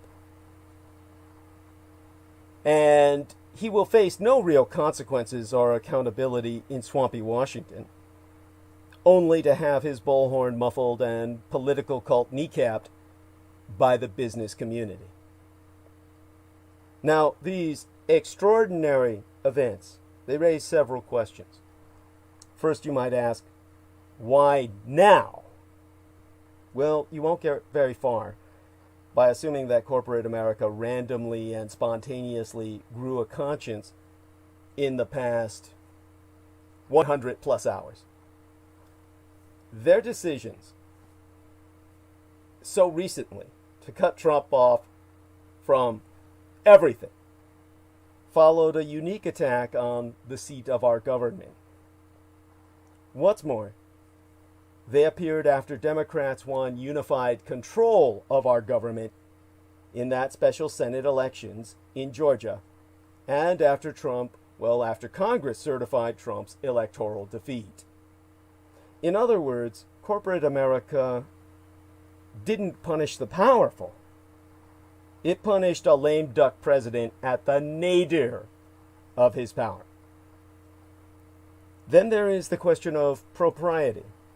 Does the punishment of media blackout fit the crime of attempted insurrection? Now, several people with no fondness for Trump, including ACLU, the American Civil Liberties Union attorneys, and even the Deutschen Prime Ministeress, the German Chancellor, Angela Merkel, expressed misgivings about Twitter's decision to kick the president off its platform. Meanwhile, Trump supporters on Fox News are comparing his tweet ban to Kristallnacht, the Nazi ransacking of Jewish businesses in 1938. Let's not get carried away. American businesses are not exercising their corporate veto power over some controversial but ordinary presidential behavior. The facts on the ground are more than straightforward. A lame duck president provoked a violent rebellion against our capital that left several people dead, even judged against the heightened bar of Trump's extraordinarily abnormal presidency. This moment was surpassingly awful and unusual, and deserving an equally unusual response. And it got one. Corporate America's collective cancellation of the president raises one more question. How did America's businesses become so political? In the past few years, the American electorate has become more polarized as Washington has become more sclerotic. This imbalance creates a surplus of angry political energy looking for somewhere to land beyond the do-nothing halls of Washington. It has found fertile ground in corporate America. Political inaction has helped turn companies into political actors. Power abhors a vacuum. Someone, something, has to fill it. For example, exempli gratiae, after the school shootings in Parkland, Florida, Congress passed no new laws on gun control, but Delta and United Airlines canceled their discount benefits with the National Rifle Association, and Dick's Sporting Goods, Walmart, and Kroger pledged to restrict firearm sales. Corporate America is running so far to the left of the Republican cult, because both corporations and political parties try to win the future. Corporations win the future by appealing to consumers, while parties win the future by appealing to voters. At this moment in American history, younger Americans and college-educated Americans have moved sharply left, while Republicans have come to represent the older, whiter, and completely uneducated, sick Americans of a dying demographic, sustaining themselves on life support and the parasitization of the work of the young.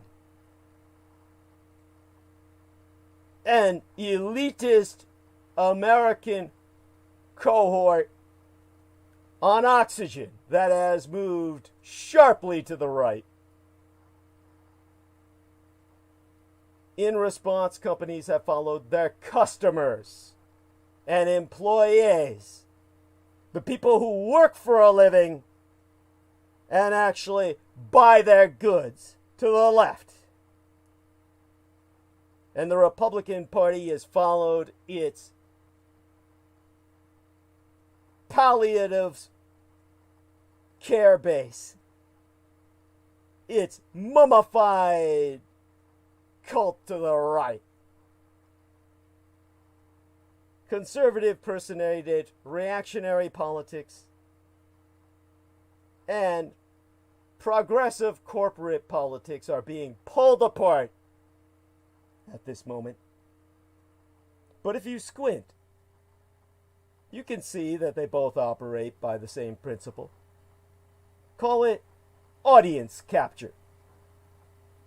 The companies are trying to appeal to consumers and employees. They're courting the opinions of younger workers, who are more moderate or lean left. Meanwhile, the Republican Party cult is subject to the whims of its members, who still overwhelmingly support this mad, demented president, installed by a hostile foreign empire. In the absence of actual courage, too many American elites are left acting precisely as cowardly or as bravely as their consumer demographic allows them to be. Now there's a motto for the 21st century. Pick your audience wisely, for you will become it.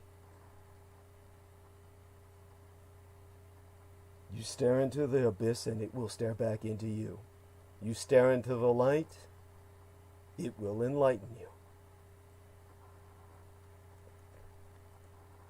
Business has become enlightened. And the politics has entered the darkness. Darker than the abyss and blacker than black. Into the agenda of the anti-gods.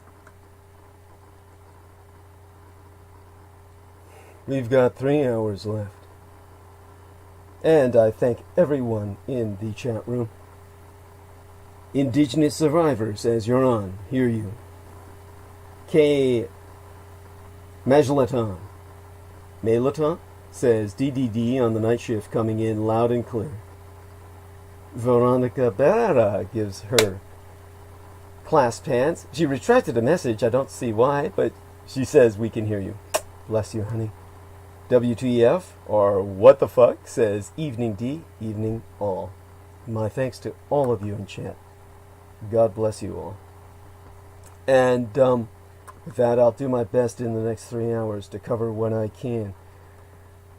Obviously, as I said, I'll go deeper into the free speech aspects of what has gone down, hopefully on the day of inauguration itself. But I've given you what the foundation for these actions is on the part of big business. without my son having been married off to the man he deserved far more than anything I could give him. And of course, I'm not gay, and even though he was the escort that I had intended to marry, the gender dysphoria was not allowing for that. And what was I going to do once the young lady I truly loved became a boy? I wasn't going to spend the rest of my life fucking somebody up the ass. So what happened was the best of all worlds in many respects. I'm still heartbroken. But my son, who was a young girl when I purchased her off the streets, that's still the smartest purchase I ever made. Now, in terms of what I'm seeking now, going to scroll down a bit on my own timeline and locate our GoFundMe so I can provide the information people need. Let's see if this works. Oh God, somehow this wound up going to the individual's page. I accepted somebody's friend request and it goes over to the timeline. Not exactly what I wanted to see.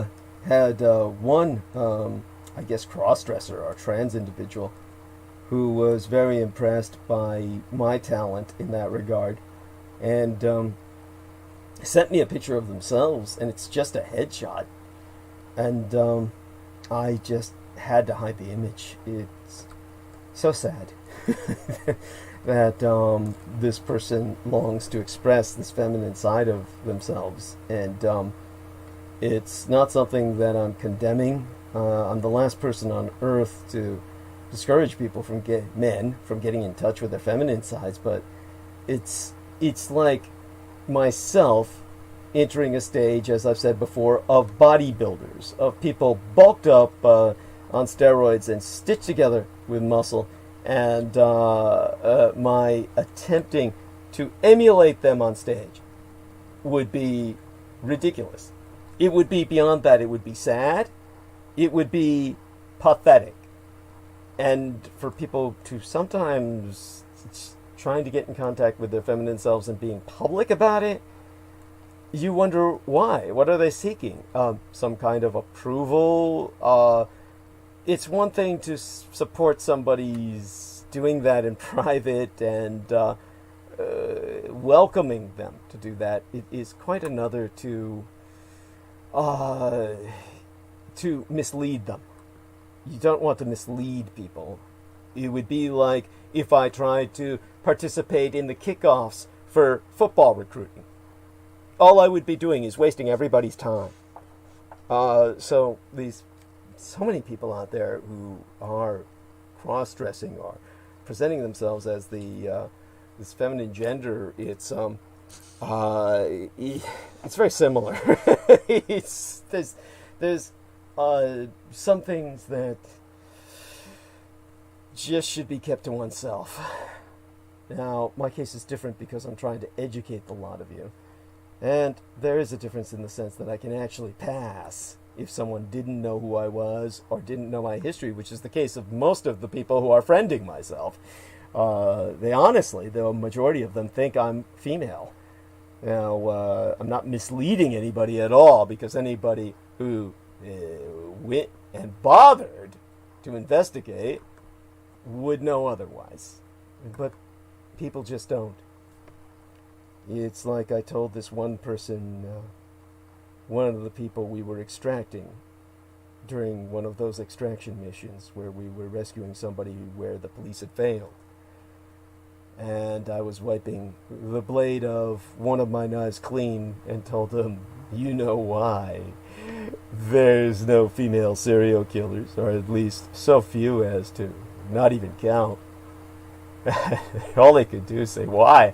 I said, because it's too fucking easy. Honestly, Men will go after anything. Now, one of the things that I want to make people aware of in the time we have left, well, let me start by reading this wonderful bit that was read by the lovely Grandmadame Selina Khan, my mistress and manageress. English is a second language for her, so I'll paraphrase, and what she says is priceless. Forever that grateful I am, or forever grateful that I am, to everyone for their donations and contributions. Words simply cannot describe my appreciation/gratitude. But I just wanted to emphasize a bit about my GoFundMe.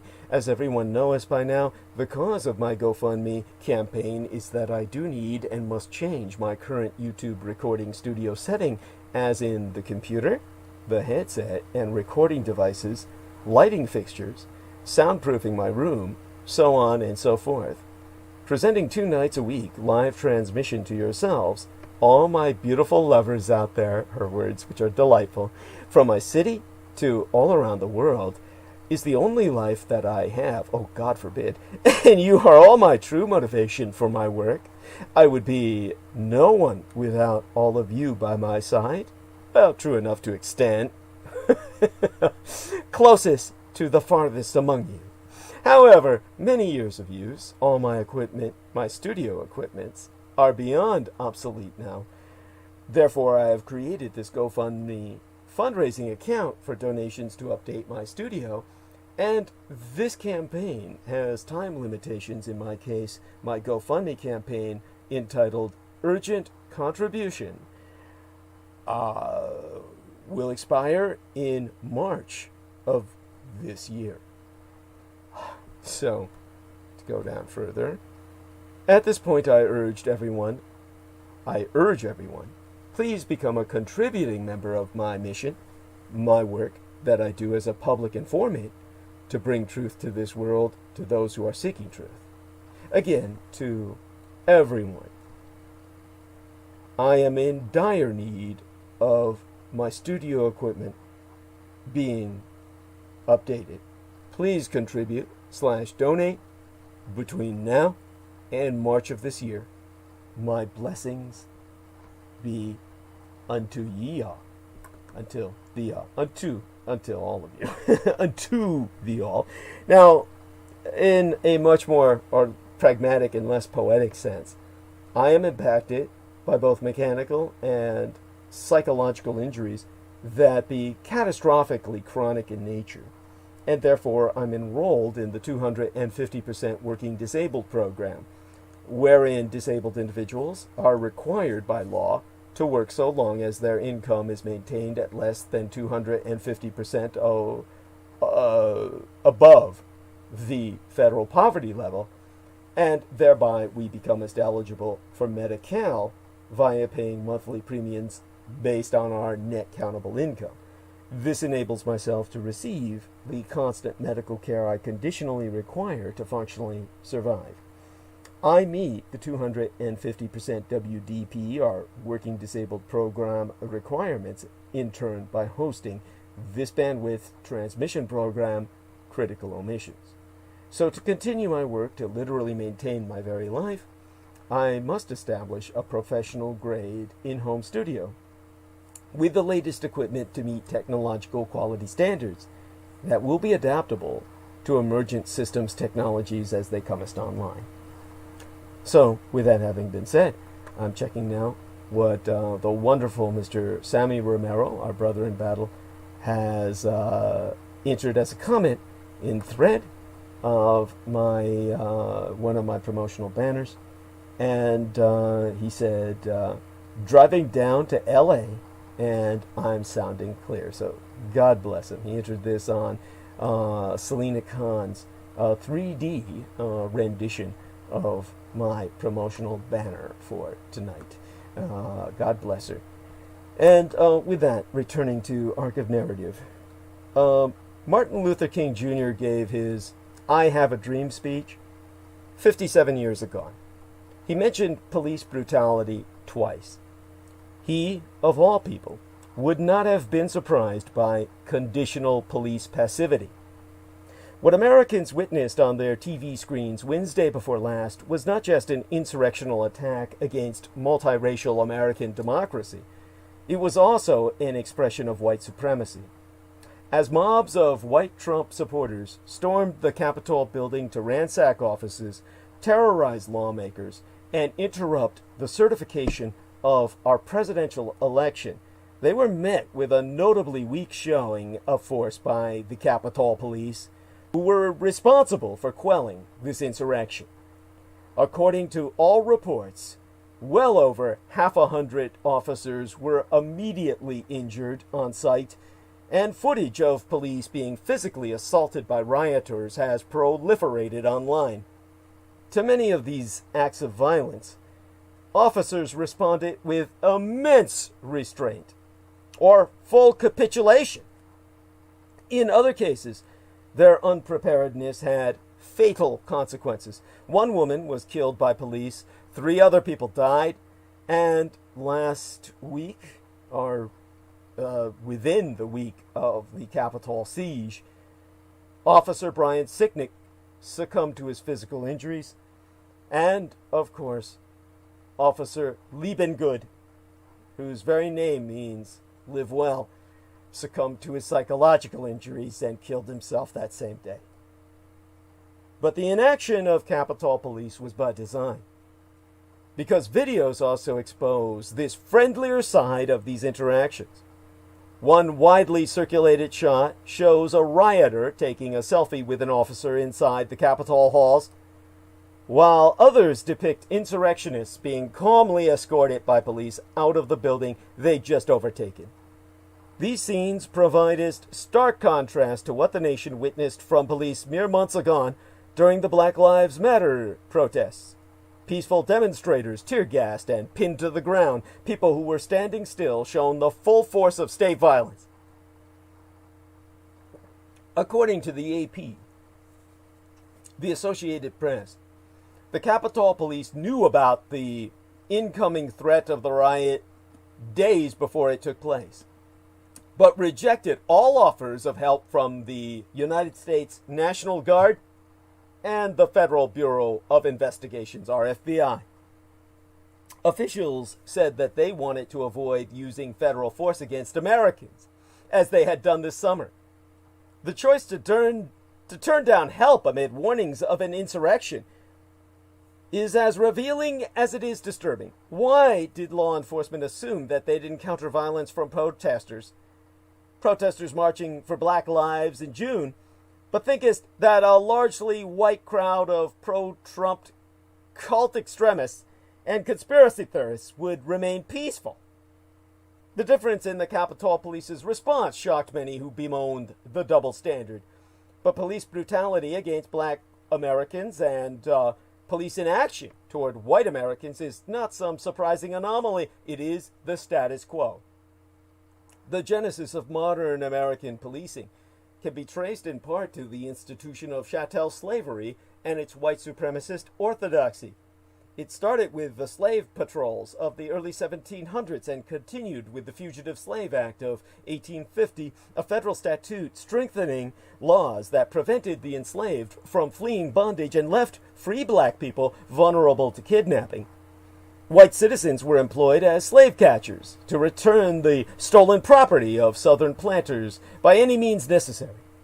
In his 1903 text entitled The Souls of Black Folk, W.E.B. Du Bois wrote that the police system was arranged to deal with blacks alone and tacitly assumed that every white man was ipso facto a member of that police. The ideologies of that earliest iteration of American policing, designed to prevent the freedom and enfranchisement of black people and to protect the interests of white people, still persist in today's policing system. In December of yesteryear, which is but yestermincies, last month, and by the way, just checking in here on what our dear friend Salman Sheikh had to say. He's just entered a comment, and I'm responding to it now. Wonderful human being. Allah be praised. our Muslim brother in battle he be. In December, but yestermenses, a 111-page investigative report about the New York Police Department revealed that last year's Black Lives Matter protests had been grossly mishandled by officers. That report, conducted by a city oversight agency, confirmed what millions of Americans had seen after the killing of George Floyd on the 25th of May. Police responses during peaceful protesters were characterized by excessive enforcement and the violation of First Amendment rights. Yet 1 month before Floyd's death, on the 30th of April, the country had watched as white protesters, some of them heavily armed, swarmed the Michigan state capitol to object to stay-at-home orders, resulting in little incident from Michigan state police troopers and only 2 arrests. Dubois characterized occurrences such as this one as part of the double system of justice, which erred on the white side by undue leniency and practical immunity. After an insurrection by hundreds, which resulted in the resignation of the chief of the Capitol Police, just 82 arrests have been made so far since. These facts give all credence to the idea that with regard to American policing, consequences are split down color lines. The mob attacks on the Capitol are not so much unprecedented as they are consistent with America's history of white backlash to racial equality and white entitlement to political, economic, and social control. It is not a coincidence that on the same day of the riot, the first black and Jewish Americans were elected to Senate seats in Georgia. Wednesday of the week before last's violence claims no legitimate grievances. It is merely the perpetual retaliation to racial progress, as evidenced by the insurrectionists' parading of Trump flags, Confederate flags, Gadsden flags, Blue Lives Matter flags, and neo-Nazi symbols. This was not an uprising against a tyrannical government. It was an uprising against a multicultural government. And the police reaction, calm, measured, tolerant to that uprising, suggests that when it comes to engaging in violence against the state, white perpetrators have nothing to lose. The storming of the U.S. Capitol itself is what happens when white supremacy is coddled. Black people, of course, were not surprised by any of these events in Washington. Now, what can I say, Estin? The last little time we have remaining. It may seem a lot, but it's not. 10 to 11, 11 to 12, so we've got 2.5 hours left. Let's see if I can beat the clock. One of the things that I can refer to is the sports world. When it came to the black people in the sports world, none of them were surprised by the events in Washington. And they're really the only blacks we have to turn to outside of politics that the public will recognize, aside from, of course, actors and actresses. And we all know their stance because they wear that on their sleeves. But in the wake of supporters of President Donald Trump storming the U.S. Capitol on January 6th and commandeering the meeting place of Congress for hours while clashing with law enforcement, Philadelphia 76ers head coach Doc Rivers, who is black, asked a rather poignant question about the mostly white men laying siege to the federal building. When he said to the media, "Could you imagine today if those were all black people storming the Capitol and what would have happened? That to me is a picture worth 1,000 words for all of us to see. It's something for us to reckon with again. No police dogs turned on people, no billy clubs hitting people, people peacefully being escorted out of the Capitol. It shows you can disperse a crowd peacefully, I guess." It's why Coach Rivers and scores of other black people in the sports world felt compelled to speak out. racism and systemic oppression that it birthed were what drew former NFL quarterback Colin Kaepernick to kneel against police violence. It was what drew Los Angeles Lakers star LeBron James to fight voter suppression, and what drove WNBA star Maya Moore against racial inequalities within the criminal justice system. It's why Boston Celtics guard Jaylen Brown drove 15 hours from Boston to Atlanta to march, why Black Lives Matter was painted on the court in the NBA bubble, and why the Milwaukee Bucks refused to participate in a playoff game. With Brown going on to say, in America, you get killed by sleeping in your car, selling cigarettes, or playing in your own backyard.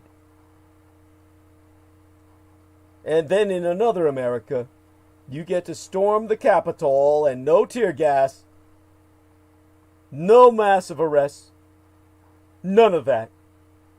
But for so much of America, this was apparently breaking news. Now, I quoted Coach Rivers earlier, and the person I just quoted now was the Celtics, Boston Celtics guard, Jaylen Brown, the man who drove 15 hours from Boston to Atlanta to participate in a march. I'm looking these people up on YouTube, and Coach Rivers had his Orlando, Florida home burned down at one point in his life for committing the crime of miscegenation, meaning downbreeding, meaning he was fucking a white woman and their child would potentially be a hybrid, which was considered inferior by the pseudoscience of America at the time that he was young and studly. That perfectly encapsulates the black experience in America. Watching white people not be held accountable in the eyes of the law.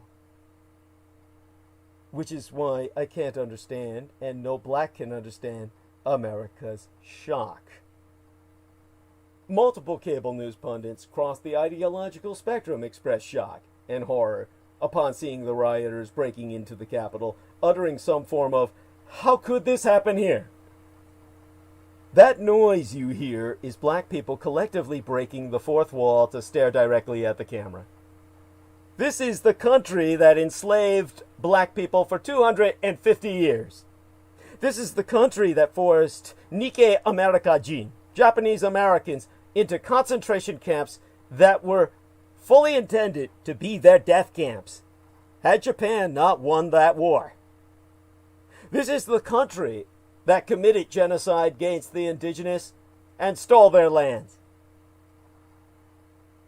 And then said they have the right to graze their cattle on it illegally, a la Bundy, because white plus might make us right. This is the country that, in the last 20 years, has fought to prevent Muslims and Mexicans from entering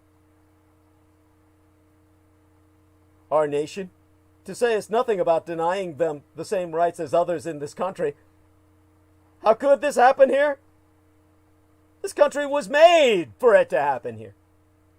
The coddling of white grievance for centuries only ends in insurrection and sedition. Black Americans have been subjected to and had their bodies plundered since 1619. They have an idea of freedom, but have never actually experienced it. White Americans can rush through 2 sets of barricades outside of what should be one of the most heavily guarded buildings in the country. Fight with Capitol Police, including spraying officers with the same sort of chemical agents law enforcement used against Black Lives Matter protesters this summer, and be allowed to do so. For black people, militarized police forces brutally crack down on them for marching down the street while simply asking for equal rights. Black people would not have been allowed to get past the first barrier, let alone inside the Capitol, without first being shot. Black Panther Party leader Fred Hampton was killed in his Chicago home in 1969 because the Illinois government assumed he was planning violence against the government, the very fact that he could entertain such thoughts within his head. The day after the siege, LeBron James of the LA Lakers said, "We live in two Americas." And that was a prime example of that yesterday. And if you don't understand that or don't see that after seeing what you saw yesterday, then you really need to take a step back. Not even just one step, but maybe 4 or 5 or even 10 steps backwards and ask yourself, how do you want your kids, or how do you want your grandkids, or how do we want America to be viewed as? Do we want to live in this beautiful country? That was LeBron James, I'm quoting, in Kenosha, Wisconsin. Kenosha County District Attorney Michael Gravely announced on the 5th of January that his office would not be pursuing charges against Rustin Shesky, the officer who shot Jacob Blake, a black man, 7 times while responding to a domestic violence call in August. That shooting, which has left Blake paralyzed from the waist down for the rest of his life, led to a brief work stoppage in professional sports, spearheaded by the Bucks refusing to play in a playoff game against the Orlando Magic. The day before Gravely's announcement, the Kenosha City Council passed an emergency declaration regarding potential civil unrest, as did Kenosha County Sheriff David Beth. Wisconsin Governor Tony Evers also authorized the deployment of the National Guard to the city in anticipation of possible unrest following Gravely's decision. Referring to the reaction to the Blake decision, Wisconsin Lieutenant Governor Mandela Barnes, who advised the Bucks during their protest over the summer, told the press by phone on Friday into the weekend of that atrocity that I predicted was going to happen when they started preparing for protests. I said, this means they're going to let the guy off. And that's when Lieutenant Governor of Wisconsin, Mandela Barnes, said, "For the people who were calling for justice, I think it's a story that is not at all unfamiliar. And when that theme is as familiar as it is, you know the ending of this movie. It's like the same exact plot, just different characters, different actors, different settings." Now, around 7 that evening, Kenosha County Courthouse was almost an occupied war zone. Humvees and other armored vehicles lined the streets of Kenosha, with heavily armed soldiers wandering around. Police cars sped through the streets, and officers set up impromptu roadblocks. What can only be assumed to be snipers were perched atop the courthouse building. I don't know if anyone saw them aside myself when I reviewed the footage, because I knew what to look for. All of this for maybe 100 protesters, less than 50, marching across the city, being followed by a dozen cars. There was no looting, no violence, nor were their weapons brandished or buildings damaged. But because the protesters were marching against state violence and for racial equality, they were viewed as dangerous threats to society. When the marchers confronted some of the National Guard at the courthouse, the soldiers set up a loose perimeter around them. Some even had their fingers near the trigger of their assault weapons as protesters yelled and jeered at them. I was able to zoom in on the footage, thanks to technology I can't even use without my son's help. Now compare that with the Capitol Police. When the insurrection began, there were no armored vehicles, no tear gas, no violent beatings of the rioters. Washington Mayor Muriel Bowser had asked days earlier for the National Guard to be deployed in anticipation of this white violence, and her request was denied. All because whiteness is not inherently viewed as a threat the way blackness is. While looting and destruction have happened at some Black Lives Matter protests, there has rarely been what could be considered violence directed at state actors. Black protester anger is a symptom of the violation of the social contract between members of society and the government. And even then their anger should be considered rather tame for folks who were once considered property by this same government. White grievance has nothing to do with the social contract. It's about preserving white supremacy only. This episode exposed many things about America: the unchecked powers of the office of the president, the propensity to violence of white people, the lack of preparedness of the nation's police in reaction to said violence, the naked ambition of politicians to retain power, so on, so forth. But what it may have exposed the most is what Copernic brought to light some 5 years agone. In August of 2016, Copernic refused to stand during the playing of the national anthem to bring attention to police brutality and the systematic oppression of black people in this country. Copernic did this by hitting America at the core of what it holds closest to its heart: patriotism. Americans, mostly of the white variety, claim to believe in freedom, democracy, and equality. Yet many black Americans, including Copernic, understand those values are contingent on the person being white. Black Americans have only been free in this country for just over 150 years. The country has only truly been a democracy since the year before I myself was born, 1965.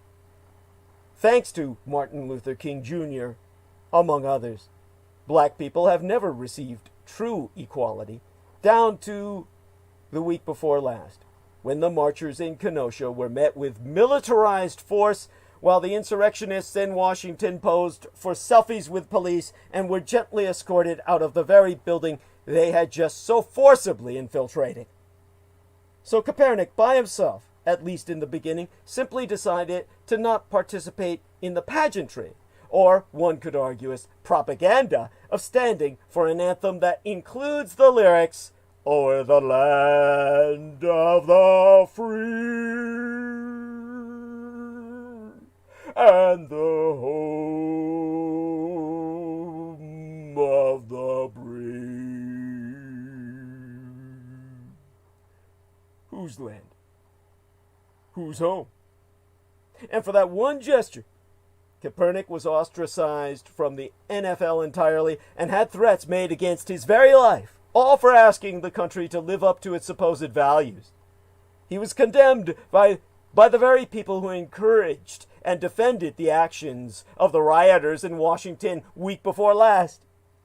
Trump, conservative cable news such as Newsmax, One America News, and Fox News, conservative personated reactionary politicians such as Senators Ted Cruz, who said, "Here's a peaceful protest. Never buy another shoe, shirt, or jersey of spoiled, rich black athletes who dishonor our flag."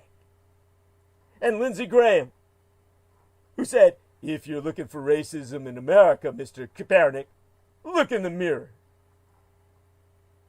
Copernic, like so many black athletes, never called for insurrection or sedition. He never even mentioned secession, as Florida Republicans have in the wake of the presidential election.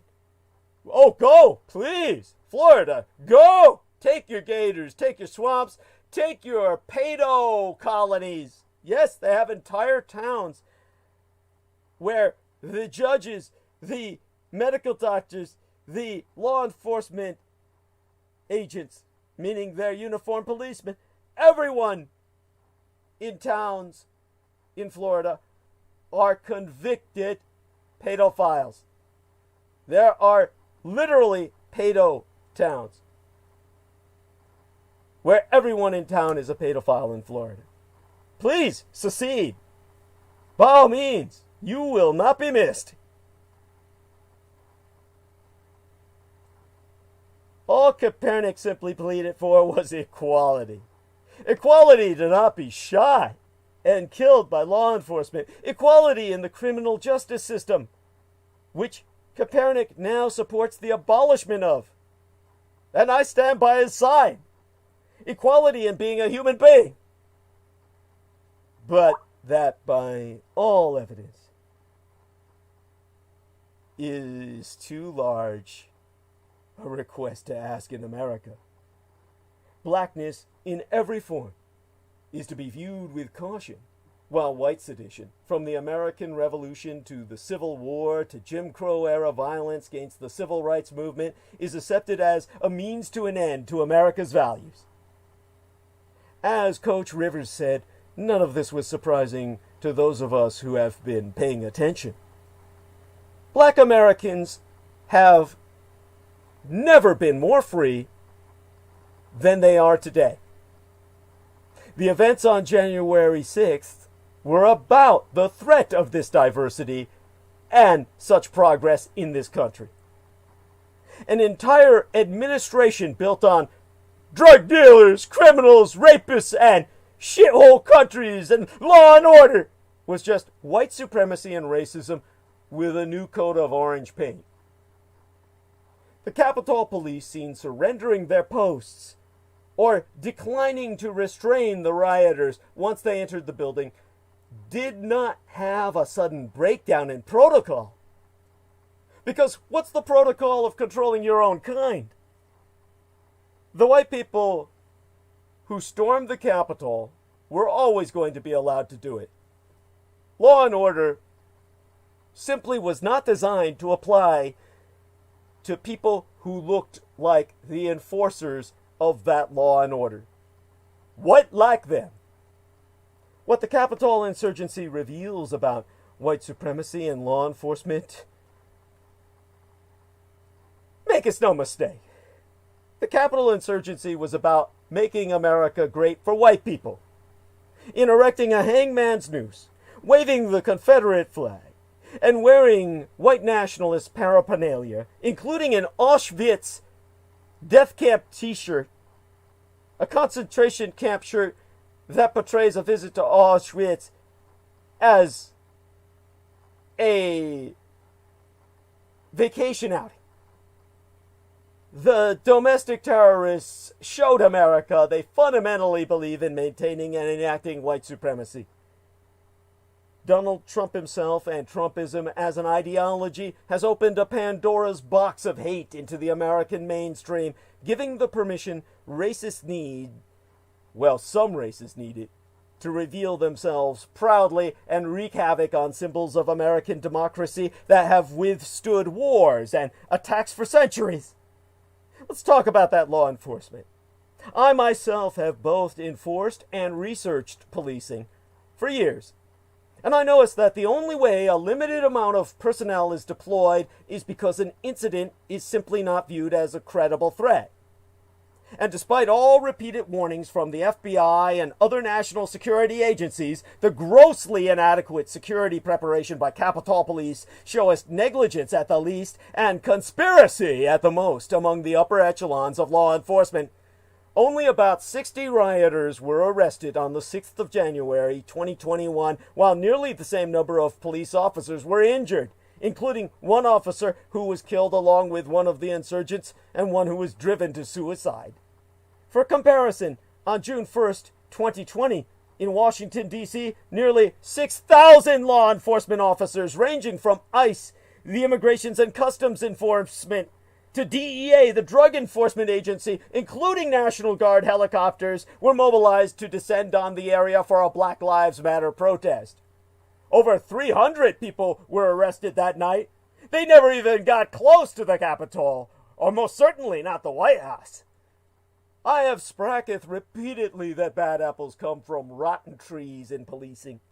New York Magazine reported that a New Hampshire police chief was one among the Trump supporters in the Capitol on January 6th. Well, all the civilian domestic terrorists who stormed the Capitol come as from those same rotten trees, and the roots of all those twisted trees are fed by the manure of white supremacy. America must be honest about the fact that while many people are attracted to law enforcement because they truly want to protect and to serve, there are too many others who seek out these jobs because they want to enforce white supremacist ideologies. Enforcing these ideologies means relegating pursuits of racial equity and criminalizing blackness. For white supremacists, blackness is viewed as an antithesis to white supremacy, and anyone who actively and overtly embraces racial equity is a potential target of violence, even when the people committing perpetrating the violence wear a badge. For some police officers and military veterans, their participation in the insurgency is undeniable. Some were taking selfies, opening up gates, offering the mob guidance through the Capitol complex, and helping women down the Capitol steps, while black officers reported being called the N-word repeatedly. This is during and after the mob destroyed and stole items from the offices of Democrats, including House Speaker Nancy Pelosi and Congressman James Clyburn, defecated on sacred ground, and then smeared it down the hallway. 2 Capitol police officers have now been suspended, and several others are being investigated for their role in this insurgency. Anyone who supports white supremacist ideologies or assisted the mob have betrayed their country, and the many law enforcement officers who bravely fought to protect people and defend American democracy during the Capitol coup to the cost of their very lives. In addition to one officer dying at the Capitol due to mob violence, another officer has died by suicide, and others have indicated that they are struggling in the aftermath. There will be yet more officer fatalities at their own hands, in guilt of what they've done. And all credit to them that they at least have the decency to feel that. I would ask them myself to seek help. We need their testimony, not their statement of self-sacrifice. We need living heroes, not dead victims. Yet it's still unclear whether they felt guilty for being complicit or for not doing more. Either way, we need their testimonial. My own research proves that mental health is a significant problem in law enforcement. 80% of officers report critical stress, with about 10% being suicidal. 90% of officers never seek mental health counseling. That self-denial has to stop. Be man enough, be brave enough to ask for help. Regardless, participation by some officers should not be surprising considering the infiltration of white supremacists at every level of law enforcement. America has never truly dealt with the roots of law enforcement that link back to the slave patrols.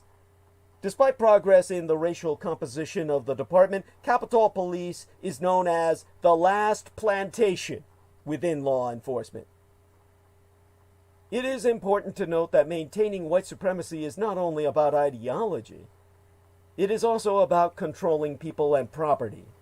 The insurgents believe the Capitol is their building and they are its rightful heirs. They deem America and everything it has to offer to only be theirs, while everyone else is either here to serve them or should leave. These domestic terrorists also had a blueprint for what would happen when they stormed the Capitol. During COVID-19 anti-lockdown protests, people similar to these domestic terrorists stormed state capitals and little happened. They pushed the boundaries on law enforcement and our democratic ideals, and nothing happened.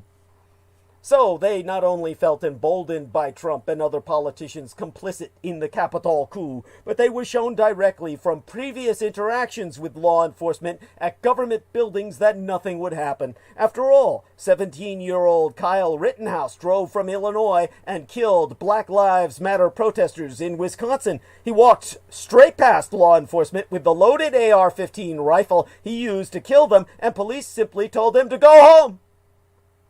People like Rittenhouse were then able to drive to Washington, D.C., park a vehicle with bombs and guns on residential streets, and walk to the Capitol and take it over. But domestic terrorists' boldness with law enforcement is much deeper than just recent incidents. Their experiences with law enforcement throughout their lifetimes showeth them how police oftentimes privilege whiteness over blackness. They are accustomed to police officers being deferential with them.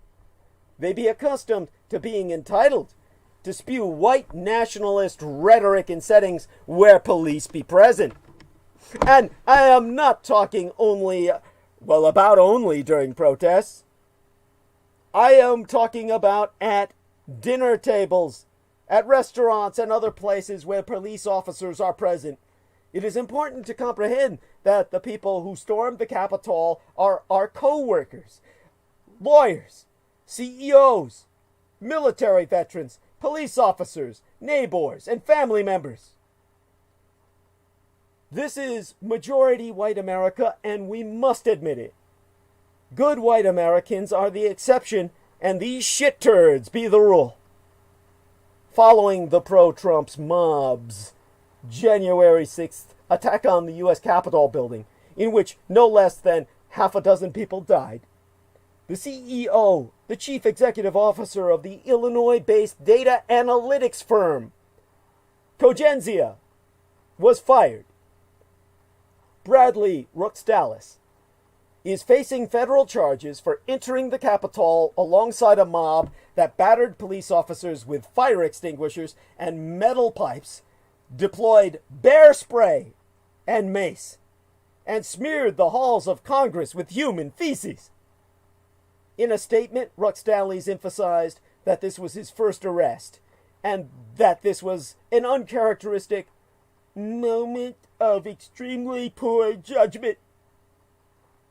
That a prosperous high-technology CEO be among the insurrectionists who ran riot in the Capitol, some armed with guns and zip ties, searching for lawmakers they hope to harm, might seem to some surprising, but Ruxtalis was not an outlier among the Capitol mob for his prosperity. As the fallout of the abortive coup d'etat continues to unfold, the list of those arrested or identified as participants continues to grow.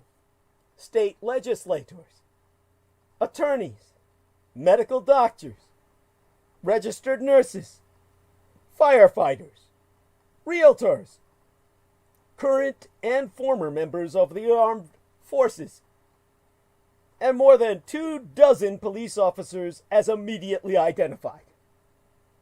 Prosperous business owner by prosperous business owner, the principal beneficiaries of white supremacy came out in force to defend it. It's long been assumed that the most extreme upholders of white supremacy in the United States, those willing to engage in violence on its behalf, are impoverished, uneducated, socially stunted, and confined to their mother's basements. In the Atlantic magazine, Caitlin Flanagan wrote about the would-be coups as deadbeat dads, U-porn enthusiasts, slow students, and MMA or mixed martial arts fans, with bellies full of beer and sausage McMuffins, maybe a little high on Adderall. A naked display of classism that happens to also be thoroughly inaccurate. The Washington Post quoted anonymous members of law enforcement agencies as shocked by the backgrounds of all the insurrectionists. The insurrectionists that included current and former law enforcement and military personnel, as well as senior business executives and middle-aged business owners. The toothless Cletus. The Cletus, as I've referred to, this much-imagined figure in my transmissions in the past, this uneducated redneck dedicated to racism and Judeophobia in the shadow of a blighted life, has always been more myth than reality, and images of the Capitol riot underscore the flimsiness of this narrative. The Trump cultists, neo-Nazis, and militia members and QAnon adherents who broke down the doors of the Capitol, wielding improvised and very real weapons, are people who were able to take time off work in the middle of the coronavirus pandemic travel to another city and makest reservations at some of Washington's swankiest hotels. They were able to devote time and money and resources to purchase military-grade gear and some actual military gear and use it. They be America's gentry, golfers, homeowners association members, and school board warriors, and heads of the PTA, Parents Teachers Association. The Capitol rioters were not low class. They were business owners, CEOs, state legislators, police officers, active and both retired, well, both active and retired and active duty service members, real estate brokers, stay-at-home dads, and, as we always knew would be there, some Proud Boys, but all of them acting out of their belief in their inviolable right to rule. The mob that breached the Capitol the week before last at President Donald Trump's exhortation, hoping to overturn the results of the 2020 presidential election, was full of what you might call respectable people. They left dozens of Capitol police officers injured, screamed, "Hang Mike Pence!" threatened to murder House Speaker Nancy Pelosi, and set up a gallows outside the building to do just that. Some were extremists, exploiting the crowd as cover, but as federal authorities issue indictments, a striking number of those they name, by all evidence, be regular Americans. And there's nothing surprising about that. Although any crowd that size is bound to include people who are struggling financially, no one should be shocked to see the middle classes so well represented among the mob as to constitute its overwhelming majority. The notion that political violence simply emerges out of economic desperation rather than ideology is comforting, but it's completely false. A white lie. Throughout American history, political violence has often been guided, initiated, and perpetrated by respectable people from educated middle and upper class backgrounds. The belief that only impoverished people engage in political violence, particularly right-wing political violence, is a misconception oftentimes cultivated by the very elites who benefit from that violence. The members of the mob that attacked the Capitol and beat a police officer to death last week, the week before last, were not desperate. They were there because they believed they had been unjustly stripped of their inviolable right to rule. They believed that not only because of the third-generation real estate tycoon who incited them, but also because of the wealthy Ivy Leaguers who encouraged them to think that the election had been stolen. There's ample precedent for this.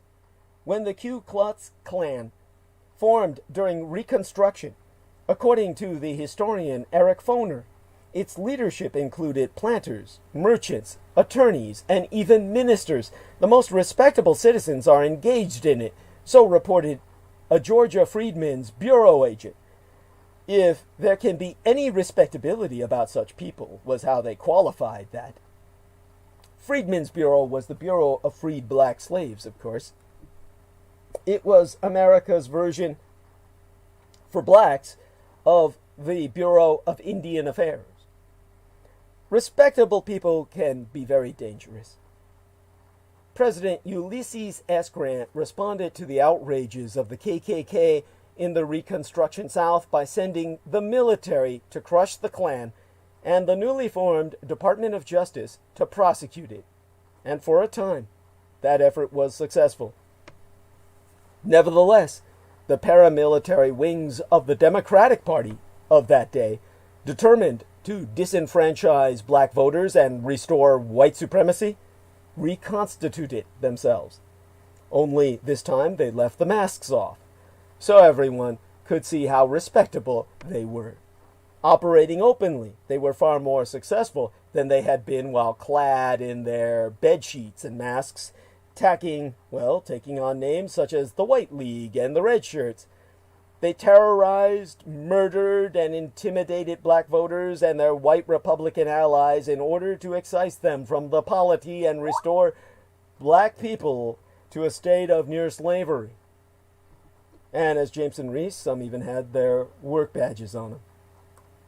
As in, "Hi, my name is Joe. How may I help you?" In New Orleans, the unofficial capital of the Confederacy for many a decade after the war, carpenters, grocers, and tinsmiths belonged to the White League, as did laborers and stevedores. That's according to the historian Justin Nystrom. But, per Mr. Nystrom's words, more common were professional men from Factors Row, clerks, accountants, sugar and cotton factors, weighers, and lawyers.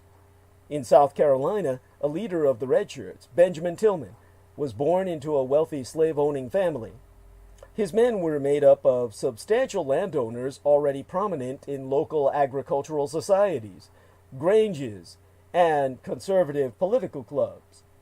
The historian Stephen Hahn wrote that the white supremacist militants who massacred black people and overthrew the government of Wilmington, North Carolina in 1898 were described as reputable white citizens in contemporary accounts. The elite leaders of white supremacist organizations, however, were content to cultivate the perception that the outrages condemned by northern newspapers were the work of lower-class white men, which only increased the urgency of their political project, restoring the rule of the white elite so that the alleged passions of the white lower classes could be restrained, and the supposed corruption of black men and their white allies could be punished. In truth, however, it was when black and white laborers formed alliances, such as the readjusters in Virginia, that the white supremacists were most effectively resisted. The historian Stephen Kathrowitz wrote in his biography of Tillman that they used the language of the mob to distance themselves from the very acts of violence they promoted, claiming that these assaults were carried out by disreputable white men, mobs that is, from which only respectable white men could protect black Southerners. The red shirts, Tillman so insisted, were generally of a class of people who do not commit outrages of that sort. As a United States Senator, Tillman himself would brag of having shot Negroes and stuffed ballot boxes. After the Republicans retreated from Reconstruction, making clear they would neither defend the rights of black people nor prevent Democrats from violating them, the respectable men who had overthrown the Reconstruction governments were far more open about their deeds. They became mayors, governors, congressmen, and senators. They erected monuments to the Confederate States Army and its valor in defending the institution of human bondage, both to celebrate their accomplishments and to dissuade black Southerners from ever again contemplating political equality with white people. They told the world that what they had done was heroism rather than terrorism, and in the name of reconciliation and unity, the white North acquiesced.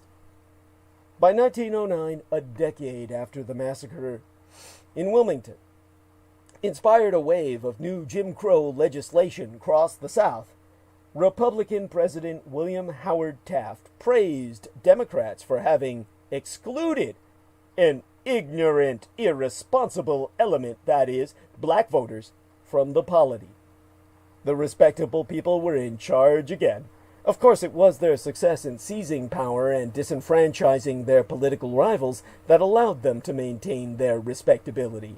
Had they failed, had the South's brief experiment in multiracial democracy succeeded, they would have been seen as the bandits, assassins, and terrorists that they were. Impunity is what makes murder and terrorism respectable. After all, if these deeds were actually crimes, they would have been published, yeah? Watching the mob ransack the Capitol week before last Trump is reported to have been initially enthusiastic about the riot, but later disgusted by what he considered the low-class spectacle of people in ragtag costumes rummaging through his capital. Now we know the truth. They were not low-class. They were respectable. They almost always are. It's an uncomfortable truth for white America to acknowledge. Those willing to upend the democratic order through violence to further a white supremacist agenda are they're indistinguishable from the rest of us. They're not even ideological outliers anymore. A recent Ipsos poll found that 45% of Republicans polled approve of the storming of the Capitol. There is no socioeconomic stratum, no geographic location, no level of educational attainment that inures us from the forces of conspiracy and hate, and from the torrid lure of enforcing a white-led order. There is no neighborhood that insulates you, no zip code, no alumni association immune from a force so corrosive it has warped our nation to the breaking point. There's no surprise the Confederate battle flag was spotted in the hands of so many of the rioters. They have always been our closet Confederates. While the would-be coupists of January 6th viewed themselves as heirs to the American Revolution, holding signs that referenced 1776, dressing up in colonial costumes, constantly citing the Constitution and its evocation of tyranny in their posts on Parler and Facebook and Gab and Twitter, it's the images of a Confederate flag unfurled on a man's shoulder as he walks confidently through the mob-occupied Capitol that call to mind another historical period.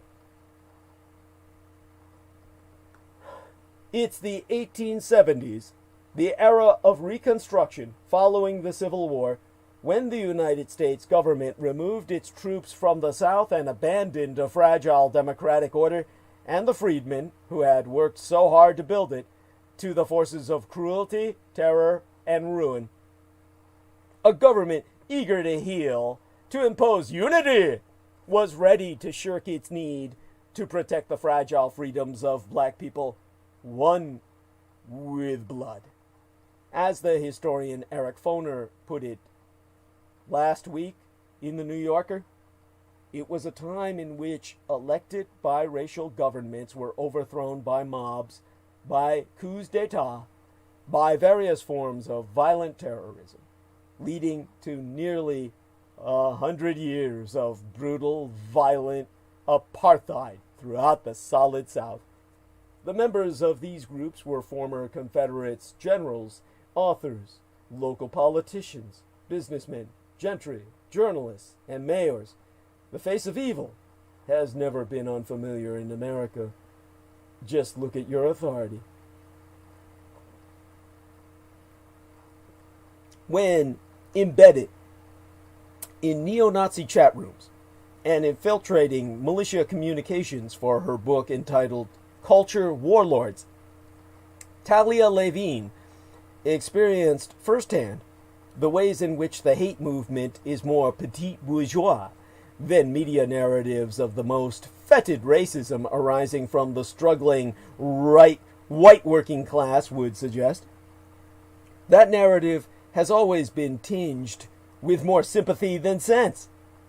In the chat rooms she infiltrated, militia members showed off racks of expensive gear while discussing their jobs and families. Sedition brews in the suburbs, more so than anywhere else. And rage can be born of boredom and a well-honed sense of grievance rather than any authentic privation.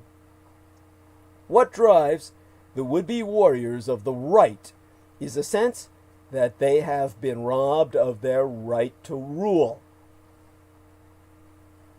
Recognizing this simple fact is the first step toward confronting it wherever it arises. Learning from history means active accountability. It means looking at our neighbors, our families, and ourselves, and not flinching from what we find.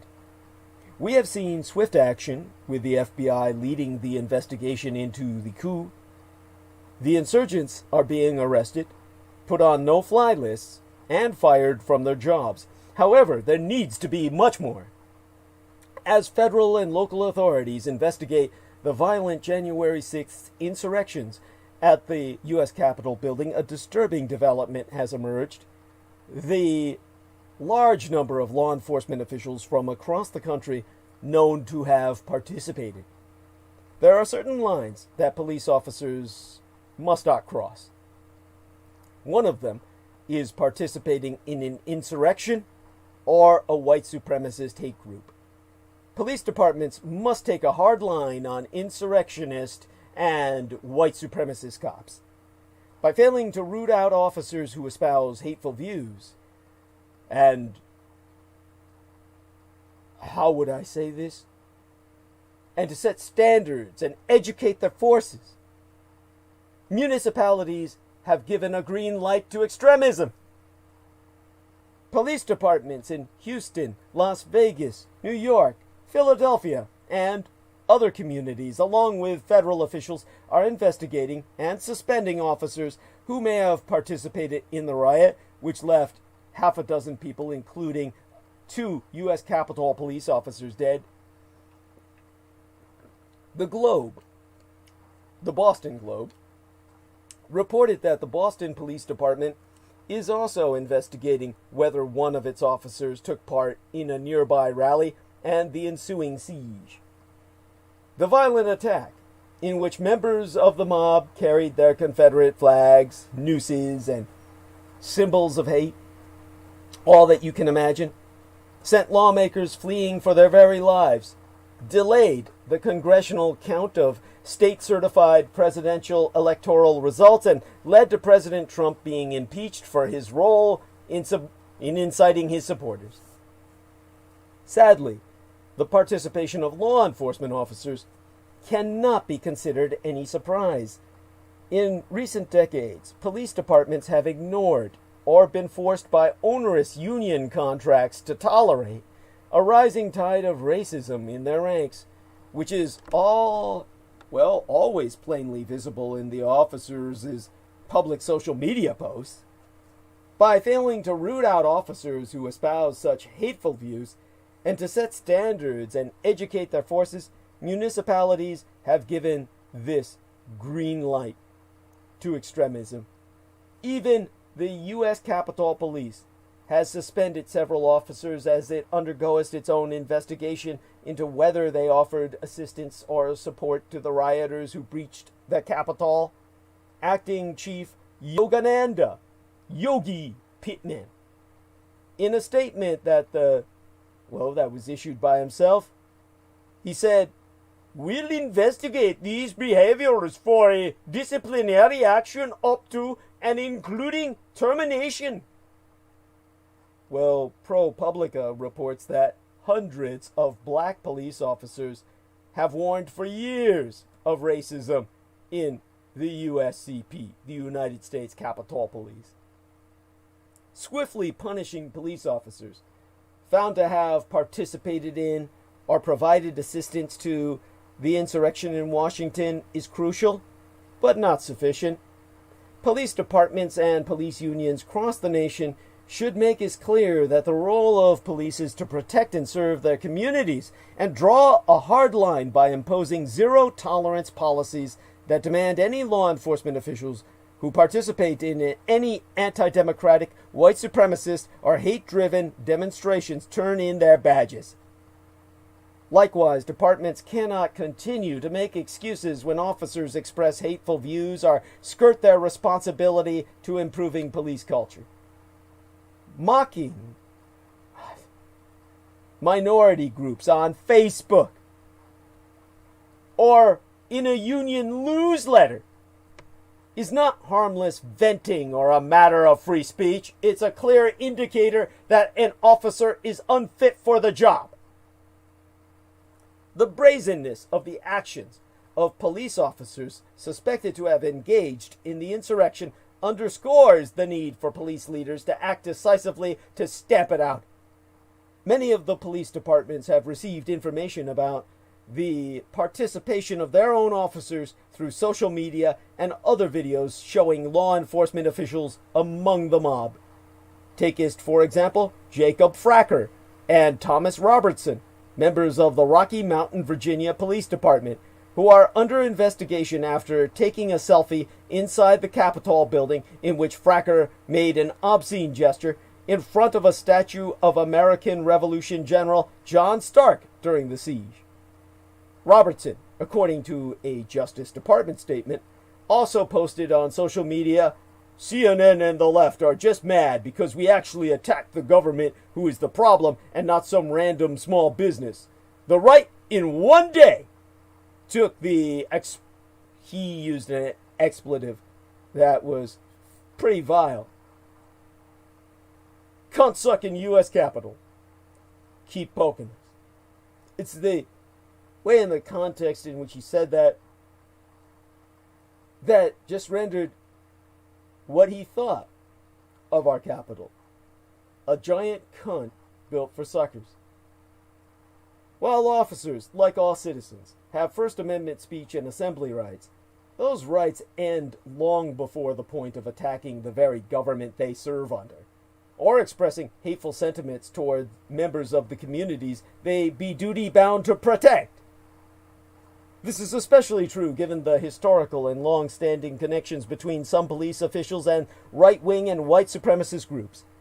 A report from the Brennan Center for Justice found an uptick in the number of law enforcement officers engaged in far-right militant activities in more than a dozen states since 2000 Anno Domini, said cited report so stating that research organizations have uncovered hundreds of federal, state, and local law enforcement officials participating in racist, nativist, and sexist social media activity. Police organizations have rightly denounced the insurgent attack.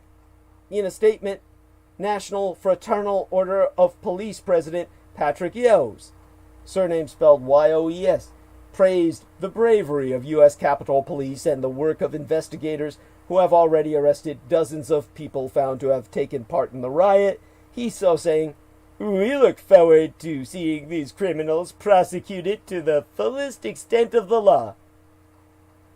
That should apply to the police too, motherfucker. And just as union leaders demand swift action be taken when officers are attacked, they should also not use collective bargaining agreements as shields to block the ability of police departments to hold officers accountable when they engage in anti-democratic, hateful, or violent actions or spread bigoted rhetoric. Police leaders can take us a page from the Joint Chiefs of Staff's condemnation of members of the military found to be among the insurrectionists. This week, the Joint Chiefs of Staff issued an extraordinary memo to the military that was both a condemnation of the January 6th attack as a direct assault on the U.S. Congress, the Capitol building, and our constitutional process, and a warning against further potential unrest surrounding the inauguration of President-elect Joseph Biden. The Joint Chiefs, which is made up of the 8 top branch generals, addressed their letter to the Joint Force, which covers 1.3 million active duty service members, inclusive 811,000 National Guards members and reservists, articulating the duty of service members in writ. As service members, we must embody the values and ideals of the nation. We support and defend the Constitution. Any act to disrupt the constitutional process is not only against our traditions, values, and oath, it is against the law. The same is true for police, and police leaders must make us that clear. Crystal clear.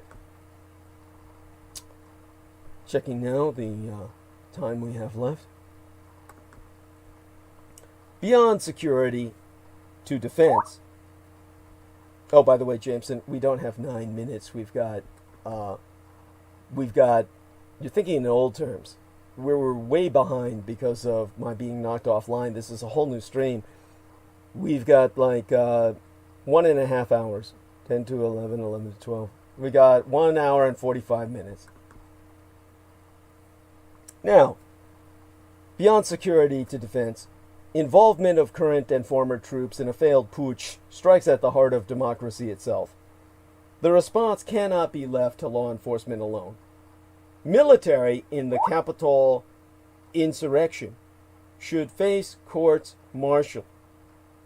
Insurrection is no ordinary crime.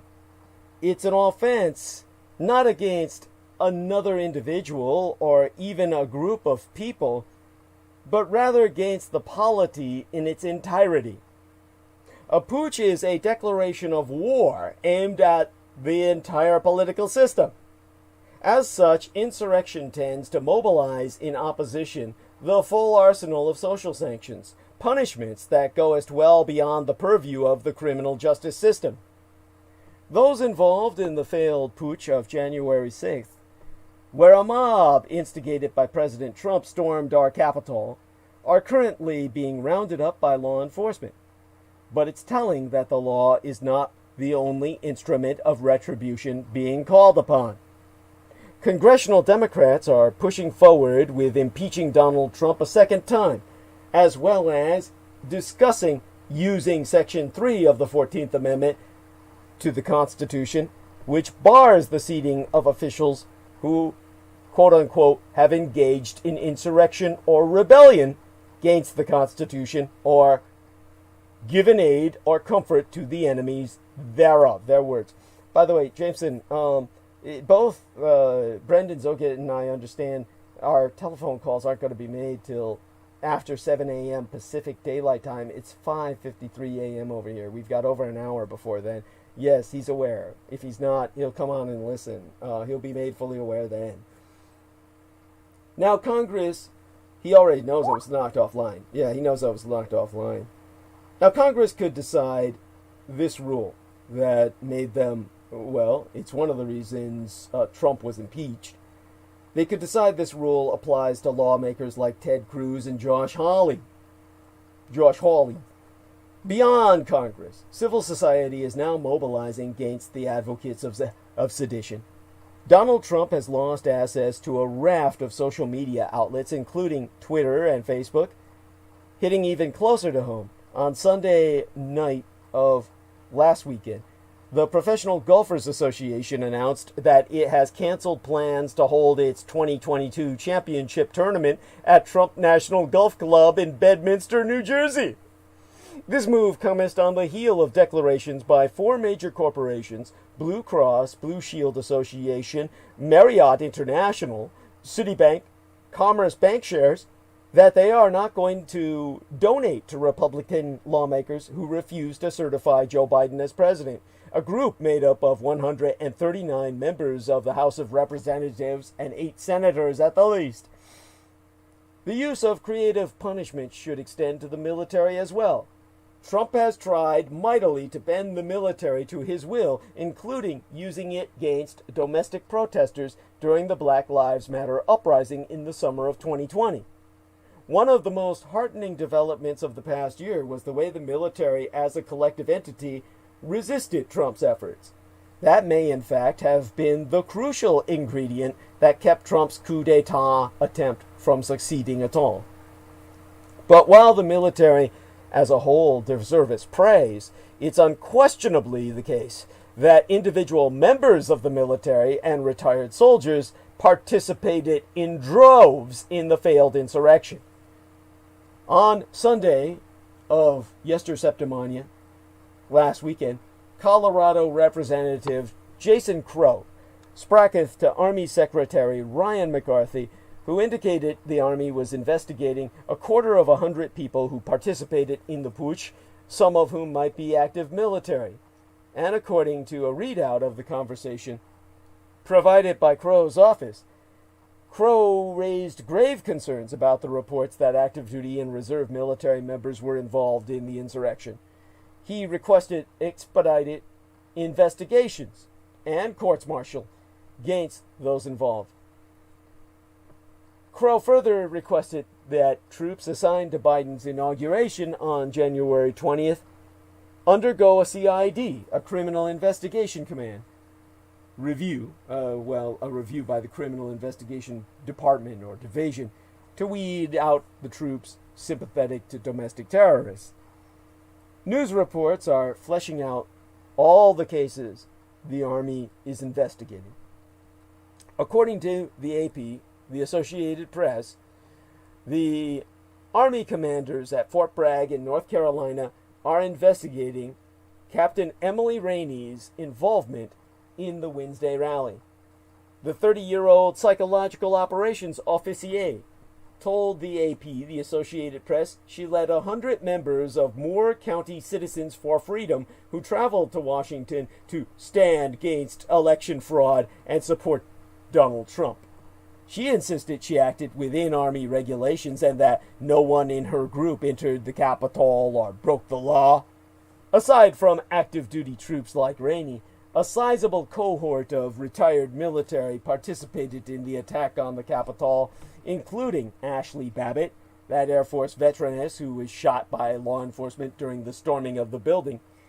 VAP also cited the case of retired Air Force Lieutenant Colonel Larry Randall Brock, Jr. of Texas, who was charged in federal court on Sunday of last weekend after he was identified in photographs showing him standing in the wall of the Senate wearing a military-style mask, well, a military-style helmet. He took the mask off, and body armor while holding a pair of zip-tied handcuffs. Now, Rainey, if she committed any crimes at all, would definitely fall under the purview of the UCMJ, the Uniform Code of Military Justice, because of what she was dealing with.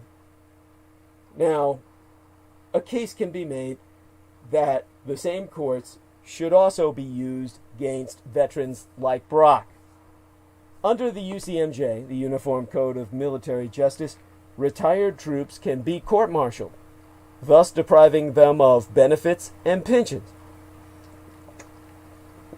In December, retired U.S. Army Colonel Lawrence Wilkerson advocated such an approach for former General Michael Flynn, who had received a pardon from Donald Trump. Flynn called for Trump to deploy our military to force new elections in swing states at gunpoint. Wilkerson noted that the military had the power to punish Flynn even after Trump's pardon, with Wilkerson saying, "Were I the Secretary of Defense, I'd call him back to duty, which is in the prerogative of the Secretary of Defense, and I'd court-martial him. At a minimum, I'd cite him for incitement to insurrection, I meant to say." Wilkerson's argument applies not just to Flynn, who is an advocate of insurrection, but also to those retired military personnel who stormed Congress. There are, to be sure, legitimate civil libertarian concerns about using military courts. Attorneys have argued that the principle that retired military can be brought under the military code is an anachronistic holdover from a period when the military needed a ready supply of reserve soldiers with combat experience. Further, military justice is much stricter and has fewer protections for defendants than civilian courts. In most criminal cases involving former soldiers, civilian courts are preferable. But former soldiers should be regarded in a special light if they engage in political violence. As soldiers, members of the armed wing of our state, they received special training. For them to abuse this training against civilian politicians strikes at the heart of democracy itself. It's a betrayal of the fundamental principle that the military has to be subservient to the people. It's a rejection of the soldier's oath to our Constitution. There is good reason for that oath to be lifelong and not bound by the period of active service.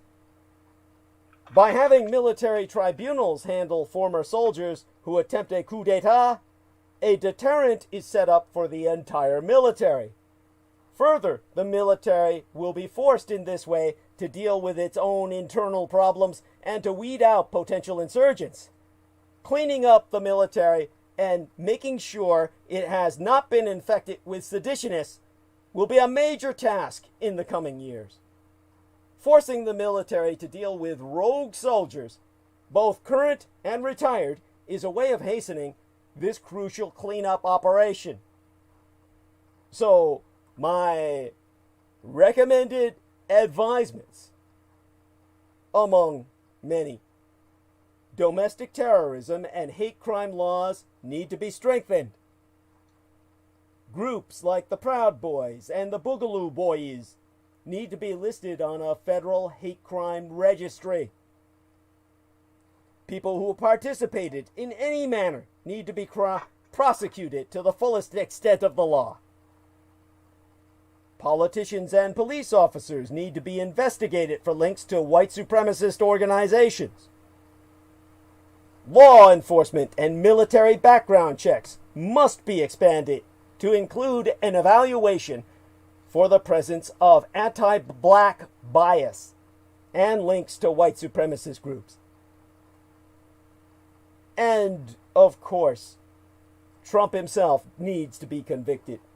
The week before last's events were far from an isolated incident. President Trump has long encouraged the extreme right and has been aided and abetted by the conspiratorial fear-mongering of the NRA, the National Rifle Association.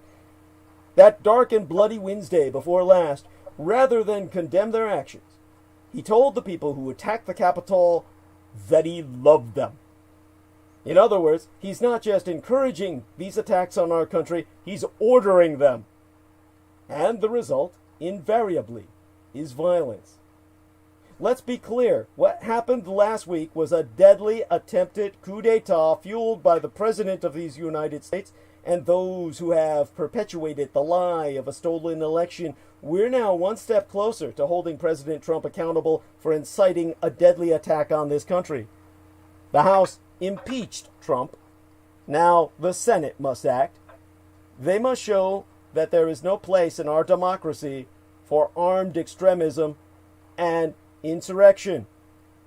Thanks to bipartisan support in the House, President Trump is now the first president in American history to be impeached twice.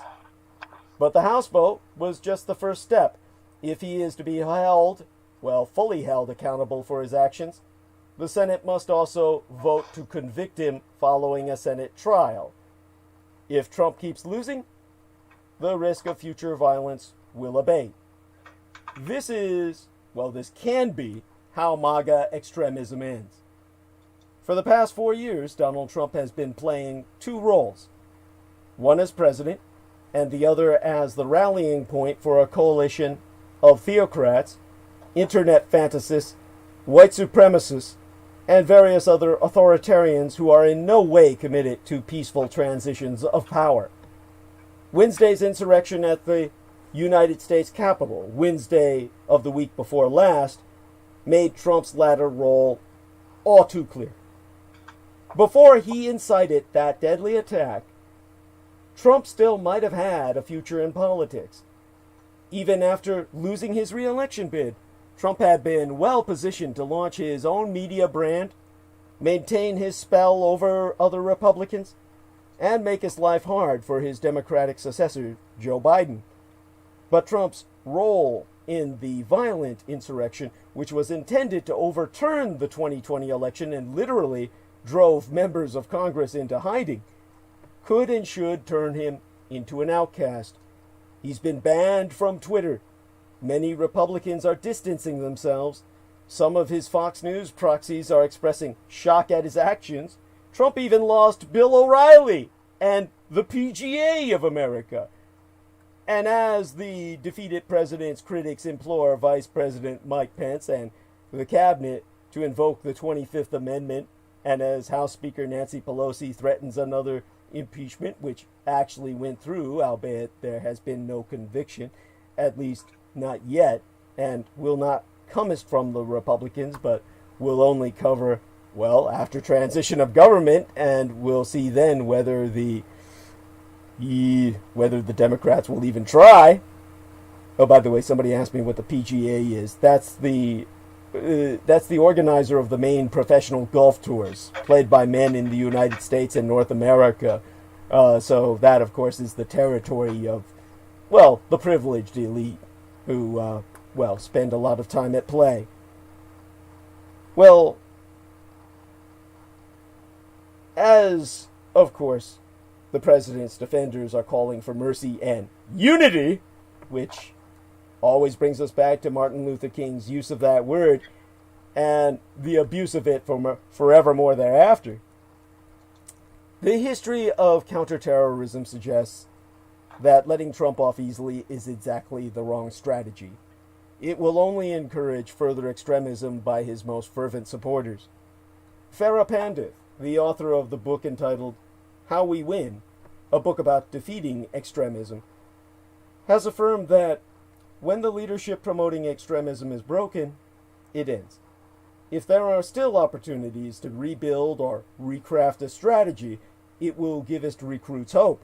You need to make it impossible for the group to get oxygen again.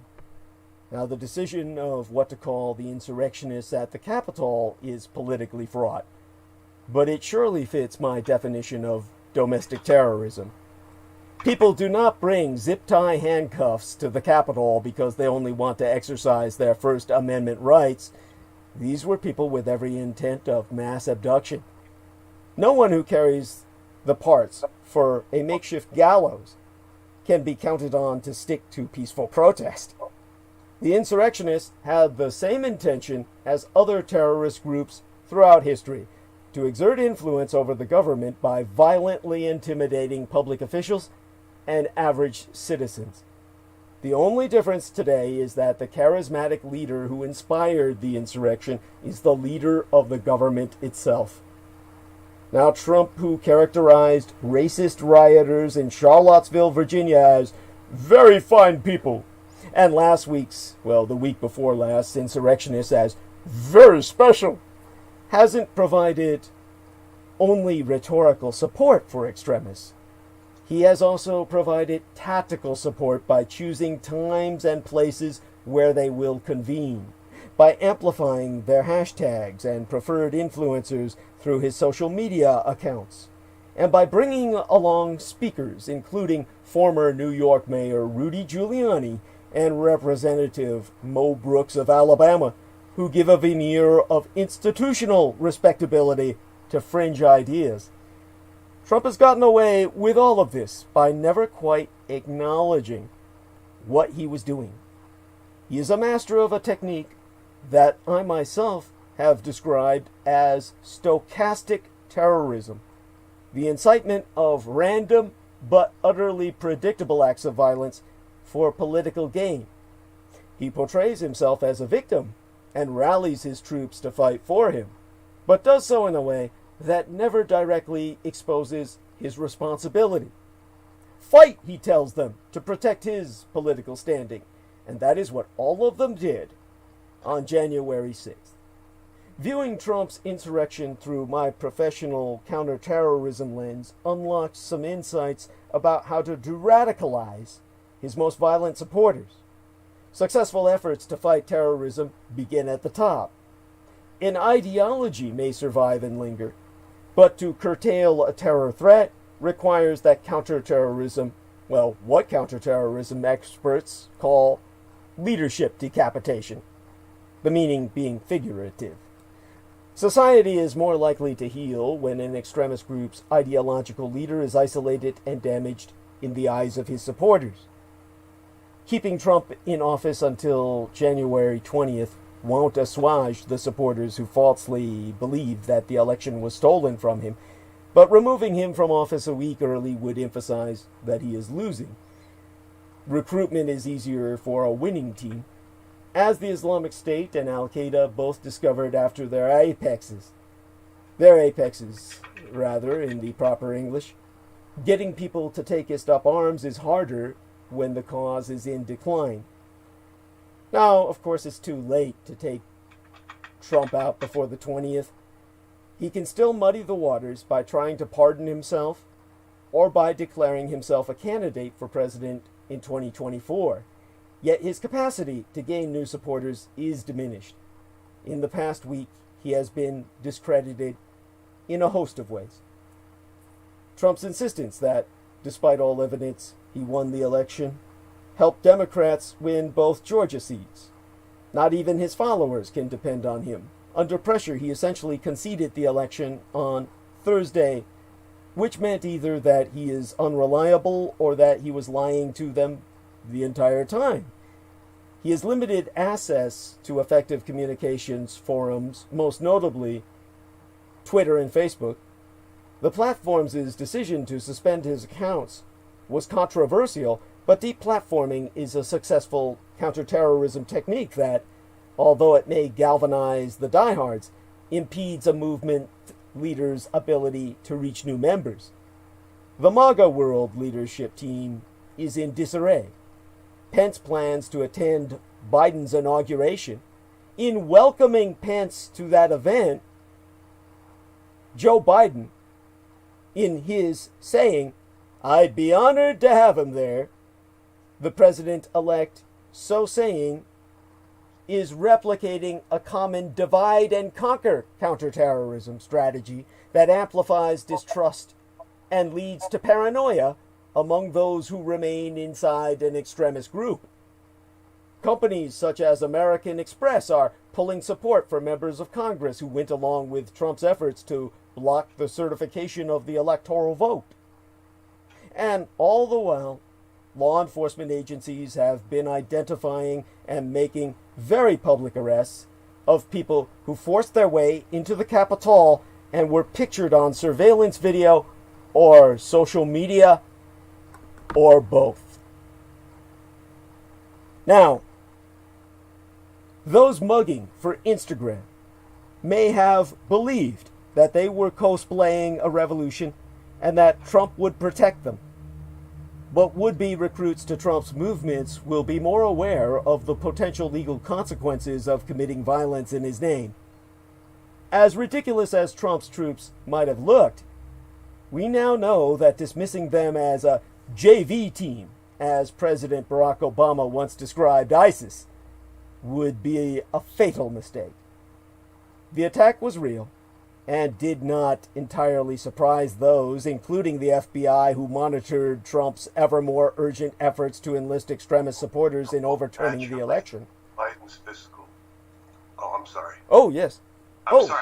I'm reading something and I'm listening to you. God, I didn't realize I wasn't on mute. Oh, no worries. Oh, yes. Carry on. Oh, thank you. Let's just put it this way. During his political career, Trump has given comfort and conferred logistical coherence upon a coalition that will not die without him, but also will not thrive. The United States is a divided nation, but only a tiny fraction of Trump's more than 74 million voters showed up in Washington, D.C., eager to fight. The way to unite this country is to isolate acts of violence and a leader who incites it from legitimate expression. Trump was a North Star for a kind of radical. Americans will be safer the more that star loses its shine. Bottom line, the Capitol coup is the mirror we needed to overcome our warped sense of American exceptionalism. Becoming a truly equitable democracy requires work. It requires actively working against ideological forces that try to make America great only for a few. It means realizing that the American Civil War and the Soviet Union began just like this. It means being courageous to admit that what happened at the Capitol is who we are as these United States. It means realizing that being silent on this issue is accepting the side of white supremacy. So, if you are worried, scared, or fearful, you should be. How will we respond to this fight for the soul of America. Again, what I can tell you professionally is that all the Capitol rioters must be tracked down, albeit not in ways that will only further entrench the surveillance state. How to move forward is an urgent but vexing question. There are some areas of agreement and others that need greater clarification and the need for informed discussion and consensus. First, while most of the mob was able to leave the Capitol sans incident, there is wide agreement that rioters should be tracked down and held to account. Since last week, many were identified by their own social media posts and then arrested. In some cases, they were turned in by family members who saw the coverage on television, and in other cases, digital sleuths used crowdsourcing to identify those who appeared to move through the mob with the most purpose, or had come to the Capitol with specific aims and were communicating with each other as they made their way through the crowd.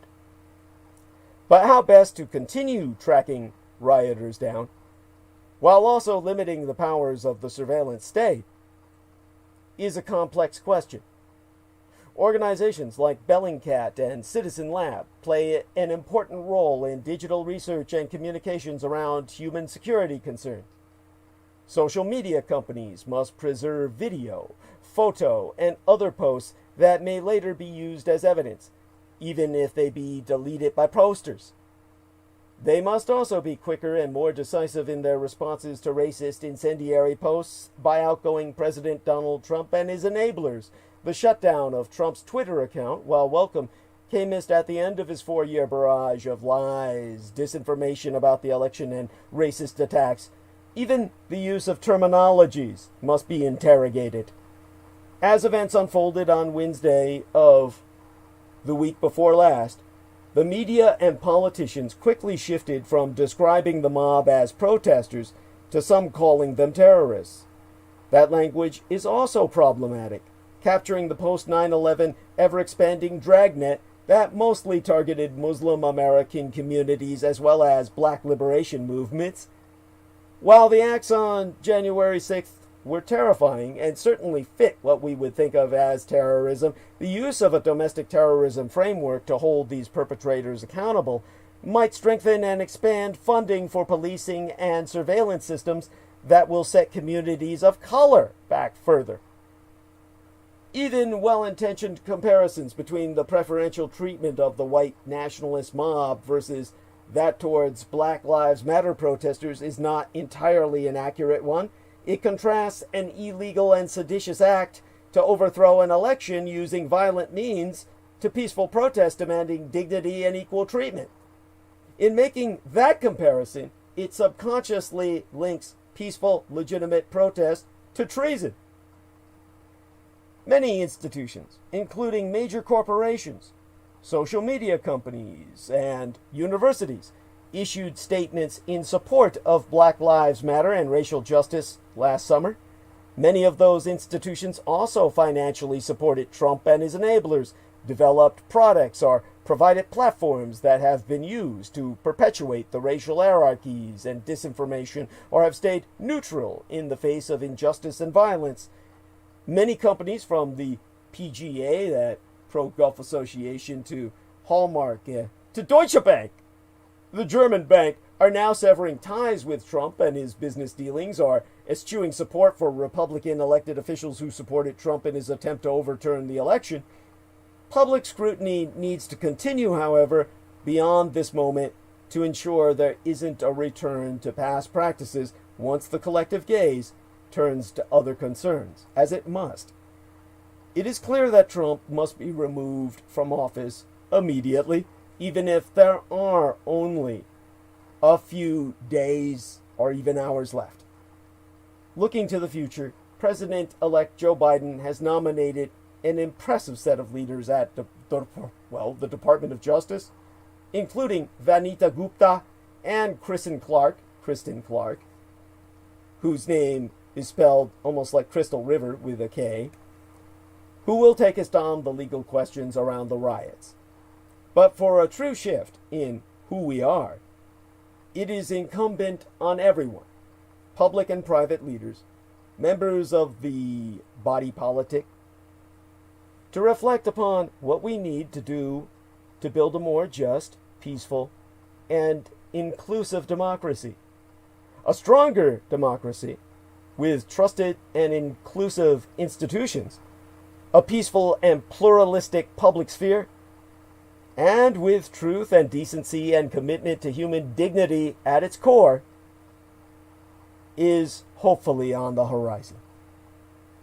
And in the spirit of just such intent, the Justice Department is looking into significant felony cases tied to sedition and conspiracy relating to the assault on the Capitol by pro-Trump rioters. Such sedition and conspiracy charges could lead to prison sentences from up to 20 years to potentially life. Stephen D'Antuono, Assistant Director in charge of the FBI's Washington, D.C. office, and Michael Sherwin, U.S. Attorney for District of Columbia, confirmed via press conference that they have received more than 100,000 pieces of digital evidence from the American public. By Friday into this weekend, the FBI had received 140,000 digital tips regarding the attack, including photographs and video. Federal officials had opened 275 criminal investigations, charged roughly 98 individuals, and taken no less than 100 individuals into custody. Mr. D'Antuono confirmed that he expects the number of investigations and charges to go into the hundreds, and described this as the tip of the iceberg. The press conference held on Tuesday of this work week last was the first that the public has heard from either organization in the 6 days following the attack. As more information is released about the storming of Congress, Mr. Sherwin said that people will be shocked by the egregious conduct that happened within the Capitol. As I said, and you'll only hear it reported here until some other source drops their balls and gains enough testicular fortitude to report it. Many interns, boys and girls, resigned their posts aftermath the attack. You can validate and vet that yourself. People are refusing to say why to protect the rights of the victims.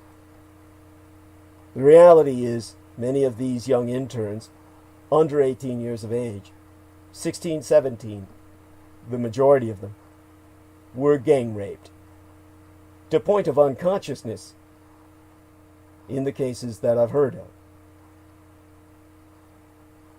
So, emphasizing that the FBI has a long memory, broad reach, and all 56 field offices are involved, Mr. D'Antuono has warned, even if you left D.C., agents from our local field offices will be knocking on your door. The Bureau is appealing to those involved in the Capitol riots to hand themselves into law enforcement, with Mr. Sherwin adding that some prosecutors are looking specifically at acts of violence committed against members of the media in the week before last. Most significantly, Mr. Sherwin has confirmed that all the pipe bombs found near the headquarters of both the Democratic and Republican National Committees were real devices with timers and explosive igniters, and that he did not know why they were not detonated. He confirms they could have done enough damage to compromise the very ability of the structures they were placed against to continue to stand, which would have killed everybody inside by their collapse. Despite a clear message from Mr. Sherwin and Mr. Dantuano about how serious the Justice Department and FBI are taking the investigation, it is still unclear why Acting Attorney General Jeff Rosen nor FBI Director Christopher Wray were present to address the press, observers concurring that their absence risks undermining the message put out by their respective organizations, or signaling that the outgoing administration is not prioritizing the investigation. Effectively, we do not have government right now. I don't know if I can overemphasize that enough. There is no government, effectively speaking, in the overarching sense that we should have right now. And that should keep you up at nights. It presents for a very disturbing situation. And that is the reason why it's all left up to you. You are the absentee government. You are going to fill the vacuum of power as a citizen. Your absentee government is literally gone, and ye be on thine own. So, according to a report in the Washington Post, the FBI has warned that extremists are preparing to come to Washington, attack Congress, and engage in war. And last week, a violent mob incited by our president stormed the United States Capitol. At least half a dozen people died, including 2 United States Capitol police officers who succumbed to injuries sustained defending our republic from this armed insurrection. Physical in one case, psychological in another. Historic property was destroyed. Members of Congress and their staff were forced to hide in their own workplace, fearing for their very physical safety. Having articulated all that I already have to contextualize their societal respectability, what cometh with all the privilege of the colorless glass, these are burglars. They are insurrectionists. They have committed thefts and armed offenses, threatened Congress members. They are looking at the type of charges that could get them decades, if not the remainder of their life, in prison. But investigations into the planning of potential attacks in all 100 states are extra complicated by First Amendment protections of political speech. So the FBI is currently asking you, the public, for any information they might have to identify anyone else who participated. If you have any information, you are asked to call 1-888-283-8477. That's 1-888-283-8477. This is where you make a difference. Any information you have on both the attack that took place and attacks that will take its place, you call 1888-283-8477. That's 1888-283-8477. Now, it be Mein Kampf, my struggle that be thine own, And you can contribute to the struggle at paypal.me/Douglas Dietrich, where we now be accepting contributions via PayPal Holdings Incorporated at douglasdietrich.com. And in all due acknowledgement unto our own personal hero, we asketh of everyone moral and our fiscal support. On behalf of our dearest English brother in battle, John Henry McMills Warrington, well, you can friend and follow him via his Facebook timeline at facebook.com/John.War, and subscribe to his YouTube maggot channel at youtube.com/C/Maggotaur, which be spelled Maggiotaur, he being the property manager thereof, who be the Team Thrax. Dietrich's our Dragon's ultimate post-episodic producer and our final productions archivist at douglasdietrich.com. For were it no for he, nigh all video graphic works of the internationally recognized renegade military historian would have been lost. And so if financial aid no be prohibitive per budgetary constraints, electronically relay monetary assistance via PayPal, where you can donate to the Maggot Man, aka John Warrington, by clicking send on your PayPal account page and then entering his email address, john_war@hotmail.com, and you can PayPal him at paypal.me/Maggotaur, which be spelled Maggotaur. And of course, it was of his own initiative that he downloaded the majority of what I've produced and published on YouTube into his own personal hard drives, enabling us to reconstruct my legacy online that was completely scrubbed from the internet, no less than thrice. That's 3 times, mind ye, that he helped reconstruct the legacy, which I can speak to you as a virtual personality in context thereof, making or rendering himself the bridge between the Akashic records and, of course, the data matrix of our material world. And in that sense, he is my creator. And now, you too can do your part to help in the fight against total annihilation of all life on the surface of the earth, which be the ultimate objective of the cult of the Red Gods, the Anti-Gods, the Kings of Edom. Spread the word about Douglas Dietrich, who stands against them, that he, the biological son of Adolfus Jacob Hitler, which you can find out more about at douglasdietrich.com/2019/05/08/ Douglas Dietrich, son of Adolf Hitler, fighting against white supremacist neo-Nazis, and confer while there a footnote on mine biosire on the homepage of showsdd.com, which you reach by pressing the yellow donate button, from which you reach PayPal, and educating yourself thusly.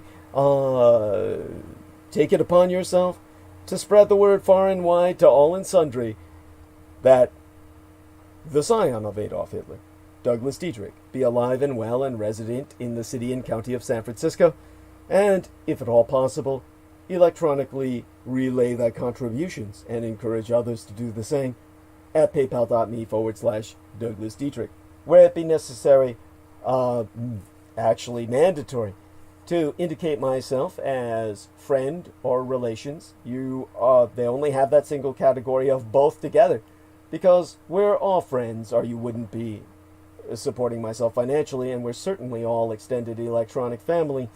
And by indicating myself such, it presents Peter Thiel, the vicious homosexual multi-billionaire who developed PayPal, from taking his pound of flesh between us.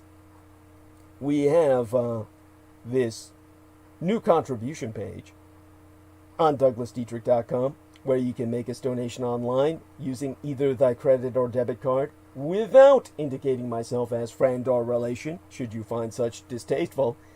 Simply go as to douglasdietrich.com and click the red donate button, where you need not worry about a middleman. But either way, you will need to press the yellow donate button to take you to the homepage of showsdd.com, where you will reward yourself for your sponsorship of myself by registering with the archives and logging into them freely thereafter. Because people are forever asking, Renegadus Humanus Arma Ab Maser Reductio, the renegade human weapon of mass instruction, what they can do to fight the pedopathophalocracy, such being our present Slavo-Western government by patriarchy of pathological pedophiles, you can all help spread awareness by supporting myself. And all sponsors will be granted exclusive electronic access to both my videographic and audio recorded archives through to this year from the 2011th year in our Lord, the very year mine own late and sainted matriarch, the Grandma Dame Diana Linzuchen Takabayashi Hideko Dietrich, was murdered. Assassinated nigh immediately aftermath Sanjuichi Sensemi, the 3/11 terror attack against Fukushima Daiichi, our Big One cluster of nuclear power plant facilities on site, the 7,000 Isles of the Greater Japanese Empire, when 'twas deemed by much Native American cosmological reckoning that the first rays of the dawning of the Sixth World broke upon us, and magics could again be worked conjointly with Mother Earth to redeem the folk upon her. They're not on YouTube anymore, whereon the intra-global crises analyst Douglas Duane Dietrich long ago established his high-profile visibility platform per rationale of personal security by way of public promotion.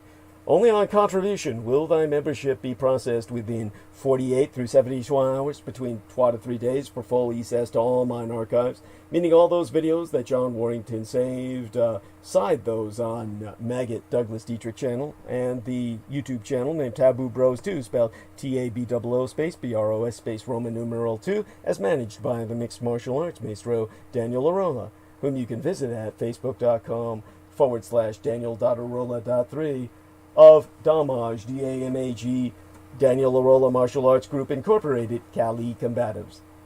Optionally, mail either checks or money orders, never cash, to the personal residential address of the Mr. Douglas Dietrich, which itself be listed on douglasdietrich.com/donate-2.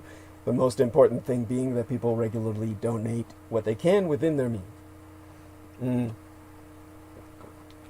Foremost among Access Daddy D's donors, aside his mistress and manageress, Selena Khan, and his former web mistress, Lena Shea, be our most beloved greater British brother in battle, the Teen Thrax, Dietrich's or Dragon's heavyweight lifting keeper of the spirits, and YouTube Bazaar HD managing mixologist, George Edward Knight, whom you can friend and follow at facebook.com/george.e.knight.7.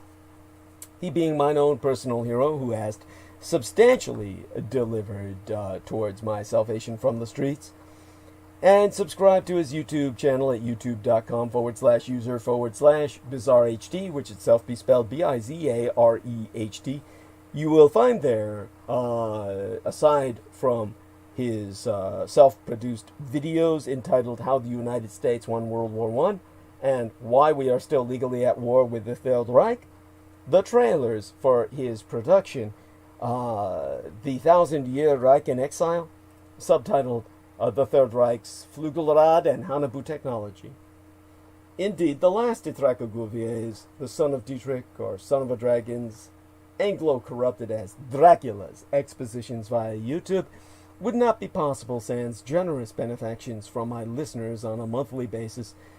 The Amoration agent of the Peacock Angel, Tavush Meliak, be the only person on the surface of this world with the insider knowledge and experience necessary to lead thy resistance against the Russo-Subsatanic occupation and anti-godly insurgency, at bearing no end of emphasis that Judy, Anglo-corrupted as Jedi, literally Master D, or the Master of Enlightenment myself, is not paid to articulate mine expositions, and have never once been remunerated for my services rendered unto thyself and all thy holdest dear, at incomparable sacrifices to myself, most tragically of all mine loved ones, in my most singular and quite unenviable role as the ultimate public informant at personal risk, still at large. Your taxation cannot support myself, as I be denied access to United States Department of Veterans Affairs benefits and or services due dishonorable discharge. So again, go to paypal.me/Douglas Dietrich and enter mine remunerative compensation. The very survival of the human species be at stake, and I am not exaggerating. Do not wait. Donate now. It be appreciated beyond my ability to express in any language. As well, forget not to subscribe to the Douglas Dietrich YouTube channel at youtube.com/C/Douglas Dietrich, and click that notification bell in order to receive notifications that live streams have started. Even if you be subscribed, you will only receive notifications if you select all in notifications. To reemphasize, subscribe to the Douglas Dietrich YouTube channel at youtube.com/c/Douglas Dietrich. Tune in at 8 p.m. Eastern Standard Time, which would be 5 p.m. Pacific Standard Time, every Sunday and Wednesday night, and click that notification bell in order to receive notifications that live streams has started. Finally, most importantly, above and beyond all else, subscribe and support at douglasdietrich.com and donate at paypal.me/Douglas Dietrich, indicating myself as friend or relation to avoid Peter Thiel taking his pound of flesh. And sponsors will be granted exclusive access to the online archives, including all video and MP3 recordings of Douglas Dietrich from 2011 through to the present, by going to press the yellow donate button, where you are brought to the homepage of showsdd.com and thereafter register yourself and log into freely forever after to our archives. Also, this episode, as all episodes, are dedicated, it is dedicated in sentiment, to the Grandma Dame Judith Gay Agert, who, of course, as the crowned Princess of the Pacific, is welcome back anytime to share her wisdom. We have Peter Moon with us, who can help take us to the top of the hour. He can add certain perspectives. Peter, you may not be aware of this, but we were knocked offline last night with a new method. They could not interfere with the transmissions, so they employed a different form of jamming, where, according to Comcast, which is on my speed dial, and of course was consulted when I was completely knocked off, they simply overloaded my modem with information by putting in so many signals that the modem could not handle the incoming information and shut down completely. So they are sending a technician over on Tuesday morning between 8 a.m. and 10 a.m. The day after tomorrow to install a new modem that hopefully will have enough capacity to absorb this kind of sudden inrush of information and not shut down. This prompts a very interesting question. Yes.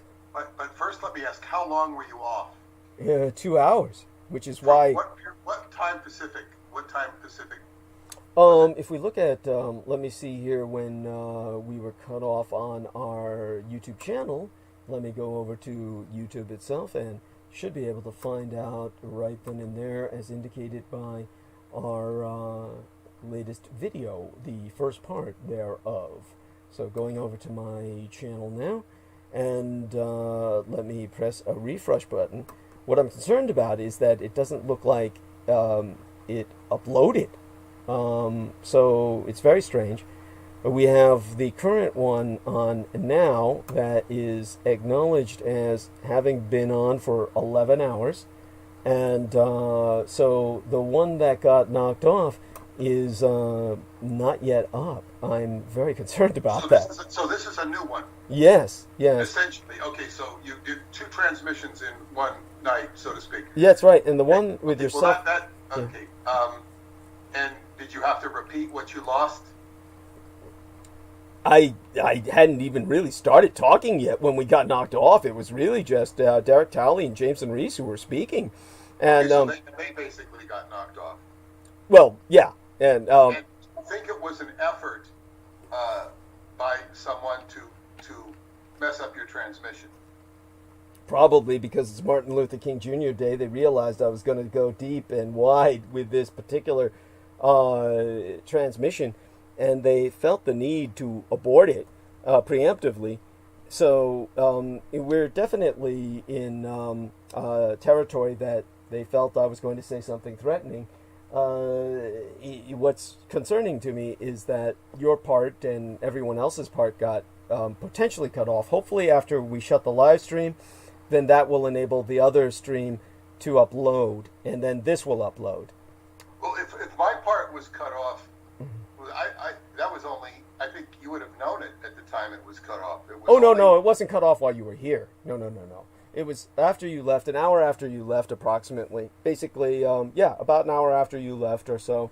As a matter of fact, if I how would I identify it? I can find out. The best thing I could say is really. Well, anyway, I'm more interested in the rationale because the last part of what you were saying, and I've only been listening for about the last half hour. It sounds to me like what you were saying would not at all piss off the deep state or piss off the new oncoming administration. Yeah, you haven't heard the earlier part, of course. You just caught the last part where I was rounding up I'm just saying from that part. I understand what you're saying. By the way, so George Knight is confirming that he just checked and the first transmission is uploaded, so he can access it. Thank you, George Knight. He says it's streamed for an hour and 56 minutes. When I get my cell phone on here, I'll be able to look up the time that we have in terms that I called Comcast, and then we'll know what time that we got knocked off, because it would be about the time that I called Comcast, literally a few minutes before then. So let me see if I can just access that, and that'll give us the time approximate. So that was about 11 hours agone is what they tell us. So that's, when you take a look at the... George Knight, tell us when it ended. Could you tell us? I don't know if they say what time that ended. It'd probably say a few hours, 11 hours ago or something like that too. So we may not be able to get the exact time I was knocked off, but definitely you get the right idea. It was only an hour and 56 minutes we were on, so about 2 hours. So it was shortly after, an hour after you left, because you were in on the opening hour. And I understand what you're saying. Yeah, it doesn't sound like the deep state, quote unquote, would interfere with what I was saying, but I was talking about much more than that. So there are other elements of what I said that... what I can... you'll be very interested to hear. Excuse me. I think I saw it on the TV when I checked out. Mm-hmm. I wasn't watching TV too much. Mm-hmm. When I checked out, because I was winding down to go to sleep, I went to bed early. Yeah. I think I watched the end of the football game, and then, but they were mentioning that Mitch McConnell. Mitch McConnell. Mitch McConnell, yeah. the Senate Majority Leader, now turning into the Senate Minority Leader. He is now being attacked for his alliance with the Chinese. He's got apparently all sorts of compromised, just as Biden has been cited as being compromised by the Chinese, so is Mitch McConnell. Well, that should be no surprise. Generally speaking, it shows that a great division in the Republican Party. The Republican Party is going to implode completely regardless of Trump. Yeah, Trump was an added catalyst that actually juiced a very dysfunctional, at odds with each other party that had nothing to bring them together. And even though they didn't like Trump, most of them, they went along with him because he was more Republican than he was Democrat. So he gave them, he was like, what do you call it? Like a Earl Scheib paint job. You paint over for $29.95 and hide all the rust. So that's what Trump was for the Republicans from their perspective. Yeah. And the Republicans are, and then losing this Georgia election completely. I mean, this is the beginning of the fall of the Republican, the second wave of the fall of the Republican Party, which happened with the McCain campaign, and the Romney, finished it off. But then Trump resurrected it, and so that's gone. But the Democrats at the same time will start to go at each other. Also, you were talking about potential insiders in the military. Yes. Well, this is what the Republicans or the Trump supporters have been saying from day one of insiders in the riot. there's so many plots and subplots going on here that, what is it? There's a movie, I think. What if they had a war and nobody came? Yeah, that's an old statement. A revolution and nobody came. Yeah. I think the biggest statement would be like if I was was it O.J. Simpson wrote that book? If I had done it, if I was a revolutionary, I would not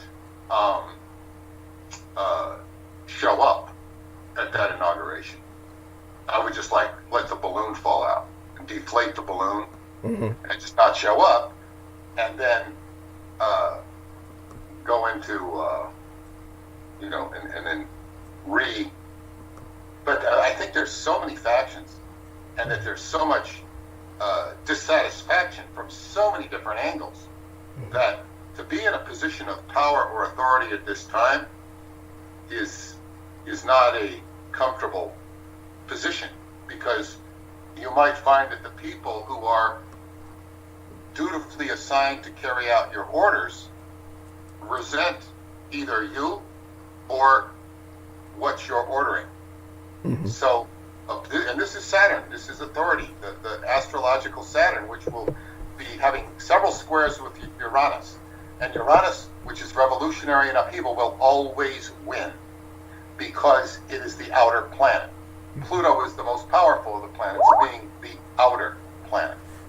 So Uranus is not as far out as Neptune, which is illusion and deception, but it's so in other words, anything that's structured or government or corporations, they're going to be leveled to a certain degree. So it's like for the government to assert its authority, not going to work, no matter what the authority is. If it's condemning of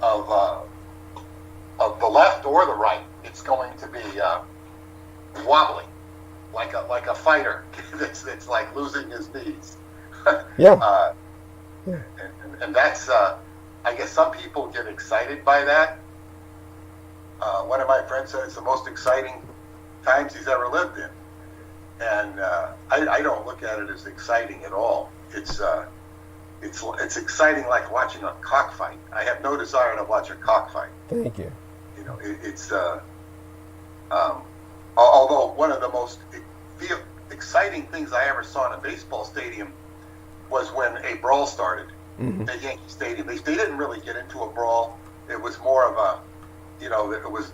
But I mean, all the players came out from the bullpen, and they were just boom, boom, boom, boom, boom, boom. And Darryl Strawberry was calling out Roger Clemens, who just intentionally, who had hit a batter earlier on purpose, and it was just like, you felt like you were in a bullfight, and it was so like gripping. I mean, you're sitting there watching it, and I've never seen anything like it. People are smelling blood, they want blood, but nothing really happened. It was just a lot, but you could feel all the gesticulation from basically two batters that got hit on purpose. That was real pain inflicted on two batters. Wow. And both of them had gotten substantial hits. And one of the I guess what set it off was your favorite pitcher, the Japanese. I say this sarcastically. The Japanese pitcher. What was his name? Hideki Arabu. Oh God, I don't even remember him. Oh my God. Hideki Arabu was signed by the New York Yankees as this Japanese version of Roger Clemens. He was a great star in Japan. Okay. And he it's his first game. I think he pitched a shutout. And he was just like, wow. But then he couldn't do shit. He couldn't pitch.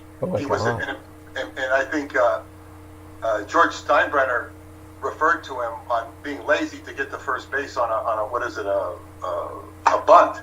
They didn't cover first base, and George Steinbrenner called him a fat pussy toad. Oh my God! And because he was overweight. Oh my God! That's amazing. And I think he was on one of the championship teams of the Yankees, but his skills just didn't match up to America for whatever reason, or maybe it was. But the Japanese media covered him. They had huge media, and this poor man ended up committing suicide in Oh, Southern California. God! Oh, that's awful! Oh my It God! was ritual suicide, I don't think. Right. But he was, I guess after he finished baseball, which he obviously had some considerable skill at, Right. he just eroded. He hit it's like a stock that reaches its peak and just never is going to recover. Oh my God. And he just like eroded. This is so important to show that a person not define themselves by a career to that degree. It's just, oh my God. Well, exactly. And I think I didn't have the opportunity. I have the astrology for it, but I never had the opportunity or good fortune to make it into professional sports in any capacity. Right. But now I look at myself, God, I'm playing. I'm still playing. Yeah. And you look at all these guys that are like my age or even younger, their bodies are shot. They can't do anything anymore. The glory that they had, which might have been considerable, as General Patton said, is fleeting. Yes. Glory is very fleeting. So it's like, there's something to be said about the tortoise and the hare story, analogy. But to get back to, watching this blood sport at Yankee Stadium, it's like, it's just like when people watch, any sort of violent sport, whether it be, cockfighting or pit bulls or boxing, there is it brings out the lowest common denominator. You watch the movie Gladiator, and they're sitting there saying, this is the so-and-so 131st day of the games. And it's like, can you imagine all these people in Rome going to the Colosseum to watch the games with certain senators that are intellectual being cynical of the games? Right. And you have, this is keeping the population satiated, right, rather than having them work. This is like, they didn't have the internet. They had, people being killed, blood sport, right, and in great detail. And great animals from all over the world would be pitted against each other. Yeah.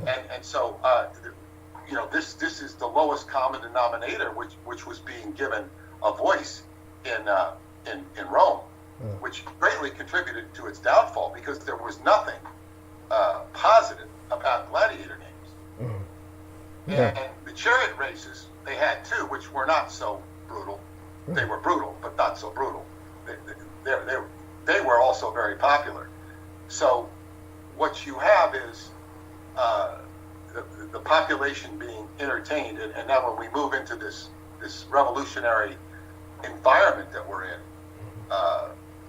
most of us will, at best, be getting vicarious experience from watching it on television. And usually it will be highly contoured television, which will give certain, you'll get the CNN viewpoint and the Fox viewpoint. And the Fox viewpoint will be less right than the right people would like it to be. Right, that's true. And the CNN, they're just, I don't know what they are, but well, they used to be. People used to joke that CNN stood for the Communist News Network, but they can hardly. These days, they would be more centrist, in my opinion. They call it the CIA news agency now, even though it doesn't say news network. The CIA news network, or the CIA news network. They call it as well. Right. And by the way, I'm sorry. Go. Oh no. You can finish up if you wish. I was just going to let you know that we have. Anyhow, George Knight says, Sarah and myself went to the Colosseum in Rome 2 years ago, and I don't think he's fully typed. What's the remainder of his sentence? I can't see it. Let me see if I can see this on the other screen. I just want everyone to know that we have a good number of people watching, considering everything that went down, and we are very blessed to have Peter Moon with us. He's bringing us a perspective that I'll let him know of some developments, and it'll be interesting to see, what opinion he has on this. But We're 5 minutes to the bottom of the hour. I left a message with Brendan Zogit to inform us when he reanimates, because both Brendan Zogit and myself were going to talk with Jameson Reese in a three-way call between 7 a.m. and 10 a.m. Well, between about, oh gosh, what was it, Jameson? It was about, we were talking California time, but it was about 10 a.m. in the morning, New York time, to about noon your time, right? Was that not the case, Jameson? I want to bring you on here because I need. Yeah, that was the case. Yeah. So, which would be about 7 to 8 to 9, 9 to 10. So by about 7 a.m. My time, which is now. But I don't think Brendan's up yet. We'll try and give him a call very shortly. By that I mean, we've still got half an hour left. I'm going to shut down the live stream before we reach that half an hour, but we still got some time left to spend with Peter Moon. I'd like you to speak with him for several minutes while I relieve myself because my bladder is the size of a bowling ball. And so I will take advantage of both of you gentlemen holding the stage for me and burning bandwidth till Wait. Yeah? I'm literally just waking up, man. Oh, no worries. Peter can... Well, okay, while you wake up and relax, I will tell you a good exercise, a Qigong exercise for waking up. Sounds good. And I'll go mute and I'll relieve myself while you do that, okay, gentlemen? I'll be back. Okay. Yeah. And this is particularly good for people that are older. But it's good for anyone. It's when you wake up, you wiggle your toes and wiggle your fingers. And you get the circulation going. Very important. And what's ideal is if you have a glass of water, room temperature by your bed, ready to drink, with a squeeze of lemon in it, and you drink that, and then you do what's called full joint manipulation, where you start manipulating all of your joints. You get the circulation going. The reason you manipulate your joints is you want to, just as if you were warming up a car, you want to get all the vital fluids going through all the joints, moving them. This is something that should be done for several minutes when you wake up. It gets the body oiled and greased. Another very important thing for detoxing the body, and I haven't been brave enough to do this because the last time I did it, my back was very bad and my back just froze up when I did this. It was basically taking a bath. You take a bath with 2 or 3 times a week. You take a bath with 1 cup of kosher salt and 1 cup of hydrogen peroxide. What this does is this will pull the lactic acid out of your muscles, and this makes them and detoxes you. Basically, it's a physical detoxification process. 1 cup of kosher salt and 1 cup of hydrogen peroxide, and this 3 times a week. You get in there and for 20 minutes in the water. You want it to be as hot as you can stand it, hot water. So this is a very good exercise to do, which will of course make your muscles, your whole body act better. I could probably easily do that, but I'm just so reactionary against having my whole back freeze up after, because I couldn't sit in the bathtub properly but I'm no longer, I guess what you'd say, compromised in that area, but it still gives me just like the last time I got super sick, because what did I take? Psyllium husk. I took some sort of, psyllium husk. And I didn't drink enough water. So what happens is, it creates a blockage down there. And just before I had it, I had Chipotle Mexican food. And I've never wanted to eat there again, when I threw all that stuff up. I didn't. You're not the first one to throw up from Chipotle. Oh, God. It wasn't Chipotle that was the problem.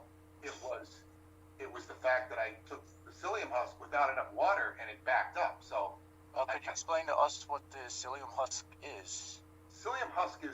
basically something you take to root out your bowels, your colon. You know, it's basically what you take, and it's a regimen for roto-rootering out your colon, which is a good thing to do in general. But if you don't drink enough water, you're screwed, because you've got to be taking massive amounts of water with that. Otherwise, it's just going to block up there. And it blocks up so much that you can't take any food in. So instead, the food can't escape out your ass, so it comes up out the front, you know, which is you vomit. And it was quite a violent vomit. And when you vomit, much of that psyllium husk comes out too. So no matter how much you don't want to taste, you're tasting, you know, vestiges of the Mexican food with the psyllium husk. The psyllium husk is not really that tasteful, but it's so anytime you do any sort of regimen, you must find good instructions and follow them very much.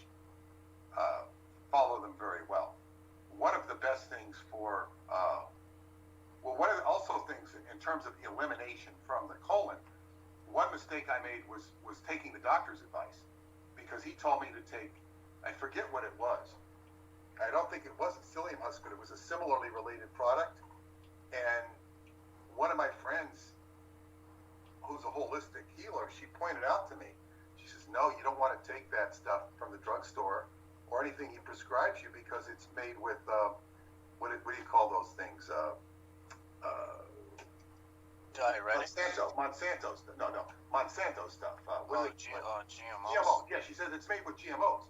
So she got me to take something that was non-GMO, and, you know, twice she has turned my, you know, physical state around, because, and she's just a healer, you know, she'll do energy work on me, and then what'll happen is and she'll give me some advice, and then I will magically acquire the information I need to proceed with my healing. I had, right at the time my Qigong teacher died, I had a problem with the lower back. It was so bad that I was going to get a operation, or they're going to do something. I forget what they do. An operation for it that was covered by insurance.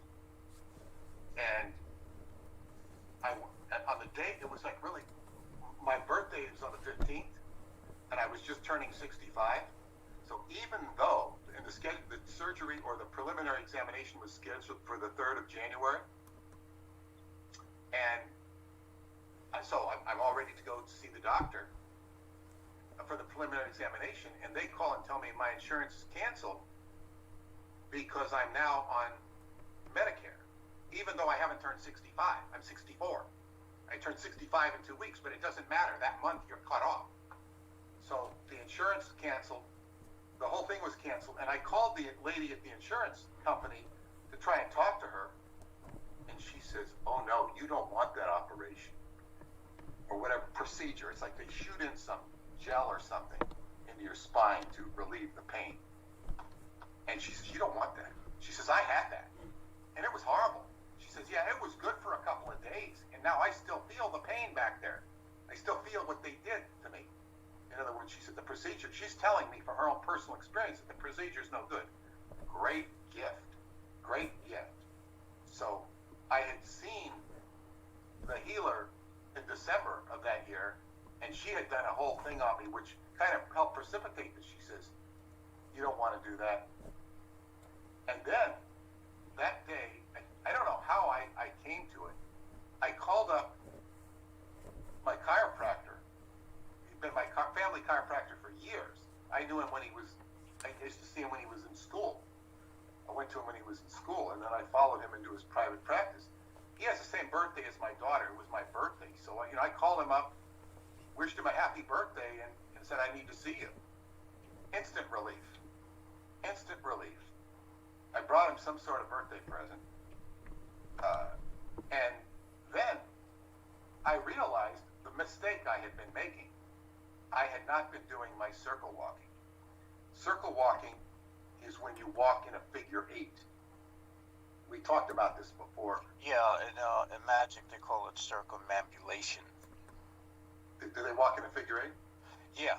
The intent, you do that while you're trying to evoke an entity, because what it does is it builds up all your energy in a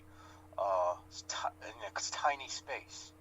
You know, you would do this perhaps in a casting circle. One doesn't need to have a circle to, evoke entities and whatnot, but you would you do that to build up as much energy and much of a magical charge in one area as possible. So that's very interesting to me, because I had never heard that. Although what I'm learning is this is the magic of Qigong and of Taoism, because it goes right into that sphere. Unfortunately, people that are doing that are barking up a tree that can be very perilous. So all of this stuff can be misused to the detriment of one. But just from a Qigong perspective, and because everything in Qigong has a martial aspect and a healing aspect. So anyway, walking in, and that's not to say that what you're saying can't be used for the positive, but my experiences with people is they will more often than not use it for the negative. Yeah, well, that's humans in a nutshell. So the idea of walking in the circle is what you're doing is you're rotating the hips. The hips are getting constant rotation. Boom, boom, left to right, right to left, left to right, right to left. And that's massaging, oiling the body, so to speak. So you're walking in that, and he says, I want you to do this for an hour a day. And I did it for an hour a day for at least 6 months. He says, you have to at least do it an hour a day. But then as I would do other things, what happens is if you don't maintain certain things, they fall apart. So I hadn't been doing my circle walking for probably a year. And I hadn't been doing my stretching except on the days that I would play football. So I was short-circuiting the stretching and short-circuiting the circle walking, not realizing, because I'd done it for so long and had achieved great success with it, I kind of thought I didn't need to do it anymore. You need to do tune-ups on it. So to get somebody to do that for a period of a year or 6 months is asking a lot. And most people won't go that far. I've done that with many things. But, you still need to do it. So basically I realized after seeing the chiropractor that I needed to continue my circle walking. So I've been doing that every day, not for a full 45 minutes or an hour, but I usually get in close to a half hour of it, and that keeps me lubricated so that I don't have that problem. And that's what I need to do, not to get surgery, not to get it. It wasn't a surgery, it was a shot. I call it surgery, it was a procedure.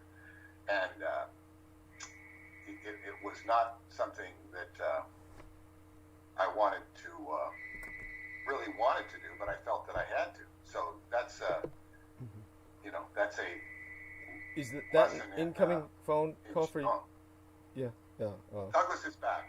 Yes. Oh, I was sitting here listening. I was just fascinating, and you were doing so well. I didn't feel any need to really interfere.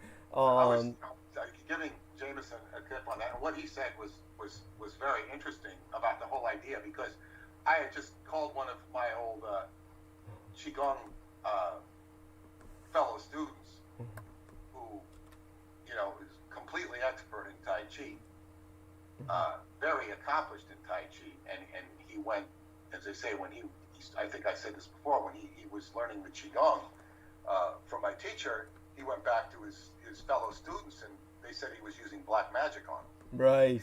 Yeah, and so I called him, and he was so much like my teacher when I talked to him, because it was usually just me and the teacher, and he was like sharing his knowledge. He says, you go to some of these other guys, meaning our fellows, they're not going to share knowledge with you. Mm-hmm.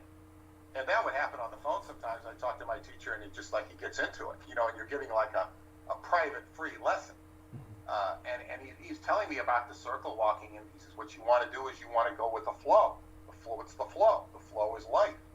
You want the flow running through you. And then you want to intend and direct it. And what Jameson is talking about, using that in magic, is a much more concentrated direction, where, and what I see is that, as we say, the typical human is, if he gets into that level, he's going to seize it. He's going to seize it like somebody grabbing, for a pot full of gold, or like you see, as I watched when I was rehabilitated with that pseudo stroke or whatever it was they thought it was. Right. I sat and watched westerns for, like about 3 months, and I saw all the westerns on cable that I'd never seen when I was a kid, or watched part of and didn't really get it because I was too young. Mm-hmm. And there's so many situations where they're lusting for gold and they want to be rich. Yeah. I said, in those days, what was being rich?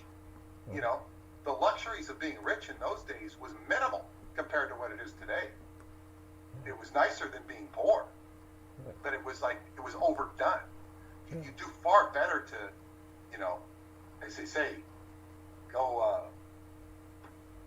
just get a well-paying craft or trade, right, than you would be to lusting after endless riches. Right. No, definitely. Though there's always, shall we say, the irrational draw of that, and but what you say is completely right. It's far more practical just to work for it than to go prospecting.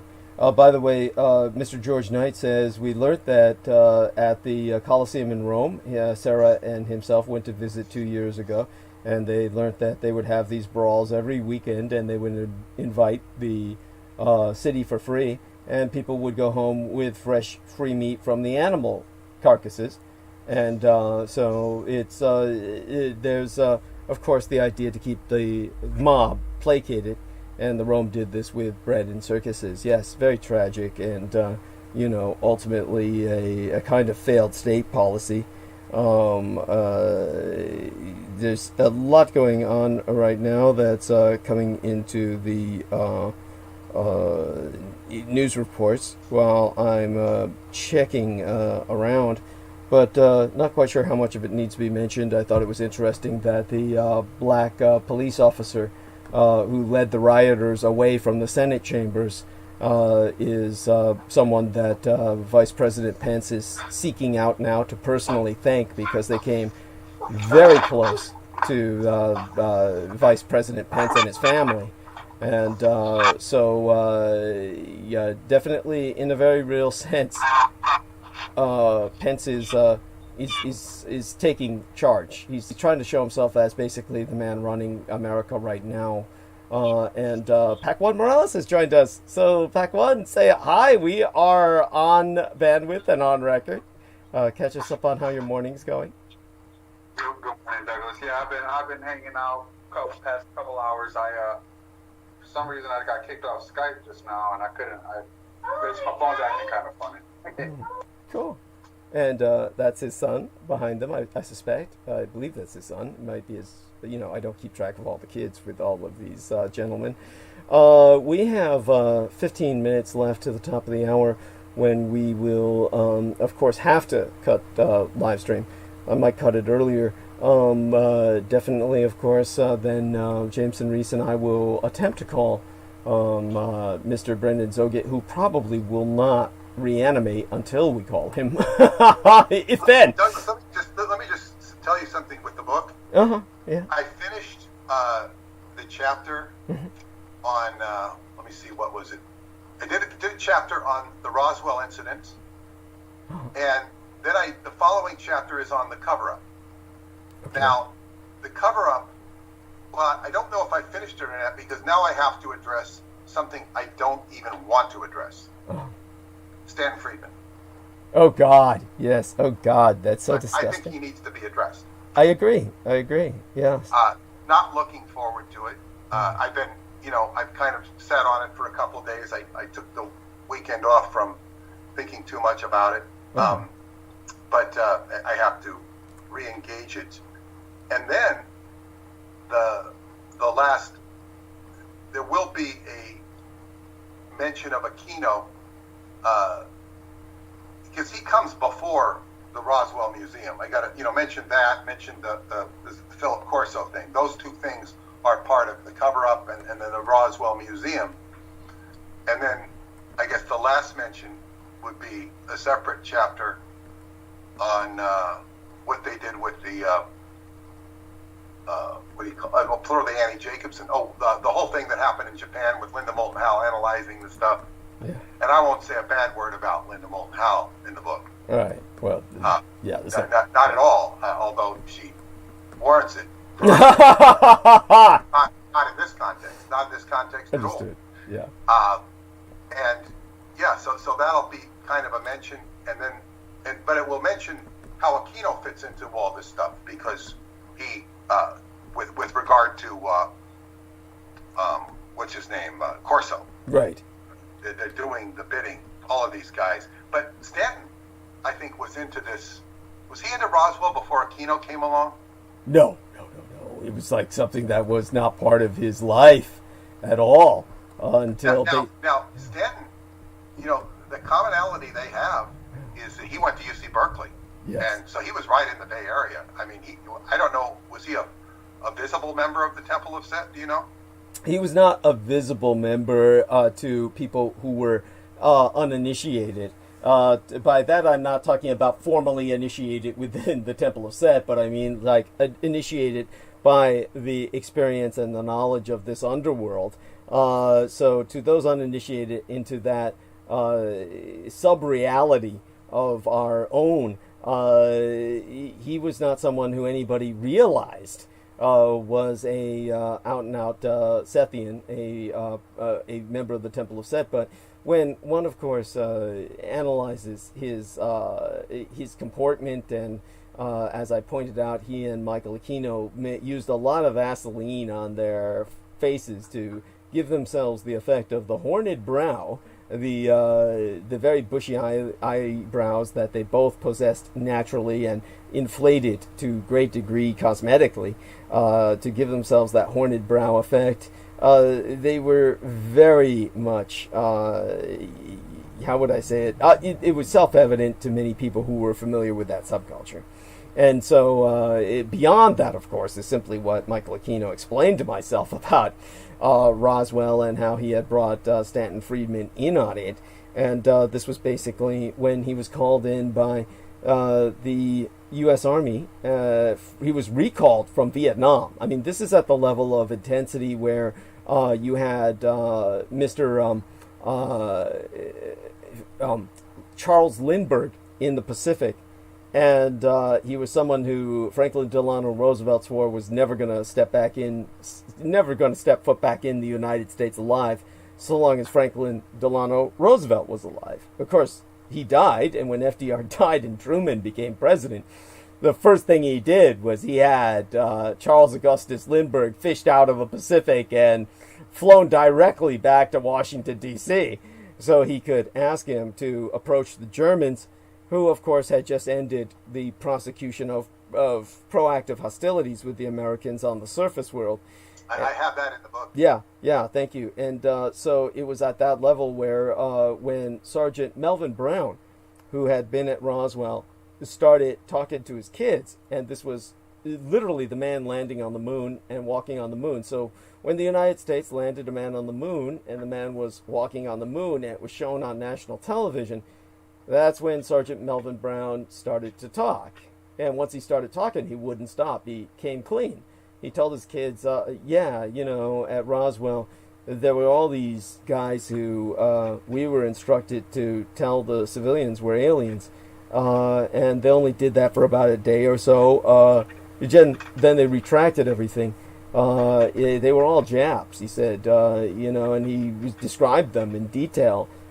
Saying, they were all buck yellow like Japs were, and when they died, they all turned gray, and because they were all burned, a lot of them were burnt orange, etc. He's describing them as just this range of colors that made them look unrealistic. But he didn't say they were Japanese, though. Oh, he said definitively they were Japs. He said to his family. Yeah, he said they were all Japs, and. This is something that was echoed by the fire department that picked up the bodies. that Keith Call can attest to from his own victims, his own eyewitnesses on the site who had to deal with the victims with their bare hands. And these were the firemen who said these were clearly Japanese.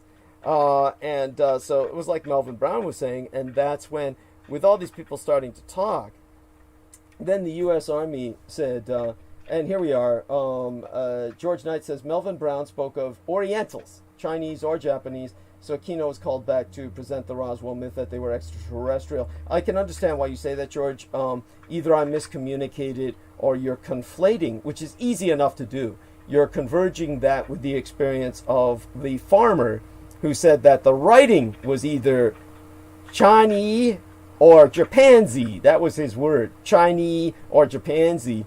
And I can look up that farmer again. He was the farmer who owned the property. So the man who was Marceau. I have him written down here. I have him in. I just don't remember his name. Yeah, the senior Marceau. Jesse Marceau Senior, essentially. And Marcel was not the farmer. He was the intelligence agency. Oh, thank you. Yeah, I mean, Walter Howard. What was it? Howard? Up with here in short. Wilmot. Thank you. Whoever was Wilmot. that. Thank you. And there was Brazel. There was Brazel and there was Wilmot. Brazel was, I guess, Wilmot. It was Brazel. It was Brazel. Yes. With, he actually, and they said it was a disc that it was recovered, but then it says, it was a rubber strips, tin foil, a rather tough paper, and sticks. It sounds exactly like you described the dirigibles. Yeah. But it's very obvious when you read this. It's like, God, how can Douglas Dietrich be wrong here? How can he possibly be wrong when you look at all this information and it just lines up? It's like you'd have to have a very closed mind to not look at this and say, wow, the Army has lied their asses off the way it's been presented here. Yeah. So, but with you've given me a nice link there with Brown. I've already had Brown in the previous chapter, but because you mentioned him, but this gives me more context to understand how it relates to Aquino coming in. Aquino was brought back to save the day, and then he employs Stanton Friedman in turn to save the day. Right.